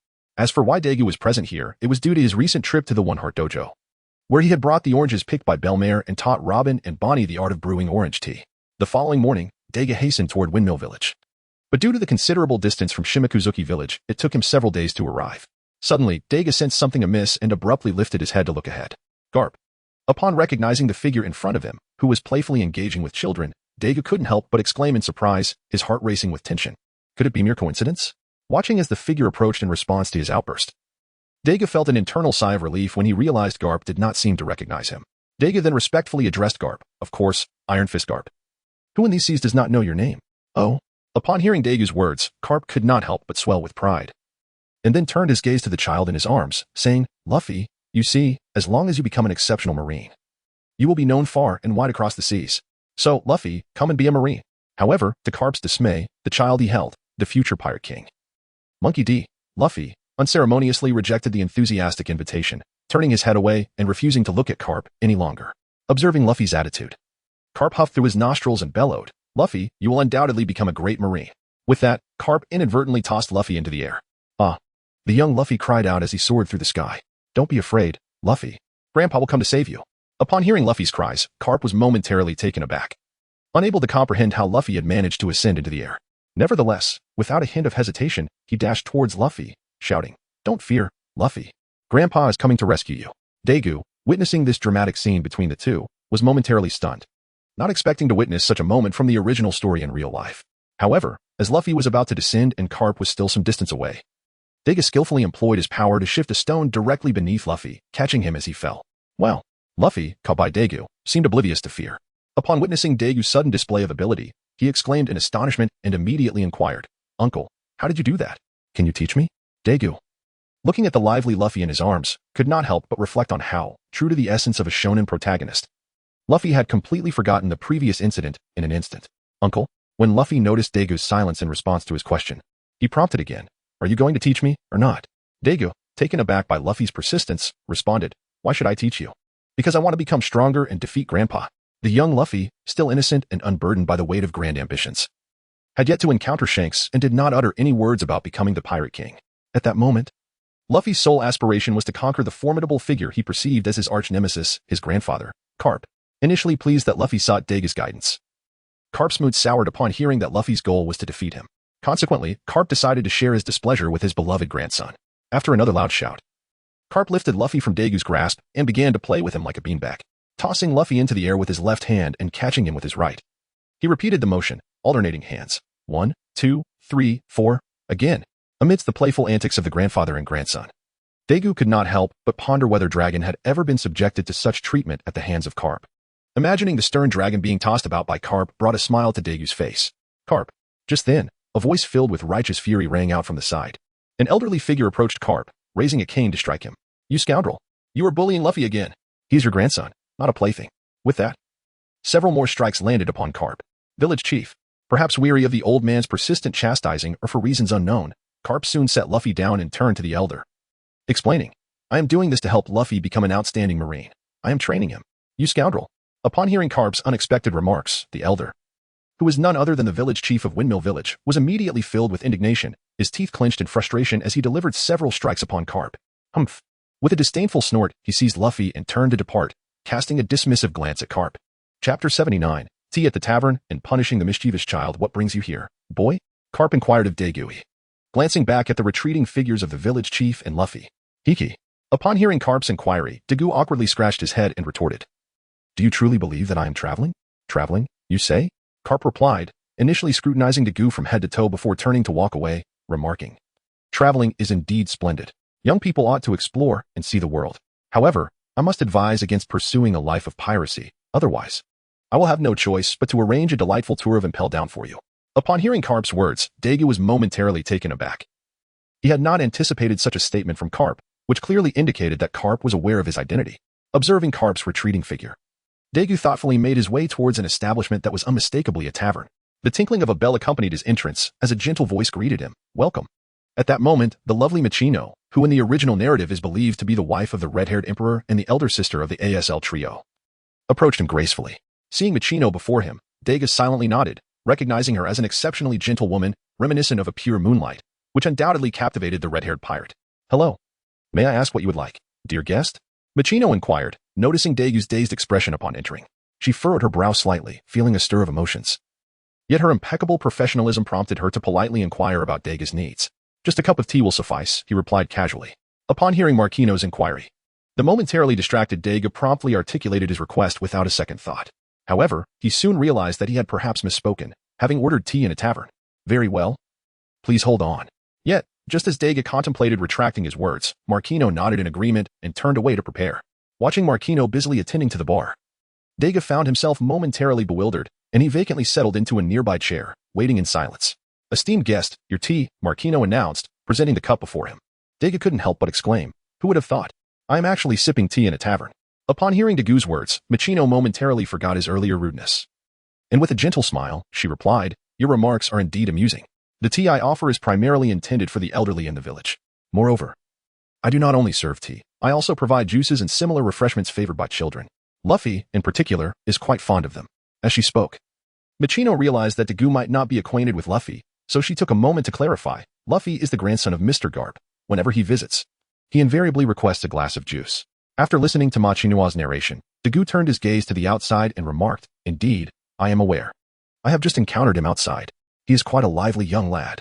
Upon hearing Dagu's assessment of Luffy, Machino nodded silently in agreement, affirming, indeed. Luffy is rather lively. Suddenly, a loud bang resonated as the shop door was forcefully pushed open, followed by the boisterous voice of King Luffy. Hiki. Even before the sound of King Luffy entering, Machino had already turned to prepare the juice, so when King Luffy approached the bar, a freshly squeezed glass of juice was perfectly placed before him. Without a moment's hesitation, King Luffy eagerly grasped the juice and drank with delight. Ah, finally. After finishing the juice, he exhaled contentedly and then glanced around the shop. Suddenly, his eyes lit up, and he dashed to Dagu, exclaiming, aren't you that elusive uncle from earlier? What brings you here? Are you going to teach me the art of invisibility? Teach me, teach me. As he spoke, King Luffy tugged at Dagu. Observing Luffy's antics, Dagu felt somewhat speechless. Although he had long been aware of Luffy's personality, witnessing it firsthand was an entirely different experience. In the original narrative, it was amusing. However, confronted with it in reality, Dagu perceived him merely as a mischievous child. When faced with such a child, Dagu's approach had always been to instill an understanding of the world's harsh realities, lest they remain oblivious upon entering society. Thus, gazing at the exuberant Luffy before him, Dagu's lips gradually curled into a smile, accompanied by a series of chuckles. Elusive uncle, what are you up to? Upon hearing the laughter of Dagu, Wang Lufei instinctively lifted his gaze to meet the smiling countenance of Dagu, and a wave of trepidation washed over him. He began to retreat step by step. Ha ha ha, what do you think I intend to do? As Wang Lufei reacted in this manner, Dagu followed suit with hearty laughter. No, no, please don't come closer. I won't learn anymore, I swear. You mustn't approach. Observing the advancing figure of Dagu, Wang Lufei stammered in a flurry of words, and as Dagu drew nearer, he suddenly shouted and turned to flee. Bang! You think you can escape? Unfortunately, Wang Lufei had not taken many strides before he collided with another person, and the voice that resonated from above sent a chill of terror through him. Uncle. Wang Lufei looked up, stuttering as he addressed Dagu, feeling too intimidated to refer to him as Uncle Dagu this time. Hiki, why have you stopped running? Dagu remarked, crouching down to meet Wang Lufei's gaze with a grin. Fear not. Run as you wish, I assure you. I shall remain right here, absolutely motionless. This is your promise, is it not? Upon hearing this, Wang Lufei scrutinized Dagu earnestly and, after witnessing Dagu nod without a hint of hesitation, he dashed toward the exit. Hiki. Watching Wang Lufei's receding figure, Dagu's face beamed with delight. He harbored no concern that Wang Lufei might escape. In fact, even if he were to flee to the ends of the earth, Dagu could appear before him in an instant. For he had already marked him with the Flying Thunder God seal. Sir, please do not make things difficult for Lufei. He is but a child, interjected Machino, observing the interaction between Dagu and Wang Lufei as she stepped forward, making her request. Chapter 80, Embarrassment and Victory. Rest assured, upon hearing what Marquino said, Dagu, who was crouching, immediately lifted his head to look at her and remarked, Mr. Carp is indeed present. How could I possibly? Realizing something amiss midway through his sentence, Dagu noticed Marquino standing directly in front of him. Although nothing inappropriate was occurring, the positioning of the two was somewhat awkward. Consequently, Dagu quickly lowered his head and continued, how could I ever harm his grandson? Miss Marquino, you need not worry. Ah yes indeed. Observing Dagu hastily bow his head mid-sentence, Marquino sensed a hint of awkwardness and, after retreating a few steps, nodded to indicate her understanding. Well then, I see Luffy has wandered off. I shall go find him. After casting a glance outside, Dagu simply informed Marquino before vanishing in a flash using the Flying Thunder God technique. Is this the elusive uncle they speak of? Staring in astonishment at the spot where Dagu had disappeared, Marquino murmured to herself, Luffy's nickname truly does not miss the mark. She then turned and returned behind the bar, patiently awaiting the arrival of the next customer. Meanwhile, Luffy, having sprinted into the woods, was startled by the sudden appearance of Dagu before him and promptly turned to flee in the opposite direction. Damn it, this elusive uncle is truly elusive. Even after I've run all the way here, he still manages to find me. No, I must run even further. That way he won't be able to track me down. With this thought, Luffy nodded silently to himself and unconsciously quickened his pace. Sighing at the sight of Luffy disappearing in an instant, Dagu shook his head slightly and turned to Carp, who had inexplicably appeared beside him, and asked, Mr. Carp, are you truly at ease with him running about so freely? Haha. Carp laughed heartily in response. The men of the monkey family are brave and fearless, undaunted by challenges. Taken aback by Carp's words, Dagu pondered how Carp could consider Luffy, who seemed to be only 6 years old, a man. At best, he was merely a boy. Or rather, he was hardly even that, just a mere child. With this in mind, Dagu couldn't help but sigh and then said to Carp, well then, Mr. Carp, I shall go retrieve him. After all, it is already mealtime. Upon hearing Dagu's words, Carp instinctively looked up at the sun, noticing it had reached its zenith. He nodded in agreement with Dagu's proposal. With Carp's consent, Dagu then activated the Flying Thunder God technique, vanishing before Carp's eyes. Is this the spatial ability that Kazan spoke of?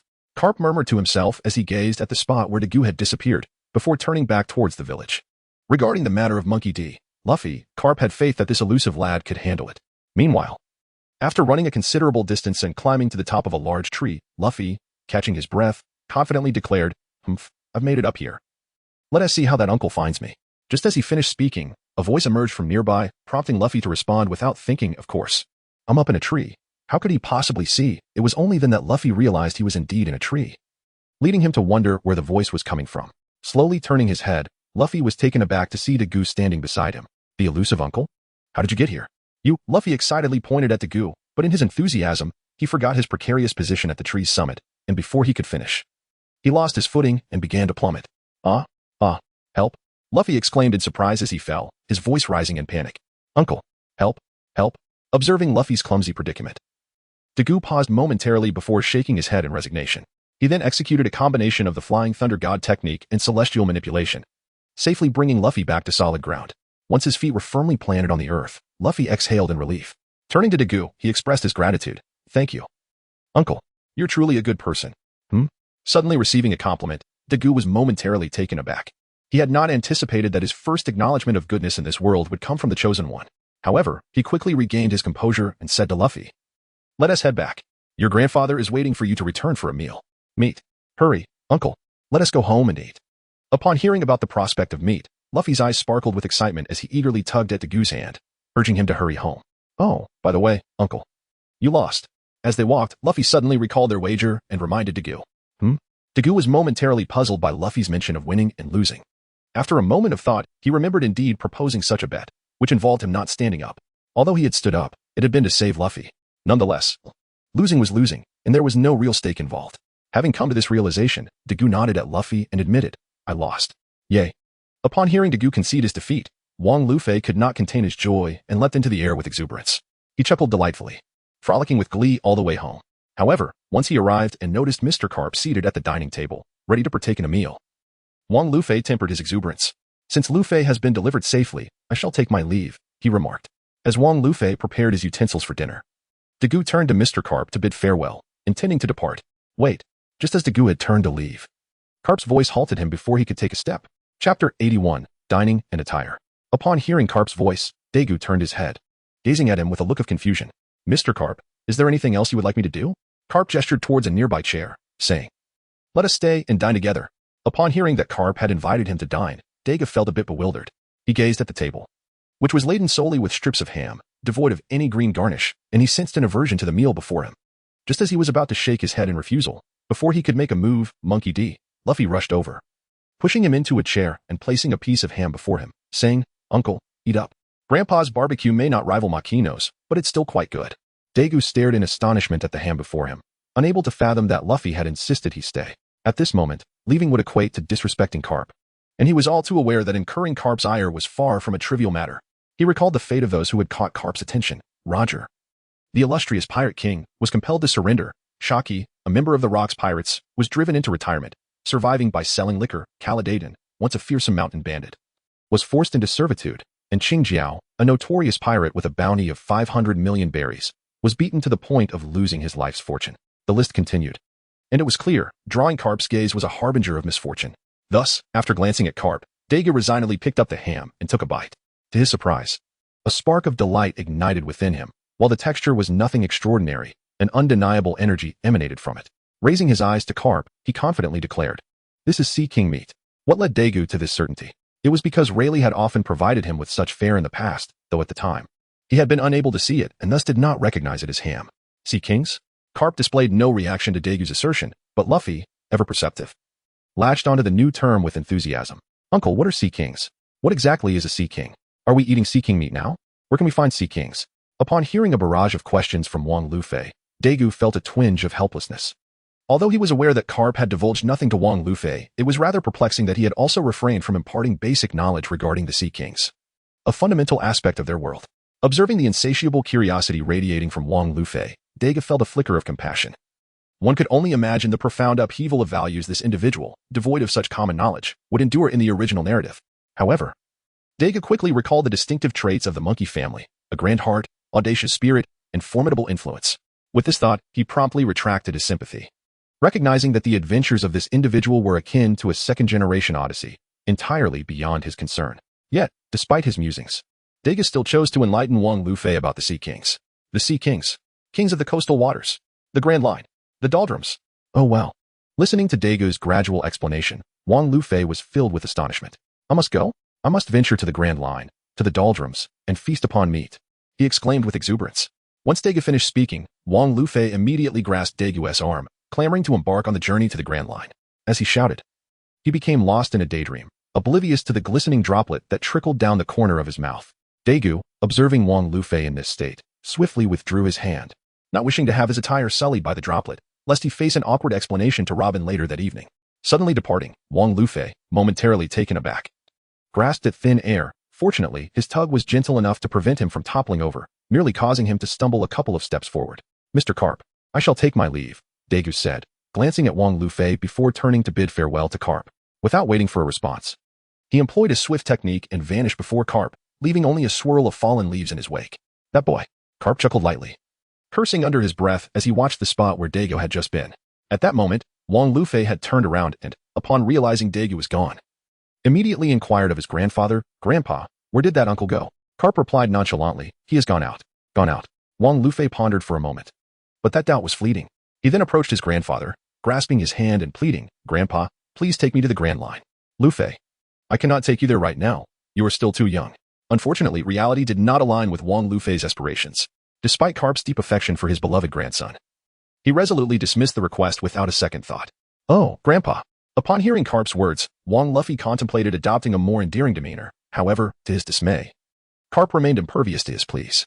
Humph. Recognizing the futility of his efforts, Wang Lufei let out a huff and turned away, voraciously tearing into the ham as if it were Carp himself, gnashing his teeth in frustration. Meanwhile, Dagu, having departed from Carp's residence, strolled along the streets of Windmill Village, clutching the ham. What a peaceful scene. Observing the tranquil surroundings, Dagu occasionally took a bite of the ham. Just then, a somewhat familiar feminine voice called out from beside him. "Huh?" Puzzled, Dagu turned his head and was met with the sight of Makino, who was holding some clothing. Approaching Dagu, Makino inquired, "Mysterious gentleman, where are you headed?" In response to her question, Dagu gently shook his head, replying, "Oh, nothing in particular, just wandering about." "Speaking of which, Miss Makino, where are you off to?" With that, he gestured toward the garments in her possession and casually asked, "These?" Makino glanced at the clothes in her hands before explaining to Dagu, "These are outfits prepared for the children." Chapter 82, Kalita Dawn and the Mischievous Children. Children? Upon hearing Machino's words, Dagu first felt a fleeting sense of confusion, but soon he deduced the identity of the children in question. If his thoughts were correct, they must be the other two members of ASL, the eldest brother Ace, representing A, and the second brother Sabo, representing S. At this moment, Sabo should have already departed from the neighboring town of Windmill Village, joining Ace in their pursuit of wealth. With this in mind, Dagu lifted his gaze to Machino and inquired, "May I accompany you to take a look?" Upon hearing Dagu express his desire to accompany her, Magino found herself ensnared in a dilemma. The destination she intended to visit was not an ordinary place, but rather the den of mountain bandits, which rendered her hesitant in the face of Dagu's request. Nevertheless, she soon recalled Dagu's uncanny ability to appear and disappear at will, leading her to ponder whether the bandits of the Dayton family would pose any threat to him. With this thought in mind, Magino cast a tentative glance at Dagu, and upon meeting his bright gaze, she resolved to take him along. Very well. Just be cautious, she advised. Understood, he replied. Thus, under Magino's guidance, Dagu followed her to the lair of the bandits, the Dayton family. Magino, you've arrived. A gruff voice called out from the side before they even reached the entrance. Shortly thereafter, a robust woman, seemingly of some age and possessing a rather ample physique, came into view before Dagu and Magino. Dayton. Upon recognizing the imposing figure, Magino immediately greeted her and then retrieved the clothing Dagu had taken from her halfway, saying, "This is new attire for Ace and Sabo, please take it." Humph. Upon hearing Marquino mention that these garments belonged to those two little rascals, the imposing figure, known as Caladayton, let out a disdainful snort and remarked, "What need do those two wretched children have for proper attire? They ought to don tattered and filthy old clothes." However, despite her words, Caladayton's hands dutifully accepted the garments that Marquino had extended. "Caladayton, you need not be so harsh. Ace and Sabo are truly good children."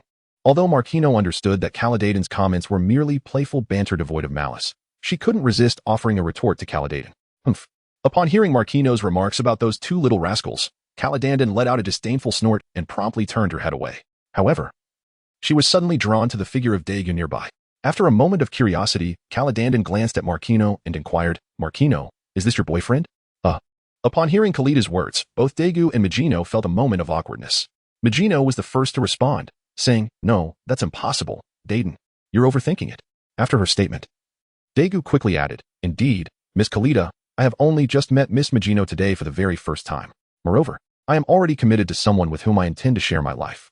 So, please refrain from such jokes, if you would." TCH. Hearing both Magino and Dagu's remarks, Kalida scoffed in response, muttering that it was uninteresting. With that, she turned around and walked back to her room. Looking at Kalida's retreating figure, Magino helplessly turned to Dagu and apologized. "I'm sorry, Mr. Mysterious. I hope I haven't caused you any trouble, but Dayton didn't mean any harm. She simply didn't know you were already married. She is genuinely a good person. It's fine." Dagu waved his hand dismissively, indicating that he was unperturbed by Kalida's comments. However, he did have a reservation regarding Magino's words. Magino, puzzled, asked, "But what?" Dagu replied with a hint of resignation, "But could you please refrain from calling me Mr. Mysterious?"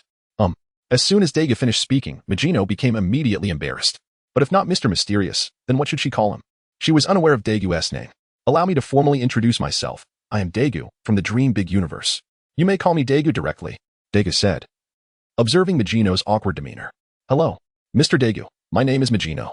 Upon hearing Dagu's introduction, Magino reciprocated with her own. Now that the introduction was complete, she suggested, "Since we have delivered the clothes, shall we return, Mr. Dagu?" Regrettably, Dagu was not yet inclined to return. After all, they had come this far. How could he leave without catching a glimpse of Ace and Sabo, the beloved characters from the original story, the sons of the Pirate King? Therefore, after Magino finished speaking, Dagu responded, "Miss Magino, you may head back first. I wish to explore the mountains a bit." Explore the mountains? Upon hearing Dagu's words, although Makina did not understand what was so fascinating about wandering in the mountains, she nodded and said, "Very well then. I shall take my leave now. Mr. Dagu, please take care of yourself." With that, Makina made her way back towards the windmill village under Dagu's watchful gaze. Meanwhile, Dagu turned his attention to the depths of the mountain, a smile gracing his lips as he unleashed his celestial powers. In an instant, the fabric of space shifted, and Dagu found himself deep within the mountain. "Ace, to the right. Roar. I got it. Watch me. Ha. Roar. Sabo, it's charging at you. Be careful. Not a problem. I'll take care of it." Perched upon a sturdy branch, Dagu observed two young boys engaged in a fierce battle with a small gray bear below him, a smile involuntarily forming on his lips. "Ace, it's weakening. Hurry up." As time passed, the little gray bear began to tire, prompting one boy to alert the other. "Got it." The other boy also noticed the bear's condition and, after responding, dashed towards the creature. Roar. Bang. After a brief struggle, the little gray bear finally collapsed. Huh? At that moment, Dagu sensed a disturbance from another direction. After using his observation skills, he could not help but wear a playful expression. "Sabo, how much do you think this bear is worth?" Ace inquired, stroking the bear's fur. Smack. Smack. Sabo patted the little gray bear, pondering. "It must be worth at least 100,000 berries, right?" Chapter 83. Ace and Sabo hee-hee. Hearing Sabo's words, Ace could not help but chuckle while touching his nose. Suddenly, accompanied by an inexplicable noise, a large gray bear appeared before the two of them. with a fierce roar. The bear charged towards Ace and Sabo, its gaze fixed on the small gray bear lying motionless behind them. As the bear lunged forward, Sabo instinctively sidestepped without hesitation, while Ace stood foolishly in place. I shall not flee, he declared, gripping his weapon and regarding the advancing bear with a wary expression. As Ace positioned himself in front, the bear lifted its massive paw and aimed to strike him. Observing this, Dagu prepared to intervene but quickly reconsidered, realizing that Ace's successful voyage signified their ability to handle this bear. Thus, he opted to remain a silent observer. Alas, the outcome was not as Dagu had anticipated. With a mere touch from the bear's paw, Ace was sent flying through the air. Ace! Sabo shouted, rushing towards him. Meanwhile, Dagu, perched in a tree, sighted the unfolding scene before unleashing his conqueror's haki, incapacitating the bear. As Sabo was aiding Ace to his feet, a sudden thud echoed, and to his astonishment, the bear had collapsed. What happened? Ace, still dazed, noticed Sabo's astonished expression and inquired with confusion. Sabo did not respond but merely pointed towards the fallen bear, urging Ace to observe for himself. What is it? Truly. Following Sabo's gesture, Ace turned, his face transforming into one of disbelief. This. At that moment, Dagu suddenly appeared behind them, remarking, "You reckless little one." Who? Upon hearing the sudden voice of Dagu, Ace and Sabo both jumped slightly, their faces immediately betraying a sense of vigilance as they turned to Dagu and inquired, "Who are you? How did you arrive here? Why did we not detect your presence?" In response to their barrage of questions, Dagu paused momentarily before introducing himself.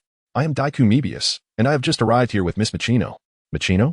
Upon hearing Dagu mention that he arrived with Machinua, Sabo immediately felt a sense of relief. However, Ace, standing nearby, remained somewhat wary and questioned Dagu once more. "Pray tell, what business do you have with Machinua?" Upon hearing Ace's persistent questioning, Dagu smirked and cast a disdainful glance at Ace, saying, "I'm merely delivering clothing for some unruly children."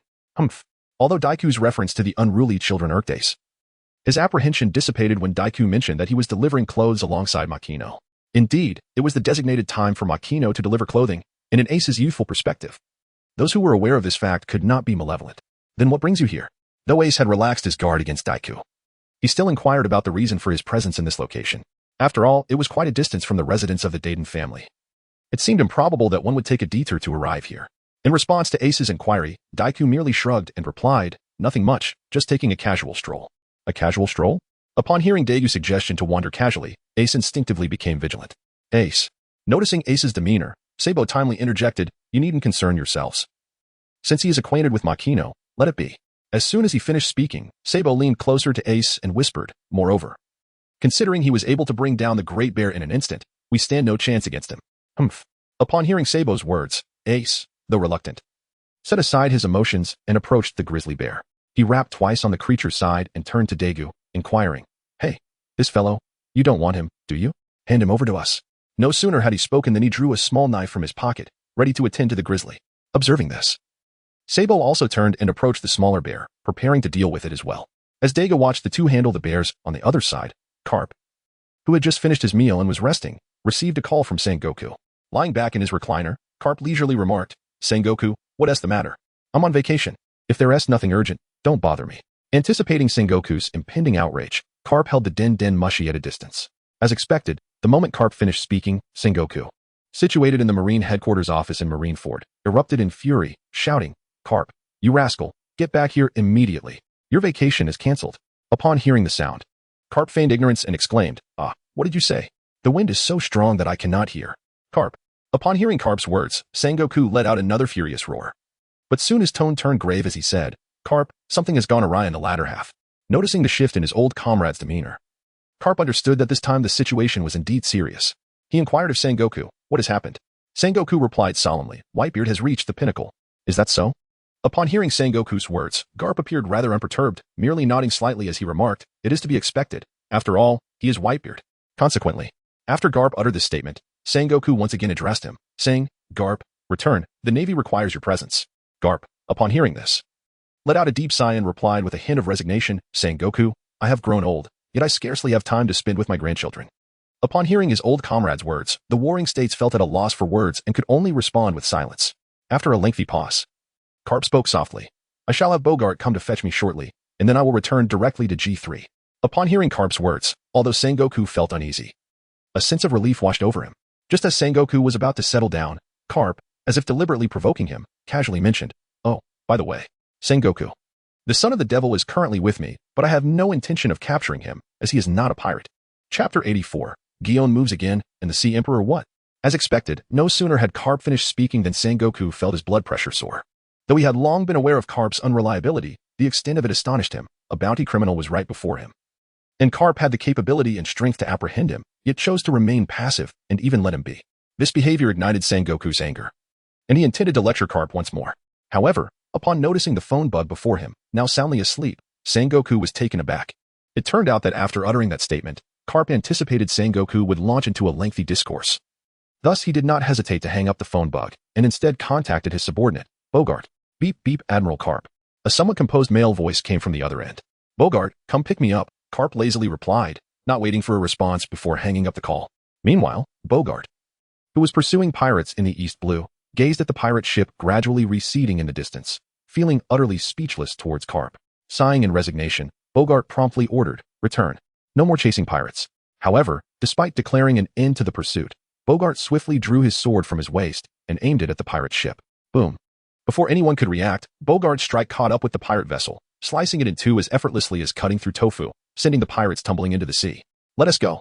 Bogart seemed to have anticipated the outcome. After delivering that blow, without sparing a glance, he issued the command. Yes. The other personnel aboard the warship acted as if this was a common occurrence, similarly ignoring the sinking pirate vessel, and turned to navigate the warship back towards Windmill Village. At Marine Ford, in the office of the Admiral, Sengoku seethed with irritation as he stared at the phone bug that had been disconnected, feeling powerless against the one who had hung up on him. Sighing, he picked up the phone bug and dialed a number. Beep beep beep, hello. This is the warship under the command of Major Gion. Who is this? As the call connected, a female naval officer's voice came through. In response, Sengoku simply stated, this is Sengoku. Please have Gion come to the phone. Upon hearing the name Sengoku, the female naval officer was initially taken aback, but she quickly responded. Understood, General Sengoku. I shall now connect you to Major General Gion. Tap, tap, tap, tap, tap. Major General Gion, a communication from General Sengoku. On the deck. The female naval officer held the transponder firmly, reporting to Major General Gion before her. Upon receiving a call from Sengoku, Gion felt a twinge of confusion. For Sengoku was well aware of her private number. Why then was he calling through the public phone aboard the warship? This is Gion, Mr. Sengoku. What brings you here? Despite her bewilderment, she took the call with a sense of poise. Upon hearing the voice of Ji Yuan emanating from the telephone bug, Sengoku immediately inquired, Ji Yuan, where are you at this moment? Ji Yuan replied quietly, in the Western Sea. I am currently en route to the Red Earth continent. Upon hearing that Ji Yuan was approaching the Red Earth continent, the warring states issued a command. Ji Yuan, I now command you, in my capacity as general, to cross the Red Earth continent and immediately proceed to the East Sea, for the son of the demon currently resides there. What? Upon hearing that Sengoku mentioned the son of the devil was in the East Sea, Ji Yuan was instantly taken aback. Just recently, she had engaged in a confrontation with the son of the devil at the O'Hara ruins. Now, Sengoku was informing her that this figure had appeared on the opposite side of the world, which left her utterly astonished. It is worth noting that even aboard the latest naval warship, she could scarcely glimpse the shadow of the Red Land. Yes, Mr. Sengoku. I understand, Ji Yuan replied. Although she could not fathom how Dago had accomplished this, she did not hesitate to agree to Sengoku's command, expressing her intention to make her way directly from the Red Land to the East Sea. I shall entrust this to you. After reiterating his instructions to Ji Yuan, Sengoku promptly hung up the phone. Destination, the Red Land. Accelerate, Ji Yuan commanded after returning the transponder snail to the female naval officer. Yes, with Ji Yuan's order. The warship's speed increased as it surged towards the distant Red Land. At that moment, a piece of shocking news was released by the president of the World Economic News Agency, Morgans. Whitebeard Edward Newgate has ascended as the Emperor of the Sea. Why has the legendary figure, closest to the Pirate King, become the Emperor of the Sea? Is it the resurgence of the old era or the dawn of a new one? What does it mean to be the Emperor of the Sea? This news sent ripples across the world. Within just a few days, the story had spread globally, sparking fervent discussions among people everywhere. Among the new pirates, akin to frogs at the bottom of a well, there were those who boasted about their intentions to usurp Whitebeard and claim the title of Emperor of the Sea. Whitebeard? If that old geezer can be the Emperor of the Sea, so can I. Others, seasoned pirates who had traversed half the world, did not naively believe they could replace Whitebeard, but they pondered the implications of the title Emperor of the Sea. What does it mean to be the Emperor of the Sea? What then becomes of the Pirate King? Furthermore, royalty, nobility, and commoners worldwide engaged in discussions. Some expressed despair. Can pirates truly become emperors now? What has happened to this world? Is there any hope left? Others, driven by despair, declared frantically, this world is beyond saving. I shall set sail, become a pirate, and claim the title of emperor. Yet, some could only vent their frustrations in secret. Pirates? Wretched pirates! Damn those pirates, why don't they just perish? Go die. Go die. In conclusion, following the announcement of Whitebeard as the Emperor of the Sea, the world once again witnessed the inauguration of the Great Pirate Era, and ordinary citizens experienced the bitter taste of family separations and ruin once more. Chapter 85. Zeph and Sanji in the skies above the East Sea. Dagu was en route to the hometown of Usopp, the sharpshooter of the Straw Hat Pirates, in Syrup Village. As for why he found himself in this location, it was simply because, after having encountered the ASL brothers and witnessing Carp's departure, Dagu, satisfied, also left Windmill Village. Upon seeing the news of Whitebeard becoming the Emperor of the Sea, while the other members of the Light Pirates urged Dagu to set sail, he had his own plans. Given that Bonny, Bepo, and even Law were still quite young, Dagu unhesitatingly declined their pleas. After spending a few days in Shimurazuki Village, he recalled that while he had met the other members of the Straw Hat Pirates, he had yet to meet Usopp, the sharpshooter. Thus, after informing Robin, he glanced at the map and flew towards Syrup Village. Suddenly, while soaring through the sky, Dagu vaguely spotted two figures, one large and one small, on a rocky outcrop below. Is that Sanji? Zeph? After confirming with a second glance, Dagu gradually descended before the two, smiling as he greeted, "Hello. It seems you could use a bit of assistance." Huh. Upon seeing Dagu suddenly descend from the sky, Zeph and Sanji exchanged glances. Sanji, with a weary demeanor, implored Dagu, "Hello, please take us away from here. We haven't eaten in a long time, especially this old man. His leg is broken and urgently needs treatment." Sanji gestured towards Zeph and then bowed deeply to Dagu, pleading, "Please save him. I'm begging you." Unfortunately, in response to Sanji's goodwill, Zeph erupted in anger. "Shut up, brat. Who asked you to plead for me?" To which Sanji retorted, glaring back, "You old fool. Do you think I want to meddle in your affairs? It was your leg that got injured saving me. Otherwise, I wouldn't care." Seeing the exchange between Sanji and Zeph, Dagu couldn't help but smile and said to the two, "All right, I will take you away from here right now. Thank you." Upon hearing that Dagu was willing to lead them away, Sanji immediately expressed his gratitude with a heartfelt thank you, while Japu beside him nodded in acknowledgement. "Well then, let us depart." With their affirmation, Dagu refrained from further conversation, promptly grasping each of them by the hand before executing the Flying Thunder God technique. And the trio soon found themselves within the tranquil confines of the Isin Dojo in Zimiziji Village. Suddenly sensing Dagu's return, Robin, who had been quietly engrossed in her reading, inquired with a hint of curiosity, "It is not yet dusk. What brings you back so soon?" Upon hearing Robin's inquiry, Dagu chuckled softly and gestured towards the side where Japu and Sanji stood, momentarily bewildered by the abrupt shift in their surroundings, and remarked, "We have rescued two individuals. Greetings." Hearing Dagu mention himself and others, although Zep and Sanji were still somewhat baffled, they nonetheless greeted Robin. "Hello to you all." Robin responded in kind. Suddenly, Dagu vanished once more, only to reappear, this time accompanied by others. "Captain, could you refrain from being so elusive every time?" The newly arrived individual expressed a hint of annoyance at Dagu's sudden summoning. "Hee," Dagu chuckled in response. "Aren't you capable of doing the same? You must adapt, Law." Indeed, the figure that had just appeared was none other than Trafalgar Law, designated as the ship's doctor of the pirate crew of Light by Dagu. Upon hearing Dagu's words, Law let out a sigh, for he too possessed the ability to perform such feats, leaving him unable to refute Dagu's statement. Observing Law's exasperated demeanor, Dagu chose to speak no further and pointed towards Zep, saying, "Law, take a look and see if you can reconnect his leg." Oh. Upon hearing Dagu's words, Luo's interest was immediately piqued. Following Dagu's, he turned his gaze toward the seated Japu, only to discover that his right leg was eerily absent, devoid of any semblance of substance. "Let me take a look." Luo approached Japu without regard for his consent, uttering a brief remark before he began to examine the injury. Observing the gruesome wound, Luo furrowed his brow. However, after a thorough inspection, he straightened up, turned to Dagu, and nodded, stating, "There is no issue, we can reattach it." No sooner had he spoken than he shifted his attention to Sanji, inquiring, "But what about his leg? How can I proceed without it?" Initially, upon hearing Luo's assurance that Japu's severed leg could be reattached, Sanji felt a flicker of hope. Yet, when Luo posed his question about the missing limb, Sanji was instantly struck dumb. If his memory served him correctly, Japu's leg had vanished without a trace. Contemplating this, Sanji's expression darkened, and he turned his gaze to Japu, silently bowing his head in apology. "I am so sorry. It is all my fault that you lost your leg." As he spoke, Sanji's emotions swelled. "If it were possible, I would willingly exchange my leg for yours." To his surprise, upon hearing Sanji's heartfelt offer, Luo scrutinized both Japu and Sanji to assess whether Sanji's leg would be suitable for Japu. "No, regrettably." After a brief moment, Luo shook his head, indicating that Sanji's youthful leg was simply incompatible with Japu's tall stature. "What do you mean no?" Perhaps fueled by the hope ignited by Luo's claim of being able to mend Japu's leg, Sanji's face fell upon hearing Luo's denial, and he anxiously queried, "Is it not possible to heal him? Can his leg not be saved?" Not at all. Observing Sanji's distress, Luo calmly clarified. What I meant was that your leg is not suitable for him. Oh, I see. Upon hearing that Law could cure Zepp, Sanji initially exhaled in relief. However, as the implications of Law's intentions dawned upon him, Sanji's expression swiftly transformed into one of sheer astonishment. He had never anticipated that the seemingly unassuming elder brother before him would propose exchanging his own legs for Zepp's, although he was not entirely opposed to the idea. The gravity of the situation instilled a profound sense of trepidation in Sanji's heart. Chapter 86, Floating Island and the Golden Lion All Right.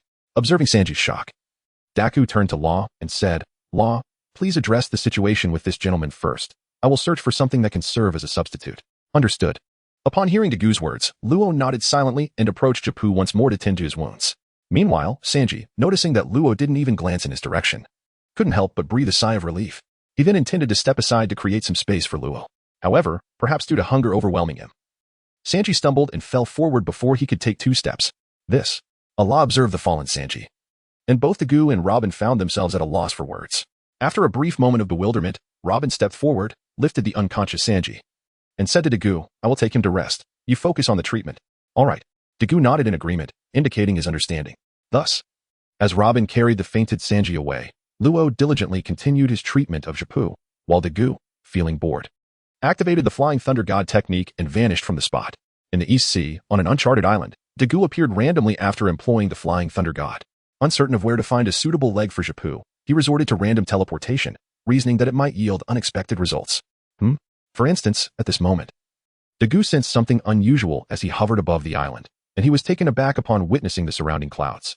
Contemplating, he mused that if he wasn't mistaken, this could be the secret base of a certain legend. He recalled the information about that legend, who once stood alongside the pirate King Joel D.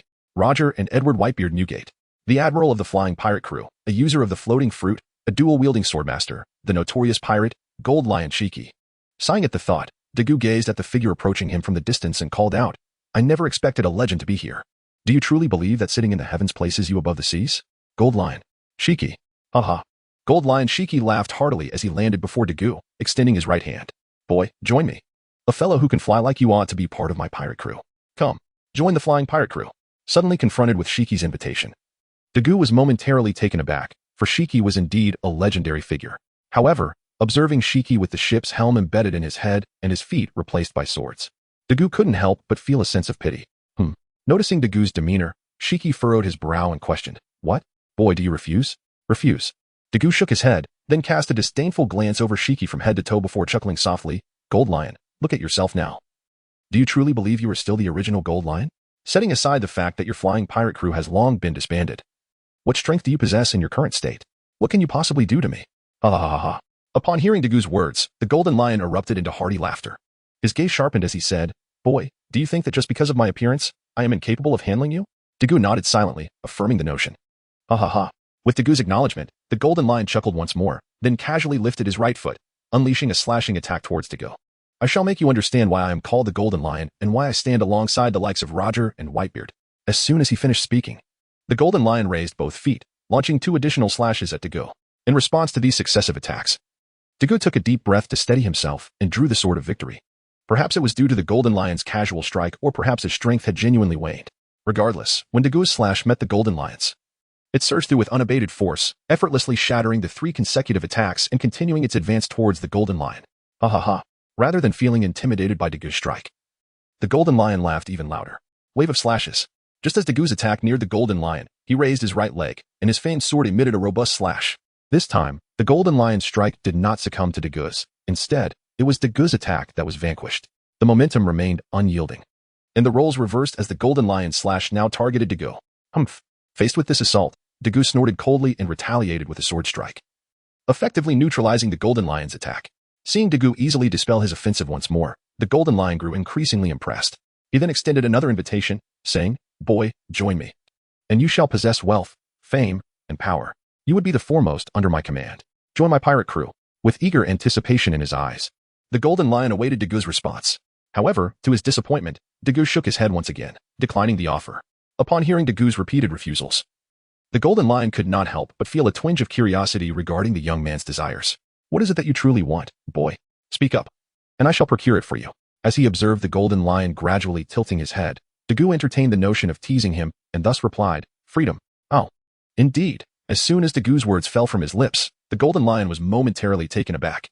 He had not anticipated that this young man would be yet another fool, akin to Roger, preoccupied with notions of freedom. In his mind, what value did freedom hold? Could it serve as sustenance? Could it wield immense power and command the world? Freedom, in his eyes, was utterly impotent. It was merely a concept. Hey, Dagu called out, noticing the Golden Lion's prolonged silence. If you have nothing further to discuss, I shall take my leave. With that, he prepared to turn away. Chapter 87. The slash of waves and the reverberation of the void. However, would the Golden Lion allow him to depart so easily? The answer, of course, was a resounding no. Wait. Indeed, as Dagu made to leave, the Golden Lion called out, young man, do you truly intend to walk away? Is that not a tad disrespectful? Hearing the Golden Lion's words, Dagu turned helplessly to face him and asked, what do you desire? The Golden Lion laughed heartily. Do you think this place is one where you can come and go as you please? It would be best for you to agree to join my pirate crew today. Otherwise, you shall not leave. As soon as the words left his lips, the Golden Lion lunged towards Dagu, swinging his long sword with his right foot aimed directly at him. Dagu, having anticipated this turn of events, or perhaps eager for a clash with the Golden Lion, let out a cold snort and countered with his own blade. When their swords met, there was no moment of hesitations. The Golden Lion swiftly raised the sword from his other foot and struck again. The fierce wind accompanied the strike. Yet Dagu chose not to evade using the Flying Thunder God or Heavenly Hand technique. Instead, he braced himself with armament hockey. With a resounding thud, the Golden Lion erupted in laughter upon witnessing Dagu withstand his attack unscathed, growing increasingly pleased with him. However, the Golden Lion gazed at the sword in Dagu's hand, feeling an inexplicable familiarity that plunged him into deep contemplation. Seizing the opportunity during the Golden Lion's moment of distraction, Dagu lifted his longsword, and with a swift motion, sent the Golden Lion soaring through the air. Nevertheless, this act jolted the Golden Lion back to reality. Yet, rather than concern himself with being flung away, the Golden Lion's thoughts were consumed by the origin of Dagu's sword. After a careful recollection, he finally unearthed a distant memory of having seen that very sword long ago. It was decades past when he was still young and sailing under another captain. The Golden Lion recalled that his captain had sought to invite a certain individual, who had rebuffed the offer, inciting the captain's wrath and leading to the annihilation of that person's entire nation. The performance of that individual had left a profound impression on the young Golden Lion, so much so that he still vividly remembered him. Moreover, the weapon wielded by that man had astonished the Golden Lion as well. After the captain had slain the defiant individual, the crew members had coveted the weapon, each attempting to claim it for themselves. Regrettably, the Golden Lion remembered that no one could extract the sword, which remained firmly embedded in the ground. Even the captain was unable to retrieve it, and ultimately, they were forced to abandon the exquisite blade. That sword, along with the name of the individual, lingered in the Golden Lion's memory, the sword of contractual victory, Arthur. Upon hearing the name of Arthur mentioned by the Golden Lion, Dagu was momentarily taken aback. However, he quickly recalled that Rayleigh had once mentioned that Arthur's homeland, Britain, was annihilated by the Rocks Pirates. If Dagu's memory served him correctly, the Golden Lion had been a member of the Rocks Pirates during that time. Now, with the Golden Lion recognizing the contracted sword of victory in his possession, it indicated that he had indeed participated in the campaign that led to Britain's downfall. Contemplating this, Dagu cast a glance at the contracted sword of victory, once wielded by Arthur, and then raised the sword, pointing it at the Golden Lion. He declared, Golden Lion, are you prepared to meet your demise at the hands of this very blade? Ha ha ha ha ha. Upon hearing these words, the Golden Lion burst into hearty laughter, exclaiming, you foolish boy, have you overestimated your abilities? The former owner of that sword perished at my hands, and you dare to believe you can wield it against me? How laughable. His laughter echoed, a triumphant sound of mockery. Observing the Golden Lion's arrogance, Dagu remained unperturbed, calmly replying, whether it is laughable or not, you shall discover soon enough. Then let us commence. Noticing Dagu's composed demeanor and unwavering confidence, the Golden Lion ceased his laughter and charged once more at Dagu. The battle raged on, yet this time the Golden Lion refrained from engaging Dagu in close combat. Instead, he maintained a slight distance and aimed a kick at Dagu. Cutting wave. In an instant, a tremendous slash surged towards Dagu. Faced with such an onslaught, Dagu merely furrowed his brow, gripping his sword horizontally with his right hand. He executed a sweeping strike. With a swift motion, a blade of sword energy, comparable to the Golden Lion's attack, manifested, and its speed surpassed that of its predecessor. As the two slashes collided, an absence of explosive sound prevailed, replaced solely by the whispering wind generated by their impact. With a powerful thrust from his foot, Dagu propelled himself towards the Golden Lion, generating a thunderous sound as he advanced from his previous position. Clang! Suddenly, the Golden Lion lifted a foot, and in the next moment, a long blade emerged from his foot, akin to the victory sword of the contract that had seemingly materialized from thin air. At the moment of defense, the Golden Lion's other foot followed suit with a strike. In light of this dual onslaught, Dagu displayed no signs of hesitation. His vacant left hand rose, enveloped in the color of armament, naturally countering the Golden Lion's attacks. Haha! Witnessing the stalemate, The golden lion could not help but chuckle once more. Humph. Following a disdainful snort, the golden lion extended his hand, curling it into a claw aimed at Dagu. Eh? Dagu initially presumed the golden lion's strike was merely a conventional assault, but upon keenly observing the air beneath the golden lion's claws, he was momentarily taken aback. He then exerted force in his grip, retreating from the engagement. Airquake? Having distanced himself from the fray, Dagu gazed at the golden lion's retracted hand, perplexed. Haha. The golden lion's laughter resonated once more. Upon hearing Dagu's words, the golden lion laughed heartily once again. After a while, he turned to Dagu and asked, Youngster, do you know that fellow Newgate? Dagu shook his head in response, I do not know him. Observing Dagu's denial, the golden lion expressed his curiosity. You do not know him? Then how do you know about the Skuckwake? You must understand, this is a technique of Newgate. In the face of the golden lion's inquiry, Dagu refrained from elaborating further and simply replied, I have heard of it. Is that so? Although the golden lion was still somewhat perplexed by Dagu's statement, he chose not to press the matter further and instead began to explain the technique he had just employed. Youngster, although it may appear similar, what I executed is not Newgate's Skuckwake. I merely manifested my own domain, the void roll, with my hand. Chapter 88, Sakura-ten and Mokigera. I see. After listening to the explanation from the golden lion, Dagu nodded silently, indicating his understanding. He then charged forward once more, this time without underestimating the golden lion. Previously, due to the depiction of the elderly golden lion in the original work, who was defeated by the young monkey D. Luffy, Dagu had unconsciously held a degree of disdain for him. However, after their recent clash, he had entirely shed his previous contempt. He also comprehended that the reason Luffy could triumph over the golden lion, aside from the latter's advanced age and poor condition, was primarily due to Luffy's protagonist aura. This was why he was able to vanquish the former maritime overlord. With a swift motion, Dagu unleashed his longsword, the fierce aura of his strike slicing through the air towards the proud, suspended figure of the golden lion. Yet, upon facing this attack, the golden lion sensed a familiar presence emanating from Dagu. Kid, what is your relationship with Rayleigh? He inquired, having effortlessly deflected Dagu's assault while casting a scrutinizing gaze at the figure before him. Upon hearing the golden lion mention Rayleigh, Dagu found himself momentarily taken aback, puzzled as to how the golden lion could perceive Rayleigh within him. It is worth noting that even Rayleigh himself had claimed to have forged his own path, asserting that all one needed to do was to persist in their journey. If that were the case, how then could the golden lion discern Rayleigh's shadow within himself? With this question lingering in his mind, Dagu turned to the golden lion and inquired, how did you come to this conclusion? With a hearty laugh in response to Dagu's confusion, the golden lion began to elucidate, young man, do you have any idea who I am? I am none other than the captain of the flying pirate crew, the Golden Lion. In my prime, my formidable fleet clashed with Roger's crew countless times. How could I possibly be unfamiliar with Rayleigh's techniques? Continuing, the Golden Lion scrutinized Dagu from head to toe before adding, though your techniques have indeed evolved significantly, the essence of Rayleigh's shadow still lingers within you. Is that so?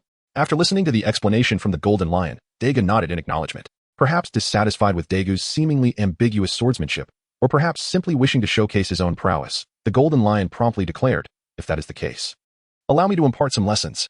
No sooner had he spoken than he exerted force with his legs, causing the two swords embedded in his feet to detach and float before him. Dagu, taken aback by the Golden Lion's self-inflicted injury, felt a wave of speechlessness wash over him. At that moment, the Golden Lion extended his right hand and grasped the sword on his right side, exclaiming, this is Sakura-ten. He then reached for the sword on his left, stating, and this is Mukukage. Instantly, as he wielded both swords, the Golden Lion's aura transformed dramatically. Dagu could distinctly sense an unprecedented pressure emanating from him. I have not wielded these blades in a long time. Today, they shall find their purpose upon you. The Golden Lion nostalgically gazed at the weapons in his hands before turning to Dagu, lifting his right hand to unleash a powerful slash. Lion's might, the empty roll. In an instant, a massive lion, conjured from the air, lunged toward Dagu.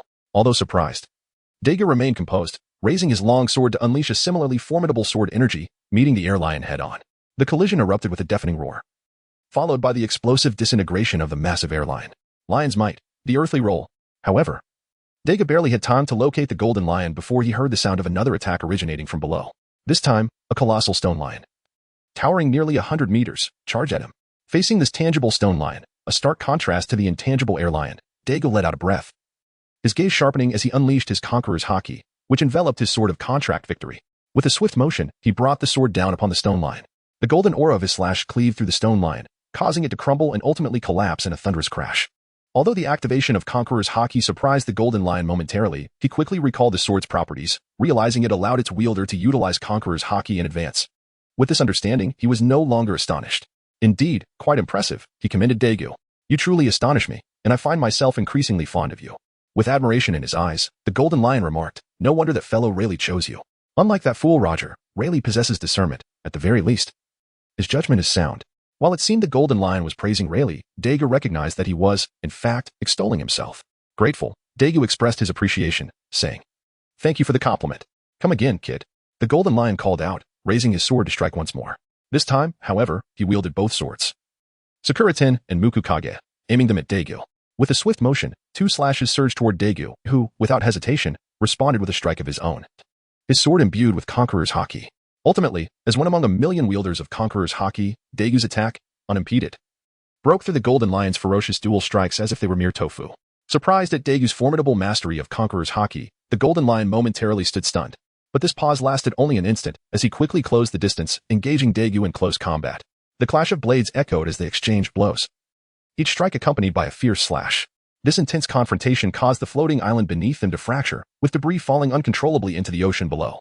Their battle raged on until day turned to night, the sky enveloped in darkness, at which point they temporarily parted ways for a brief respite. Chapter 89, The Collapse of the Floating Island and the Celestial Explosion. Observing Dagu, who appeared relatively unscathed, the Golden Lion began to pant. After taking a deep breath, he grinned, and the helm previously embedded in his head slowly ascended before Dagu. Noticing this development, Dagu furrowed his brow, realizing that the Golden Lion was preparing to unleash his full power. However, he found it perplexing that, given this was merely an unexpected encounter, the Golden Lion was resorting to such extremes. Unable to comprehend the situation, Dagu resolved to inquire directly. "Golden Lion, what are you doing? Is it really necessary to go all out?" "Oh." Upon hearing Dagu's words, the Golden Lion couldn't help but be momentarily astonished. For it seemed that the young man before him comprehended the ramifications of removing the helm from his head. Yet, despite his surprise, the Golden Lion dismissed it with a booming laugh, exclaiming, "Youngster, can a battle truly be called a battle if it lacks excitement?" At that moment, the helm was completely dislodged from the Golden Lion's head, causing a torrent of blood to spurt forth. However, he experienced a long-lost exhilaration, a sense of freedom and unrestrained vigor that he had not felt in ages. His laughter echoed thunderously, accompanied by an imposing aura that shook the very heavens. The atmosphere shifted dramatically, with lightning flashing and thunder crashing, as if the floating island beneath them trembled in response to his overwhelming presence. Observing the transformation surrounding him, Dagu felt a genuine gravity in the situation. He had not anticipated such a dramatic change in the Golden Lion after the helm's removal. The difference was akin to night and day. "Come again." After adjusting to the long-awaited sensation of freedom, the Golden Lion wasted no time, brandishing his dual blades and charging at Dagu. This time, Dagu recognized the flickering golden lightning surrounding the Golden Lion's weapons. He understood that the Golden Lion had also embraced the Conqueror's Haki, given his stature as a supreme ruler of the seas. Rivaling the likes of Whitebeard and the Pirate King, the Golden Lion's mastery of this technique was hardly surprising. In fact, it would have been more astonishing had he not possessed it. With this realization, Dagu took a deep breath and unsheathed his longsword, rushing forward to meet the Golden Lion. The clash of their weapons, both enveloped in Conqueror's Haki, signified a confrontation not merely of skill and might but of indomitable spirit.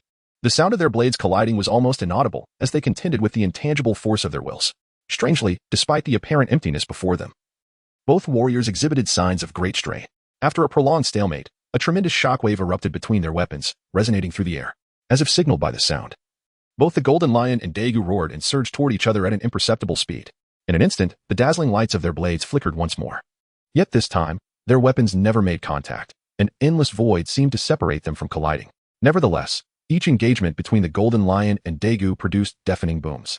The floating island beneath them began to show signs of collapse due to their fierce battle, splintering apart as countless trees fell and small hills were reduced to rubble. At last, after yet another clash, the floating island could bear the insurmountable pressure no longer and crumbled, plummeting toward the sea. The commotion of the island's descent caused both warriors to pause and cast wary glances at the impending disaster. With a hearty laugh, the Golden Lion exclaimed, "Youngster, are you not going to intervene? If you do not, the surrounding islands will soon face an unexpected tsunami." Dagu sighed, recognizing that he could not remain apathetic. Though he did not consider himself a virtuous man, he was not one to casually endanger the innocent. The thought of the floating island crashing down and the countless lives lost stirred something within him. With a resolute determination, Dagu activated his Rinnegan, or perhaps better termed as the Rinne Rebirth Eye. He cast one final glance at the remnants of the floating island before extending his arms, summoning a small black sphere. Planetary devastation. As the sphere ascended, an unparalleled gravitational force emerged, drawing in the surrounding dark clouds and the falling debris of the floating island toward it. A potential catastrophe that could have claimed countless lives dissipated into nothingness.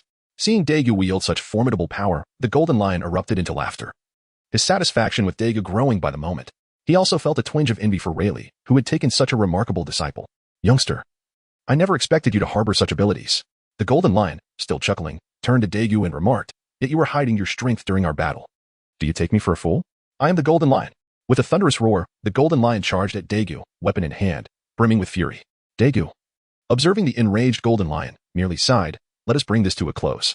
As soon as the words left his lips, Dagu instantaneously appeared behind the Golden Lion. Eh? Surprised by Dagu's sudden emergence, the Golden Lion reacted swiftly, evading Dagu's attack while simultaneously executing a counterstrike. Yet, what transpired next left him utterly astounded. Shinra Tensei. As the Golden Lion's attack approached, Dagu merely shifted his gaze, unleashing an overwhelming repulsive force that sent the Golden Lion hurtling backward. Before he could comprehend Dagu's newfound ability, the Golden Lion instinctively sidestepped to avoid the attack. Chapter 90. The End of the Battle and the Fall of the Lion King Universal Pull. Alas. Just as the Golden Lion attempted to evade, a powerful gravitational force yanked him toward Dagu, who was brandishing his weapon, the Sword of Victory. In a moment of life and death, the Golden Lion bellowed, activating his Devil Fruit abilities, Conqueror's Haki, and Armament Haki to forcefully break free from the sudden pull. True to his legendary status as a great pirate, the Golden Lion Shiki displayed remarkable prowess. Observing the Golden Lion's frantic retreat, Dagu, who had appeared where the Golden Lion once stood, did not pursue him further but instead paused to express admiration. After catching his breath, the Golden Lion took a deep inhalation, calming his racing heart, and looked at Dagu with a mixture of uncertainty and respect. Youngster, it seems I underestimated you. I never imagined you possessed such capabilities. You have truly astonished this old man. In response to the Golden Lion's words, Dagu merely chuckled. You jest. It is you who has left me in awe. Generally speaking, those who face someone of my caliber for the first time often find themselves bewildered and easily subdued by me. However, at this point, Dagu scrutinized the Golden Lion and exclaimed in astonishment, it must be said, you truly live up to your reputation, Golden Lion, having endured my attacks twice without sustaining the slightest injury. Humph. To the Golden Lion, Dagu's words seemed to imply that he was merely a minor character in his eyes, unable to react even to such a degree of assault. With a cold snort, he retorted, Kid, it seems you underestimate me. Though I just had a ship's helm embedded in my head and my legs severed at the knees, I am still the Golden Lion, standing proudly upon the seas. Observing the Golden Lion's apparent state of pride, Dagu felt a twinge of awkwardness and chose not to say much further. He executed another Flying Thunder God technique, reappearing before the Golden Lion, and thrust his longsword directly forward. Although Dagu's assault was sudden, the Golden Lion, having already experienced 2 such encounters, was no longer caught off guard. Nevertheless, even though his composure had returned, the disparity in abilities was not so easily bridged. The prolonged presence of the ship's helm had rendered the Golden Lion's Conqueror's Haki and Observation Haki virtually unusable, even significantly affecting his Armament Haki.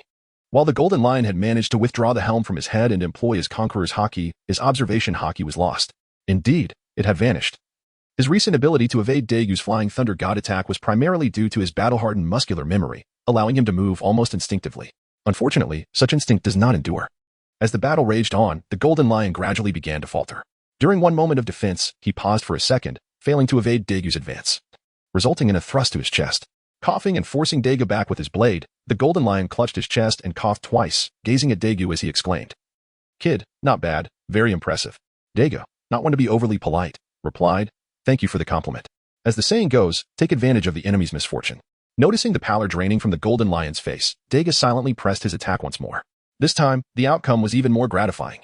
As if Dagu's previous strike had shattered the Golden Lion's spirit. Facing yet another assault, the Golden Lion was caught completely off guard and suffered a deep gash on his left shoulder. Seeing the effectiveness of his onslaught, Dagu unleashed a flurry of fierce attacks, leaving the Golden Lion's chest, back, left arm, and right arm riddled with wounds. With each injury, the Golden Lion, who had already lost a significant amount of blood from the helm extraction, found it increasingly difficult to endure. Gasping for air, he could not stem the decline of his body. Indeed, the Golden Lion, weakened by excessive blood loss, was not only dazed but also found it challenging to maintain his abilities.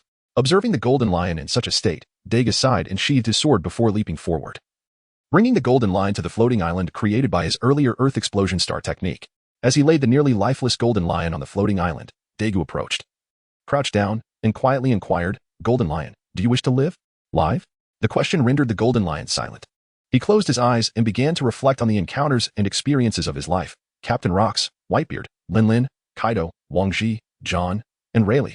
The Golden Lion quietly reminisced about those he had met throughout his life, ultimately shouting to the heavens the name of the one he acknowledged above all, Roger. Roger. I have been defeated once more, and once again by someone from the East Blue. Haha. In the end, I have fallen to the hands of an East Blue dweller. East Blue. Ha. Hearing the Golden Lion proclaim himself as a denizen of the East Sea, Dagu could not refrain from reminding him, Golden Lion, I am not from the East Sea. I hail from O'Hara, the West Sea. O'Hara. As soon as Dagu's words fell, the Golden Lion was momentarily taken aback.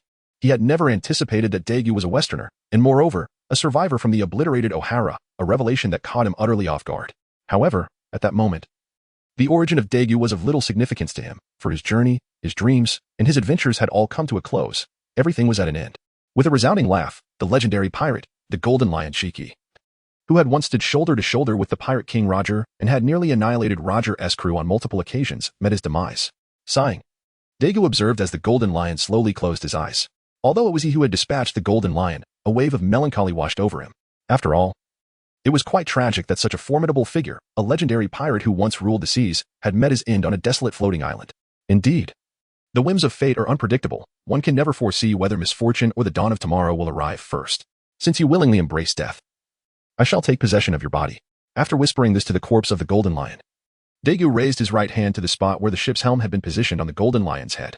After a considerable time, as a radiant light flickered, Dagu withdrew his hand from the Golden Lion. At that moment, a peculiar phenomenon occurred. The once lifeless Golden Lion unexpectedly opened his eyes again, and then he stood upright in midair. Dagu surveyed the reawakened Golden Lion and nodded quietly in satisfaction. As for why the Golden Lion, who had seemingly perished, was now able to stand once more, it was due to Dagu's earlier actions. However, it would not be accurate to call this a resurrection, in a certain sense. The Golden Lion had become a mere puppet, one that belonged solely to Dagu. After a thorough inspection, Dagu addressed the puppet of the Golden Lion, stating, "Very well. You shall henceforth be known as the Heavenly Path." The puppet, now referred to as Heavenly Path Golden Lion, merely nodded in silence. "Yes, we must reattach your leg, otherwise it will be detrimental." Dagu then glanced at the severed leg of the Heavenly Path Golden Lion, murmuring to himself before looking up and commanding, "Show me if you still possess the powers of the float fruit." With Dagu's command, the Heavenly Path Golden Lion lifted his right hand, brandished his longsword, and instantly unleashed a wave of slashing energy. "Bravo!" Dagu applauded, his excitement evident. This confirmed his hypothesis. As long as a power user was revived shortly after death, their abilities would remain intact. This insight had been gleaned by Dagu from the original narrative during the Marineford War, when Blackbeard seized the trimmer fruit from Whitebeard's corpse. As for how Dagu could resurrect others without employing the reincarnation technique, this was attributed to the unique nature of his Rinnegan.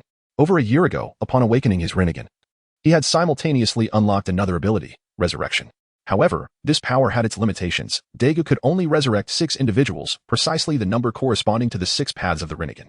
Furthermore, he could only revive those who had died within the last 10 minutes. If that window passed, resurrection would be impossible.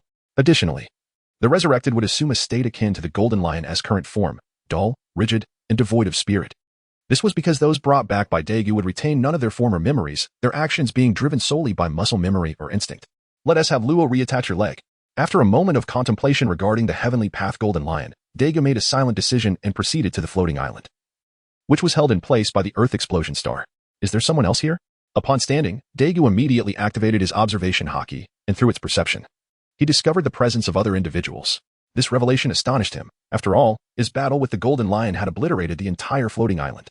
The mere fact that he sensed others nearby left Dagu baffled, and he resolved to investigate the situation further. However, a thought struck him. Perhaps it would be an opportune moment to test the other abilities of the Heavenly Path Golden Lion. With that in mind, Dagu turned to the Heavenly Path Golden Lion and commanded, "Go and investigate."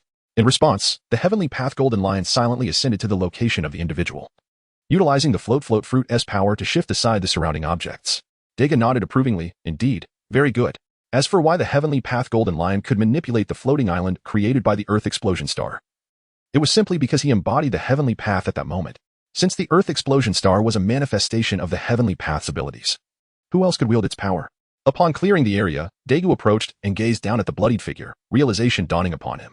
He recalled that in the original narrative, there was indeed an individual who had followed the Golden Lion, assisting him with treatments and conducting various experiments.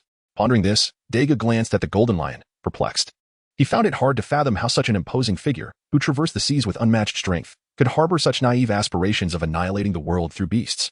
If the Golden Lion's beasts had been the colossal sea kings lurking in the depths of the ocean, Dagu might have believed he could indeed bring about the world's destruction. However, surveying the surroundings, he couldn't help but sigh. These creatures barely survived the aftermath of their battle. It was unfathomable that the Golden Lion believed they could wreak havoc on the world. Universal attraction. Unable to make sense of it all, Dagu opted to cease his musings and employ the universal attraction technique to draw the figure upward, remarking, "Very well, this will serve as a leg replacement for Zippo. Stay here and do not leave this floating island. I have matters to attend to, understood?"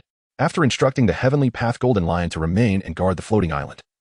Dagu vanished with the individual in a flash of teleportation. Once Dagu departed, the Heavenly Path Golden Lion exhibited no unusual behavior, instead sitting calmly in place, motionless. In the village of Seymour, within the One Heart Dojo, Dagu materialized in the room where Zippo resided, accompanied by the individual. "Captain, you've returned."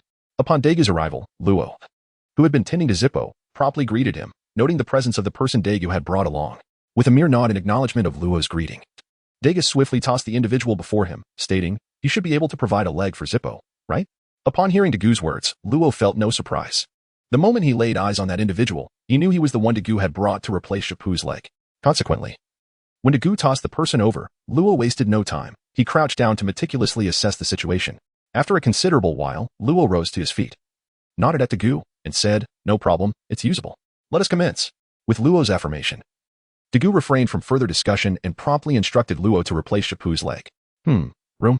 At this, Luo exhibited no hesitation and instantly employed his ability, seamlessly transferring the leg from the individual on the ground to the slumbering Shapu, all without pain or discomfort. Chapter 92. Arrival at Gion and a brush with fate. I shall take my leave now. After Luo had successfully replaced Shapu's leg, Dagu bid farewell and, with a swift use of Flying Thunder God, departed with the now unrecognizable figure. Sighing softly, Luo gazed at the spot where Dagu had vanished, feeling a twinge of envy. Each time he witnessed Dagu's uncanny ability to appear and disappear at will, Luo found himself yearning to possess such enduring prowess. Unfortunately, reality was harsh. He was acutely aware of his own physical limitations, which rendered such aspirations unattainable for the time being. With a resigned sigh, Luo dismissed these thoughts and redirected his attention to Shapu's condition. Meanwhile, having discarded the figure into the depths, Dagu returned to the floating island. Observing the chaotic scene before him, Dagu furrowed his brow and issued a command to the Heavenly Path. Jinbira, elevate this island into the sky. It shall serve as our aerial base in the future." Without uttering a word, Jinbira began to execute Dagu's orders, while Dagu stood by silently observing. His intention was to assess the extent of Jinbira's capabilities. After all, there was no sense in engaging in a fight with Jinbira, as it would only equate to battling oneself, a rather uninteresting endeavor. Thus, Dagu chose this method to gradually elevate the floating island to an altitude of 10,000 meters, gauging the effort required to lift the island and, in doing so, gaining insight into Jinbira's current strength. Unbeknownst to Dagu, at the very location where he had just discarded the figure, a naval vessel happened to pass by and retrieve the individual. The body, belonging to Major Shizuyuin, was unrecognizable. After thoroughly examining the retrieved figure, a female sailor turned to the elegant silhouette standing at the bow of the ship, reporting to Major Shizuyuin of the Navy headquarters. Regarding the female sailor's report, Major Shizuyuin showed little concern, merely nodding in acknowledgement before inquiring, "Are you certain that someone suddenly appeared, discarded this individual, and then vanished?" Facing Major Shizuyuin's question, the female sailor nodded without hesitation, responding, "Yes, Major Shizuyuin, I am quite certain." Upon hearing the unwavering tone of the female Marine, Shirgarden involuntarily exhaled deeply. She was certain that the individual she had just encountered was none other than her objective for this journey, the demon's offspring, Dagu. Regrettably, their paths had merely crossed, leaving Shirgarden at a loss for words and feeling somewhat stifled. After gazing once more at the distant sea, Shirgarden turned to the figures on the deck and commanded her companions, "Be vigilant and ascertain the identity of this person. This is crucial for locating our target, the demon's offspring. Do you understand?" Naturally, there was no dissent or hesitation from the others aboard the vessel, who saluted in unison, responding, "Yes, Major General Shirgarden." Nodding silently in acknowledgement, Shirgarden retreated to her quarters. Inside her room, she gently polished her cherished blade while murmuring Dagu's name. "Major General Shirgarden." Time passed quietly until the voices of others outside finally brought her back to reality. Calmly, she sheathed her beloved sword and inquired of the person at the door, "What is it?" As she spoke, the individual outside reported, "We have clarified the identity of that person." "Oh?" At this, Shirgarden pondered for a moment before opening the door and walking out while asking, "Who is it?" The female Marine followed closely behind, explaining, "Report, according to our records, we have confirmed that the individual is Indigo, the former ship's doctor of the Flying Sky Pirate crew." The mention of the Flying Sky Pirate crew momentarily eluded Shirgarden, but within seconds, a wave of shock washed over her. The Flying Sky Pirate crew? The one led by the Golden Lion? In response to Shirgarden's astonishment, the female Marine nodded affirmatively, stating, "Indeed, Major General Shirgarden. This is the very crew associated with the legendary pirate, Golden Lion Shiki, who once stood alongside the Pirate King and Whitebeard." With the female Marine's confirmation, Shirgarden's brow furrowed in confusion. She could not fathom how the demon's offspring could possibly be linked to the Golden Lion. As Major General Shirgarden pondered deeply, she inadvertently arrived at the location where Indigo was being held. Upon hearing the greetings from those around her, Gion regained her composure, quietly nodding her head. She then turned to her assistant, who was engrossed in recording something while holding a book, and inquired, "What did headquarters say? What has the word from the Warring States General?" In response, her assistant replied, "Headquarters indicated that they will report to the Warring States General shortly and advised us to wait." As the words fell, the assistant glanced at the time and remarked, "It should be about time." Just as the assistant finished speaking, the telephone bug nearby began to ring. With a decisive motion, Guillaume answered, "Hello, this is Guillaume speaking." At this moment, Guillaume did not hesitate and promptly connected the call. "Guillaume, have you encountered the Golden Lion?" Upon hearing the sounds of Guillaume, an anxious voice immediately emerged from the other end of the phone, inquiring about the situation in Guillaume. "Are you unharmed? Is the Golden Lion still present? Please hand the phone to him. I shall speak with him directly." "Is that you, Sister Crane?" Upon hearing that voice, Ji-Yun was somewhat taken aback. For it was indeed the voice of Crane, not that of Sengoku. However, glancing at the phone bug, Ji-Yun was certain it was Sengoku on the line. "Sister Crane, do not worry. I am fine, and I have not encountered the Golden Lion." Although puzzled as to why it was Crane speaking, Ji-Yun did not dwell on the matter and proceeded to reassure her, alleviating her concerns. "You haven't encountered him?" "Indeed." Upon hearing Ji-Yun's assurance of not having come across the Golden Lion, Crane momentarily froze before expressing her relief. "That's good, as long as you haven't encountered him." "Yes." Seeing Crane regain her composure, Ji-Yun smiled and nodded before recounting to her the incident where he inadvertently witnessed Dagu cast indigo into the sea. Chapter 93, The Mobilization of Zephyr and the Six Paths of Pain. Naval Headquarters, Marine Ford, Admiral's Office. How could Bius Dagu possibly be entangled with the Golden Lion? Moreover, what brings the Golden Lion to the East Sea? After listening to Guillaume's narrative, Sengoku and Tsuru exchanged glances, simultaneously voicing their inquiries. Meanwhile, Guillaume felt a tinge of embarrassment upon hearing their questions, as she had no way of knowing the whereabouts of Daiku and the Golden Lion. So, where's the Golden Lion now? Perhaps Sengoku and Tsuru also realized that Guillaume could not possibly have that information, prompting Sengoku to inquire further about the location of the Golden Lion. Unfortunately for Sengoku, he was met with disappointment, as Guillaume was equally unaware of this matter. She explained to Sengoku, "I have not encountered the Golden Lion. I merely witnessed the sudden appearance of the son of the demon, who, after casting that person into the sea, vanished just as abruptly. I am in the dark regarding the whereabouts of both the Golden Lion and the son of the demon." At this point, Guillaume could not help but feel a sense of frustration. It seemed that in her interactions with Daiku, she had consistently found herself in a state of utter ignorance. After listening to Guillaume's explanation, Sengoku felt a tinge of disappointment. However, he harbored no ill feelings towards Guillaume. Instead, he merely gazed at Crane, awaiting her perspective. Observing this, Crane pondered momentarily before promptly suggesting to Guillaume, "How about this? You should find an island in that sea area to anchor and await reinforcements from headquarters. Would that be acceptable?" "Certainly, Sister Crane." Guillaume, naturally, would not refuse this directive. After agreeing, she immediately turned to issue orders for nearby vessels to dock. Meanwhile, Sengoku and Crane remained silent, contemplating the disconnected phone line. "Allow me to go." After a considerable pause, Crane proposed that she venture to the East Sea to keep a watchful eye on the Golden Lion. Indeed, merely to remain vigilant. The Navy's stance towards the Golden Lion had always been one of caution, for it was impossible to predict his appearance. This, too, mirrored the Navy's current attitude towards Ogu. Otherwise, it would not be solely Guillaume accompanying him. Although the emergence of Whitebeard as Emperor had drawn much of the Navy's strength away, it would still be feasible to allocate 1 or 2 Vice Admirals to assist Guillaume. If worst came to worst, CP could lend a hand. Now, upon learning that the Golden Lion was also in the East Sea and had already encountered Ogu, Sengoku and Crane realized that Guillaume could not continue the pursuit alone and that reinforcements were imperative. Yet, facing the Golden Lion, ordinary Vice Admirals would prove ineffective. Thus, Crane reluctantly suggested that she undertake the journey to the East Sea. "No, you cannot go." Regrettably, in response to Crane's proposition, Sengoku shook his head in refusal, stating, "The latter half of the situation is precarious. If you depart now, who will share the burden of my responsibilities?" Upon hearing Sengoku's words, Crane felt somewhat troubled. But the Golden Lion. Upon hearing the mention of the Golden Lion by the Crane, the warring states could not help but feel a throbbing headache. For indeed there seemed to be no viable solution. Suddenly, a glimmer of inspiration flashed before the Crane's eyes as it recalled a certain individual, Carp.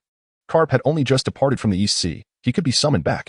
Upon hearing Crane's words, Sengoku nodded in agreement, acknowledging the wisdom in her statement. "Indeed. No. I shall go." However, at that moment, a voice interrupted their conversation as the office door swung open, revealing a robust middle-aged man with flowing purple hair. Zifa. Both Sengoku and Crane were taken aback by his unexpected entrance, puzzled by his purpose for coming. Since they were uncertain, they decided to inquire directly. Sengoku promptly asked Zifa, "Do you have business here?" "Yes," Zifa affirmed with a nod. "I intended to discuss the arrangements for the training camp's practical tasks, considering the most suitable placements. Now," he glanced at the telephone bug on the desk before continuing, "since the Golden Lion has appeared in the East Sea, let us allocate resources there." Carp. allowing to handle the latter half against Whitebeard. As for Shiki, I shall take on my old rival. With that, Zephyr turned and exited the office. Making preparations for the voyage, Sengoku and Crane exchanged bewildered glances, each momentarily stunned by Zephyr's abrupt decisions. Well, let him be, Sengoku sighed resignedly. And they resumed their discussion regarding the latter half of their plans. In their eyes, with Zephyr heading to the East Sea, there was little to worry about. After all, Gion was still present, and even if the son of the devil teamed up with the Golden Lion, they felt confident in managing the situation, unbeknownst to Sengoku and Crane. The two individuals they were concerned about were currently in opposition. In the East Sea, on Floating Island, Daiku gazed thoughtfully at the Golden Lion. Now transformed into the 6 Paths of Pain. Perhaps I should create my own version of the 6 Paths. After a prolonged contemplation, Daiku circled around the heavenly path of the Golden Lion, contemplating the notion of crafting his own 6 avatars akin to Nagato from Naruto. Now that the heavenly path had become the Golden Lion, what are the other 5? He began to ponder potential candidates: the Hell Path, Human Path, Azura Path, Animal Path, and Hungry Ghost Path. Each must possess a comparable level of power to the Golden Lion, perhaps even Whitebeard Edward Newgate, Count Baroque Works Red Count, or Douglas Bullet, the Devil's Descendant, the Crescent Hunter, Katarina Devon, the World Destroyer, Bondy Wald, the Great Drunkard, Bacchus Choate, the Formidable Battleship, Saint One Wolf, or the Tyrant, Abelo Pizarro? After a period of quiet contemplation, Daiku settled on a few choices. Whitebeard could represent the Hell Path, while the Red Count's seemingly telepathic Kinbunchika Haki could aptly match the Human Path. Furthermore, both could align with the Golden Lion, creating a synergy of heaven, earth, and humanity. As for Barrett, he would fit the Azura Path well, but what are the Animal and Hungry Ghost Paths? Once again, Daiku fell into deep thought. As time passed, Daiku finally emerged from his musings, deciding, let it be. The ship shall right itself when it reaches the bridge. There is no use in fretting over candidates now. Chapter 94.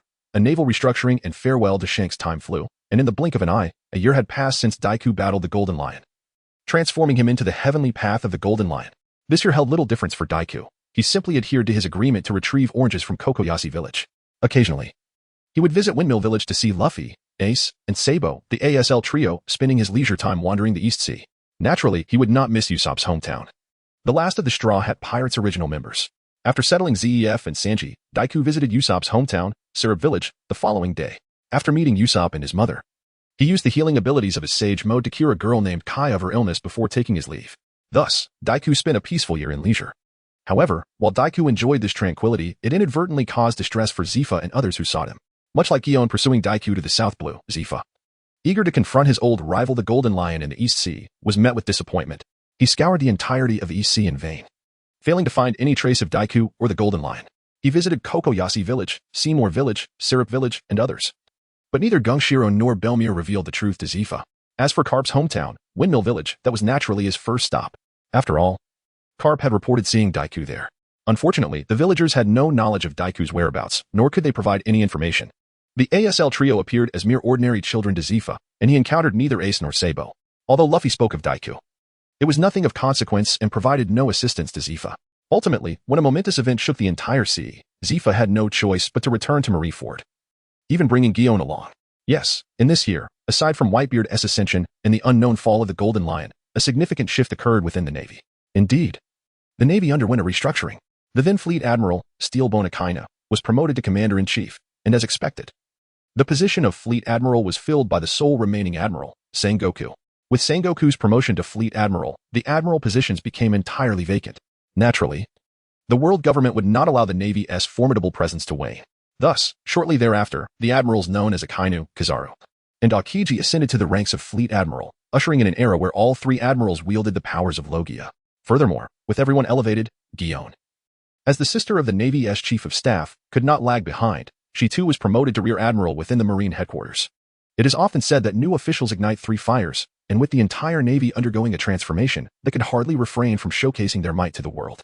Moreover, the newly appointed Fleet Admiral, Sengoku, was a staunch believer in justice. Consequently, a great fire ignited, one so immense that it subdued the arrogance of pirates. The latter half of the pirate era was nearly extinguished. Concurrently, this event led to the latter half being dubbed the New World. This transformation was not solely due to the Navy's actions, but was also influenced by Whitebeard's rise to power. In such an environment, Shanks, the man Daiku referred to as his elder brother, who had already made a name for himself in the New World, arrived in the East Sea with his crew. East Sea, Windmill Village, Port. Long time no see, brother. As Shanks descended from the ship, Dagu waved to him in greeting. Bius Dagu. Upon seeing Dagu before him, Shanks was momentarily taken aback, unable to comprehend the reason behind Dagu's presence in the East Blue. Was he, like himself, seeking refuge from troubles? Reflecting on this, Shanks displayed a countenance reminiscent of a kindred spirit sharing countless cups of wine, then turned to his crew, proclaiming, "Lads, let us commence the feast. Celebrate my reunion with my junior brother." Oh, a feast it is. They cheered, laughter erupting as they exclaimed. Our captain is ever the one to think of festivities. With Shanks' command, members of the red-haired pirates erupted into jubilant cheers, eagerly preparing for the celebratory occasion. Observing the revelry, Shanks shook his head with a silent chuckle before approaching Dagu and inquiring, "It has been quite some time. What brings you to the East Blue?" Dagu replied with a smile, "I have been in the East Blue for nearly 2 years. And you, are you here to escape?"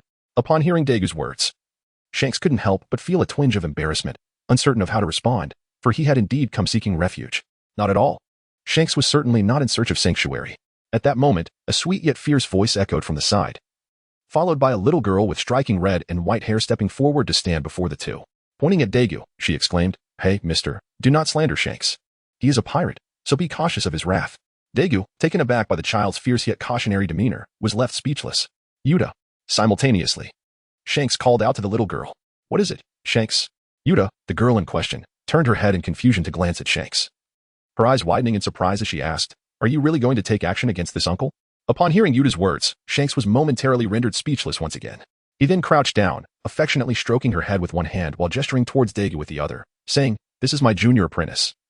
How could I possibly lay a hand on him?" Upon hearing Shanks mention that Dagu was his junior, Yuta was instantly taken aback. She quickly turned to Dagu, expressing her apologies. "Uncle, I had no idea you were Shanks Jr. I truly beg your pardon." As her words faded, Yuta performed a noble gesture to signify her contrition. And then, with a curious gaze, inquired, "So, uncle, are you also a pirate? Could you share your adventures with me? I absolutely adore tales of adventure." Chapter 95, Luffy and Yuta. As the little girl exhibited such behavior, Shanks couldn't help but call her name once more. In his eyes, Yuta's impolite demeanor reflected a lack of proper upbringing. However, Dagu was unperturbed by Yuta's conduct. He waved his hand at Shanks and remarked, "It's quite all right. Since she enjoys listening, I shall narrate my tales to her." With that, Dagu led Yuta to a nearby seat and began to weave a narrative, blending the essence of one of the 4 great classical novels, Journey to the West, with the characteristics of the pirate world, captivating Yuta with his storytelling. "Yuta, Jr., the banquet has commenced." It was only when Shanks approached to announce the gathering that Dagu realized he had been regaling Yuta for 2 or 3 hours without noticing. The banquet was fully prepared, and even Shanks had already raised his cup. Dagu then turned to Yuta and asked, "Shall we join the banquet now? We can continue the story afterward." How does that sound? Upon hearing this, although Yuta longed to hear more about the tale of the Zoan-type monkey fruit user, her stomach growled after such a lengthy narrative. Reluctantly, she nodded in agreement. "All right then." Thus, Dagu took Yuta's hand, rising to follow Shanks aboard his ship for a grand feast. "Uncle, where are you going?" Just then, a familiar voice echoed in Dagu's ears, and all he could think was, such as fate. For this familiar voice belonged to none other than Monkey D. Luffy. As Dagu turned to face the voice, he found Luffy sprinting towards him, his face adorned with confusion as he looked up. Sighing at Luffy's expression, Dagu crouched down to ask, "Luffy, there's a banquet on the ship. Would you like to join?" "A banquet?" Luffy pondered briefly, trying to grasp the concept of a banquet. Then, as the realization dawned on him, he eagerly grabbed Dagu's hand, exclaiming, "I want to go. I want to join the banquet. I want to eat meat." As anticipated, Dagu knew Luffy would insist on tagging along upon hearing about the banquet. Thus, he merely smiled, ruffling Luffy's hair, and turned to Shanks, inquiring, "Brother, is that all right?" Shanks, naturally, had no objections to Dagu's request for Luffy to join the festivities. He readily responded, "Of course.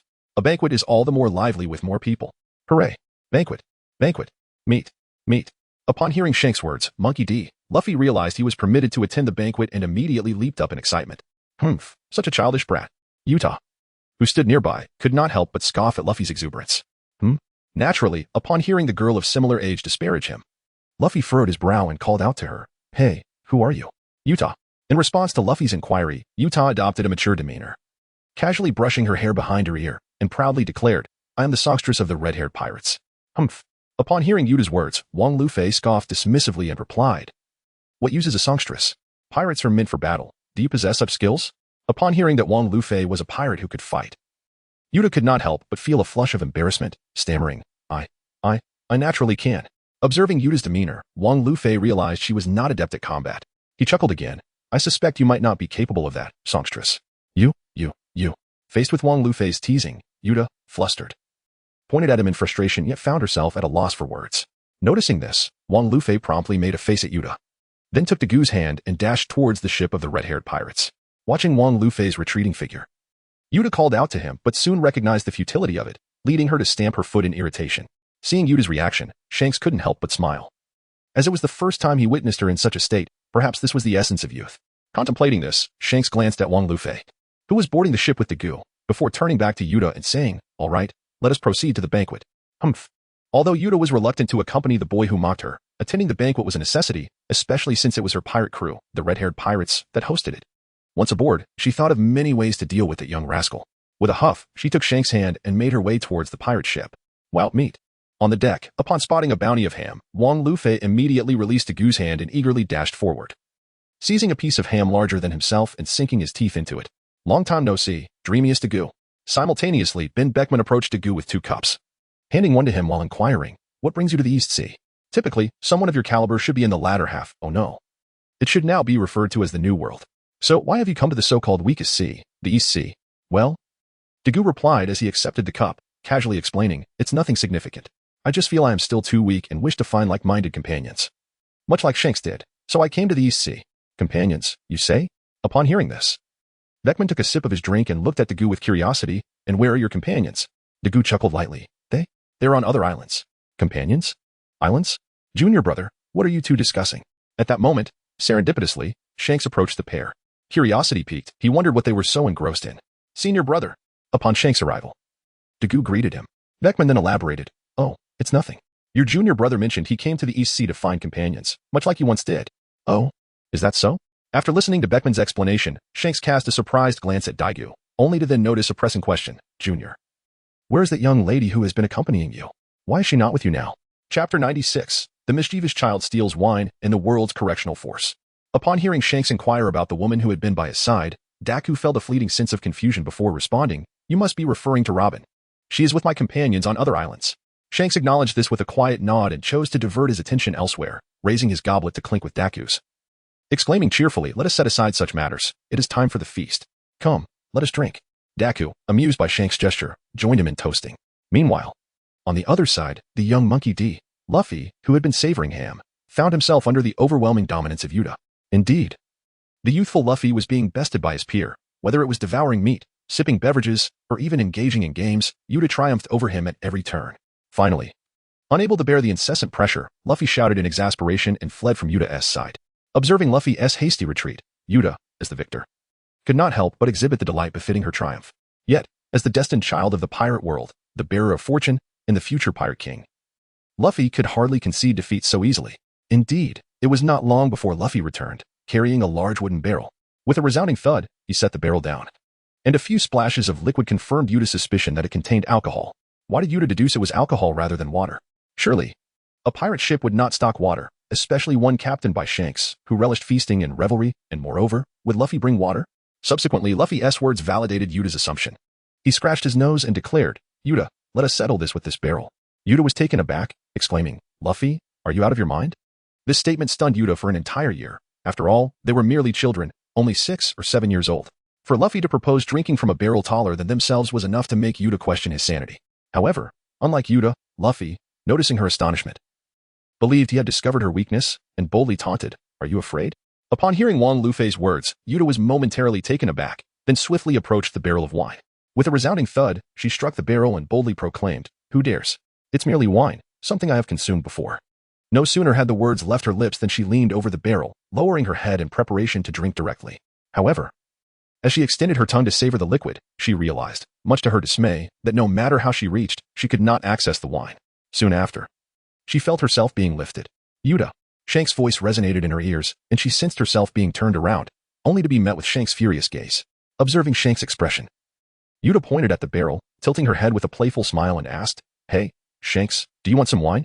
Faced with Yuta's antics, Shanks was both exasperated and amused, ultimately resigned to say, "Yuta, have I not already told you? You are still too young to drink. Please, stop thinking about wine every single day, will you?" "Shanks, I didn't take it. Do not cast such aspersions on me."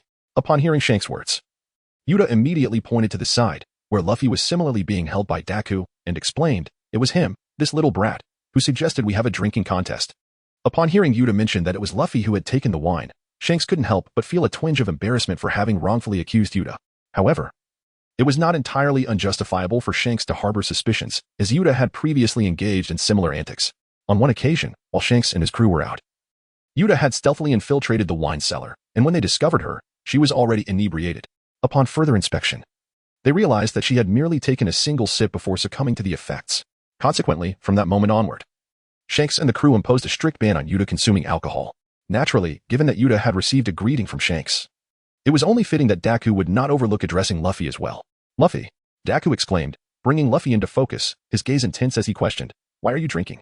Do you not realize how young you are?" Following this, perhaps concerned that his tone might have been too harsh, he softened his voice, saying, "If you were to become intoxicated and something were to go awry, Miss Makino, your grandfather, and the entire village would surely be heartbroken. Therefore, Luffy, this should be the last time. You are not to drink anymore. Do you understand?" Upon hearing Dagu mention the names of Machi Nua and Kapu, Luffy quietly lowered his head, acknowledging the situation. "Very well, you may amuse yourselves. Just remember, no drinking." Noticing Luffy's admission of fault, Dagu chose not to press further. Similar to Shanks, he released the two mischievous children, offering them a brief admonition before turning to stride toward the bow of the ship. "Luffy, come.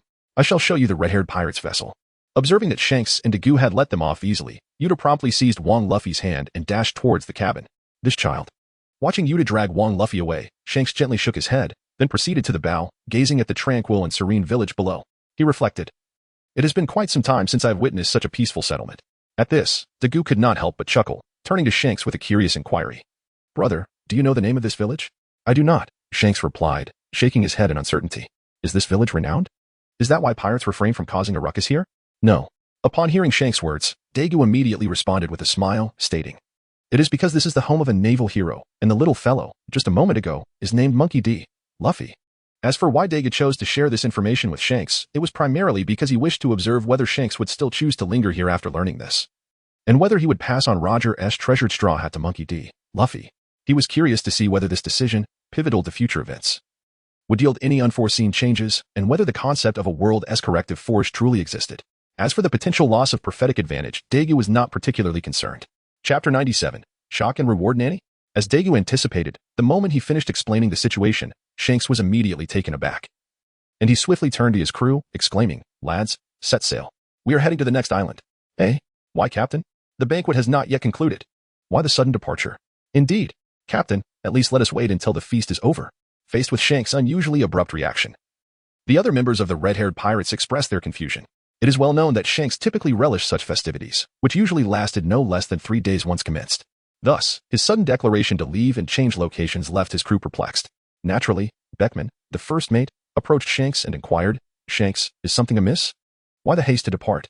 Upon hearing Beckman's inquiry, Shanks initially intended to respond, yet after a moment's contemplation, he found himself at a loss for words. Should he admit that he was frightened by a figure whose presence he had not even glimpsed, merely reacting to the mention of their name with a desire to flee? In truth, Shanks did not harbor an intense fear of Garp. It was merely that during their time aboard the Roger pirate's ship, they had grown accustomed to being pursued by Garp, leading to an instinctive urge to escape at the mere utterance of his name. As Shanks fell silent, Beckman shifted his gaze towards Dagu, discerning that it must have been Dagu's words that had unsettled Shanks. Regrettably, when met with Beckman's probing look, Dagu merely shrugged, having no intention of divulging anything. He understood that Beckman was not like Shanks. The latter was likely still clinging to Roger's dream, intent on passing on his will, and thus would not exhibit any extreme reactions. Conversely, Beckman, in Dagu's eyes, was more rational and had clearer objectives. If he were to reveal that this was Garp's hometown and that Luffy was Garp's grandson, Dagu was uncertain how Beckman would respond. Would he resort to kidnapping Luffy, employing him as leverage against Garp, thus becoming their insider? Or would he simply persuade Garp to join their ranks? The possibilities were endless. One should not underestimate Beckman. He was a pirate, albeit one with a relatively kind disposition. However, it is essential to recognize that he was one of the strongest contenders for the title of the highest intellect among pirates in the original narrative. He possessed numerous strategies to threaten Garp into compliance without causing harm to young Luffy. The reason for Dagu's apprehension regarding Beckman's potential actions towards Luffy, despite Beckman's non-aggression in the original story, stemmed from the fact that in the original narrative, Beckman had already formed a bond with Luffy after spending some time together. Whereas now, they were meeting for the first time, thus prompting Dagu's concern. Seeing Dagu's silence, Beckman let out a sigh and turned to Shanks once more, asking, "Shanks, are you truly intent on leaving?" At this, Shanks hesitated, then turned to Dagu and inquired, Junior brother, is that person currently present?" Observing Shanks' timorous demeanor, Dagu covered his mouth with a chuckle and replied, "Do you think he is here? If he were, would you still see me?" Upon hearing Dagu's words, Shanks finally exhaled in relief, straightened his posture, turned to the others, and declared, "My dear crew, The festivities shall continue for 3 more days, unyielding and unabated. Huh? Why isn't anyone leaving again? Oh, now that is more like it. Captain, the captain has returned. Let the celebration resume. As Shanks commanded the revelry to persist for an additional 3 days, reactions varied. Some expressed confusion, others sighed with relief, while many erupted in exuberant cheers. In essence, Shanks' proclamation rekindled the festivities, which had nearly concluded. With a glance at those who were immersing themselves in the celebration, Shanks turned to Dagu. Clapping a hand onto his shoulder, his eyes gleaming with intensity as he remarked, "You truly are my exceptional junior brother." Feeling a shiver run down his spine at Shanks' demeanor, Dagu sensed that Shanks might be inclined to teach him a lesson. Indeed, as Dagu anticipated, Shanks leaned closer and whispered a threat, "Junior brother, as a reward for your cunning, I, your elder brother, have decided to train you affectionately on behalf of Mr. Rayleigh." With that, Shanks straightened up and proclaimed, "Let us change venues for our match." Faced with Shanks' invitation, Dagu found himself in a predicament. He had no desire to engage in combat, at least not at this moment. Consequently, he instinctively cast his gaze towards Beckman, hoping he would intervene. Unfortunately, perhaps out of retaliation for Dagu's earlier attitude or perhaps due to the futility of opposing Shanks, Beckman chose to ignore Dagu's pleading look and turned away. Sighing in resignation as he watched Beckman depart, Dagu realized there was no escaping this duel. With a heavy heart, he conceded to Shanks, "Very well, let us find another place to spar." As soon as he spoke, Dagu seized Shanks' hand and utilized the Flying Thunder God technique to transport them from the red-haired pirate's ship to a secluded island adorned with lush greenery and gentle breezes. This was an uninhabited isle Dagu had discovered during his travels in the East Sea, originally intended as a vacation spot for him and Robin. Alas, it seemed he would have to select a different island, for he was certain that after their battle, even if the island remained intact, its beauty would be irrevocably altered. This island is rather splendid. Upon their arrival, Shanks first surveyed the surroundings, offering a compliment before turning to Dagu with admiration. "Yet, what astonishes me even more is your remarkable ability, dear junior brother. The capacity to traverse vast distances in the blink of an eye inspires me to aspire to such powers myself." "Ah, you jest, brother." In response to Shanks' praise, Dagu remained unfazed, instead expressing his admiration. "In truth, I hold you in higher regard, brother. I have heard that your conqueror's haki has reached the pinnacle of mastery, and you may soon transcend to a level where one can alter reality. I must confess, it fills me with envy." Chapter 98. Dagu and Shanks, you flatter me, junior brother. Upon hearing such words from Dagu, Shanks humbly responded, "My training is still far from adequate. At least I have a considerable distance to cover compared to Mr. Rayleigh, let alone the captain." However, Dagu felt compelled to interject, "Senior brother. Excessive humility is akin to arrogance." Although Dagu's comment was merely a casual remark, Shanks perceived it as a provocation, and with a steely gaze, he declared, "Junior brother, it seems that unless you experience a challenge, you shall remain unaware of the meaning of respecting one's elder." Boom. Suddenly, a resounding shockwave echoed within Dagu's heart, revealing that Shanks had unleashed his conqueror's haki. Naturally, Dagu would not allow Shanks to monopolize the performance. He too released his conqueror's haki in response. The two powerful forces collided, and perhaps due to the sheer magnitude of their energies, what was once formless and intangible became a palpable impact. The surrounding flora, the low hills, and the earth beneath their feet were all shattered by this tremendous force. Dagu possessing conqueror's haki did not surprise Shanks, but the intensity of Dagu's haki astonished him. To further test the strength of Dagu's haki, Shanks drew his trusty sword, Griffin, empowering it with his own haki, and charged at Dagu.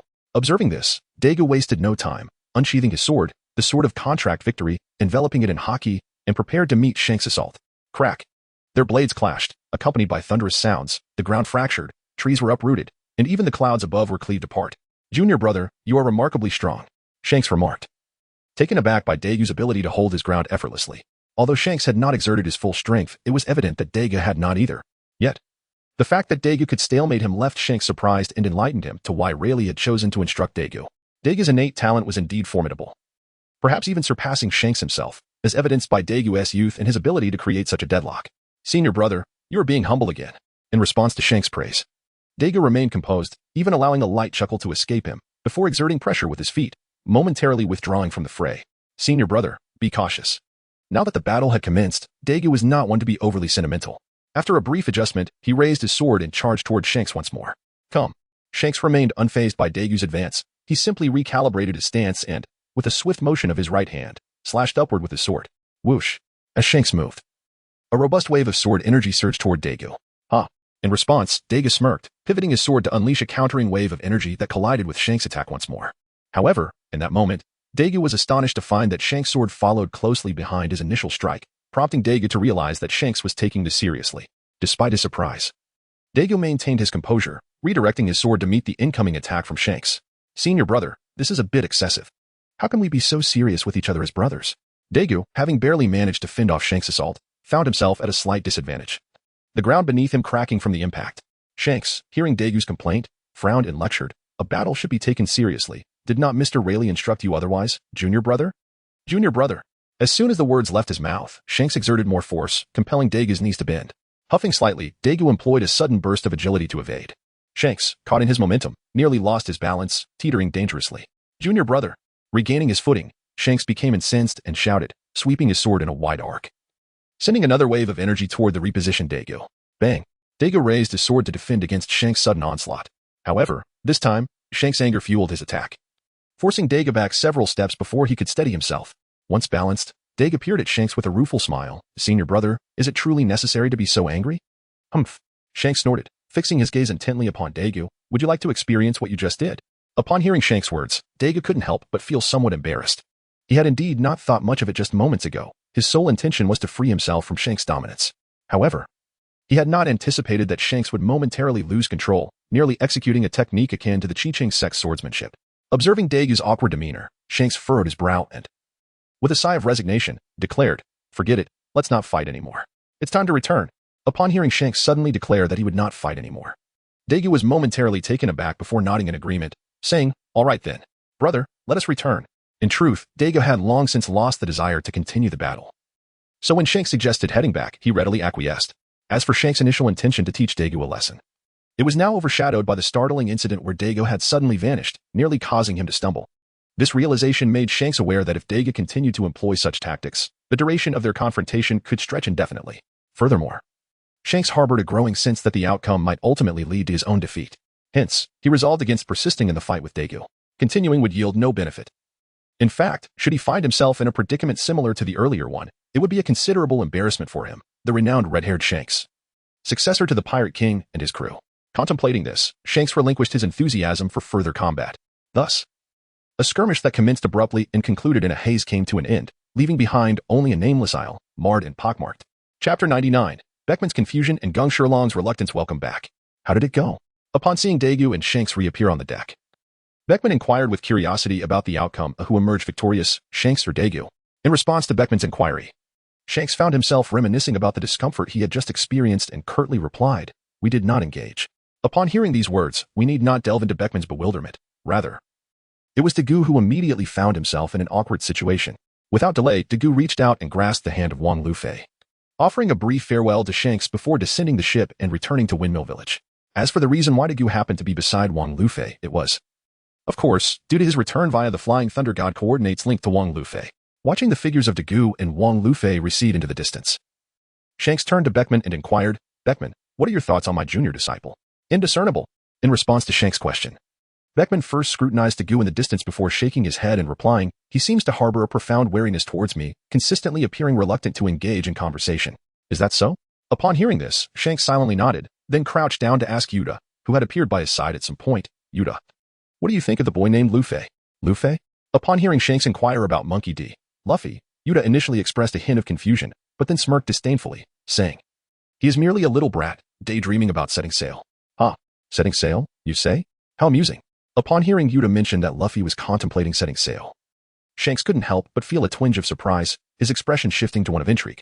For if Dago had not deceived him moments ago, Luffy was indeed the grandson of the Navy hero Garp, belonging to the esteemed Monkey family. The notion that he, a descendant of a naval legend, would entertain the thought of venturing out to sea was nothing short of astonishing to Shanks. What piques your interest?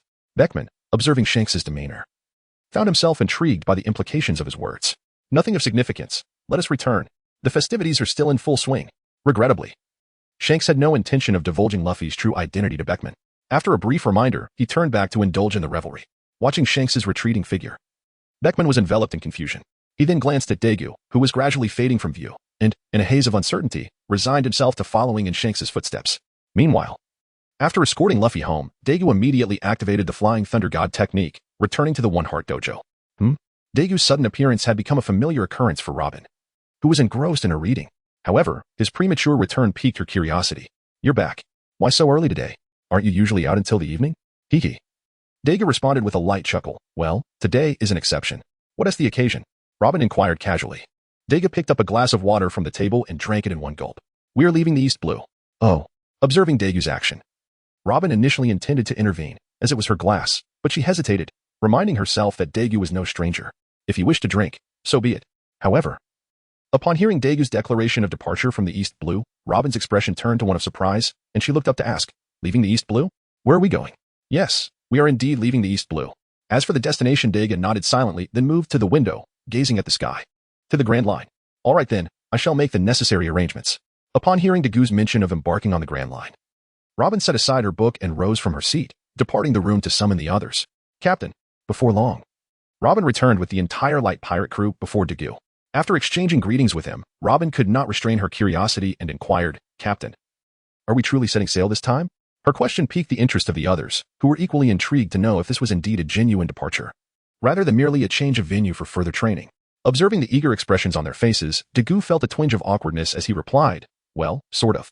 First, we will head to Windmill Village, then to Rogue Town, before plunging into the Grand Line. This also serves as a tribute to my mentor, the Dark King Rayleigh." Why did Dagu say sort of instead of confirming a proper departure? The truth is, according to Dagu's plan, they would make another stop to rest and prepare for the pirate crew's distinctive ship. Hence, his ambiguous response rather than a definitive one. All right. Although they understood Dagu's implication that it was not yet a formal voyage, they had no choice but to acquiesce, for he was indeed their captain. Thus, the crew nodded in resignation and turned to gather their belongings. As the others departed, Dagu turned to Robin and suggested, "Robin, let us bid farewell to Mr. Gungshir. After all, we have intruded upon him for quite some time, and it is only proper to express our gratitude before we leave." Robin quietly nodded in agreement. "Certainly, let us go." Subsequently, Dagu and Robin made their way to the dojo, approaching Gungshir, who was instructing children in swordsmanship. "Mr. Gungshir, let us speak over there," Gungshir replied, nodding slightly. He then turned and walked to a nearby spot, with Dagu and Robin following closely behind. Observing the children in training, Gungshir softly remarked, "Are you leaving?" Dagu nodded in affirmation. "Yes, we are departing." Sigh. Upon hearing Dagu's resolute response, Gungshiro sighed deeply, then spoke with measured intent, "Take Guena away. I am aware that your ambitions have remained unchanged." Observing Gongshiro's reluctant demeanor, Dagu found himself momentarily at a loss for words. Should he convey that he was taking away your daughter and that gratitude was unnecessary? Such sentiments would certainly not suffice. Uttering them might incite Gungshiro to pursue him with a sword. Thus, Dagu ultimately settled for a silent affirmation, assuring, "Rest assured, Mr. Gungshiro, I shall safeguard Guena. Not only will I protect her, but I shall also cultivate her into an unparalleled swordswoman, a master of the seas, one who will earn your admiration." Chapter 100, The Departure of Wado Ikamanji and the Pirate Crew. Upon hearing Dagu's words, Gungsi Lang did not exhibit any excitement. He merely sighed softly and remarked, "I do not wish for her to become a great swordsman or anything of the sort.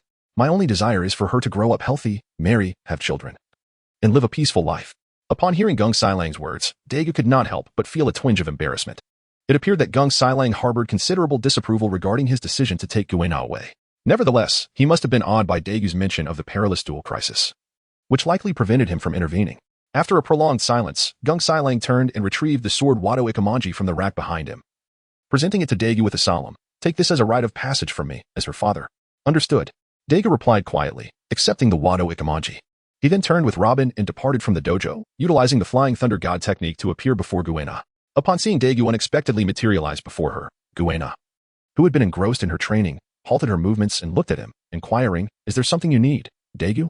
However, as her words hung in the air, Guena's gaze fell upon the object in Dagu's hand, the beloved sword of her father, Wado Ikamanji. Her expression instantly dimmed, and she softly asked, "Are you leaving, Dagu?" In response, Dagu silently nodded, "Yes." Upon hearing Dagu's affirmative response, Guena let out a deep sigh of relief. After steadying her emotions, she lifted her head and gazed at Dagu with a beaming smile, saying, "Well then, I look forward to your guidance, Captain." Upon hearing Guena refer to him as Captain, Dagu was momentarily taken aback. He had not uttered a word to Guena. How did she come to understand that he was there to invite her aboard? It was I who informed her. Just as Dagu was enveloped in confusion, Robin spoke in a calm tone. "I had previously conveyed to Guena that your objective was to invite her to join us. I also made it clear to her that if Mr. Gungsiro did not consent, we would not take her with us. Conversely, should Mr. Gungsiro agree, we would indeed take her along, and the evidence of his consent lies in the renowned sword and the dowie character you hold." With that, Robin gestured towards the long sword in Dagu's hand. "Oh, now I understand." Upon listening to Robin's explanation, Dagu suddenly comprehended the situation. He extended his hand and presented the sword to Kuina, stating, "Welcome, Swordmaster Kuina." With a swift motion, Kuina grasped the Wadikamanji that Dagu offered her. After a brief glance at the blade in her hand, she expressed her gratitude with a simple thank you. She then lowered her head, silently contemplating the wada kamanji. Her father's cherished sword, a symbol of his heartfelt aspirations. Let us return. Daiku observed the moment and, not wishing to intrude further, waved to Robin before employing the Flying Thunder God technique to escort her back to their room. I shall tidy up our belongings first, Robin suggested upon their return. Let us do it together. Daiku replied after surveying the items scattered about the room, expressing his willingness to assist. Thus, the two commenced the organization of their possessions. As time swiftly passed, over an hour later, the members of the had gathered at the entrance of the Ishin dojo, having organized their respective items. Observing Daiku preparing to lead the group by holding hands, ready to utilize the Flying Thunder God technique for a swift departure, Jinbira adjusted his glasses and remarked, "Are you truly planning to teleport them all like this? What other option do we have?" Daiku responded, upon hearing Gung Sailang's words. Dagu couldn't help but feel a sense of confusion. Was he to be carried over there, or would they soar through the sky? Observing Dagu's perplexity, Gung Sailang sighed in resignation. Just follow me. As soon as the words escaped his lips, he navigated past several individuals and strode towards the distance. After exchanging glances filled with uncertainty with the others, Dagu, wearing a puzzled expression, led the group in pursuit of Gung Sailang. Along the way, glancing at the solitary figure of Gung Sailang ahead, Guena turned to the side where Zaro stood and inquired, "Zaro, do you have any inkling as to where my father is taking us?" "How would I know?" Zaro retorted, casting a dismissive glance in her direction. Disappointed by Zaro's lack of insight regarding Gung Sailang's intentions, Guena's curiosity deepened. Where on earth could her father possibly be leading them? It was astonishing that even she, his daughter, and his most cherished disciple, Zaro, remained in the dark. "Here we are." At last, amidst Guena's bewilderment, Gung Sailang announced their arrival. "This is." As Guena lifted her gaze in response to his voice, she was met with an unexpected sight that stirred her intrigue. Before her loomed a vast white canopy, under which something was faintly shrouded. "Is this a ship?" Observing the scene, Dagu speculated, "Mr. Gung Sailang, are you suggesting that I am to formally embark on a voyage?" "A ship?" Upon hearing Dagu's revelation that beneath the tarpaulin lay a vessel, Gu Aina was taken aback. For she had been entirely unaware of her father's preparations for a new ship.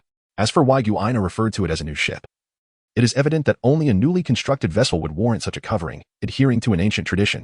Indeed, in response to Dagu's words, Gung Sailang quietly nodded. "Although I have heard that you do not yet intend to set sail officially, for me, and for my daughter Gu Aina. This is indeed a genuine departure. Therefore, I wish to harbor no regrets, unable to personally see my daughter off on her journey. And I hope to be here at the end, watching her return safely." Upon hearing Gung Sira's words, Gu Yaina's eyes involuntarily welled with tears, and she softly murmured, "Father." Apologetically, Dagu turned to Gung Sira and said, "Mr. Gung Sira, I did not consider this thoroughly." Afterward, Dagu addressed the others, "Everyone, since Mr. Gung Sira has requested this, let us officially set sail." With that, Dagu took a step forward, approached the canvas, grasped it with his hand, and with a grand gesture, tore it open while proclaiming, "From the East Sea, from Zimaziji village, from the Ishin dojo, from this moment and place, the light pirate crew officially set sail."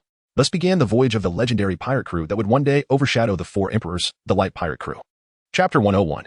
Individual Dreams and the Buggy Pirate Crew. Wishing them fair winds, Gung Sira silently prayed as he watched the ship gradually disappear into the distance, before turning with Zaro and heading back to the dojo.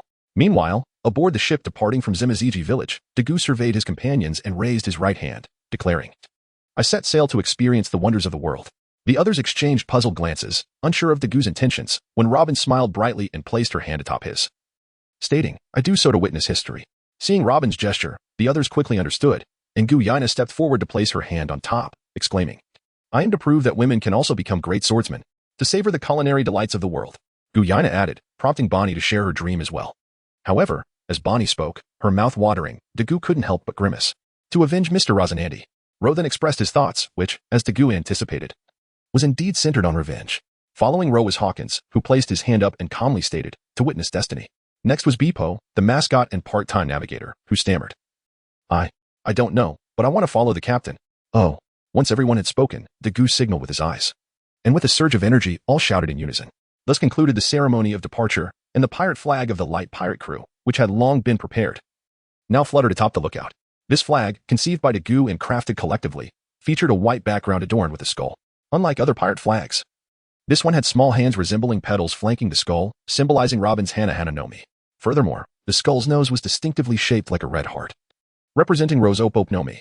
The skull's mouth was carved in the likeness of Hawkins' demonic visage. Its eyes shimmered with a blue light, reminiscent of Dagu's altered Sharingan. The entire skull was rendered in pink to represent Bonny's time fruit, and 3 streaks resembling white hair on its forehead were dedicated to Beepo. As time passed, 5 days had swiftly elapsed since the light pirate crew left Zimaziji village. Without the use of the Flying Thunder God technique for instant transport, Dagu and his companions found themselves navigating the vast sea towards Windmill Village. Suddenly, a cannonball struck the waters beside their ship, sending a massive spray crashing onto the deck. Noticing this, Dagu furrowed his brow and turned towards the source of the cannon fire. Upon spotting the ship with the distinctive red-nosed flag, Dagu was momentarily taken aback. If memory served him correctly, this flag belonged to Buggy, the clown, a former member of the Roger Pirates and a childhood friend of Shanks, who would later become one of the 7 warlords of the sea. What a surprise! Dagu mused with a slight smile as the red-nosed pirate ship drew nearer. Observing Dagu's reaction, Robin inquired curiously, "What's the matter? Do you recognize that ship?" "Sort of," Dagu nodded, explaining, "If I am not mistaken, that should be my senior brother's ship." "Senior brother?" Red-haired Shanks. Upon hearing Dagu mention that it was his senior ship, Robin's mind conjured the image of Shanks. However, it is understandable that Robin would think of Shanks, as she was only aware that he was Dagu's senior and was oblivious to the existence of another senior within the East Sea. Not so, since Robin was unaware. Dagu felt compelled to elucidate, thus he continued, "It is another one of my seniors, akin to Shanks, who was also a member of the former Roger Pirates. He was once a disciple of Rayleigh, a pirate with aspirations of treasure." "Is that so?" After listening to Dagu's explanation, Robin nodded in understanding. However, upon hearing Dagu's words, Beepo could not help but voice a question. "But Captain, if he is your senior, why did he fire upon us?" Indeed, as Beepo raised this inquiry, the others also began to react, pondering why someone who was the captain of Dagu would choose to attack them. Confounded, they cast peculiar glances at Dagu, questioning whether he had mistaken the person, suspecting that the individual might not be his so-called senior, but rather someone else, merely adorned with a similar flag. Sighing at the expressions of the crowd, Dagu softly lamented, "In truth, he does not recognize me, just as Shanks did not recognize me back then." So that is the case. Upon realizing that the person referred to as Dagu was unknown to them, the crowd suddenly understood why Dagu's senior had opened fire. Bang, bang, bang. However, just at that moment, a new issue arose. Another barrage had commenced, and this time it was a total of 4 shots. Room. Observing the situation, Luo Air wasted no time and immediately activated his domain, preparing to take action. Yet, Dagu quickly called out to him, "Wait, let me handle this." No sooner had the words left his mouth than Dagu extended his right hand towards the incoming projectiles. Shinra Tensei, just as the shells were about to descend, Dagu unleashed his power, causing the 4 projectiles to return to their origin. Is this a new ability? Witnessing Dagu's capability to deflect the shells, the onlookers were filled with astonishment. How many abilities does Dagu possess? First, there was the power of spatial traversal, then the ability to fly, and now the capacity to return projectiles. This is simply excessive. Moreover, it was merely the abundance of abilities that perplexed them. It was the absence of any apparent commonality among them. This suggested that Dagu might not have consumed just one devil fruit. Logically, one could consume only a single devil fruit, for consuming more would lead to fatal consequences. So how did Dagu manage this? With this thought, the crowd gazed at Dagu as if he were a monster. "Oh, I'll go check that out." Feeling the strange stares from the crowd, Dagu instinctively shivered, then stated this before employing his power to switch places with a barrel of wine on the ship. Chapter 102, The Clown Buggy and the Second Senior Ship. Ship. "Captain, the shells have been deflected." On a pirate ship in the East Sea, adorned with a flag featuring a large red nose, a fearsome-looking pirate stammered as he reported to the captain, who stood at the bow, observing the situation through a telescope. "Shut up. I can see." The captain, known as the Red Nose, did not respond kindly to his subordinate's report, even scolding him before frowning at the returning shells. "TCH. It seems I have no choice but to act." Glancing at the shells nearing their target, the Red Nose turned to his panicking crew and murmured, "Splinter apart." With a loud shout, he then fragmented into numerous pieces, soaring towards the incoming projectiles. Boom. The Red Nose, now in several segments, weaved between the 4 shells. And as he reassembled on the deck, the projectiles exploded just as he returned to his original form. Impressive. No wonder Captain Buggy is so formidable. Captain Buggy is the best. Captain Buggy is supreme. Oh. As the crew erupted in cheers at the ease with which the Red Nose had destroyed the 4 shells, he felt annoyance at their exuberance and bellowed, "Enough, enough. What is all this noise?" Silence. At the sound of the Red Nose's command, the ship fell into an immediate hush, observing the obedient crowd. The Red Nose nodded in satisfaction before turning his gaze towards the unfamiliar pirate ship, furrowing his brow. Based on the strength displayed when deflecting the 4 shells, he was certain that the opposing force surpassed the East Sea standards. However, the extent of that superiority remained unclear, as he had only witnessed a few projectiles. The true strength of the adversary eluded him, hence his furrowed brow. Bang. At that moment, the sound of a heavy object collapsing captured his attention. Upon turning to investigate, he found his subordinates falling one by one. Conqueror's Haki? Witnessing this, the Red Nose's brows knitted in confusion. When did a user of Conqueror's Haki appear in the East Sea? And how have I come across one? Nice to meet you for the first time, Brother Buggy. Just as the Red Nose was engulfed in uncertainty, a voice from above reached his ears. Who? Upon hearing the voice, the red-nosed figure abruptly lifted his gaze upwards. Brother Buggy, Teacher Rayleigh is quite concerned about you. Unfortunately, as he looked up, he perceived nothing, only to realize that the voice emanated from right beside him. You! Buggy exclaimed in shock, hastily leaping aside and pointing at the suddenly materialized figure, demanding, Who are you? Why do you address me as brother? And why do you refer to Mr. Rayleigh as teacher? The figure in question was none other than the formidable Dagu, who had just switched over from his ship using the power of the Heavenly Hand. Daga had observed the entire scene from the lookout of the ship, witnessing both Buggy's effortless slicing of cannonballs and his reprimanding of subordinates. However, Daga did not discern any of the hidden powers that others speculated Buggy might possess. Thus, he attempted to intimidate Buggy with his own abilities to gauge the extent of Buggy's strength. Regrettably, after 2 attempts, Daga still could not perceive any latent prowess in Buggy. Perhaps Buggy was simply too adept at concealing his abilities, or perhaps he truly lacked any hidden strength. Daga was uncertain about these matters, but he understood what needed to be done next. He must respond to Buggy's inquiries. With a smile, Dagu addressed Buggy, Brother Buggy, my name is Dagu, also known as Dream Bius. As for why I call you brother and refer to Mr. Rayleigh as teacher, it is simply because I am a disciple of Teacher Rayleigh. As such, it is entirely reasonable for me, a disciple, to address you, who was raised by Teacher Rayleigh, as brother. Wouldn't you agree, Buggy, brother? Nanny. After listening to Dagu's explanation, Red Nose was immediately taken aback. He never anticipated encountering Mr. Rayleigh's disciple in the East Sea. Red Nose had no doubts regarding the authenticity of Dagu's words, for he had never divulged his past experiences to outsiders in the East Sea. They could not possibly know that he was once a member of the Roger Pirates, nor could they be aware that he was raised by Rayleigh from a young age. This matter was a closely guarded secret, known only to the members of the Roger Pirates, and not even past acquaintances were privy to it. After the initial shock, Red Nose scrutinized Dagu from head to toe, still somewhat uncertain, and inquired, So, you truly are Mr. Rayleigh's disciple? But why are you here in the East Sea? I recall that Mr. Rayleigh has not returned to the East Sea. How could he possibly have a disciple here? In response to Red Nose's skepticism, Daga remained calm and explained, Brother Buggy, I am indeed a disciple of Master Rayleigh, but I was not accepted as his apprentice in the East Sea. Rather, it was in the Grand Line where I became his disciple. As for why I am in the East Sea, I naturally arrived by ship. Otherwise, how do you think I got here? I see. Although Daga's explanation was somewhat simplistic, Red Nose felt a moment of clarity and then turned to Dagu, asking, So, have you come to see me for a specific reason? Upon hearing Red Nose claim that he had come to find him, Daga felt somewhat speechless. For if Red Nose had not suddenly fired upon his pirate ship, would he have come here at all? Thus, Daga raised his hand, pointing at the pirate ship across from them, and said helplessly, Brother Buggy, that is my pirate crew, my ship. You just fired several cannonballs at my vessel. Do you expect me not to come and see who it was? Who would have known it was you? It's truly a case of the flood washing away the Dragon King temple. One fails to recognize their own. Upon hearing Dagu's words, the red-nosed man couldn't help but feel a twinge of embarrassment. Yet, it was not entirely his fault. Before this encounter, he had no knowledge of Dagu, let alone that the ship which had just set sail belonged to him.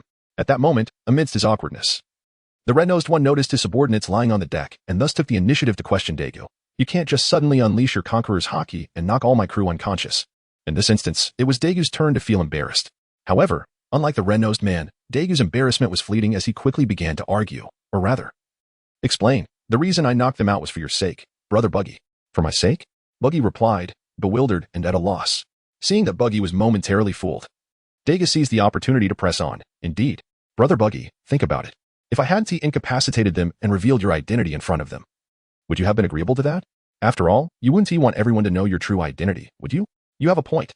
The red-nosed man nodded silently, realizing, indeed, if others discovered I was a member of Roger's pirate crew, raised by Mr. Rayleigh, I could not pursue my treasure-hunting endeavors in peace.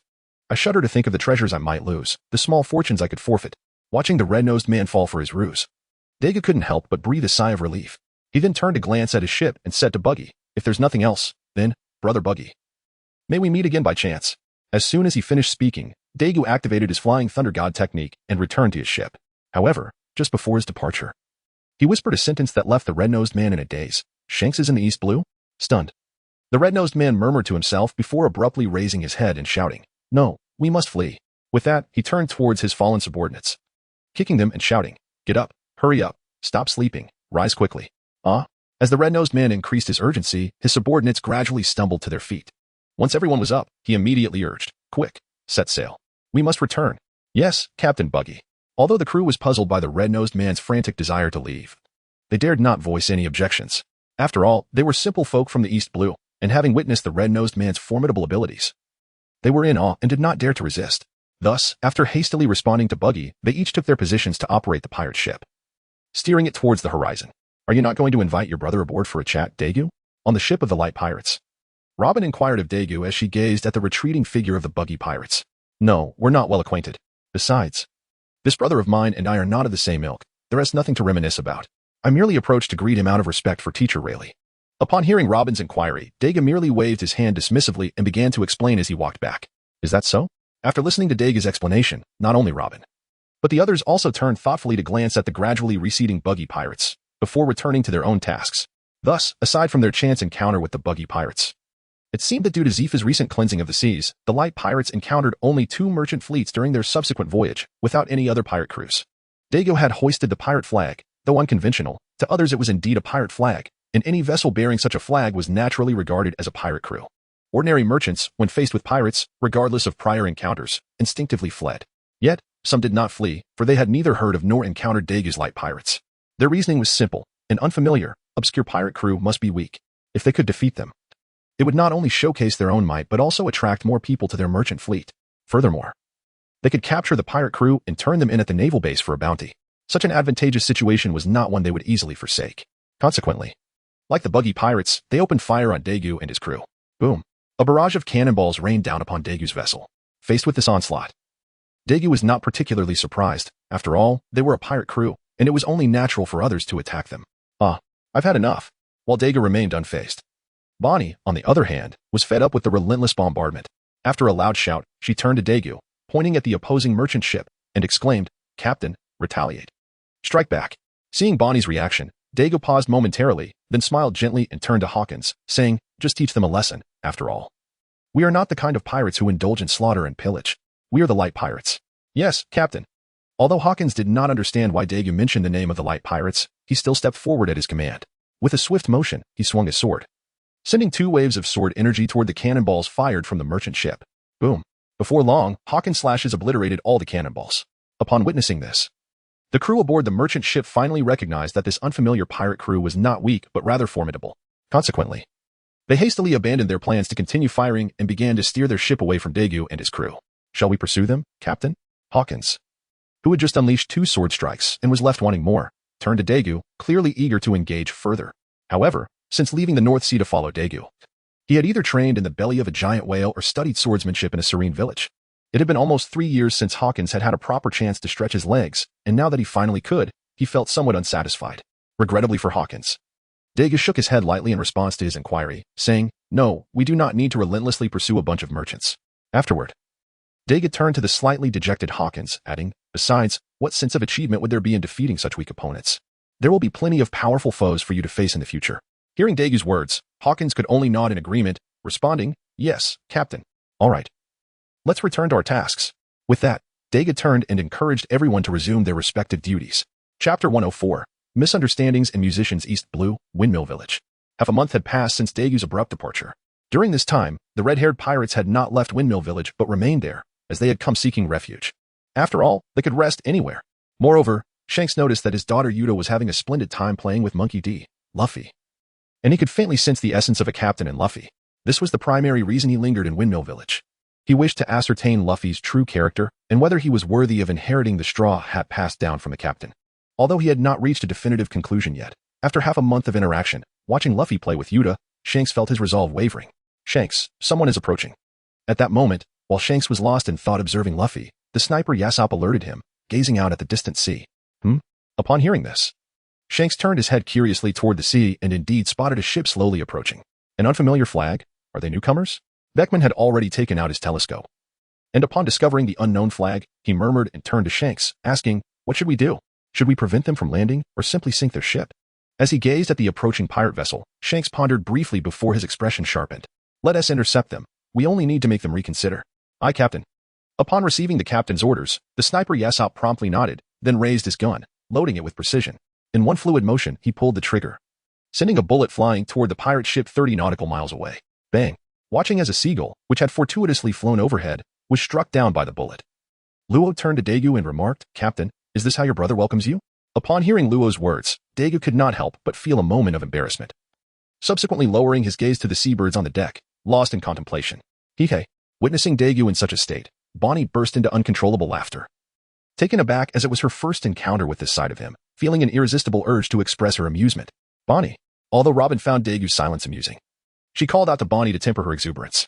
Robin's words proved effective. At least after she spoke, Bonny ceased her loud laughter. Though it was evident from her hand covering her mouth that a smile still lingered at the corners of her lips. What are you laughing about? Perhaps Bonny's exuberance was excessive, or perhaps Dagu was simply offended. In any case, he abruptly raised his head and admonished Bonny. He then turned his attention to the distant island and declared to the group, "Let us set foot on the island. I refuse to believe that Shanks would dare to fire while I stand at the bow." No sooner had he spoken than Dagu stepped forward, positioning himself at the ship's prow. Observing this, the others could only shake their heads in resignation before taking their places, steering the vessel towards Windmill Village. Meanwhile, Shanks and his crew were taken aback to see that the pirate ship was not intimidated. Rather, it accelerated towards Windmill Village, which left them astonished. Just then, as Jesus Burgess raised his gun to take another shot, he was surprised to notice that the figure standing at the bow appeared to be the younger brother of their captain. Thus, Jesus Burgess hastily halted his actions and turned to Shanks, saying, "Captain, that seems to be your younger brother." "Nanny, a younger brother." Upon hearing Jesus' words, Shanks was momentarily taken aback, before seizing the telescope from Beckman's grasp to gaze into the distance. Spotting the figure of Dagu, who was standing at the bow and waving at him, Shanks pondered for a moment. Is it truly him? Has he officially set sail? He then turned to the others and declared, "All right, it's nothing to worry about. It's my Junior S ship. You all may return to your duties." "Aye, Captain." With Shanks's command, the crowd, which had gathered due to the earlier commotion, dispersed once more. Meanwhile, on the other side, noticing that Shanks did not renew his assault, Dagu couldn't help but feel a sense of pride. Haha. Dagu's demeanor evoked laughter not only from Bonny but even caused Robin to stifle a giggle. You all. Observing the two women sharing such hearty laughter, Dagu felt somewhat exasperated and ultimately decided to make himself scarce. Vanishing from the ship with a swift flying thunder god technique. He fled. He has fled. Ha ha ha ha. Unfortunately for Dagu, his departure only amplified the amusement of the two women, who laughed even louder, infecting Ro and Kuina, whose lips curled into faint smiles. On the other hand, observing the suddenly appearing Dagu, Shanks pointed towards the distant ship and inquired with a chuckle, "Junior, is that your pirate ship?" "Indeed." Dagu replied with a nod, a smile gracing his face. "That is my pirate ship, and my light pirates." "Light pirates, you say?" Shanks mused softly, then turned to Dagu and remarked, "It seems my junior has found reliable companions. Your elder brother looks forward to reuniting with you in the new world." "Yes." Upon hearing Shanks' words, Dagu merely nodded silently, turning his gaze towards his pirate ship in the distance, sighing, "Alas, our vessel is devoid of a musician, which deprives our voyage across the seas of a touch of joy." "A musician?" Initially, Dagu's statement left Shanks somewhat perplexed. But as he inadvertently caught sight of Yuta frolicking with Luffy, the realization dawned upon him. He began to comprehend why Dagu had steered the pirate ship to this location and why he had uttered such words. However, upon grasping this understanding, Shanks found no joy in it. He had not anticipated that his apprentice, whom he considered a brother, would harbor thoughts for his daughter, his niece. This truly seemed rather unbecoming. No. Promptly, Shanks resolutely declared that it was unacceptable. Dagu, unperturbed by Shanks' reaction, had anticipated this response and was well prepared with his retort. With a grin, he turned to Shanks and said, "Brother, if your concern lies in the matter of safety, there is truly no need to fret. Setting aside the fact that I have no immediate intentions of venturing into the latter half of what is now called the New World. Do you truly believe that I lack the strength to protect her?" Chapter 105. Bets in Youth. Upon hearing Dagu's words, Shanks found himself momentarily at a loss for a rebuttal, for he had engaged in combat with Dagu, albeit briefly, and had gleaned that Dagu's prowess was formidable. At the very least, he did not possess absolute confidence in his victory. It was at this juncture that Yuta and Monkey D. Luffy, who had been frolicking moments before, approached. "Ah, Uncle, you're back," Luffy exclaimed, finally noticing that Dagu had returned, though he could not recall when exactly. "Indeed, it has been a while, Luffy." Dagu replied with a smile, reaching out to ruffle Luffy's hair. "How has your time with Yuta been? Have you enjoyed yourselves?" "Not at all." Luffy pouted immediately after Dagu's inquiry. "Yuta has been bullying me the whole time." "Oh?" Upon hearing Wang Lufei's words, Dagu could not help but feel a surge of curiosity. The original text offered scant details regarding Wang Lufei's childhood, leaving Dagu perplexed as to why he claimed that Yuta had persistently bullied him. Consequently, Dagu inquired with a smile. "Lufei, how has Yuta been bullying you? Share with your uncle, and I shall adjudicate the matter." Regrettably, in response to Dagu's question, Wang Lufei merely cast a glance at Yuta beside him before lowering his head. Was he to admit that he was merely unhappy for losing a competition against Yuta? Even though Wang Lufei was still quite young, he understood the principle of accepting defeat gracefully. Thus, he refrained from answering Dagu's query and instead took Dagu's hand, saying, "Uncle, let us go play." With that, Wang Lufei intended to lead Dagu away. "Wait, Lufei. Uncle is supposed to tell me a story. He cannot go play with you." However, before Wang Lufei could take a step, Yuta, who had been conversing with Shanks, abruptly called out to halt him. "No, Uncle must come play with me." In response to Yuta's statement, Wang Lufei retorted and, disregarding everything else, pulled Dagu along as they departed. Observing this, Yuta remained unperturbed and simply offered a calm reminder. Lufei, have you forgotten what you just lost? Would you like me to help jog your memory? Indeed, Yuta's composure was not feigned, for upon her words, Wang Lufei stood frozen, dumbfounded and motionless. Dagu, witnessing the usually fearless Wang Lufei rendered speechless by Yuta's remark, grew increasingly curious about what exactly he had lost to her. He bent down to ask, Lufei, what is the matter? What wager did you make with Yuta? Disappointingly for Dagu, Wang Lufei stammered, unable to articulate a response. Just as Dagu regarded Wang Lufei with a puzzled expression, Yuta chuckled. Of course he feels too embarrassed to say. Upon hearing Yuta's words, Dagu turned to her and inquired, Oh, why is that? Yuta explained, It is because Luffy and I made a wager. The loser must heed the winner's words for 3 days. Furthermore, the defeated party cannot decline any request made by the victor. As for the outcome, it is quite evident. Isn't it? Luffy. After speaking, Yuta cast a glance at King Luffy, who could only nod in resignation. I see now. Upon hearing Yuta's explanation and observing Wang Lufei nodding in understanding, Dagu suddenly realized. He then gently patted Wang Lufei's head and said, Lufei, you two can listen to my stories just like Yuta. Well then, very well. Upon hearing Dagu's words, Wang Lufei hesitated momentarily as he cast a glance at Yuta. Noticing that Yuta did not offer a rebuttal when she turned her head, he nodded in agreement. Once the matter was clarified, Dagu promptly nodded in return and resumed recounting his creatively altered version of Journey to the West.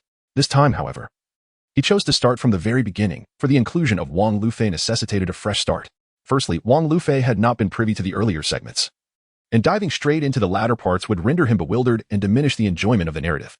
Secondly, it provided Yuta an opportunity to reminisce while simultaneously showcasing her knowledge before Wang Lufei. Lufei, can you guess who ultimately left the cross? Yuta playfully queried. Let me tell you. While everyone else faltered, the one who consumed the monkey fruit managed to make it. Just then, as Dagu narrated the part where the magically altered monkey was about to leap over a waterfall, Yuta eagerly shared the ensuing events with Lufei. This exchange ignited a sense of exhilaration within Yuta, a delightful realization that she held knowledge that Lufei did not possess, and vice versa. A moment commonly referred to as a spoiler. Although it is often said that spoilers are shameful, the act of revealing them oneself can evoke a peculiar sense of joy. An inexplicable thrill.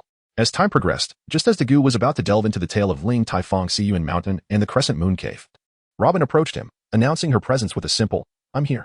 Upon hearing Robin's call, Dagu ceased his storytelling to the two little ones, rising to his feet. He then turned to face all the members of the Straw Hat Pirates who had gathered before him and declared, We shall rest for another 2 days. And then set sail for Logue Town, embarking on our journey towards the Grand Line. Aye, Captain. Upon hearing Dagu's instructions, the group responded in unison before turning to return to the ship to organize their belongings. Hey, junior brother. At that moment, Shanks approached Dagu. Noticing that the members of the light pirates were departing, he patted Dagu on the shoulder and gestured towards the group before him, remarking, Why are all the crew members you found so young? In response, Dagu couldn't help but chuckle and asked, Young? Is being young a disadvantage? Upon hearing Dagu's words, Shanks couldn't help but raise his hand to stroke his head, then, with a hint of resignation, remarked, I am not suggesting that youth is undesirable. But the issue lies in the fact that your companions are exceedingly young, wouldn't you agree? Indeed, setting aside Robin, who has always been by Dagu's side, the others, apart from Hawkins, are barely out of their adolescence. Even the oldest among them, Law, is merely on the cusp of adulthood in the context of the pirate world. And let us not even mention Bonny, Kuina, and Beppo. Furthermore, judging by Dagu's recent comments, he intends to include Yuta as well, which would further diminish the average age. Considering Yuta is only 7 years old. With this in mind, Shanks found himself perplexed as to why Dagu would opt for such youthful companions, especially embarking on a maritime journey. Unable to fathom the reasoning, Shanks decided the simplest course of action would be to inquire directly with the individual in question. Disciple. He began, Do you not think your companions are a tad too youthful to set sail at this juncture? Might there be potential issues arising from this? Chapter 106, Faith and Dreams. Upon hearing Shanks' inquiry, Dagu did not respond immediately. Instead, he chuckled and said, Brother, I recall mentioning that I do not intend to venture into the new world just yet. I plan to wait a few more years. Now, you understand the reason, don't you? In response, Shanks gazed at the retreating figures of the light pirates and nodded silently, acknowledging, I see. Seizing the moment, Dagu pressed on, So, brother, since we still have several years to go, you will agree, won't you? At that moment, Shanks, still somewhat bewildered, nodded along with Dagu's words. Observing Shanks' agreement, Dagu, eager to prevent any change of heart, quickly added, Thank you, brother. Rest assured, I will take good care of Yuta. No sooner had he spoken than he took Yuta's hand alongside Luffy's and prepared to leave. Wait. At that moment, Shanks finally realized something was amiss. He turned sharply to Dagu and exclaimed, What did you just say? What do you mean by saying you will take good care of Yuta? With that, Shanks leaned closer to Dagu, his expression fierce, declaring, Let me make this clear. Yuta is my daughter, and you cannot take her away. Dagu, however, was unfazed by Shanks' demeanor. With a smile, he replied, Brother, you were the one who agreed just now. After all, you are the renowned Shanks. One must not go back on their word. Seeing Daku's cheerful expression, Shanks felt a surge of frustration. Although Dagu had cleverly maneuvered him into a vague agreement, he was still the man known as Shanks. While not claiming to be infallible, he believed in the importance of keeping one's promises. Thus, Shanks found himself at a loss for a retort, resorting only to a fierce glare directed at Dagu. Naturally, Yuta, being the focal point of their conversation, could not have missed their exchange. Immediately, she looked up at Shanks and inquired, Shanks, what are you both talking about? Who wants to take me away? Turning to Dagu, she added, Is it you, uncle? That's not happening. I am the songstress of the red-haired pirates, and I will not go with you. With that declaration, Yuta released Daku's hand and moved to cling tightly to Shanks' arm. At that moment, Shanks beamed with joy, a hint of victorious pride shimmering in his eyes as he glanced at Dagu, as if to say, See, it's not that I do not agree. It is Yuta who refuses to go with you, so do not blame me. Dagu, undeterred by Yuta's reaction and Shanks' smug expression, merely smiled and then began to sing a famous song from his past life, Only My Railgun. Release. For the dreams etched in our hearts. Even the future can be disregarded. No need to heed any boundaries, for they hold no meaning. With this power, let it shine, illuminating the distant dreams ahead. The path I have walked only serves to ensnare me in the past. If there is no way, let us destroy it all now. On the darkened streets. Where shall the people go? The intensifying pain will surely allow me to protect everyone. Behold, this current seeks a way out, enveloping this planet. At this moment, only my railgun can strike with thunder. This palpable premonition within my body races as if at light speed. Hold tight, do not miss any hopeful thing.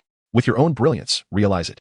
Trust in the promises made that day, even if the tears in these eyes transform into strength. Every time I pause, I feel a tinge of sadness, and I no longer wish to mask my hesitations with lies. The coins dancing in the air depict the trajectory, witnessing the heart-wrenching sight of Shanks and his daughter in an embrace of sorrow. Dagu turned to Robin and uttered a few words before grasping Monkey D. Luffy's hand and departing. As they walked, Luffy, being pulled along by Dagu, couldn't help but look up and inquire, Uncle, do you intend for Yuta to join your pirate crew? Indeed. Upon hearing Wong Luffy's inquiry, Dagu initially responded with a brief acknowledgement before posing a question to Wong Luffy. What's the matter? Do you have any concerns? In response, Wong Luffy nodded and gazed at Dagu, expressing his desire to join him on his voyage. With anticipation etched upon his face, he awaited Dagu's reply. Regrettably, Dagu was unable to fulfill Wong Luffy's wish. He had never contemplated bringing him aboard, setting aside the nebulous fate that might accompany Wong Luffy as the child of destiny. The mere thought of his grandfather, the naval hero Carp, deterred Dagu from allowing him on the ship. Furthermore, the presence of Wong Luffy's father, Monkey D. Dragon, the world's most wanted criminal and leader of the Revolutionary Army, along with the enigma of his mother's whereabouts, weighed heavily on Dagu's mind. Dagu merely intended to establish a cordial rapport with Wong Luffy, yet the prospect of inviting him aboard was a risk he was neither willing nor prepared to take.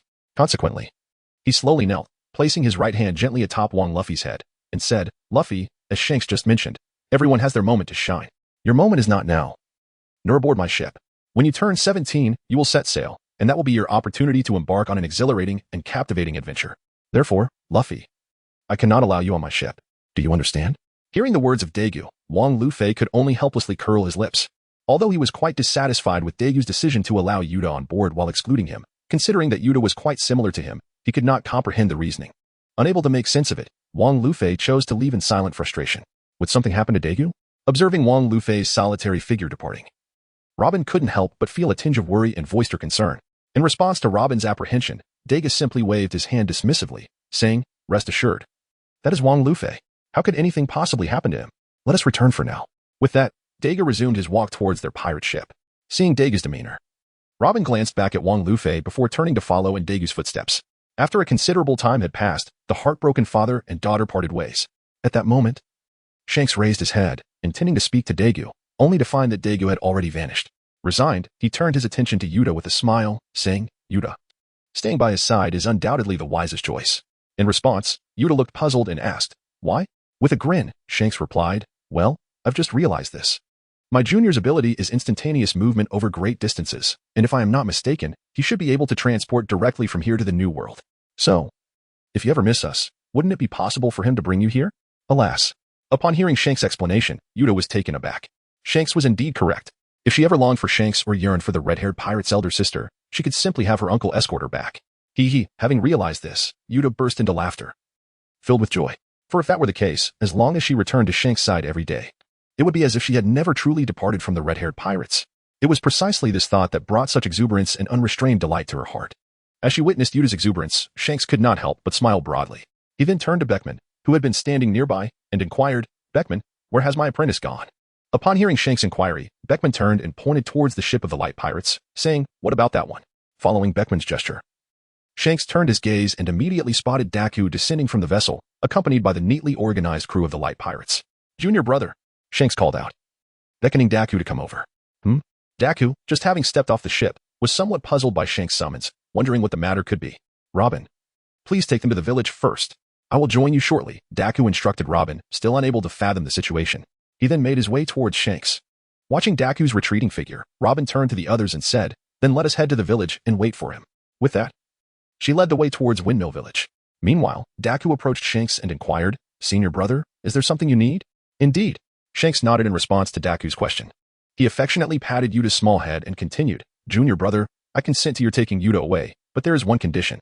Initially pleased to hear Shanks' agreement, Dagu's expression shifted to one of curiosity upon hearing that there was a condition attached. "What is the requirement?" he asked. Shanks, still stroking Yuta's head, replied, "This requirement may seem insurmountable for others, yet for you, it is exceedingly simple." "What?" Upon hearing Shanks' words, Dagu was momentarily taken aback, pondering the meaning of how others might find it insurmountable, while he himself could accomplish it with ease. Chuckling at Dagu's bewildered expression, Shanks rose to his feet and playfully wrapped his arm around Dagu's neck, saying, "That means if Yuta desires to join the red-haired pirates, to be with her father, myself, you must unconditionally return her, even if it means doing so every single day." "What?" Upon hearing Shanks' words, Dagu was taken aback, instinctively attempting to break free from Shanks' grasp. However, Shanks had secured him precisely to prevent any escape, rendering Dagu's efforts futile. Ultimately, after a fruitless struggle, he resigned himself to his predicament. In truth, even if Dagu were to utilize the Flying Thunder God technique daily to transport Yuta back and forth, it would not pose a significant burden on him, for his eyes had undergone several evolutions, allowing him to employ the technique with seemingly no expenditure of energy. Chapter 108, Payment and Agreement. Yet, if he acquiesced to Shanks' request, committing to return Yuta to the red-haired pirates each day, one must ponder, does Yuta then qualify as his crew member? Furthermore, with the daily exchanges, could he still venture out to sea? This was a pirate crew, not a daycare or nursery, nor an institution for child rearing.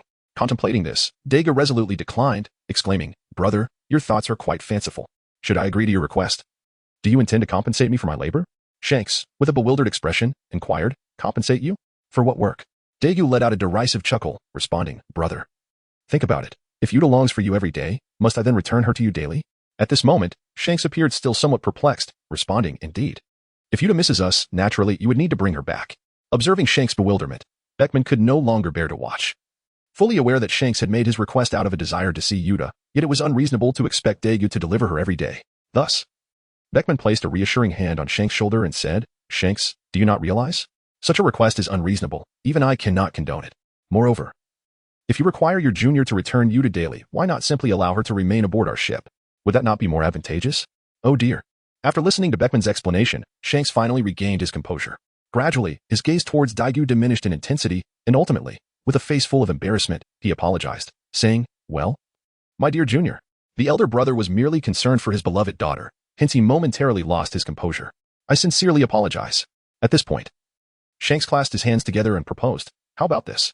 In a month, no, in 7 days, I would like you to bring Yuta back once. Of course, if you have pressing matters, we can postpone it. However, at the very least, we should see Yuta once a month." Upon hearing Shanks' words, Dagu hesitated, for Shanks had already made a concession. However, if he were to truly agree to Shanks' proposal of taking Yuta home once a month, it would be profoundly unfair to others. Setting aside Hawkins and Law, who had no families, Guena and Bonny were also entrusted to him by their fathers. If they were to discover that they might not see their daughters for a year, or even several years, while Shanks could see his daughter at least once a month, would they not pursue him across the vast seas in wrath? Of course, there was a way to avoid such a fate. Yet that would only lead back to the earlier dilemma. It would be wiser to refrain from taking risks altogether.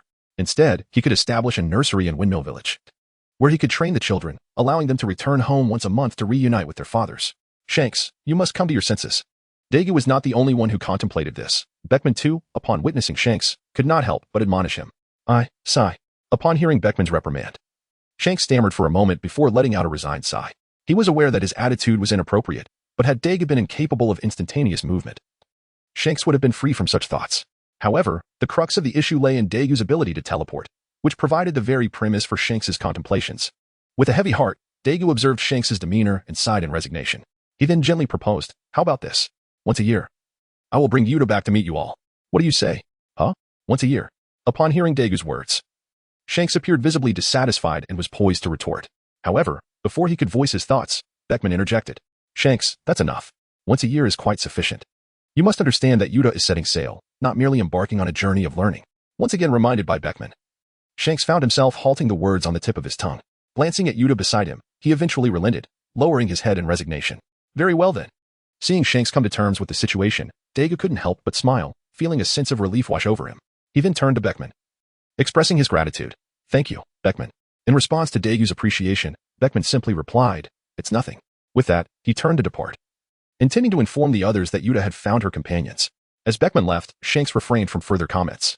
Instead, he took Yuta's small hand and entrusted her to Dagu, instructing, Junior, I leave Yuta in your care.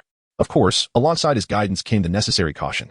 He fixed his gaze on Dagu and added, however, should I discover that you mistreat Yuta or allow her to come to harm, you are aware of the consequences. Understood, Dagu affirmed. As he reached out to take Yuta's hand, nodding in acknowledgement of Shanks' warning, he then looked down at Yuta and said, Yuta, come with me to meet my friends. They will also be your companions in the future. Upon hearing Dagu's words, Yuta hesitated momentarily, casting a glance at Shanks. After receiving a nod of affirmation from him, she turned to Dagu and said, very well. Let us proceed. Indeed, brother, I shall take Yuta with me for now. We shall meet later. With Yuta's agreement. Dagu smiled and exchanged a few words with Shanks before leading Yuta away. Sighing heavily as he watched Yuta being taken away by Dagu, Shanks turned his gaze towards Yesub, who had appeared by his side at some point, and remarked with a sense of understanding, Yesub, I believe I am beginning to grasp your intentions. He chuckled softly. Upon hearing Shanks' words, Jesus Berg merely smiled before responding, I believe Usopp will undoubtedly become a brave warrior of the sea. Therefore, Shanks, you should also have faith in Yuta. She will never disappoint your hopes, especially with the great Oga looking after her. You can rest assured. In response, Shanks reflected, indeed, on this vast ocean, everyone sets sail. Albeit in different manners. Some are born to be kings, possessing the color of conquerors. Others may resort to banditry, barely scraping by. Yet, there are those who chase after dreams, pursuing the dawn of freedom. Let us return, Shanks declared, and after expressing his sentiments, he beckoned Jesus Berg back to their own ship. Chapter 109. Departure from Windmill Village, and the struggles of an author as the sun rose and set. A week had swiftly passed. Originally, Oga intended to stay in Windmill Village for only 2 or 3 days, but at Shanks' request, he found himself compelled to extend his stay. Shanks' reasoning was simple. He wished to spend more time with Yuta. How could Oga decline a father's desire to bond with his daughter? The answer was, of course, he could not, which was why he prolonged his stay in the village. Uncle, are you really leaving? At the harbor of Windmill Village. Witnessing Oga and the others preparing for departure, Monkey D. Luffy could not restrain his curiosity. Can't you take me with you? I'm sorry, Luffy. Observing the tears brimming in Luffy's eyes, Oga gently shook his head and reached out his right hand to stroke his head, explaining, your future does not lie with me. It is one you must forge for yourself.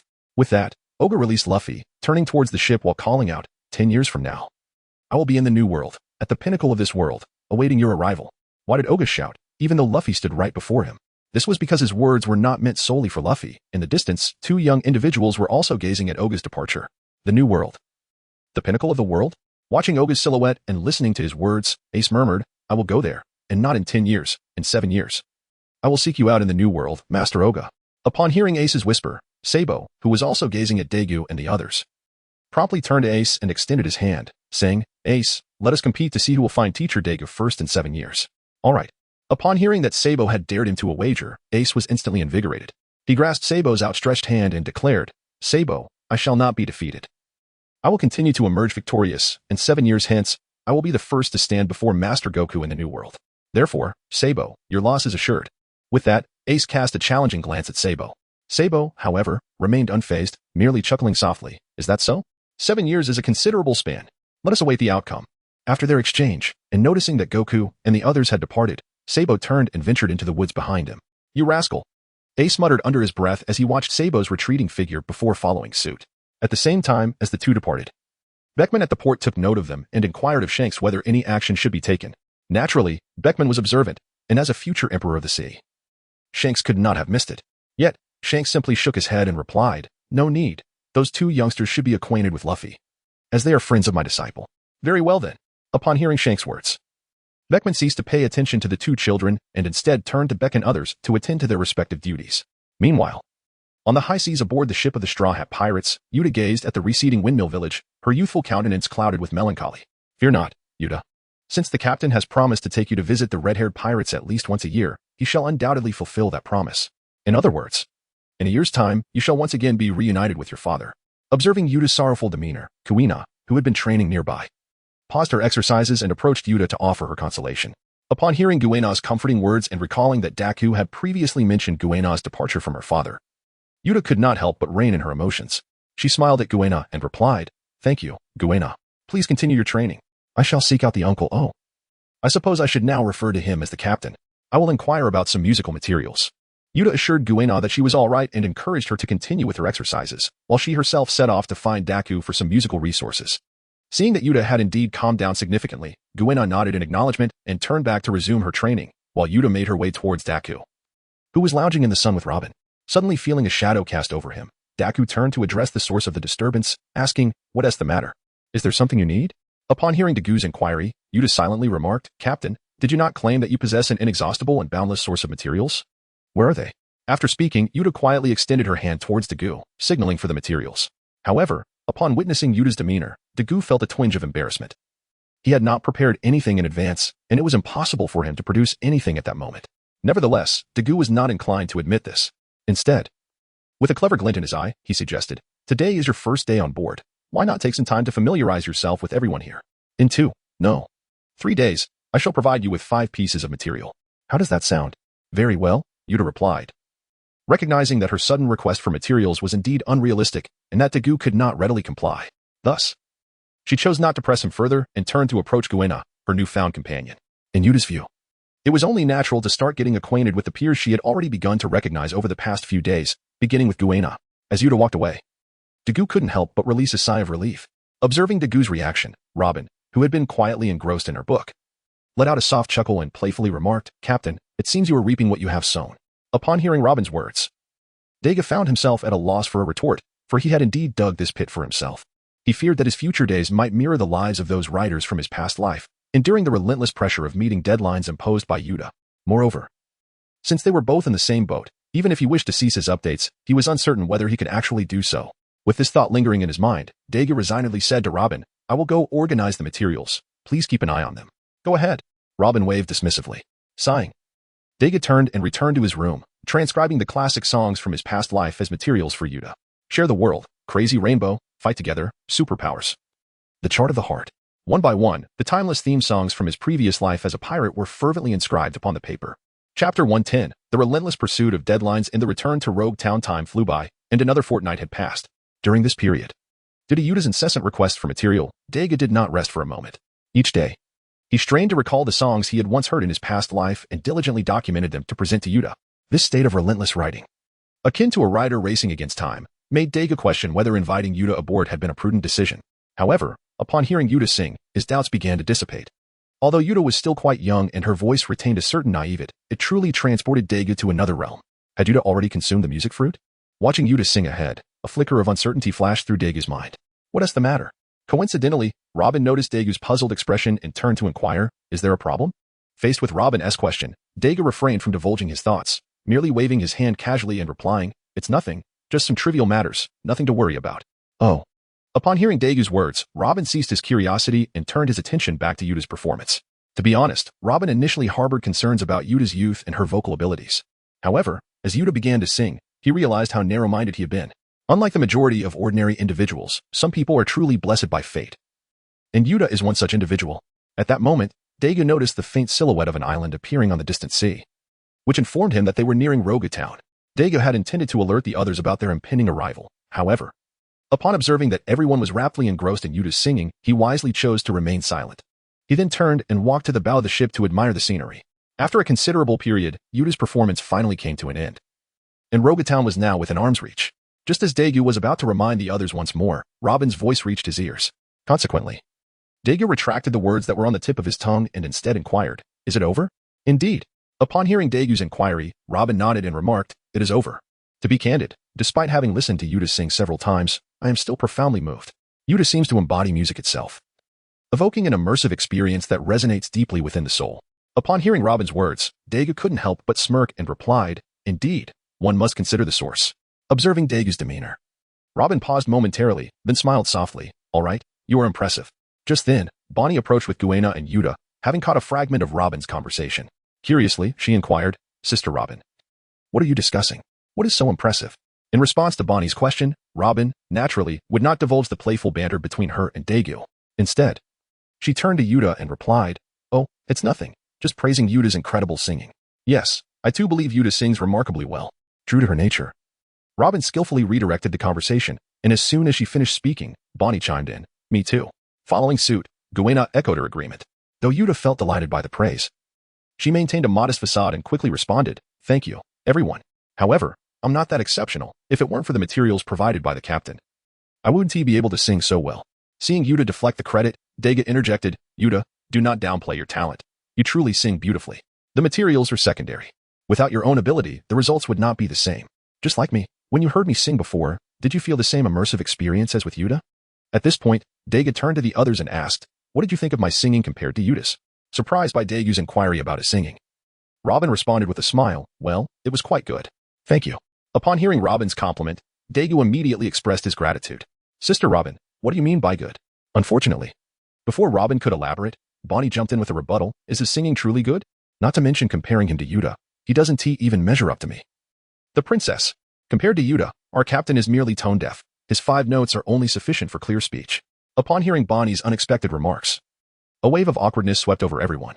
"Bonny, how could you speak of the captain in such a manner?"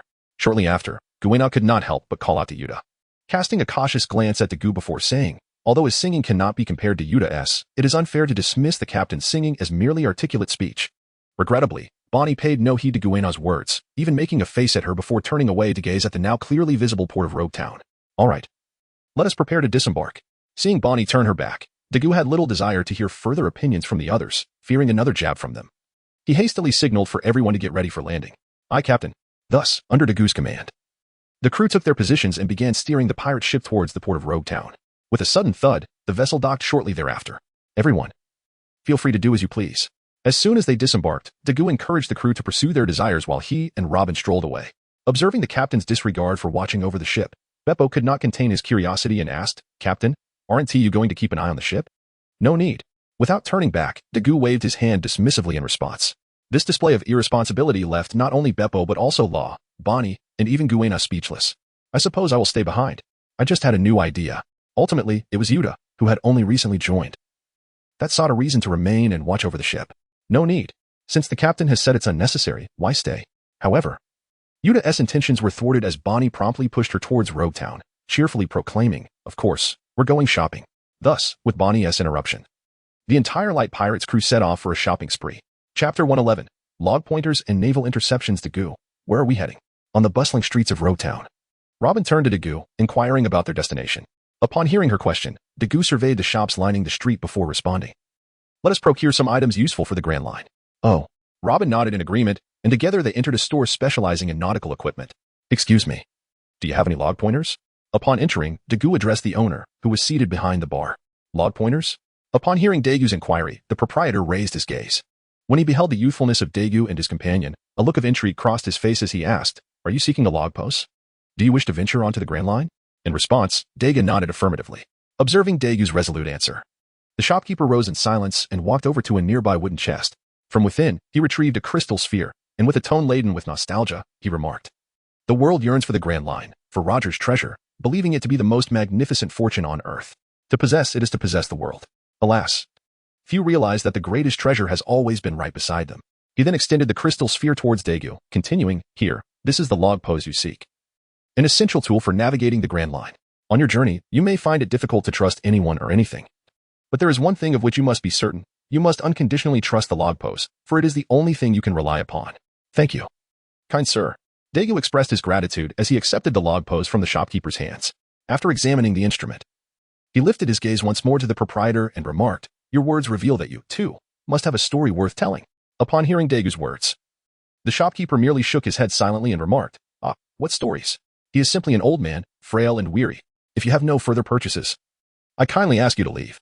With that, the shopkeeper returned to his seat behind the bar, pulling out a newspaper to read. "Thank you, dear proprietor. This is the payment for our purchases. We shall take our leave now." Noticing the shopkeeper's disinclination to engage further, Dagu had no intention of pressing the matter. He expressed his gratitude once more, placed a bundle of belly on the counter, and departed with Robin. As for whether the amount left was sufficient for additional purchases, Dagu was confident that unless this were a dubious establishment, It would be more than enough to buy out the entire shop. Given that it amounted to 100,000 belly, the devil's child, was he truly a demon? Watching Dagu's retreating figure and glancing at the 100,000 belly left behind, the shopkeeper pondered over the news of the devil's child resurfacing in the East Sea, murmuring, if demons are like this, then I would wish for the world to be filled with them. Having exited the shop and walking once again along the streets of Road Town, Robin could not help but inquire of Dagu, shouldn't Bipo, as a navigator, be the one to purchase the log poses? Why did you buy them yourself? Upon hearing this, Dagu paused momentarily, then shook his head with a smile, replying, Bipo buys for his own use, while I purchase for mine. Upon hearing Dagu's words, Robin appeared utterly perplexed. Is there any difference? She inquired. Indeed, there is a distinction, Dagu responded, observing Robin's confusion. Bipo serves as the navigator aboard our ship. What he purchases is for both his personal use and that of the entire crew. Conversely, what I acquire is solely for my own use. For your own use? Why is that?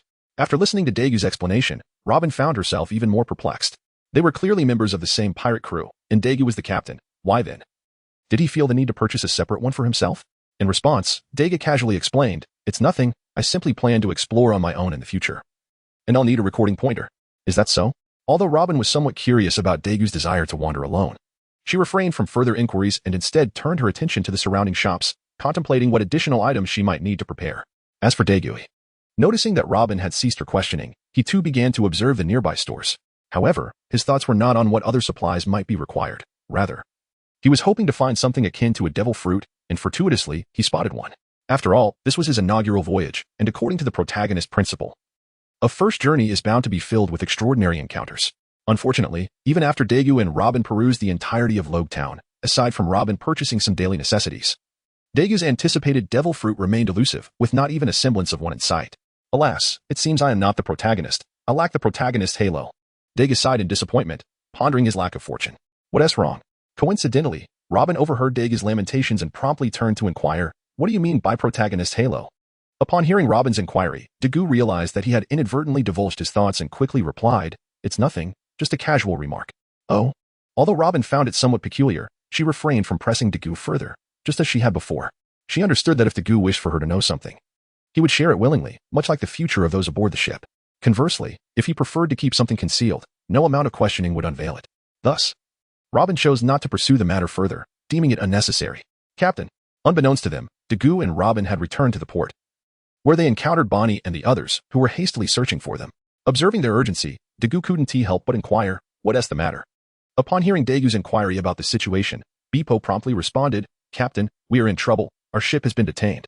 Upon hearing Babe's words, Dagu could not help but furrow his brow, pondering the situation. What had transpired was as follows. In response to Dagu's inquiry, Guena promptly elucidated the matter. It turned out that 10 minutes prior, as they were concluding their shopping and preparing to return to their vessel, they were taken aback to discover that a contingent of Navy officers had surrounded their ship.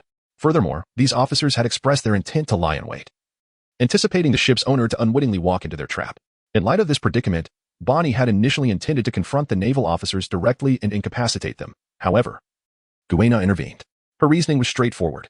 Given the numerical superiority of their adversaries, it would be prudent to locate additional allies before taking action, thereby ensuring their safety. Consequently, they fortuitously encountered Dagu and his companion. Chapter 112, The Glory of Dagu and the Errors of the Navy. Is that so? Upon hearing Bonny and the others' account, Dagu gazed thoughtfully towards the harbor. After casting a glance in the same direction, Robin turned to Dagu and inquired, what shall we do? Should we confront the Navy? Dagu nodded silently, then turned to Bonny and asked, what about Law and Hawkins? Where are they? The captain exclaimed. Upon hearing Dagu's inquiry, Bonny, who was about to respond that she did not know their whereabouts, was interrupted by a voice. As the crowd turned to look, they caught sight of Law and Hawkins approaching together. They have arrived. Let us proceed to meet the Navy, Dagu remarked nonchalantly as he turned and headed towards the port. Aye, Captain. Thus, under Dagu's leadership, the entire light pirates crew marched with great dignity towards their ship at the port. At the port of Roach Town, beneath the light pirates' vessel, a contingent of Navy soldiers was diligently on duty when suddenly one soldier noticed a group approaching from the direction of Roach Town. What is happening? The soldier's surprised exclamation drew the attention of his comrades, who quickly turned to observe the approaching party, their brows furrowing in concern. Who are you? Leave this place immediately. A battle is about to commence. As the group drew nearer, a middle-aged man in Navy uniform, adorned with medals and clearly an officer, approached and issued a stern warning. The officer then noticed the young man leading the group, Dagu, who smiled politely and replied, Navy officer, we will depart as soon as we board the ship. Very well. Then please expedite your actions. The officer, sensing their understanding, chose not to press further and turned to resume his duties. However, he was perplexed as the group headed directly towards the pirate ship encircled by his comrades, which irked him. Consequently, the officer dashed in front of them, rebuking. "What are you doing? Did you not say you would leave immediately upon boarding? Why do you continue forward? Go to your ship and set sail." "Lieutenant, they will not leave, for if I am not mistaken, the ship you guard is indeed their pirate vessel." Dagu was about to respond when a resonant voice interjected. A Navy officer draped in a cloak of justice approached, addressing Dagu, indeed. The notorious son of the devil, Monkey D. Dagu, with a bounty of 300 million berries. Startled by the arrival of this new Navy officer, Dagu exclaimed, "I didn't expect the Navy in the East Blue would recognize me. It appears my reputation is quite substantial." Colonel Donka, the previously stern officer, immediately saluted in respect upon recognizing the newcomer. Yes, the newly arrived Navy officer, known as Colonel Donka, acknowledged his subordinate with a slight nod in response. He then turned to Dagu and said, "It seems Mr. Monkey D. underestimated his own notoriety. In truth, your fame extends beyond the East Blue. You are well known throughout the entire Navy. This revelation surprised me. I recall not having engaged in any particularly notable actions. How could I have become so renowned?" Upon hearing Donka proclaim his own illustrious reputation throughout the Navy, Dagu could not help but feel a sense of bewilderment. It seemed he had done little to warrant such a claim. Since embarking on his maritime journey, aside from a skirmish in the South China Sea and another in the West Sea against Jiyuan, he had accomplished little else. How could he possibly be renowned? Dagu found himself perplexed.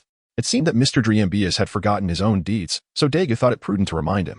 Noticing Dagu's bewildered expression, Donka understood that Dagu must have overlooked those events, and thus he took the initiative to elucidate. "The Shambordi archipelago, where you faced Admiral Yuan and emerged unscathed.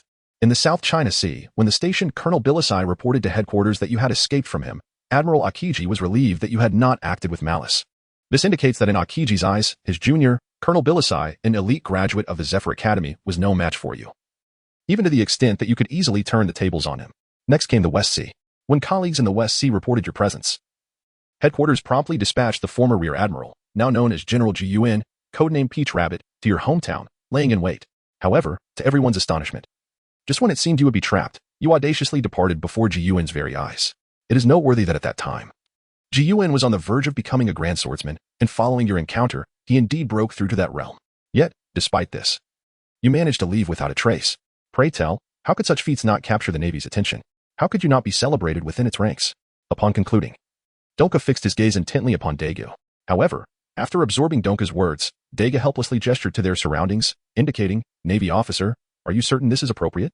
At this, Donka, puzzled, followed Dagu's gesture and observed the expressions of both his subordinates and the bystanders. They appeared utterly astonished, as if they could swallow an entire egg. Donka realized that perhaps, just perhaps, he had misspoken. He should not have publicly divulged information that cast a pirate in a favorable light whilst portraying the Navy in defeat. Such revelations could have significant repercussions, especially in the East Sea, often regarded as the weakest. Yet, it was too late for Donka to retract his statements. With no other recourse, he sternly questioned Dagu, "Son of the devil, Bius Dagu, what brings you to the East Sea, to Logue Town? What are your intentions?"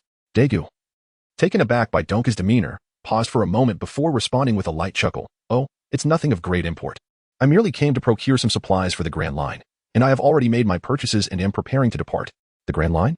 Upon hearing Dagu's words, Donku was initially taken aback, but then he exhaled in relief and urged Dagu, "Then you should leave without delay."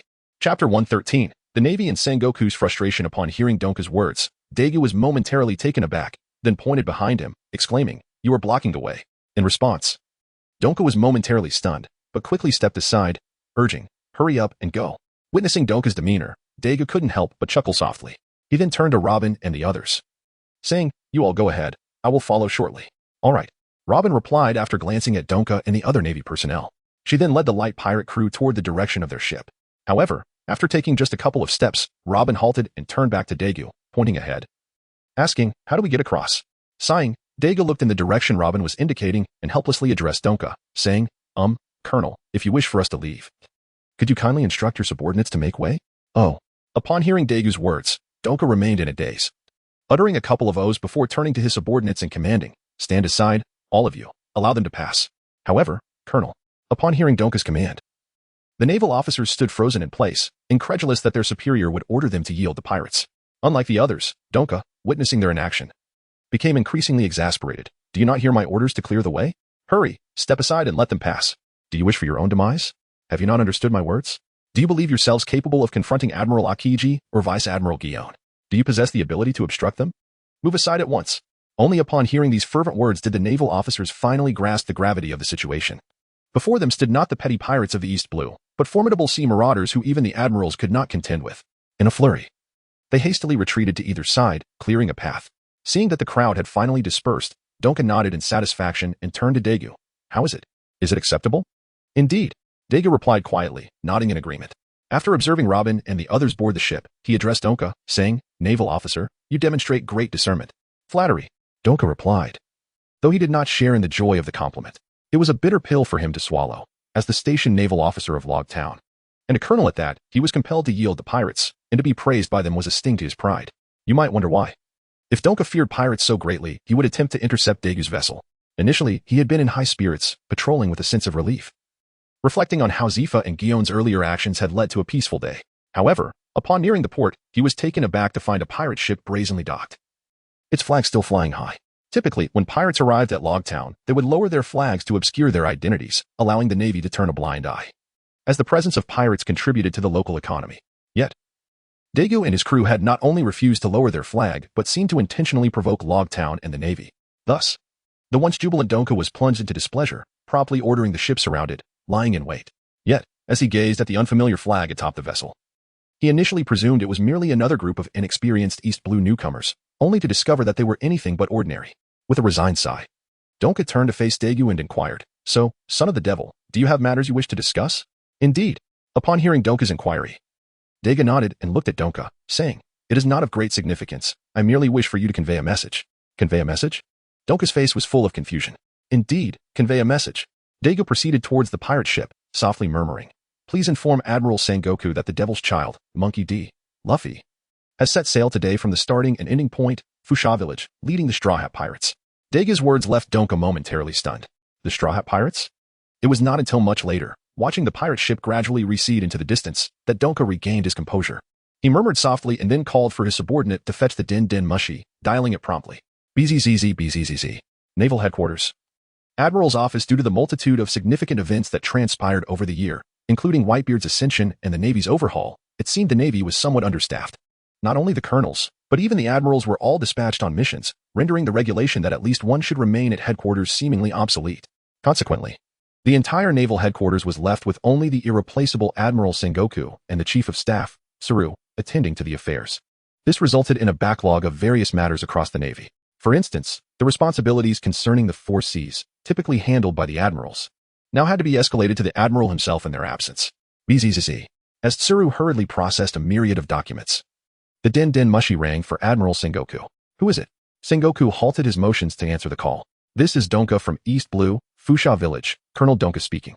Admiral Sengoku, I have an urgent report. The Devil's Child, Monkey D. Luffy, has set sail from Fusha Village. He instructed me to inform you that he has officially departed with the Straw Hat Pirates from this starting and ending point. As Sengoku listened, a barrage of information flowed forth from Donka's end. Is that so? The Devil's Child has officially set sail. I understand. You may return to your duties. Upon hearing Donka's words, Sengoku's expression darkened immediately. After a brief acknowledgement, he ended the call. Saru, observing this exchange, couldn't help but inquire with a puzzled expression, What is the matter? The Devil's Child has set sail. Upon hearing the query posed by the crane, the warring states initially responded with calmness, but soon erupted in fury, exclaiming, This accursed demonic scoundrel. He could have chosen any time to set sail. Yet he picks this very moment. Does he truly believe that our Navy, preoccupied with matters in the New World, is incapable of dealing with him? This scoundrel. Chapter 114. The world in turmoil and the new bounty order. The son of the demon sets sail? Listening to the roar of the warring states, the crane pondered for a moment before inquiring, From where did you set sail? Rogue Town. Upon hearing the inquiry from Crane, Sengoku momentarily restrained his emotions, yet soon erupted in anger. This scoundrel has actually instructed the Navy of Lowtown to inform me that he has officially set sail with his pirate crew from the starting point to the destination. His words are nothing short of a provocation, meant to infuriate me. Lowtown, you say? Yet, despite Sengoku's seething rage, Crane remained unfazed. After calmly analyzing the situation, she remarked softly, It appears he is indeed preparing to embark on his journey to the Grand Line.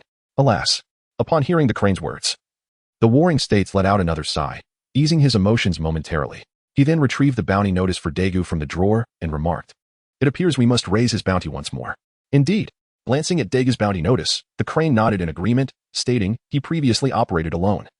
Yet now he has established a pirate crew. It is certainly time to increase the bounty. Upon hearing that the crane also consented to increase the bounty for Dagu, the warring states promptly suggested, let us provisionally set it at 500 million. 500 million.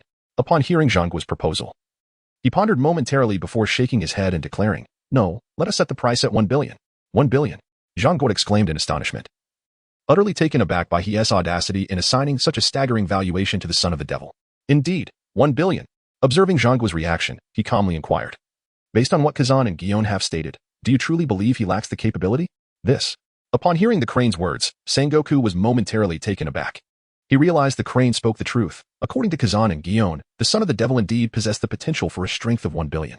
However, one must remember that this figure is not merely 1 million, 10 million, or even 100 million, but a staggering 1 billion. At this level, one enters the highest echelons of the ocean. Even the current ocean sovereign, Whitebeard, and the former pirate king, Roger, were merely at the 1 billion tier. Although their bounties were in the range of 40 to 50 billion, they had never surpassed the 1 billion mark. Thus, Sengoku was understandably astounded when he first heard the crane assign the son of the devil a bounty of 1 billion.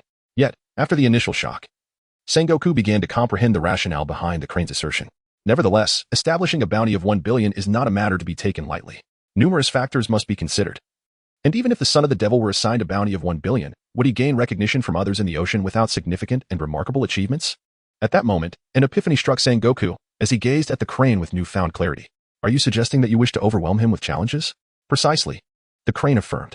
Even someone like you, who understands his track record, is left astounded. One can only imagine the reaction of others. Inevitably, many will seek to challenge him. However, Sengoku pondered, what is the purpose of such an approach? The average person stands no chance against him. It would merely be a death sentence. Upon listening to Crane's explanation, Sengoku pondered for a moment before lifting his gaze to her once more and inquired, so your target is not the son of the devil, but rather other pirates? With a chuckle, Crane responded, now you understand, don't you? Upon hearing such words from Crane, Sengoku realized that his suspicions were indeed correct. From the very beginning, Crane's target was not the child of the devil, but rather other pirates navigating the Grand Line. According to the principles of warfare, this was akin to executing a lethal maneuver with effortless precision, one tactic to divert the floodwaters eastward, and another to drive the tiger and devour the wolf. Having grasped this insight, Sengoku subsequently suggested, in that case, let us also elevate the bounty on the daughter of the devil, tentatively setting it at 100 million. What say you? With that, Sengoku quietly observed Crane, awaiting her response.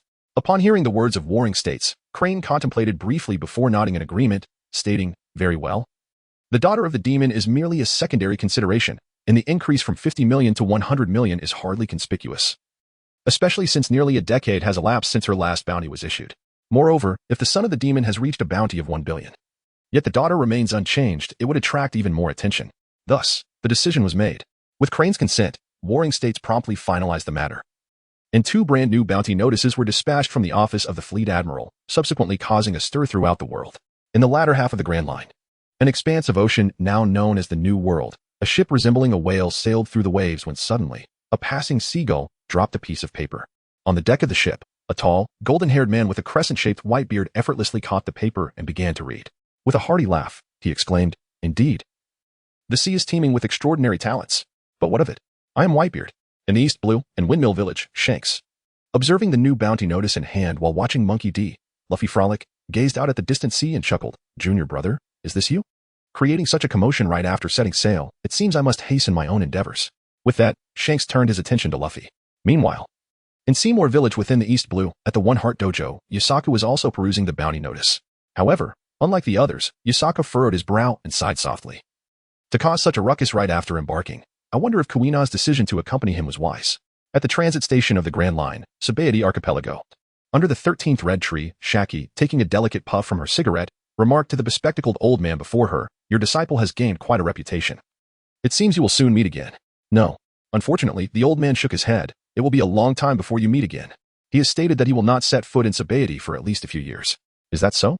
Upon hearing the old man's words, Xiachi took a gentle drag from her cigarette, then lowered her gaze once more to the bounty notice before her. Meanwhile, the individual in question, Dagu, had just arrived at Levis Mountain and was receiving his brand new bounty notice from Carrasca's, examining it closely. Son of the devil, Dream me Bius Dagu. Captain of the Light Pirates, bounty of 1 billion berries. Daughter of the devil, Nico Robin, member of the Light Pirates, bounty of 100 million berries. Chapter 115. Prepared and ready at Whiskey Peak after perusing the 2 bounty notices in his hand, Dagu couldn't help but chuckle softly, remarking, it seems the Navy is quite swift in their actions. 100 million, is it?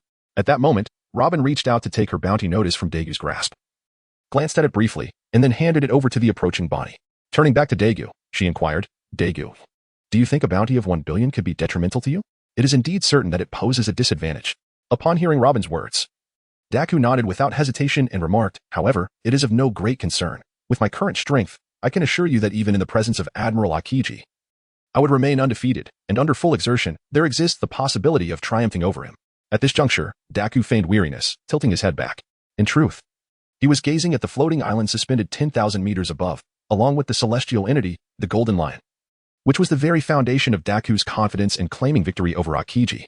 However, those who were oblivious to the context fell into a profound silence upon hearing Dagu assert his capability to defeat a Marine Admiral. They realized, as time progressed, the chasm between themselves and Dagu had widened to an alarming extent. While they were still engaged in battles against Marine officers of the school or even lieutenant level, Dagu had already reached a level of parity with the ultimate combat strength of the admirals, even possessing a strong likelihood of emerging victorious. This revelation left the members of the Light Pirates in a state of somber silence and despondency. Observing the peculiar atmosphere, Kuroka's broke the silence, inquiring, Dagu, which path do you intend to pursue? Upon hearing Kuroka's inquiry, Dagu turned his gaze towards the Grand Line and exclaimed, Whiskey Peak. Is it whiskey? Upon hearing Dagu declare that the objective was whiskey, Kuroka's paused in contemplation, reminiscing about the past as he gazed at Dagu and inquired, have you prepared the recording pointers and such? Indeed. Dagu affirmed with a nod, then called out to Babua. Yes, Captain, replied Babua. Upon hearing Dagu's call, Bipo stepped forward and produced 2 recording compasses from his bosom, stating, Captain, one is for the first half, and the other is for the latter half. I have procured both. Dagu gazed at the 2 compasses in Bipo's hands, astonished by the latter's thorough preparation, especially in acquiring the compass for the second half. However, Dagu pondered whether the second compass would still be functional when the time came, as he had several years before embarking on that journey. Reflecting on the nature of these compasses, which were intended to be permanent, he murmured, but it should be usable, right? After all, in the original narrative, Roger's lost compass reappeared at Douglas's World Expo decades later. Although Roger's was permanent, and this one was temporary, the underlying principle should be the same.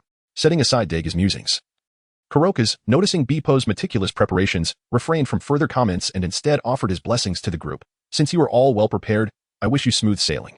Thank you for your blessings, Mr. Kuroka's. Upon hearing the blessings of Kuroka's, Dagu offered his gratitude without further contemplation and turned to the others, declaring, let us board the ship. We must strive to reach Whiskey Peak before nightfall. Aye, Captain. The crew responded in unison as they made their way towards the pirate ship. However, Law paused, choosing not to follow the group. Observing this, Dagu said nothing and moved past Law towards the ship. Noticing Law lingering behind, Kuroka's casually inquired, what is it? Is there something on your mind? After a moment of silence, Law bent down and shouted, thank you for your guidance, Teacher Kuroka's. Taken aback by Law's sudden display of gratitude, Kuroka's hesitated for a moment before responding with a gentle chuckle, there is no need for thanks. I merely entertained myself by teaching you. With that, Kuroka's patted Law's lowered head and gestured towards Dagu and the others on the ship, saying, hurry along now. Your companions are awaiting you. Yes, Law replied, bowing once more before turning towards the ship. Upon Law's arrival on the deck, Dagu inquired, is that all you had to say? Aren't you going to speak a bit longer? No, Law replied succinctly. Upon hearing Daigu's words, Luo first shook his head, then turned to Kororoka's on the shore and softly remarked, as long as the intention is there, that is sufficient. Mr. Kororoka's desires it thus. Very well. With Luo's affirmation, Dagu shrugged and surveyed the group, proclaiming, set sail. And so, with Daigu's command, the light pirate crew embarked on their inaugural journey upon the Grand Line. May the winds be favorable. Watching the departing figures of Dagu and his companions, Kororoka silently wished them well once more before returning to his reclining chair. The voyage was remarkably tranquil. The light pirate crew navigated the Grand Line without encountering any severe weather, unlike the original tale where Luffy faced hailstorms, thunderous gales, and tempestuous tsunamis, trials befitting a protagonist. Dagu and his crew, however, experienced nothing but bright sunshine and gentle breezes, rendering their journey quite comfortable. Yet, this serene atmosphere lulled them into a leisurely pace, and it was only with the onset of night that Dagu and his companions discerned the silhouette of an island ahead. Have we arrived? Gazing at the distant outline of the island, Dagu murmured, then turned to his companions, each engaged in their own activities, and said, we are nearly there. Prepare yourselves. Aye, Captain. Upon hearing this, the crew promptly ceased their tasks, returned to their quarters to tidy themselves, and then emerged collectively to the ship's edge. Gazing at the now closed Whiskey Peak. Is no one here? After securing the ship and stepping ashore, Dagu looked around the deserted port, feeling a twinge of confusion. Despite the late hour, a port should not be devoid of life. What is amiss? Puzzled, Dagu activated his observation hockey and, upon hearing sounds emanating from the depths of the island, a smile crept upon his lips. Ah, they must all be in town. No wonder the port is deserted. Let us proceed into the island. Thus, at Daigu's suggestion, the group made their way towards the town. Chapter 116, Hunters and Prey Whiskey Peak. Situated at the entrance of the Grand Line and one of the 7 starting islands, annually welcomes new pirates. On the surface, this quaint town appears to embrace the arrival of pirates. However, in reality, it serves as a graveyard for the inexperienced. Bounty hunters from the 4 seas lie in wait, ready to reap the rewards from the naive and eager newcomers. Before Daigu and his companions, a scene unfolded in the nearby town. A group of armed pirates encircled a few young men and women, engaged in fervent discussion. A woman clad in sunglasses took a drag from her cigarette, exhaling smoke rings as she observed the group, remarking, "These fellows seem to hail from the South Blue. I wonder what their bounty is?" Curious about this woman who wore sunglasses at night, Daigu pondered whether she could see at all. In response to her inquiry, a rugged man wielding a large sword uncertainly chimed in, "I overheard them mention a bounty. It seems the highest is around 10 million. Just as the rugged man's words fell, another voice interjected, "Regardless if it's 10 million or 20, we'll divide it when the time comes." Indeed. Upon hearing these words, both the bespectacled woman and the rugged man, along with others, nodded in agreement, observing their demeanor. The inexperienced Guena was filled with perplexity and turned to Dagu, inquiring, "Captain, what are they doing?" Upon hearing Guena's inquiry, Dagu shrugged and replied, "In the process of dividing the profits." Dividing the profits? Upon hearing Dagu's explanation, Guena found herself increasingly perplexed, as it seemed to her that the discussion centered around how to deal with those few individuals. Contemplating this, Guena could not help but inquire of Dagu, "Captain, shall we not offer our assistance?" Assistance? Upon hearing Guena's words, Dagu could not help but turn his head, casting a surprised glance in her direction. When he beheld Guena's clear, earnest eyes, he helplessly shook his head and averted his gaze. Guena. In light of this, Robin timely interjected, "Who do you believe we should assist?" Without a moment's hesitation, Guena replied, "Of course, we should aid those who have fallen." Upon hearing Guena's words, Robin displayed an expression of realization. She then glanced at the nearby Goku and countered Guena's statement with a question. Then, "If I were to tell you that the fallen ones are pirates, while the ones dividing the bounty are bounty hunters, would you still lend your assistance to those who have fallen?" Upon hearing Robin's explanation, Guena was momentarily taken aback. Initially, she had assumed that the larger group comprised the pirates, while the smaller one belonged to the townsfolk. However, Robin revealed that the fewer individuals were indeed pirates, while the majority were bounty hunters, representing the forces of justice. Consequently, the naive Guena found herself utterly bewildered and at a loss for words. Once she regained her composure, Robin turned to Dagu and inquired, "Shall we proceed?" Observing the group on the other side, who appeared to have concluded their discussions and were now dividing themselves, Dagu pondered for a moment before responding, "Let us go take a look. If those pirates are not the nefarious type, then perhaps we should offer them assistance." With that, Dagu took the lead, striding toward the gathering. "Aye, Captain." The others echoed before following in his wake. Dagu and his companion's sudden appearance drew the attention of the crowd. A burly man immediately bellowed, "Who goes there?" Meanwhile, a woman in sunglasses, upon catching sight of Dagu, was so taken aback that her shade slipped from her face. Stunned and speechless, she pointed at Dagu, unable to articulate her shock. Naturally, her reaction did not go unnoticed, prompting another individual to inquire, "What is it? Do you know this person?" Upon hearing the inquiry from the man, the woman in sunglasses momentarily regained her composure, ready to respond. However, upon inadvertently glancing at the young man across from her, she found herself once again engulfed in shock, the words she was about to utter falling silent on her lips. This peculiar behavior from the woman in sunglasses compelled those around her to pay closer attention, for she was among the top 3 formidable individuals in their midst. The mere sight of the young man had seemingly transformed her demeanor entirely. Consequently, someone immediately suggested, "Who has the bounty notice? Let's ascertain the identity of this person before us." "I do," came a voice from the side as a frail man swiftly produced a stack of papers from his pocket. These were the bounty notices he had managed to preserve, over 100 in total. Without hesitation, the frail man began to sift through them. After discarding the first notice featuring an elderly man with a white beard, he continued flipping through several more until, at the 10th notice, he paused, staring blankly at the paper in his hand. Seeing his bewildered expression, one of the bystanders could no longer contain himself. He snatched the bounty notice from the frail man's grasp and exclaimed, "What's the matter? Why is everyone frozen? Is it really that significant? It's just, yet." As he scrutinized the figures on the notice, he too fell into a state of shock. What on earth is happening? The crowd was now utterly confounded. It was one thing for one person to be astonished, but why were they all succumbing to the same disbelief? Was this young man truly that fearsome? Finally, perhaps driven mad by her own anxiety, the woman in sunglasses shouted at the young man, "Demon Son, Dream Emperor Daiku, the notorious pirate with a bounty of 1 billion berries. Why are you here? A figure of your stature should be in the New World. Why are you at the very beginning of the Grand Line? Why, Demon Son? A bounty of 1 billion? Run." With the woman's revelation, every individual present was taken aback. And amidst the chaos, someone shouted, prompting the crowd to scatter in all directions. Yet, Those who remained were merely a few bound pirates and the woman in sunglasses, along with the rugged man and a handful of others. After a moment of silent exchange, they all knelt before Dagu in unison, bowing their heads in submission. Esteemed Demoness son, we have long admired you. Please grant us the opportunity to follow you. Watching the individuals kneeling before him, Dagu felt utterly speechless, profoundly perplexed. Chapter 117, The Perils of Society and the Complexity of Human Nature. Observing the bowed figures before him, Dagu harbored serious doubts that they had concocted an elaborate fantasy in their minds. He could easily surmise the title of their imagined drama, The Underworld, with himself as the boss and them as the eager subordinates awaiting acceptance. Sighing in resignation at this thought, Dagu turned to Robin and said, Robin, please handle this situation. I shall attend to the bound individuals. Certainly. Robin nodded in agreement, signifying her willingness to assist. With Robin's consent, Dagu turned and stepped over the kneeling figures.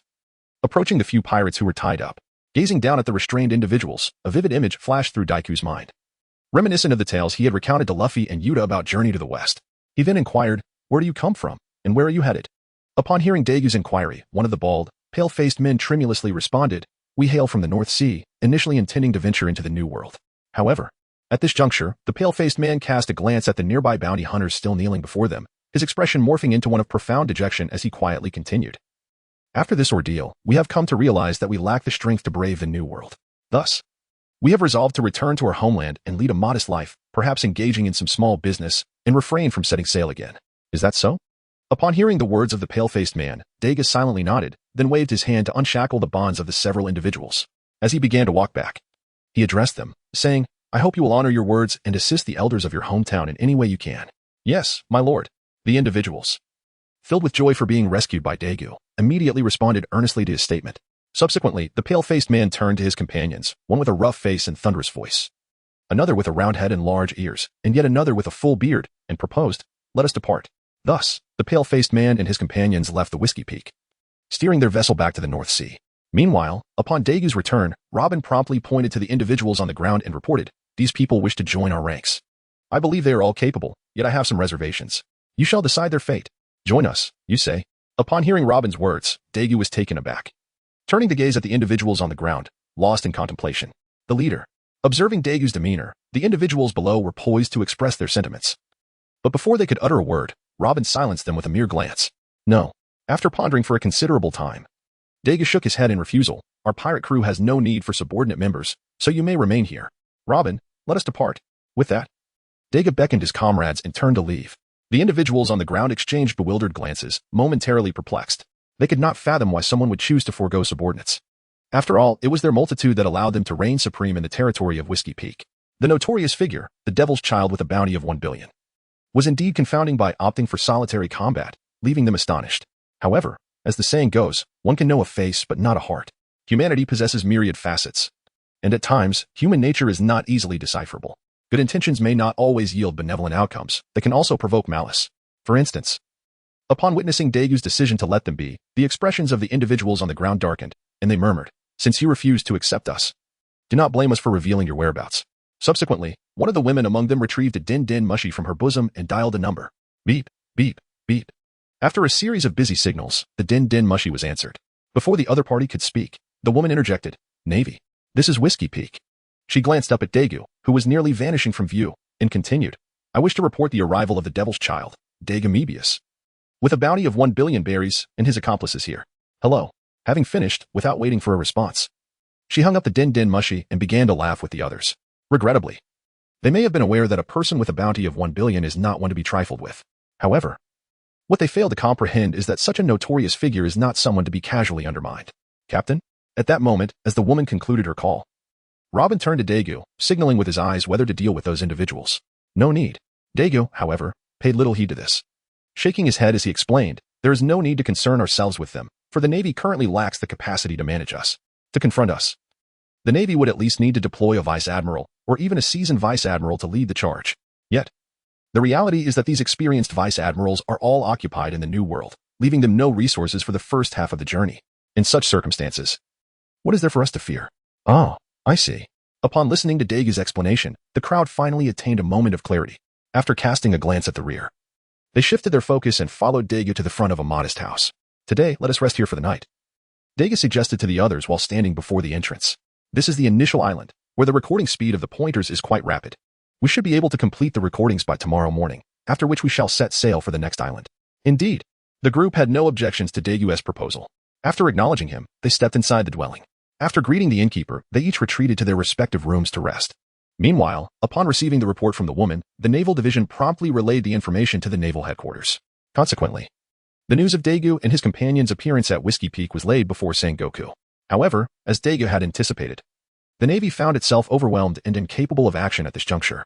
Sighing as he gazed at the intelligence regarding Dagu and his crew, Sengoku couldn't help but ponder a thought that flickered through his mind. Perhaps that plan truly must be set into motion. Chapter 118. Elbaf in the Kingdom of Giants in a quaint garden on an ancient island located in the first half of the Grand Line. The land was inhabited by prehistoric creatures such as Tyrannosaurs, Allosaurus, Brachiosaurus, Pterosaurs, and Triceratops, alongside towering ancient trees. Logically, such an island could scarcely be deemed a quaint garden. Yet, for the island's denizens, namely, the captain of the original giant warrior pirates, the Elbaf Giant, Blue Demon Dory, and Red Demon Bragi, this ancient isle was merely a small garden. It turns out that this was the reason. At the coast of the quaint garden, a pirate ship lay anchored, having departed from Whiskey Peak and traversed the seas for 2 days, belonging to the light pirates. At this moment, after hearing Robin's explanation, Hawkins, Kuina, and the others experienced a moment of realization. Having sensed the ambience of the quaint garden, Dagu promptly suggested, "All right, let us disembark." Very well. Thus, at Dagu's behest, the entire crew of the light pirates descended from the ship and set foot upon the land of the quaint garden. You may explore at your leisure. I shall accompany Robin to meet the giants of the island. After all had disembarked, Dagu addressed the group once more before taking Robin's hand and venturing deeper into the island. The remaining crew exchanged glances as they watched Dagu and Robin depart. It was then that Luo spoke first, saying, "I'm going to engage in a battle with the dinosaurs here, Beppo." With that, Luo also made his way into the dense forest, calling for Beppo before departing. As Luo ventured forth, Hawkins gazed contemplatively at the playing cards before him, noting, "The omen suggests today is not suitable for going out." Seeing that the boys had made their decisions, Bonny turned to Kuina and Yuta, inquiring, "So, what shall we do?" Hearing this, Kuina looked in the direction where Dagu and Robin had gone, her face alight with anticipation, and replied, "I wish to meet the giants." "Giants?" Hearing what Kuina said, Bonny and Yuta turned to gaze in the direction where Dagu had departed, and in unison, they nodded, saying, "All right, let's go together." Thus, under Kuina's suggestion, the 3 women ventured deeper into the island. Boom. At that moment, the volcano situated at the heart of the island erupted unexpectedly. Ha ha. Wow ha ha ha. With the volcanic eruption, 2 resounding bursts of laughter suddenly echoed throughout the small garden, followed by a violent tremor beneath their feet. "Eastleigh, Brokey," came the shouts that followed, accompanied by the sound of clashing metal. What is happening? This series of events left Hawkins aboard the ship, as well as Kuina and her companions below, and Law and Beppo in the woods, utterly perplexed and unable to grasp the situation. Immediately, Law, Beppo, and Kuina rushed towards the source of the disturbance, while Hawkins, after a moment of astonishment, regained his composure. After all, the omens for the day indicated that it was ill-advised for him to venture outside. Although curiosity gnawed at him regarding the unfolding events, he chose to remain behind. Meanwhile, at the edge of the fray, Dagu and Robin stood observing. Is this the might of giants? Gazing at the combatants, Robin was momentarily reminded of the giant Saul she had encountered in her childhood, prompting a sense of nostalgia. Indeed, Dagu nodded in response to Robin's musings. These are the warriors of the giant kingdom, Elbaf. Afterward, the 2 resumed their quiet observation of the battle. They beheld a towering giant wielding a colossal sword, bellowing fiercely as he swung towards his opponent, a stout giant brandishing a massive axe. The stout giant, faced with the onslaught of his taller counterpart, could not afford to remain passive and was determined to retaliate. He too raised his axe to counter the attack. Upon their clash, a thunderous sound erupted, and without hesitation, both continued their relentless flurry of strikes. Clang, clang, clang in the blink of an eye, they had exchanged blows a dozen times. Indeed, these 2 titans were the reason this ancient island was dubbed the Small Garden. The one wielding the great sword was known as the Blue Demon, Eastleigh, while the one with the giant axe was referred to as the Red Demon, Brokey. Both Eastleigh and Brokey were warriors of the giant race, who began their duel nearly a century ago over a trivial dispute regarding who could hunt the larger prey. After failing to reach a conclusion, they resorted to a duel. Now, nearly a century later, they have long forgotten the reason for their contest, yet the agreed-upon signal, the eruption of the volcano, still prompts them to engage in battle. Though no victor has emerged over the years, they have forged a bond of camaraderie through their clashes, perhaps a testament to the romance of manhood. Captain. At the height of the intense battle, Kuina, Bonny, Yuta, along with Law and Beppo, arrived. After greeting Dagu, they turned to observe the titanic struggle, watching the giants clash. Law sighed, is this the nature of a giant's battle? Their sheer size grants them an inherent advantage in strength. The same battle, viewed from different perspectives, yields disparate interpretations. As Law pondered the giant's formidable power, Guena, thoughtful, remarked, yet, it seems to rely solely on brute force, lacking any semblance of technique. Guena. Upon hearing Guena's remarks, Daku realized that her limited exposure had led her to underestimate the might of the giants. He could not help but interject, Guena, if you perceive it this way. You're mistaken. Curious at Daku's assertion, not only Guena but also Law and the others turned their attention towards him, eagerly anticipating his elucidation. Observing their eager expressions, Daku smiled and proceeded to enlighten them about the giant race. The giants, a race characterized by their overwhelmingly colossal stature, boast an average lifespan of around 300 years, which exceeds that of humans by more than threefold. Elbaf stands as the epitome of this race. However, the giants from Elbaf are renowned for their brutish demeanor. Nonetheless, alongside these fierce giants, there exist gentler souls, albeit not hailing from Elbaf. Elbaf, situated within the New World, is universally acknowledged as the foremost power in the world. Notable figures include the bearded giant Yururu, the waterfall-bearded giant Sanruru, and of course, the blue demon Dori and the red demon Bragi, who are currently engaged in battle before Daku and his companions. As for the gentle giant, Vice Admiral Saul, whom Robin encountered in her youth among the Navy, he likely does not originate from Elbaf. Chapter 119, Dori and Bragi, the world's supreme power? After listening to Dagu's explanation, Guena couldn't help but turn her gaze towards the two giants engaged in combat, eager to join in. It is worth noting that her ambition was to become the world's greatest swordsman. However, since Dagu wielded a sword as well, she had ceased to fixate on being the best in the world. Nevertheless, her determination to become a grand swordsman remained unwavering. At that moment, before her stood warriors from the world's foremost nation, and how could Guena not be stirred by such figures? Haha. Just then, the battle between the two giants concluded. And predictably, it ended in a draw. Thud, thud, thud. With the fight over, the two giants, Dori and Bragi, approached Dagu and the others. Captain. As the two figures drew closer, Law instinctively became wary and turned to Dagu, inquiring, what should we do? Shall we fight? It wasn't just Law who had this reaction.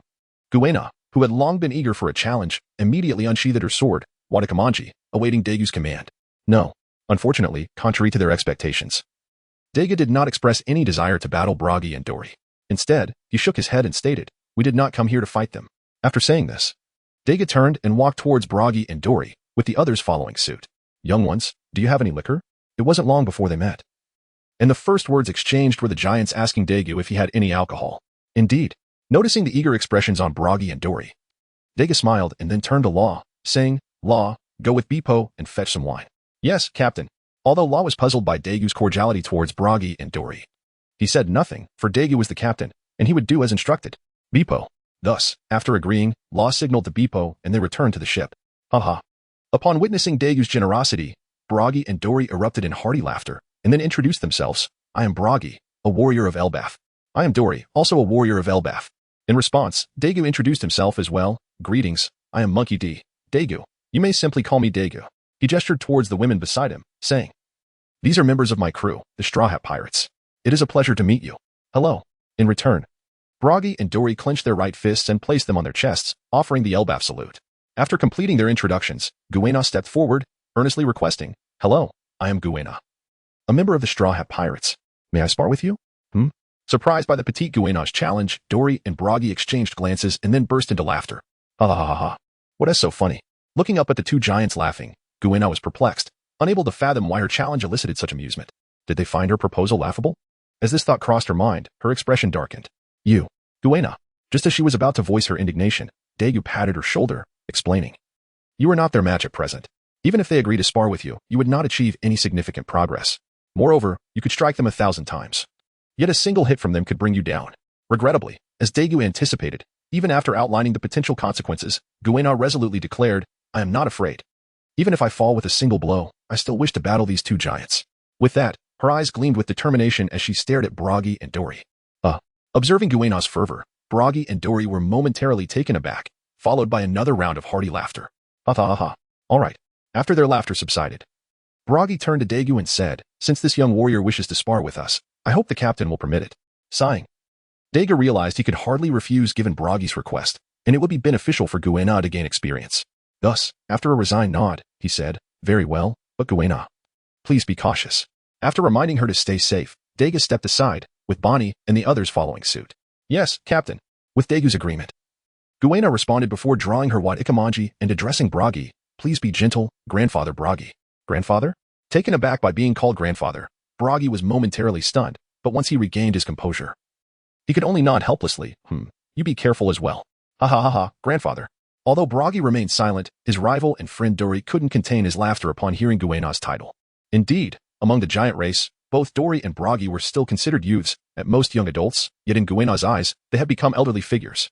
The irony was that Bragi could not refute this, as relative to Guena's teenage years, these two centenarians could easily be deemed grandfathers or even great-grandfathers. Captain. At that moment, Law and Bepo returned with several barrels of wine. Upon witnessing the standoff between Guena and Bragi, Law, bewildered, asked Dagu, Captain, are we still going to fight? Not at all. Upon hearing Luo's words, Dagu immediately realized that his thoughts had wandered astray, prompting him to hastily clarify, this is Guena's insistence on engaging and sparring with the giants to broaden her horizons. Oh. Upon hearing Daku's explanation, Luo was enlightened and quietly turned his gaze towards the battlefield of the two fighters. At that moment, Guena was holding the Wadakamanji and introducing it to Broki, saying, Wadakamanji, one of the great swords of the 21 craftsmanship. Please advise.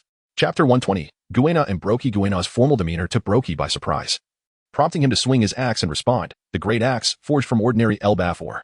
Very well. Then, Grandfather Broki, please be careful. Although Broki's weapon was merely crafted from common ore, Guena felt no dissatisfaction. After cautioning Broki, she charged at him with her sword drawn. Observing Guena's advancing figure, Broki remained silent, merely raising his axe to deliver a powerful strike. With a whoosh, a fierce wind erupted, propelled by Broki's downward swing, rushing towards Guena. Witnessing the unfolding scene, Yuta and Bonny couldn't help but worry for Guena's safety. However, unlike the concerns of Yuta and Bonny, Guena, the very person in question, was not intimidated by Broki's attack. Instead, she let out a cold huff, deftly sidestepping the blow while simultaneously counterattacking with her weapon. Guena. Seeing Guena evade so effortlessly and launch a counterattack, Bonny and Yuta couldn't help but feel elated for her. Indeed.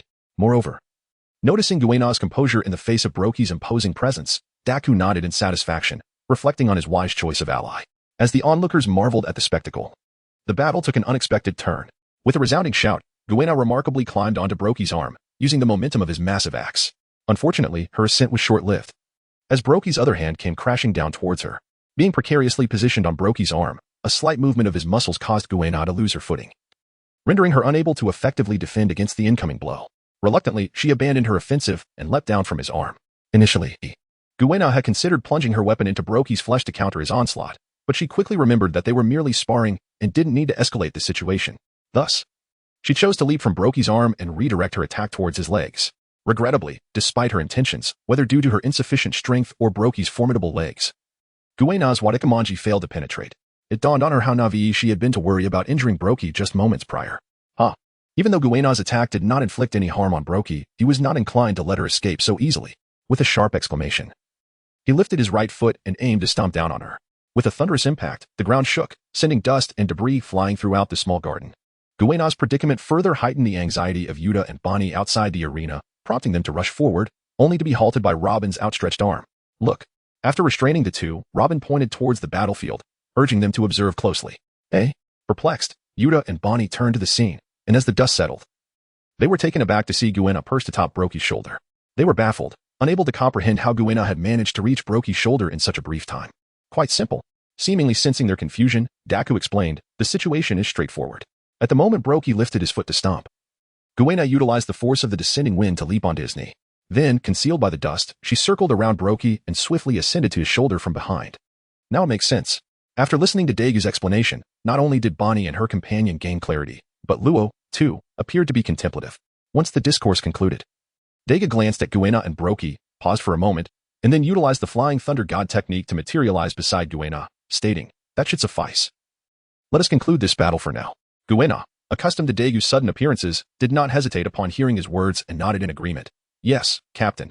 Her lack of objection stemmed primarily from her realization of the considerable disparity between herself and Broki. Although it seemed she had emerged victorious, she understood that Broki had not fought earnestly. Had Broki truly engaged, Guena was acutely aware that she might not even evade the first strike. Thus, she had no further remarks to offer. Seeing Guena acquiesce, Dagu nodded with satisfaction and turned to Broki, expressing his gratitude. Thank you, Uncle Broki, for your guidance towards Guena. However, Broki dismissed Dagu's gratitude with a wave of his hand, responding, it's nothing. The little girl is quite charming, and I am more than willing to assist her. Yet internally, Broki was profoundly astonished. Both Dagu's sudden appearance beside Guena and the aura he sensed when Dagu was about to strike were unmistakably indicative of the young man's formidable prowess. Had Broki not unexpectedly detected Dagu's presence, Guena would never have managed to ascend to his shoulder so effortlessly. Furthermore, it was not only Brokey who sensed this. Dongli, who had previously been indifferent, also perceived Dagu's fierce aura, leading to a subtle shift in their attitude towards him. Subsequently, upon hearing Brokey's remarks, Dagu nodded in acknowledgement and returned to the group with Guena. As soon as Guena appeared, Bonny, accompanied by Yuta, pulled her aside for a secret conversation. While Luo approached Dagu, gazing intently at him. Do you wish to fight? Dagu, without needing an explanation, discerned Luo's intentions. The young man was clearly eager to test his own skills after witnessing Guena's bout. Indeed, Luo replied affirmatively, yes, Captain, I too wish to challenge the giant warriors. Sighing at Luo's determined expression, Dagu conceded and turned to Dongli, inquiring, so, Uncle Dongli, would you care to engage in a match? Chapter 121. Luo and Dongli absolutely. Upon hearing the call from Dagu, Dongli rose without hesitation, gripping his massive sword, and made his way to the arena where Guena had just battled Brokey. Go ahead. Dagu urged Luo to hasten his pace as he noticed Dongli was ready. Yes. Luo replied briefly before turning to position himself opposite Dongli. Be careful, Uncle Dongli. After offering his warning, Luo charged forward, weapon in hand, towards Dongli. With a fierce shout, Luo leapt and swung his blade in a decisive strike. However, Dongli merely laughed heartily, crossing his giant sword to block Luo's attack effortlessly.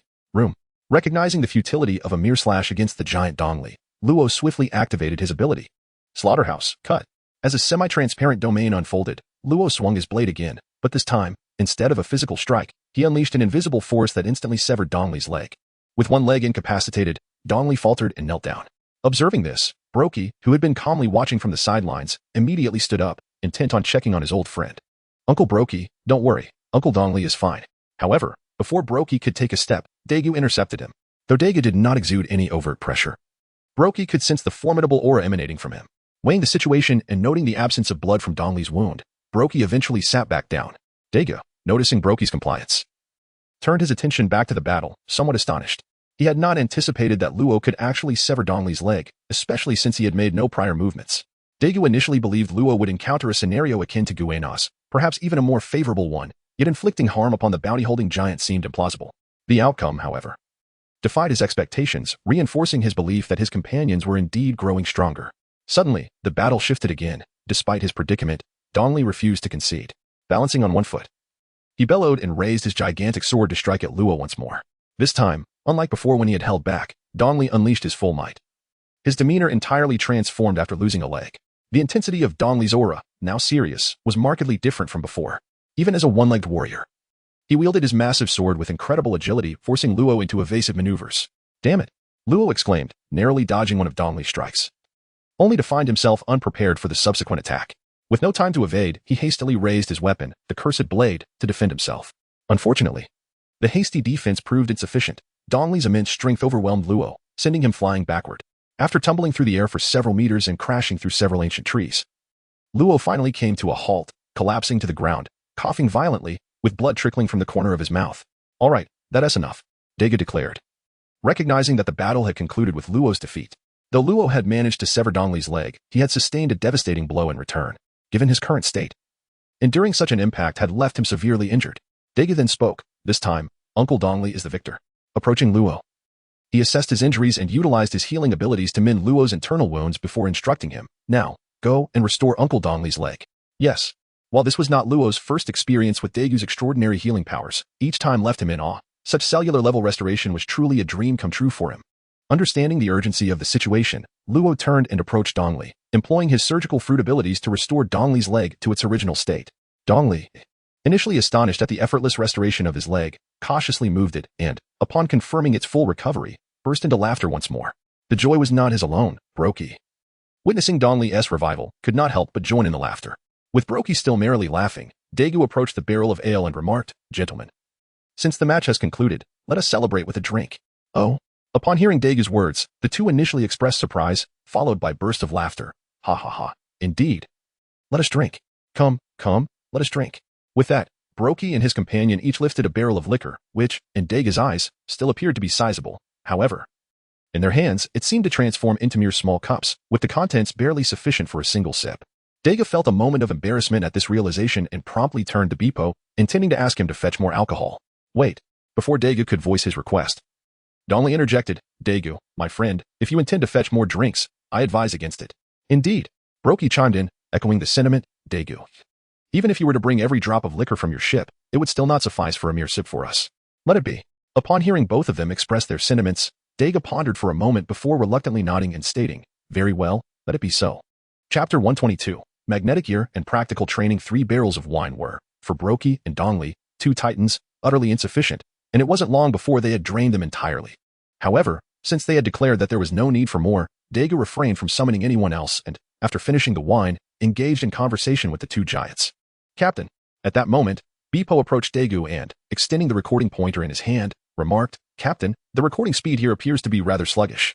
I am uncertain when it will be completed. What should we do?" Upon hearing Bipo's words, Dagu could not help but feel a sense of perplexity. He then glanced down at the nearly unchanged magnetic strip of the recording pointer, and a sudden realization dawned upon him. Just at that moment, Brokey, who had been observing the situation, burst into laughter and said, "Dagu, my friend, and you, little bear of the fur tribe, allow me to enlighten you." With that, Brokey proceeded to explain the reasoning behind it. In truth, Dagu was already aware of this matter. However, it had slipped his mind, leaving him utterly unprepared. The explanation was that, as the Little Garden was an ancient island of Ur, the time required to record its magnetic force would be significantly longer than in other places, an entire year, to be precise. A year. Upon hearing Brokey's explanation, not only Bipo, Law, Bonny, and Kuina were enveloped in astonishment, they had not anticipated that after merely embarking on the Grand Line, they might be required to linger at the starting point for an entire year. Furthermore, this was merely the second island, with an unknown number of islands yet to be encountered. If each were akin to Little Garden, necessitating a year's worth of documentation, how many years would it take to reach the New World? Contemplating this notion, a sense of despair washed over them. Observing the expressions of Kuina and the others, Dagu discerned that they had been indulging in unfounded speculation, leading to a misunderstanding. Thus, he began to elucidate, "Do not overthink it. It is also my fault for not clearly conveying the situation earlier. Allow me to clarify. As Uncle Brokey mentioned, Little Garden indeed requires a year to fully store the record pointers. However, this does not imply that subsequent islands will necessitate a year for storage. Throughout the Grand Line, there may be other islands that require a year or even several years for documentation, but on this particular route, Little Garden stands as the sole exception. As for other islands, they may only require 2 to 3 days, a single day, or in some cases, merely a few minutes." Now it all makes sense. Upon hearing Dagu's explanation, the crowd collectively exhaled in relief. They had indeed feared that the forthcoming island would mirror this Little Garden, where merely recording magnetic forces would require an eternity. Now, with Dagu's words, their anxieties dissipated. Although they had grasped the situation, a year was still a considerable span of time. Consequently, Robin turned to Dagu and inquired, "However, given that this entails a year, what should our course of action be? Should we depart immediately, or remain on the island until the recording is complete?" Confronted with Robin's question, Dagu found himself momentarily perplexed. After glancing at the others, he fell into contemplation. It was not until the sound of a dinosaur's roar reached his ears that a spark of clarity illuminated his thoughts. "We shall remain," he declared decisively. Dagu proceeded to elucidate to the group, "We will utilize this year, while we accumulate magnetic energy, to enhance your practical combat experience." Upon hearing Dagu's words, the group exchanged glances, and then, resigned, nodded in agreement. Although none of them wished to linger here for long, Dagu was indeed correct. Their practical combat experience was woefully inadequate, and they should indeed seek to enhance it. The Little Garden was not only home to the ancient ferocious beasts, the dinosaurs, but also served as a training ground alongside the giants Brokey and Dory, not to mention the occasional pirate crews that landed on the island. It can be said that Little Garden was an exceptional venue for training, especially for novices like Luo and Guena, making it the most suitable place for their development. Seeing that everyone was in accord, Dagu turned to Brokey and Dory, saying, "Indeed, Uncle Brokey, Uncle Dory, I ask for your guidance over the coming year." For Brokey and Dory, having Dagu and the light pirates remain was an opportunity they had long yearned for. Over the course of many years, while they had engaged in pleasant conversations with some, none had chosen to stay long enough to wait for the magnetic compass to complete its recording before setting sail. This included crews such as the Rumar Pirates, led by Brooke, and the Roger Pirates, led by Roger. Not a single pirate crew had remained to patiently await the fulfillment of the magnetic compass. They typically stayed for just a couple of days before departing. Thus, they were exceedingly pleased at Dagu's declaration to remain until the magnetic compass was fully charged, even bursting into hearty laughter. With a smile at their mirth. Dagu turned to Babua and instructed, "Babua, accompany Luo to the ship and inform Hawkins that we shall be staying here." "Yes, Captain." Following Dagu's command, Babua and Luo returned to the ship to relay the message to Hawkins. Thus, upon Dagu's suggestion, the light pirates settled down in Little Garden. Under Dagu's arrangement, Guena and the others commenced a year-long practical training regimen, initially engaging in battles with the island's dinosaurs. When pirate crews landed, if they were malicious, Dagu would arrange for them to partake in life and death struggles. If not, he would allow for friendly sparring to enhance practical experience. Naturally, they would also occasionally face off against the giants Dory and Brokey to assess their combat progress, serving as a form of evaluation. As expected, under such intense combat training, the group's abilities saw marked improvement, with previously insurmountable barriers being surpassed over the year. Hawkins advanced to the rank of Rear Admiral, while Luo and Babua stabilized their positions as captains within the main division. As for the younger Bonny and Guena, their prowess had reached a level comparable to Luo 3 years prior, qualifying them as captains as well. As for the youngest member, Yuta, who had only just joined, expectations of her combat strength were minimal. Given her tender age of 7 or 8, she could hardly hold her own against contemporaries like Monkey D. Luffy. Due to her age, Yuta was not included in the year-long combat training. She merely spent her time fishing by the sea with Dagu. Chapter 123, The World Divided, the 3 Emperors and the 7 Warlords of the Sea simultaneously. 2 significant events transpired in the world over the course of that year. First, following Whitebeard's ascension as a sovereign, 2 new emperors emerged in the New World. Kaido, the governor of the Beast Pirates, the de facto ruler of Wano country, possessed the abilities of the Zoan-type fish fruit in its azure dragon form. Big Mom, captain of the Big Mom Pirates and queen of the Tato Land Kingdom in the New World, wielded the powers of the Paramecia-type Soul fruit. Interestingly, as Dagu knew, both Charlotte Lin and Kaido, as well as Whitebeard, once sailed together on the same ship. Moreover, this ship held a deep connection to Dagu. As the previous owner of his sword, the contracted Sword of Victory, was none other than his true mentor, Arthur, the Sword of Stone, who had been vanquished by their captain. If Dagu's suspicions were correct, these 3 emperors had all participated in that national annihilation war. This implies that, although Dagu had yet to meet them, a profound enmity had already been instilled. Of course, in addition to the rise of these pirate emperors, the Marines, in response, made adjustments to the warlords of the sea. Indeed, to counter the 3 pirate emperors, the Navy, or rather the world government, ordered the selection of 7 notable pirates from among their ranks. This strategy of employing pirates to combat pirates, using violence to suppress the increasingly audacious behavior of pirates due to the emergence of figures like Whitebeard, was set in motion. Given that these warlords were to oppose the emperors, their selection was not arbitrary. After discussions among the high-ranking Navy officials, relevant members of the world government, and approval from the Gorosei, the first batch of warlords of the sea was established. The first was the great swordsman, Dracul Mihawk, who, for certain purposes, reached an agreement with the Gorosei to become one of the warlords of the sea. Bartholomew Kuma, responding to the Revolutionary Army's demands, agreed to participate in Dr. Vegapunk's human modification project and to serve as a prototype for the government's human weapon known as the Peaceful Warrior. Don Quixote da Flamingo, the Flamingo, utilized his former celestial dragon status and his own influence to reach an agreement with the government, thus becoming one of the warlords of the sea. In reality, Da Flamingo's acquisition of a ship laden with heavenly gold and his celestial dragon bloodline compelled the Gorosei to compromise, allowing him to join the warlords of the sea. His ulterior motive, however, was to seize the governance of Dressrosa, a kingdom that rightfully belonged to the Don Quixote family. Lastly, Gecko Moria gained worldwide renown after his battle with Kaido, leading to an invitation from the world government. In pursuit of re-engaging in battle with Kaido, Crocodile, the sand alligator, consented to become one of the 7 warlords of the sea. Much like Moria, his notoriety piqued the attention of the world government after he survived a confrontation with Whitebeard, leading to his invitation into the ranks of the warlords. However, he harbored his own ambitions, chiefly the quest for one of the 3 ancient weapons, Pluton, and his membership in the warlords afforded him a degree of latitude in this endeavor. The Fishman, Jinbi, protector of Fishman Island, joined the warlords to ensure the safety of his homeland and fulfill the last wishes of the deceased queen, Otohan. Boa Hancock, the pirate empress of Amazon Lily, stands as the sole female among the warlords, despite her youth and prowess not quite qualifying her for such a title. The absence of other formidable women, who were either under the command of the emperors or within the navy, resulted in her elevation to this position, particularly as a counterbalance to the singular maritime empress, Charlotte Lin. Becoming a warlord does not guarantee a life of ease. Should a member voluntarily renounce their title or be deemed by the world government as overly criminal or lacking in value, they risk losing their position and facing a bounty once more, or even, in dire circumstances, eradication by the government. Nevertheless, upon joining the ranks of the warlords, a pirate's previous bounties are annulled, and past transgressions are overlooked, while the actions of the warlords are tacitly tolerated by the world government. Should they be caught engaging in piracy, they are still required to pay tributes.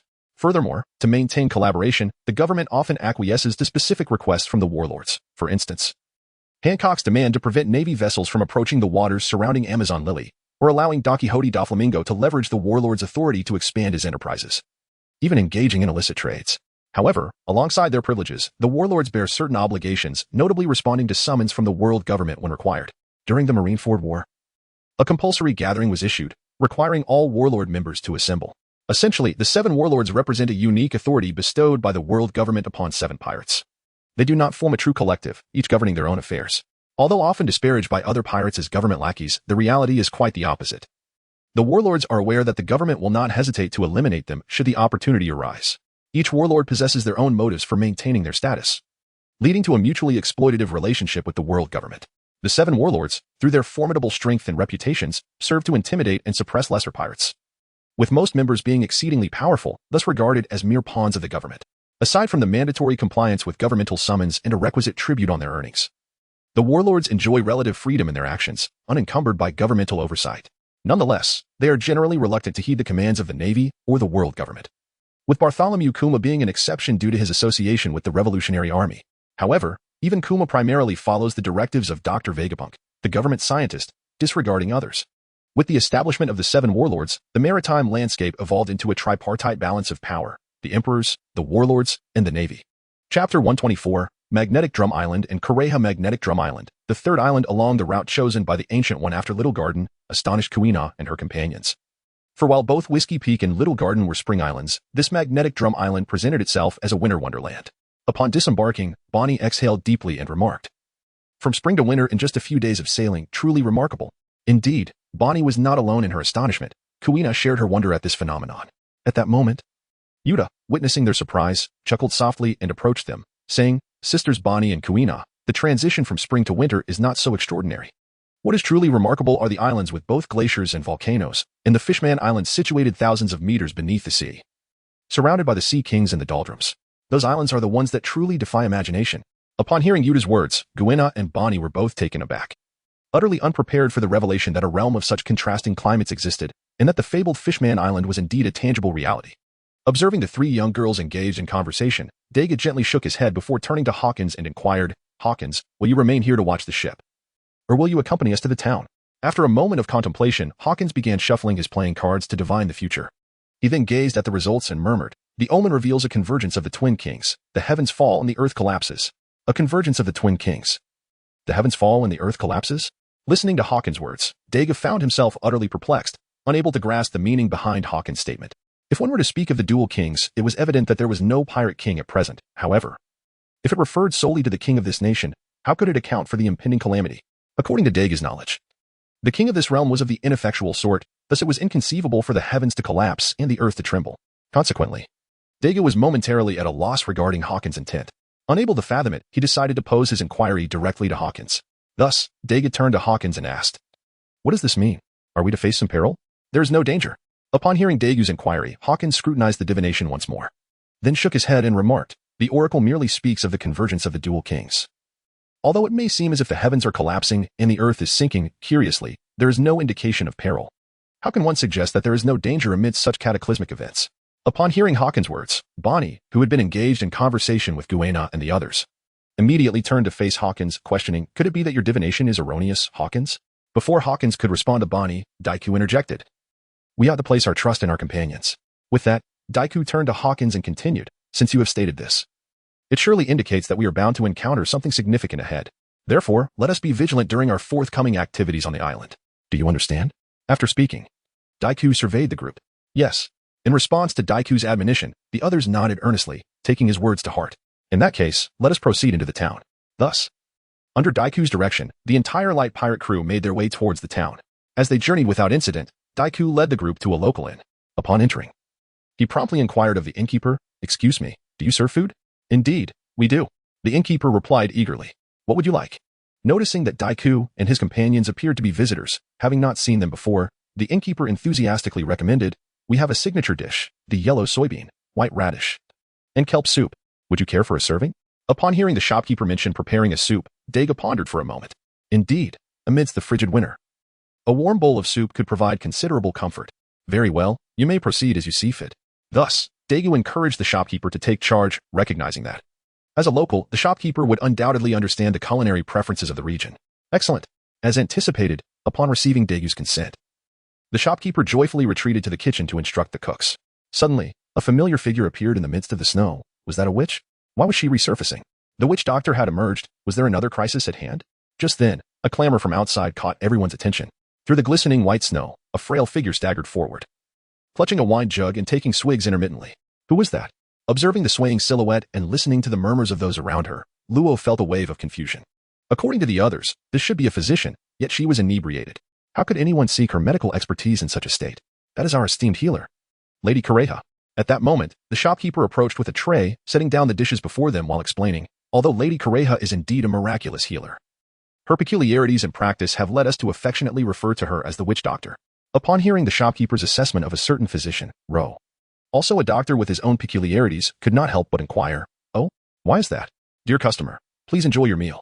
Upon hearing this, the shopkeeper gestured to the assembled guests, indicating that the dishes had been beautifully arranged and were ready to be savored.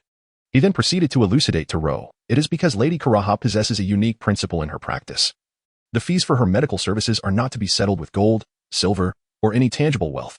Instead, they must be something of utmost significance to you, be it your very life, a beloved bauble, or even an ordinary stone. What matters is that it is the most precious thing in your possession, regardless of its actual worth, whether it be invaluable or utterly worthless. As long as you regard it as your most treasured possession, it may serve as your payment for her healing. Such a notion is indeed remarkable. Upon hearing the proprietor's explanation, not only were Luffy, Bonny, and Kuina taken aback, but even Hawkins found himself astonished. Chapter 125, Shells and Mothers. They had not anticipated the existence of such an unconventional individual in the world. It is essential to acknowledge that charging for medical treatment is indeed customary. Yet it ought to adhere to certain standards. However, this Ms. Kureha appeared to possess no such standards, basing her fees entirely on personal whims. Consequently, Luffy found himself intrigued by the nature of Kureha's medical skills. "Captain, I shall take a look," he declared, turning to inform Frankie before stepping out of the inn to follow Kureha. Watching Luffy depart, Bonny found herself momentarily stunned. She then turned to Frankie and inquired, "Captain, shall we also go and see?" As her words hung in the air, Kuina and Yuta likewise directed their gazes towards Frankie, clearly eager to join. As for Luffy's devoted companion, Beppo had already followed Luffy out. Very well. Observing the eager expressions of his companions, Frankie did not refuse, nodding in agreement with their request before rising to head outside. Naturally, the others promptly followed suit. Meanwhile, the table laden with food remained untouched. Yet to prevent the innkeeper from suspecting them of dining and dashing, Robin deliberately lingered at the back to settle the bill, instructing the innkeeper to warm the dishes for their return, as wastefulness was a disgrace. After ensuring everything was in order, Robin turned to rejoin the group. As time passed, the group trailed Kureha to a modest dwelling. Upon gazing at the pallid figure lying on the bed, Luffy began to contemplate the nature of the ailment afflicting the individual. However, just as he was deep in thought, Kureha approached the patient directly, examining them briefly before turning to address the bystander, the patient's relative, saying, "You should be aware of my requirements. Are you prepared?" "Yes, yes." Upon hearing Kureha's words, the relative hesitated, then retrieved a shell from their bosom, with a look of resignation, and handed it to Kureha, saying, "Dr. Kureha, this is my most cherished possession." Initially, Luo and the others were taken aback, expecting that the relative would present merely a shell as a form of payment for medical services, and they anticipated that Kureha would refuse to treat the patient. However, to their astonishment, Kureha accepted the shell and bent down to commence treatment for the patient. Witnessing this scene, Luo and the others were momentarily speechless, utterly bewildered that Kureha would actually regard a shell as a form of payment. Yet, in contrast to Luo and the others, upon seeing Kureha accept the shell, the patient's relative let out a deep sigh, their face marred by sorrow. This situation further perplexed Luo and his companions. Could it be that this seemingly ordinary shell harbored some hidden significance? You are outsiders, so it is understandable that you are unaware. Observing the puzzled expressions of Luo and his companions, an elderly bystander softly elucidated, this shell was bequeathed to him by his mother, containing her blessings for his adulthood. In the years following her passing, whenever he missed her, he found solace in the sounds preserved within this shell. Upon hearing the elder's narrative, Luo and the others realized that if, according to Kureha's stipulations, the shell was not deemed the most precious of treasures, then nothing could truly be considered invaluable. Within it lay a mother's blessing for her child's passage into adulthood and the child's longing for a departed mother. Yet it was now to be treated as a mere fee for treatment, to be claimed by Kureha. How utterly heartless. "Captain," with this thought, Luo could not help but glance at Dagu, imploring him to attend to the ailing patient.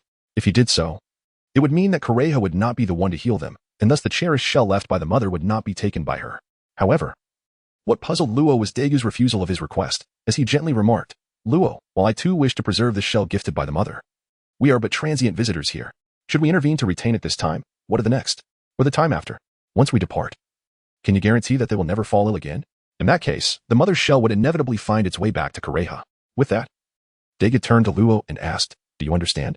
After listening to Dagu's words, Luo fell silent, turning his gaze to quietly observe Kureha's actions. In truth, Luo was not entirely oblivious to this principle. However, upon hearing that it was a relic left behind by that person's mother, he could not help but feel a pang of emotion, which led him to think of his own mother, thus prompting his reaction. It was not only Luo who became quiet. Bonny, who had initially intended to persuade Dagu, also fell into silence upon hearing him speak, ultimately turning away in frustration. choosing not to look at Dagu any longer. Observing the somber expressions on everyone's faces, Robin leaned in to softly inquire in Dagu's ear. Could it be that you have spoken too harshly? After all, there are children like Yuta and Kuina present. In response, Dagu glanced at Kuina and the others, then murmured. They must grow up eventually. The sooner, the better. At that moment, a voice of surprise rang out, instantly capturing the attention of Dagu and the others. When they turned to look, they discovered that, unbeknownst to them, Kureha had completed her treatment, and the patient on the bed had already sat up. Thank you. Thank you. Doctor, thank you for saving my wife. Concurrently, the patient's relatives expressed their gratitude to Kureha. However, in light of this situation, Kureha merely raised her flask, took a sip, and waved her hand dismissively, saying, since you have paid for the service, it is merely a transaction. There is no need for thanks. With that, Kureha exited the dwelling, continuing her unsteady journey into the distance. Impressive. On the other side, after Kureha's departure, Luo, who had taken a moment to check the patient's conditions, could not help but commend her. He had not anticipated that Kureha, as an ordinary individual, could completely heal someone in such a short time. While he too possessed the ability to do so, it relied on the powers of his surgical fruit. Without it, he believed he could not achieve such speed. Thus, he found himself somewhat in awe of Kureha's medical skills, though his skepticism regarding her character remained intact. At that moment, Dagu furrowed his brow, gazing intently in a particular direction. Chapter 126, The Battle Between Mihawk and the Great Swordsman. What is the matter? Dagu's unusual demeanor naturally attracted the attention of others. Robin turned to him and inquired, following his gaze. That is, upon recognizing the scene, Robin, much like Dagu, was momentarily stunned. When the two central figures of the team appeared taken aback, the others could not help but share their curiosity. However, what puzzled them was that amidst the pristine white snow, there was nothing save for a solitary figure approaching them. If anything stood out, it was the weapon slung across the person's back, longer than those of others, and beneath the brim of their hat. Eyes akin to those of a majestic eagle occasionally revealed themselves. Eagle-like eyes? He is. At this revelation, the other members of the light pirates were astonished. They had never anticipated encountering such a legendary figure here. Indeed, the newcomer was none other than one of the 7 warlords of the sea, the future world's greatest swordsman, known as Hawkeye's, Dracula Mihawk. As Mihawk approached, he halted 10 meters away from Dagu and the others, lifting his gaze to fixate directly on Dagu. Initially, Dagu thought Mihawk might simply be passing by, however. Upon witnessing this, he understood that Mihawk had come specifically for him. With a deep breath, Dagu stepped forward, crossing past his companions to stand opposite Mihawk, and asked, Dracula Mihawk, known as Hawkeyes, why do you stand before me? Do you seek something from me? In response, Mihawk replied coolly, a duel. Listening to Mihawk's calm words, Dagu let out a soft sigh. Indeed, aside from the duel, there was no other reason for the sword-obsessed Mihawk, the future world's greatest swordsman, to stand before him. Furthermore, Dagu quickly deduced the reason for Mihawk's presence. It was either Admiral Sengoku or Vice Admiral Tsuru from the Navy who had orchestrated this. They had long sought to eliminate Dagu, but the Navy's main forces had been entangled in the New World.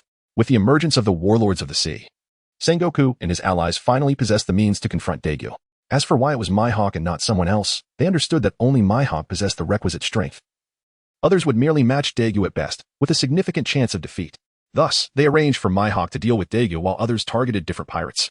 In fact, it was Mihawk's own request, upon hearing Sengoku mention, perhaps inadvertently, that Dagu was a formidable swordsman with the endorsement of a Marine Admiral. Mihawk was eager to respond.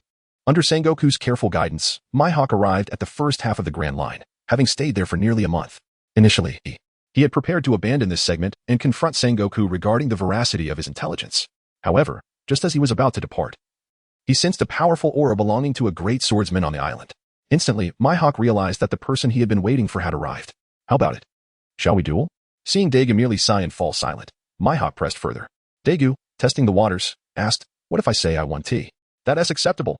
To Dagu's surprise, he had expected Mihawk to insist on a duel, yet Mihawk nodded in agreement without hesitation.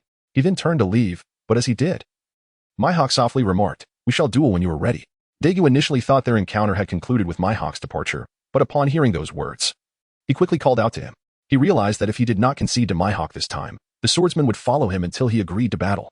Thus, to avoid being pursued by Mihawk, Dagu resolved to fight him.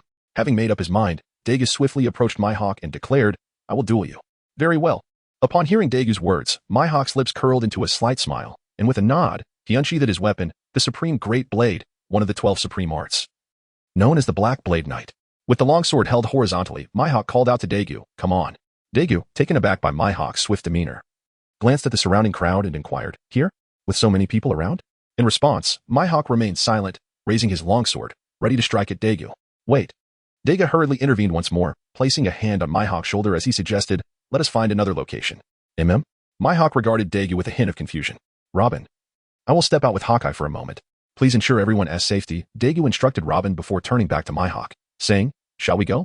No sooner had he spoken than Dagu activated the Flying Thunder God technique, and the two departed from Magnetic Drum Island. The captain has left. Observing the spot where Dagu and Mihawk had vanished, the members of the light pirate crew couldn't help but express their sentiments. Shortly thereafter, Robin chuckled lightly and suggested, well then, let us return and have our meal. Upon hearing Robin's suggestion, Bonny, Guena, and Yuta immediately nodded in agreement, exclaiming, yes, Sister Robin. No problem. The girls' acceptance of Robin's proposal was mirrored by Hawkins and the others, who also harbored no objections. Thus, under Robin's guidance, the members of the Straw Hat Pirates made their way toward the inn they had just departed from. However, as they walked, their gazes collectively lingered on the spot where Daz Bones and Mihawk had vanished, whispering about the grand duel of the Swordmasters in the West Sea. At the ruins of O'Hara, amidst a place once devoid of human presence, two figures suddenly materialized, the very same Daz Bones and Mihawk who had vanished from Drum Island in the first half of the Grand Line. This is, standing on the soil of O'Hara, Mihawk gazed at the scenery, so distinct from that of Drum Island, and could not help but feel astonished.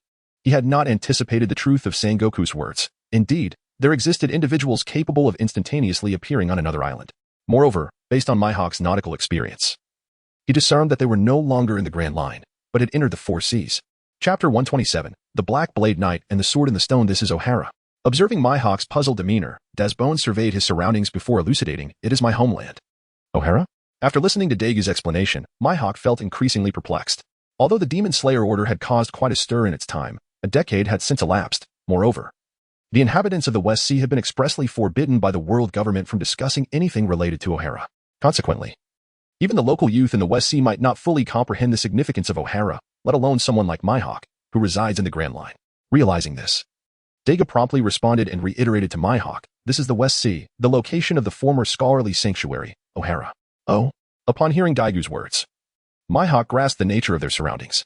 Although he was astonished that Dagu could instantaneously traverse from the Grand Line to the West Sea, his curiosity was piqued by the revelation that this place, once revered as a sanctum for scholars, had descended into such disarray. Unable to fathom this transformation, Mihawk posed his inquiries to Dagu. The answer lay with the world government. In response to Mihawk's question, Dagu turned his gaze towards the overgrown land. A wave of melancholy washing over him as he softly recounted, a decade ago, the Navy learned of my grandfather, Dr. Clover, a distinguished archaeologist from O'Hara, who was diligently studying the true history.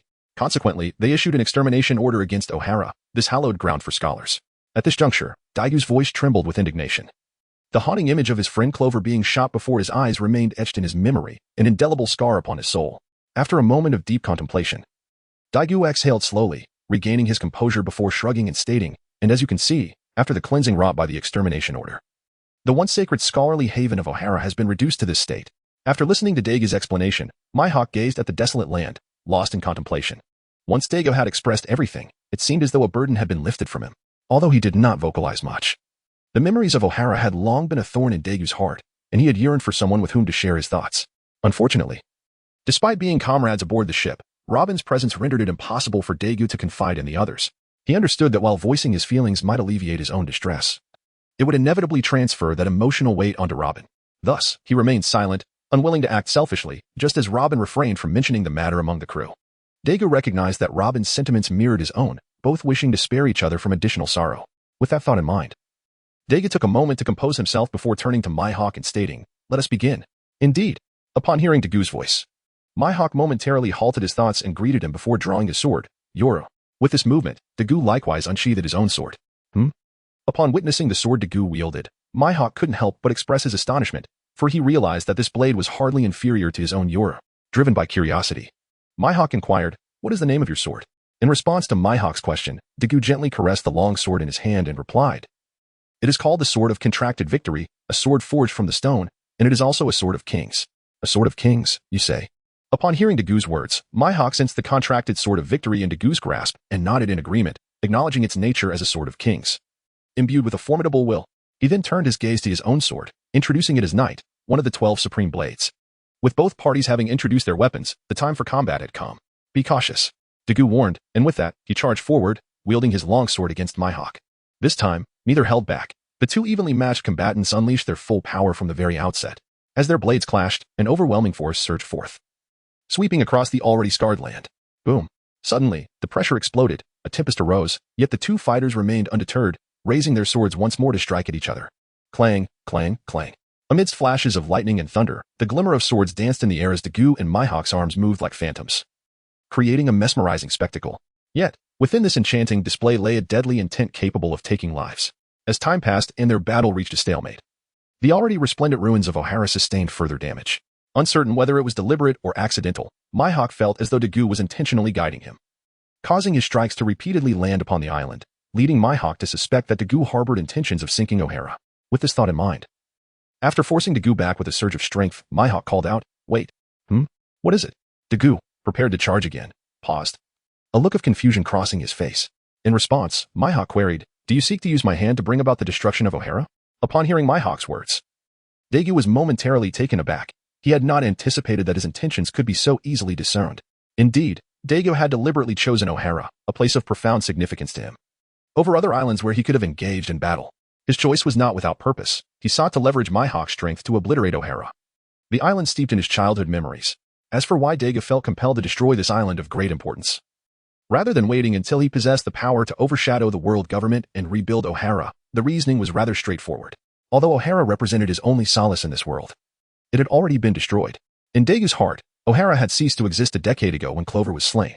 Even if he were to reconstruct Ohara later, it would merely be a hollow Fade, a place devoid of its inhabitants, evoking only sorrow as he reminisced. Therefore, to preclude such painful reflections and to ensure a better future for both Robin and himself, Dagu resolved to endure the anguish of annihilating Ohara. However, he found himself unable to personally carry out the act. Thus, he sought the means to achieve it through another's hand. Coincidentally, Mihawk appeared before him at that moment. When Mihawk arrived, Dagu had already devised a plan. His prior remarks were merely an attempt to mask his true intentions in front of his companions, particularly Robin. It was a manifestation of his guilty conscience. He knew that if Robin were to learn of his plans, her disposition would undoubtedly oppose them. "Very well, I understand," Mihawk remarked, having discerned Dagu's intentions. Without further ado, he decided to act.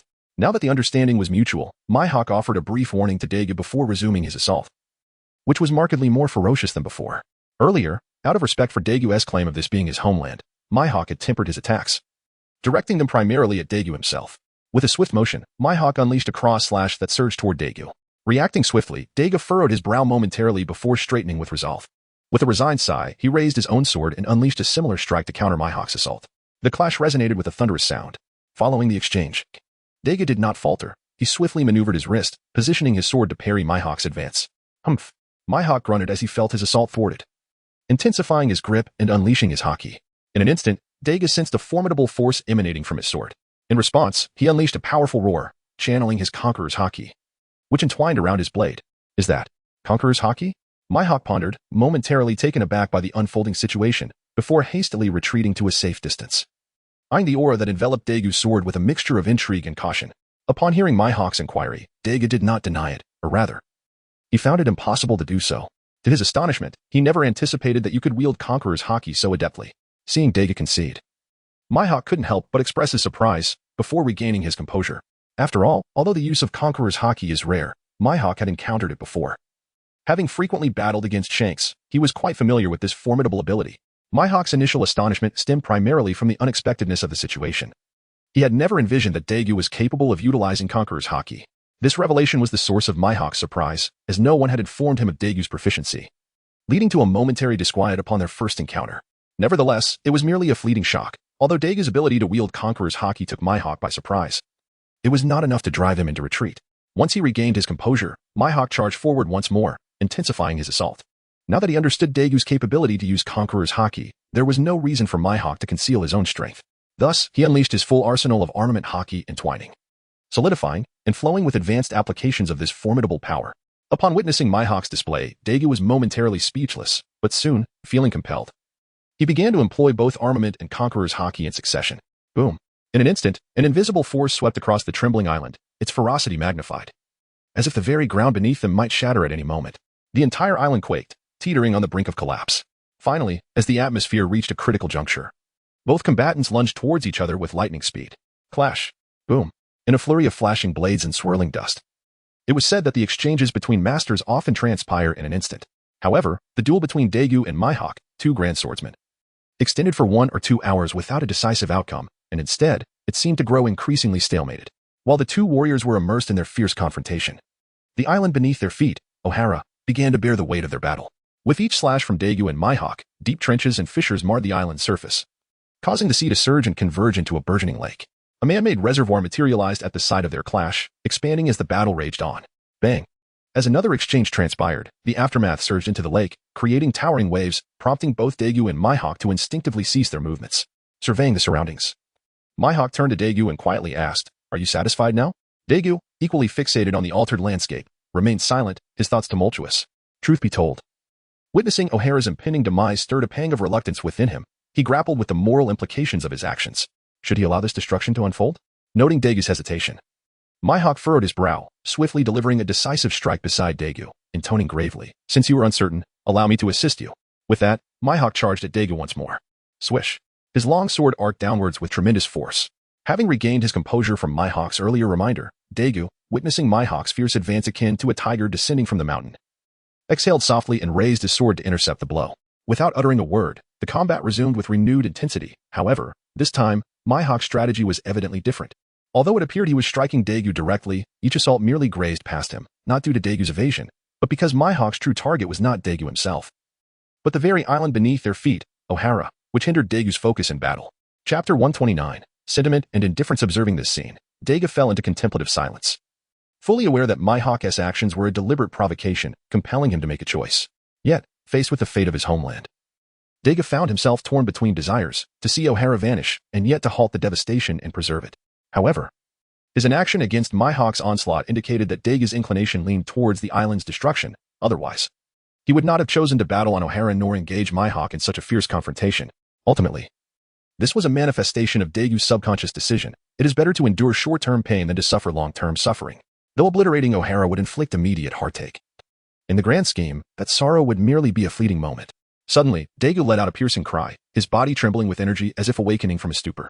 His aura surged forth, and he activated not only Conqueror's Haki and Armament Haki, but also Observation Haki, and even the Sharingan from the Naruto universe. Though he retained a fragment of rationality, refraining from fully unleashing the Rinnegan. Indeed, Mihawk, witnessing this transformation, nodded in approval and asserted, "This is how it should be." Battles demand total commitment, without hesitation or second-guessing. With his aura fully unleashed, Dagu felt an unprecedented sense of liberation. After inhaling deeply, he steadied himself and addressed Mihawk. "Thank you, Mihawk." With a flick of his wrist, Dagu executed a slash, turning to Mihawk once more. "If it weren't for you, I would have remained mired in indecision for an eternity, and my mental state would have remained stagnant. By finally letting go, I am free from hesitation. Thank you." After expressing his gratitude again, Mihawk, observing Dagu's resolve, smiled slightly and stated earnestly, "Now that you have released your burdens, shall we engage in a fair and honorable duel?" Indeed. Upon hearing Mihawk's words, Dagu let out a shout, and with a swift motion of his eyes, he summoned the power of the heavenly hand. In an instant, Dagu appeared beside Mihawk, his longsword thrusting toward his waist.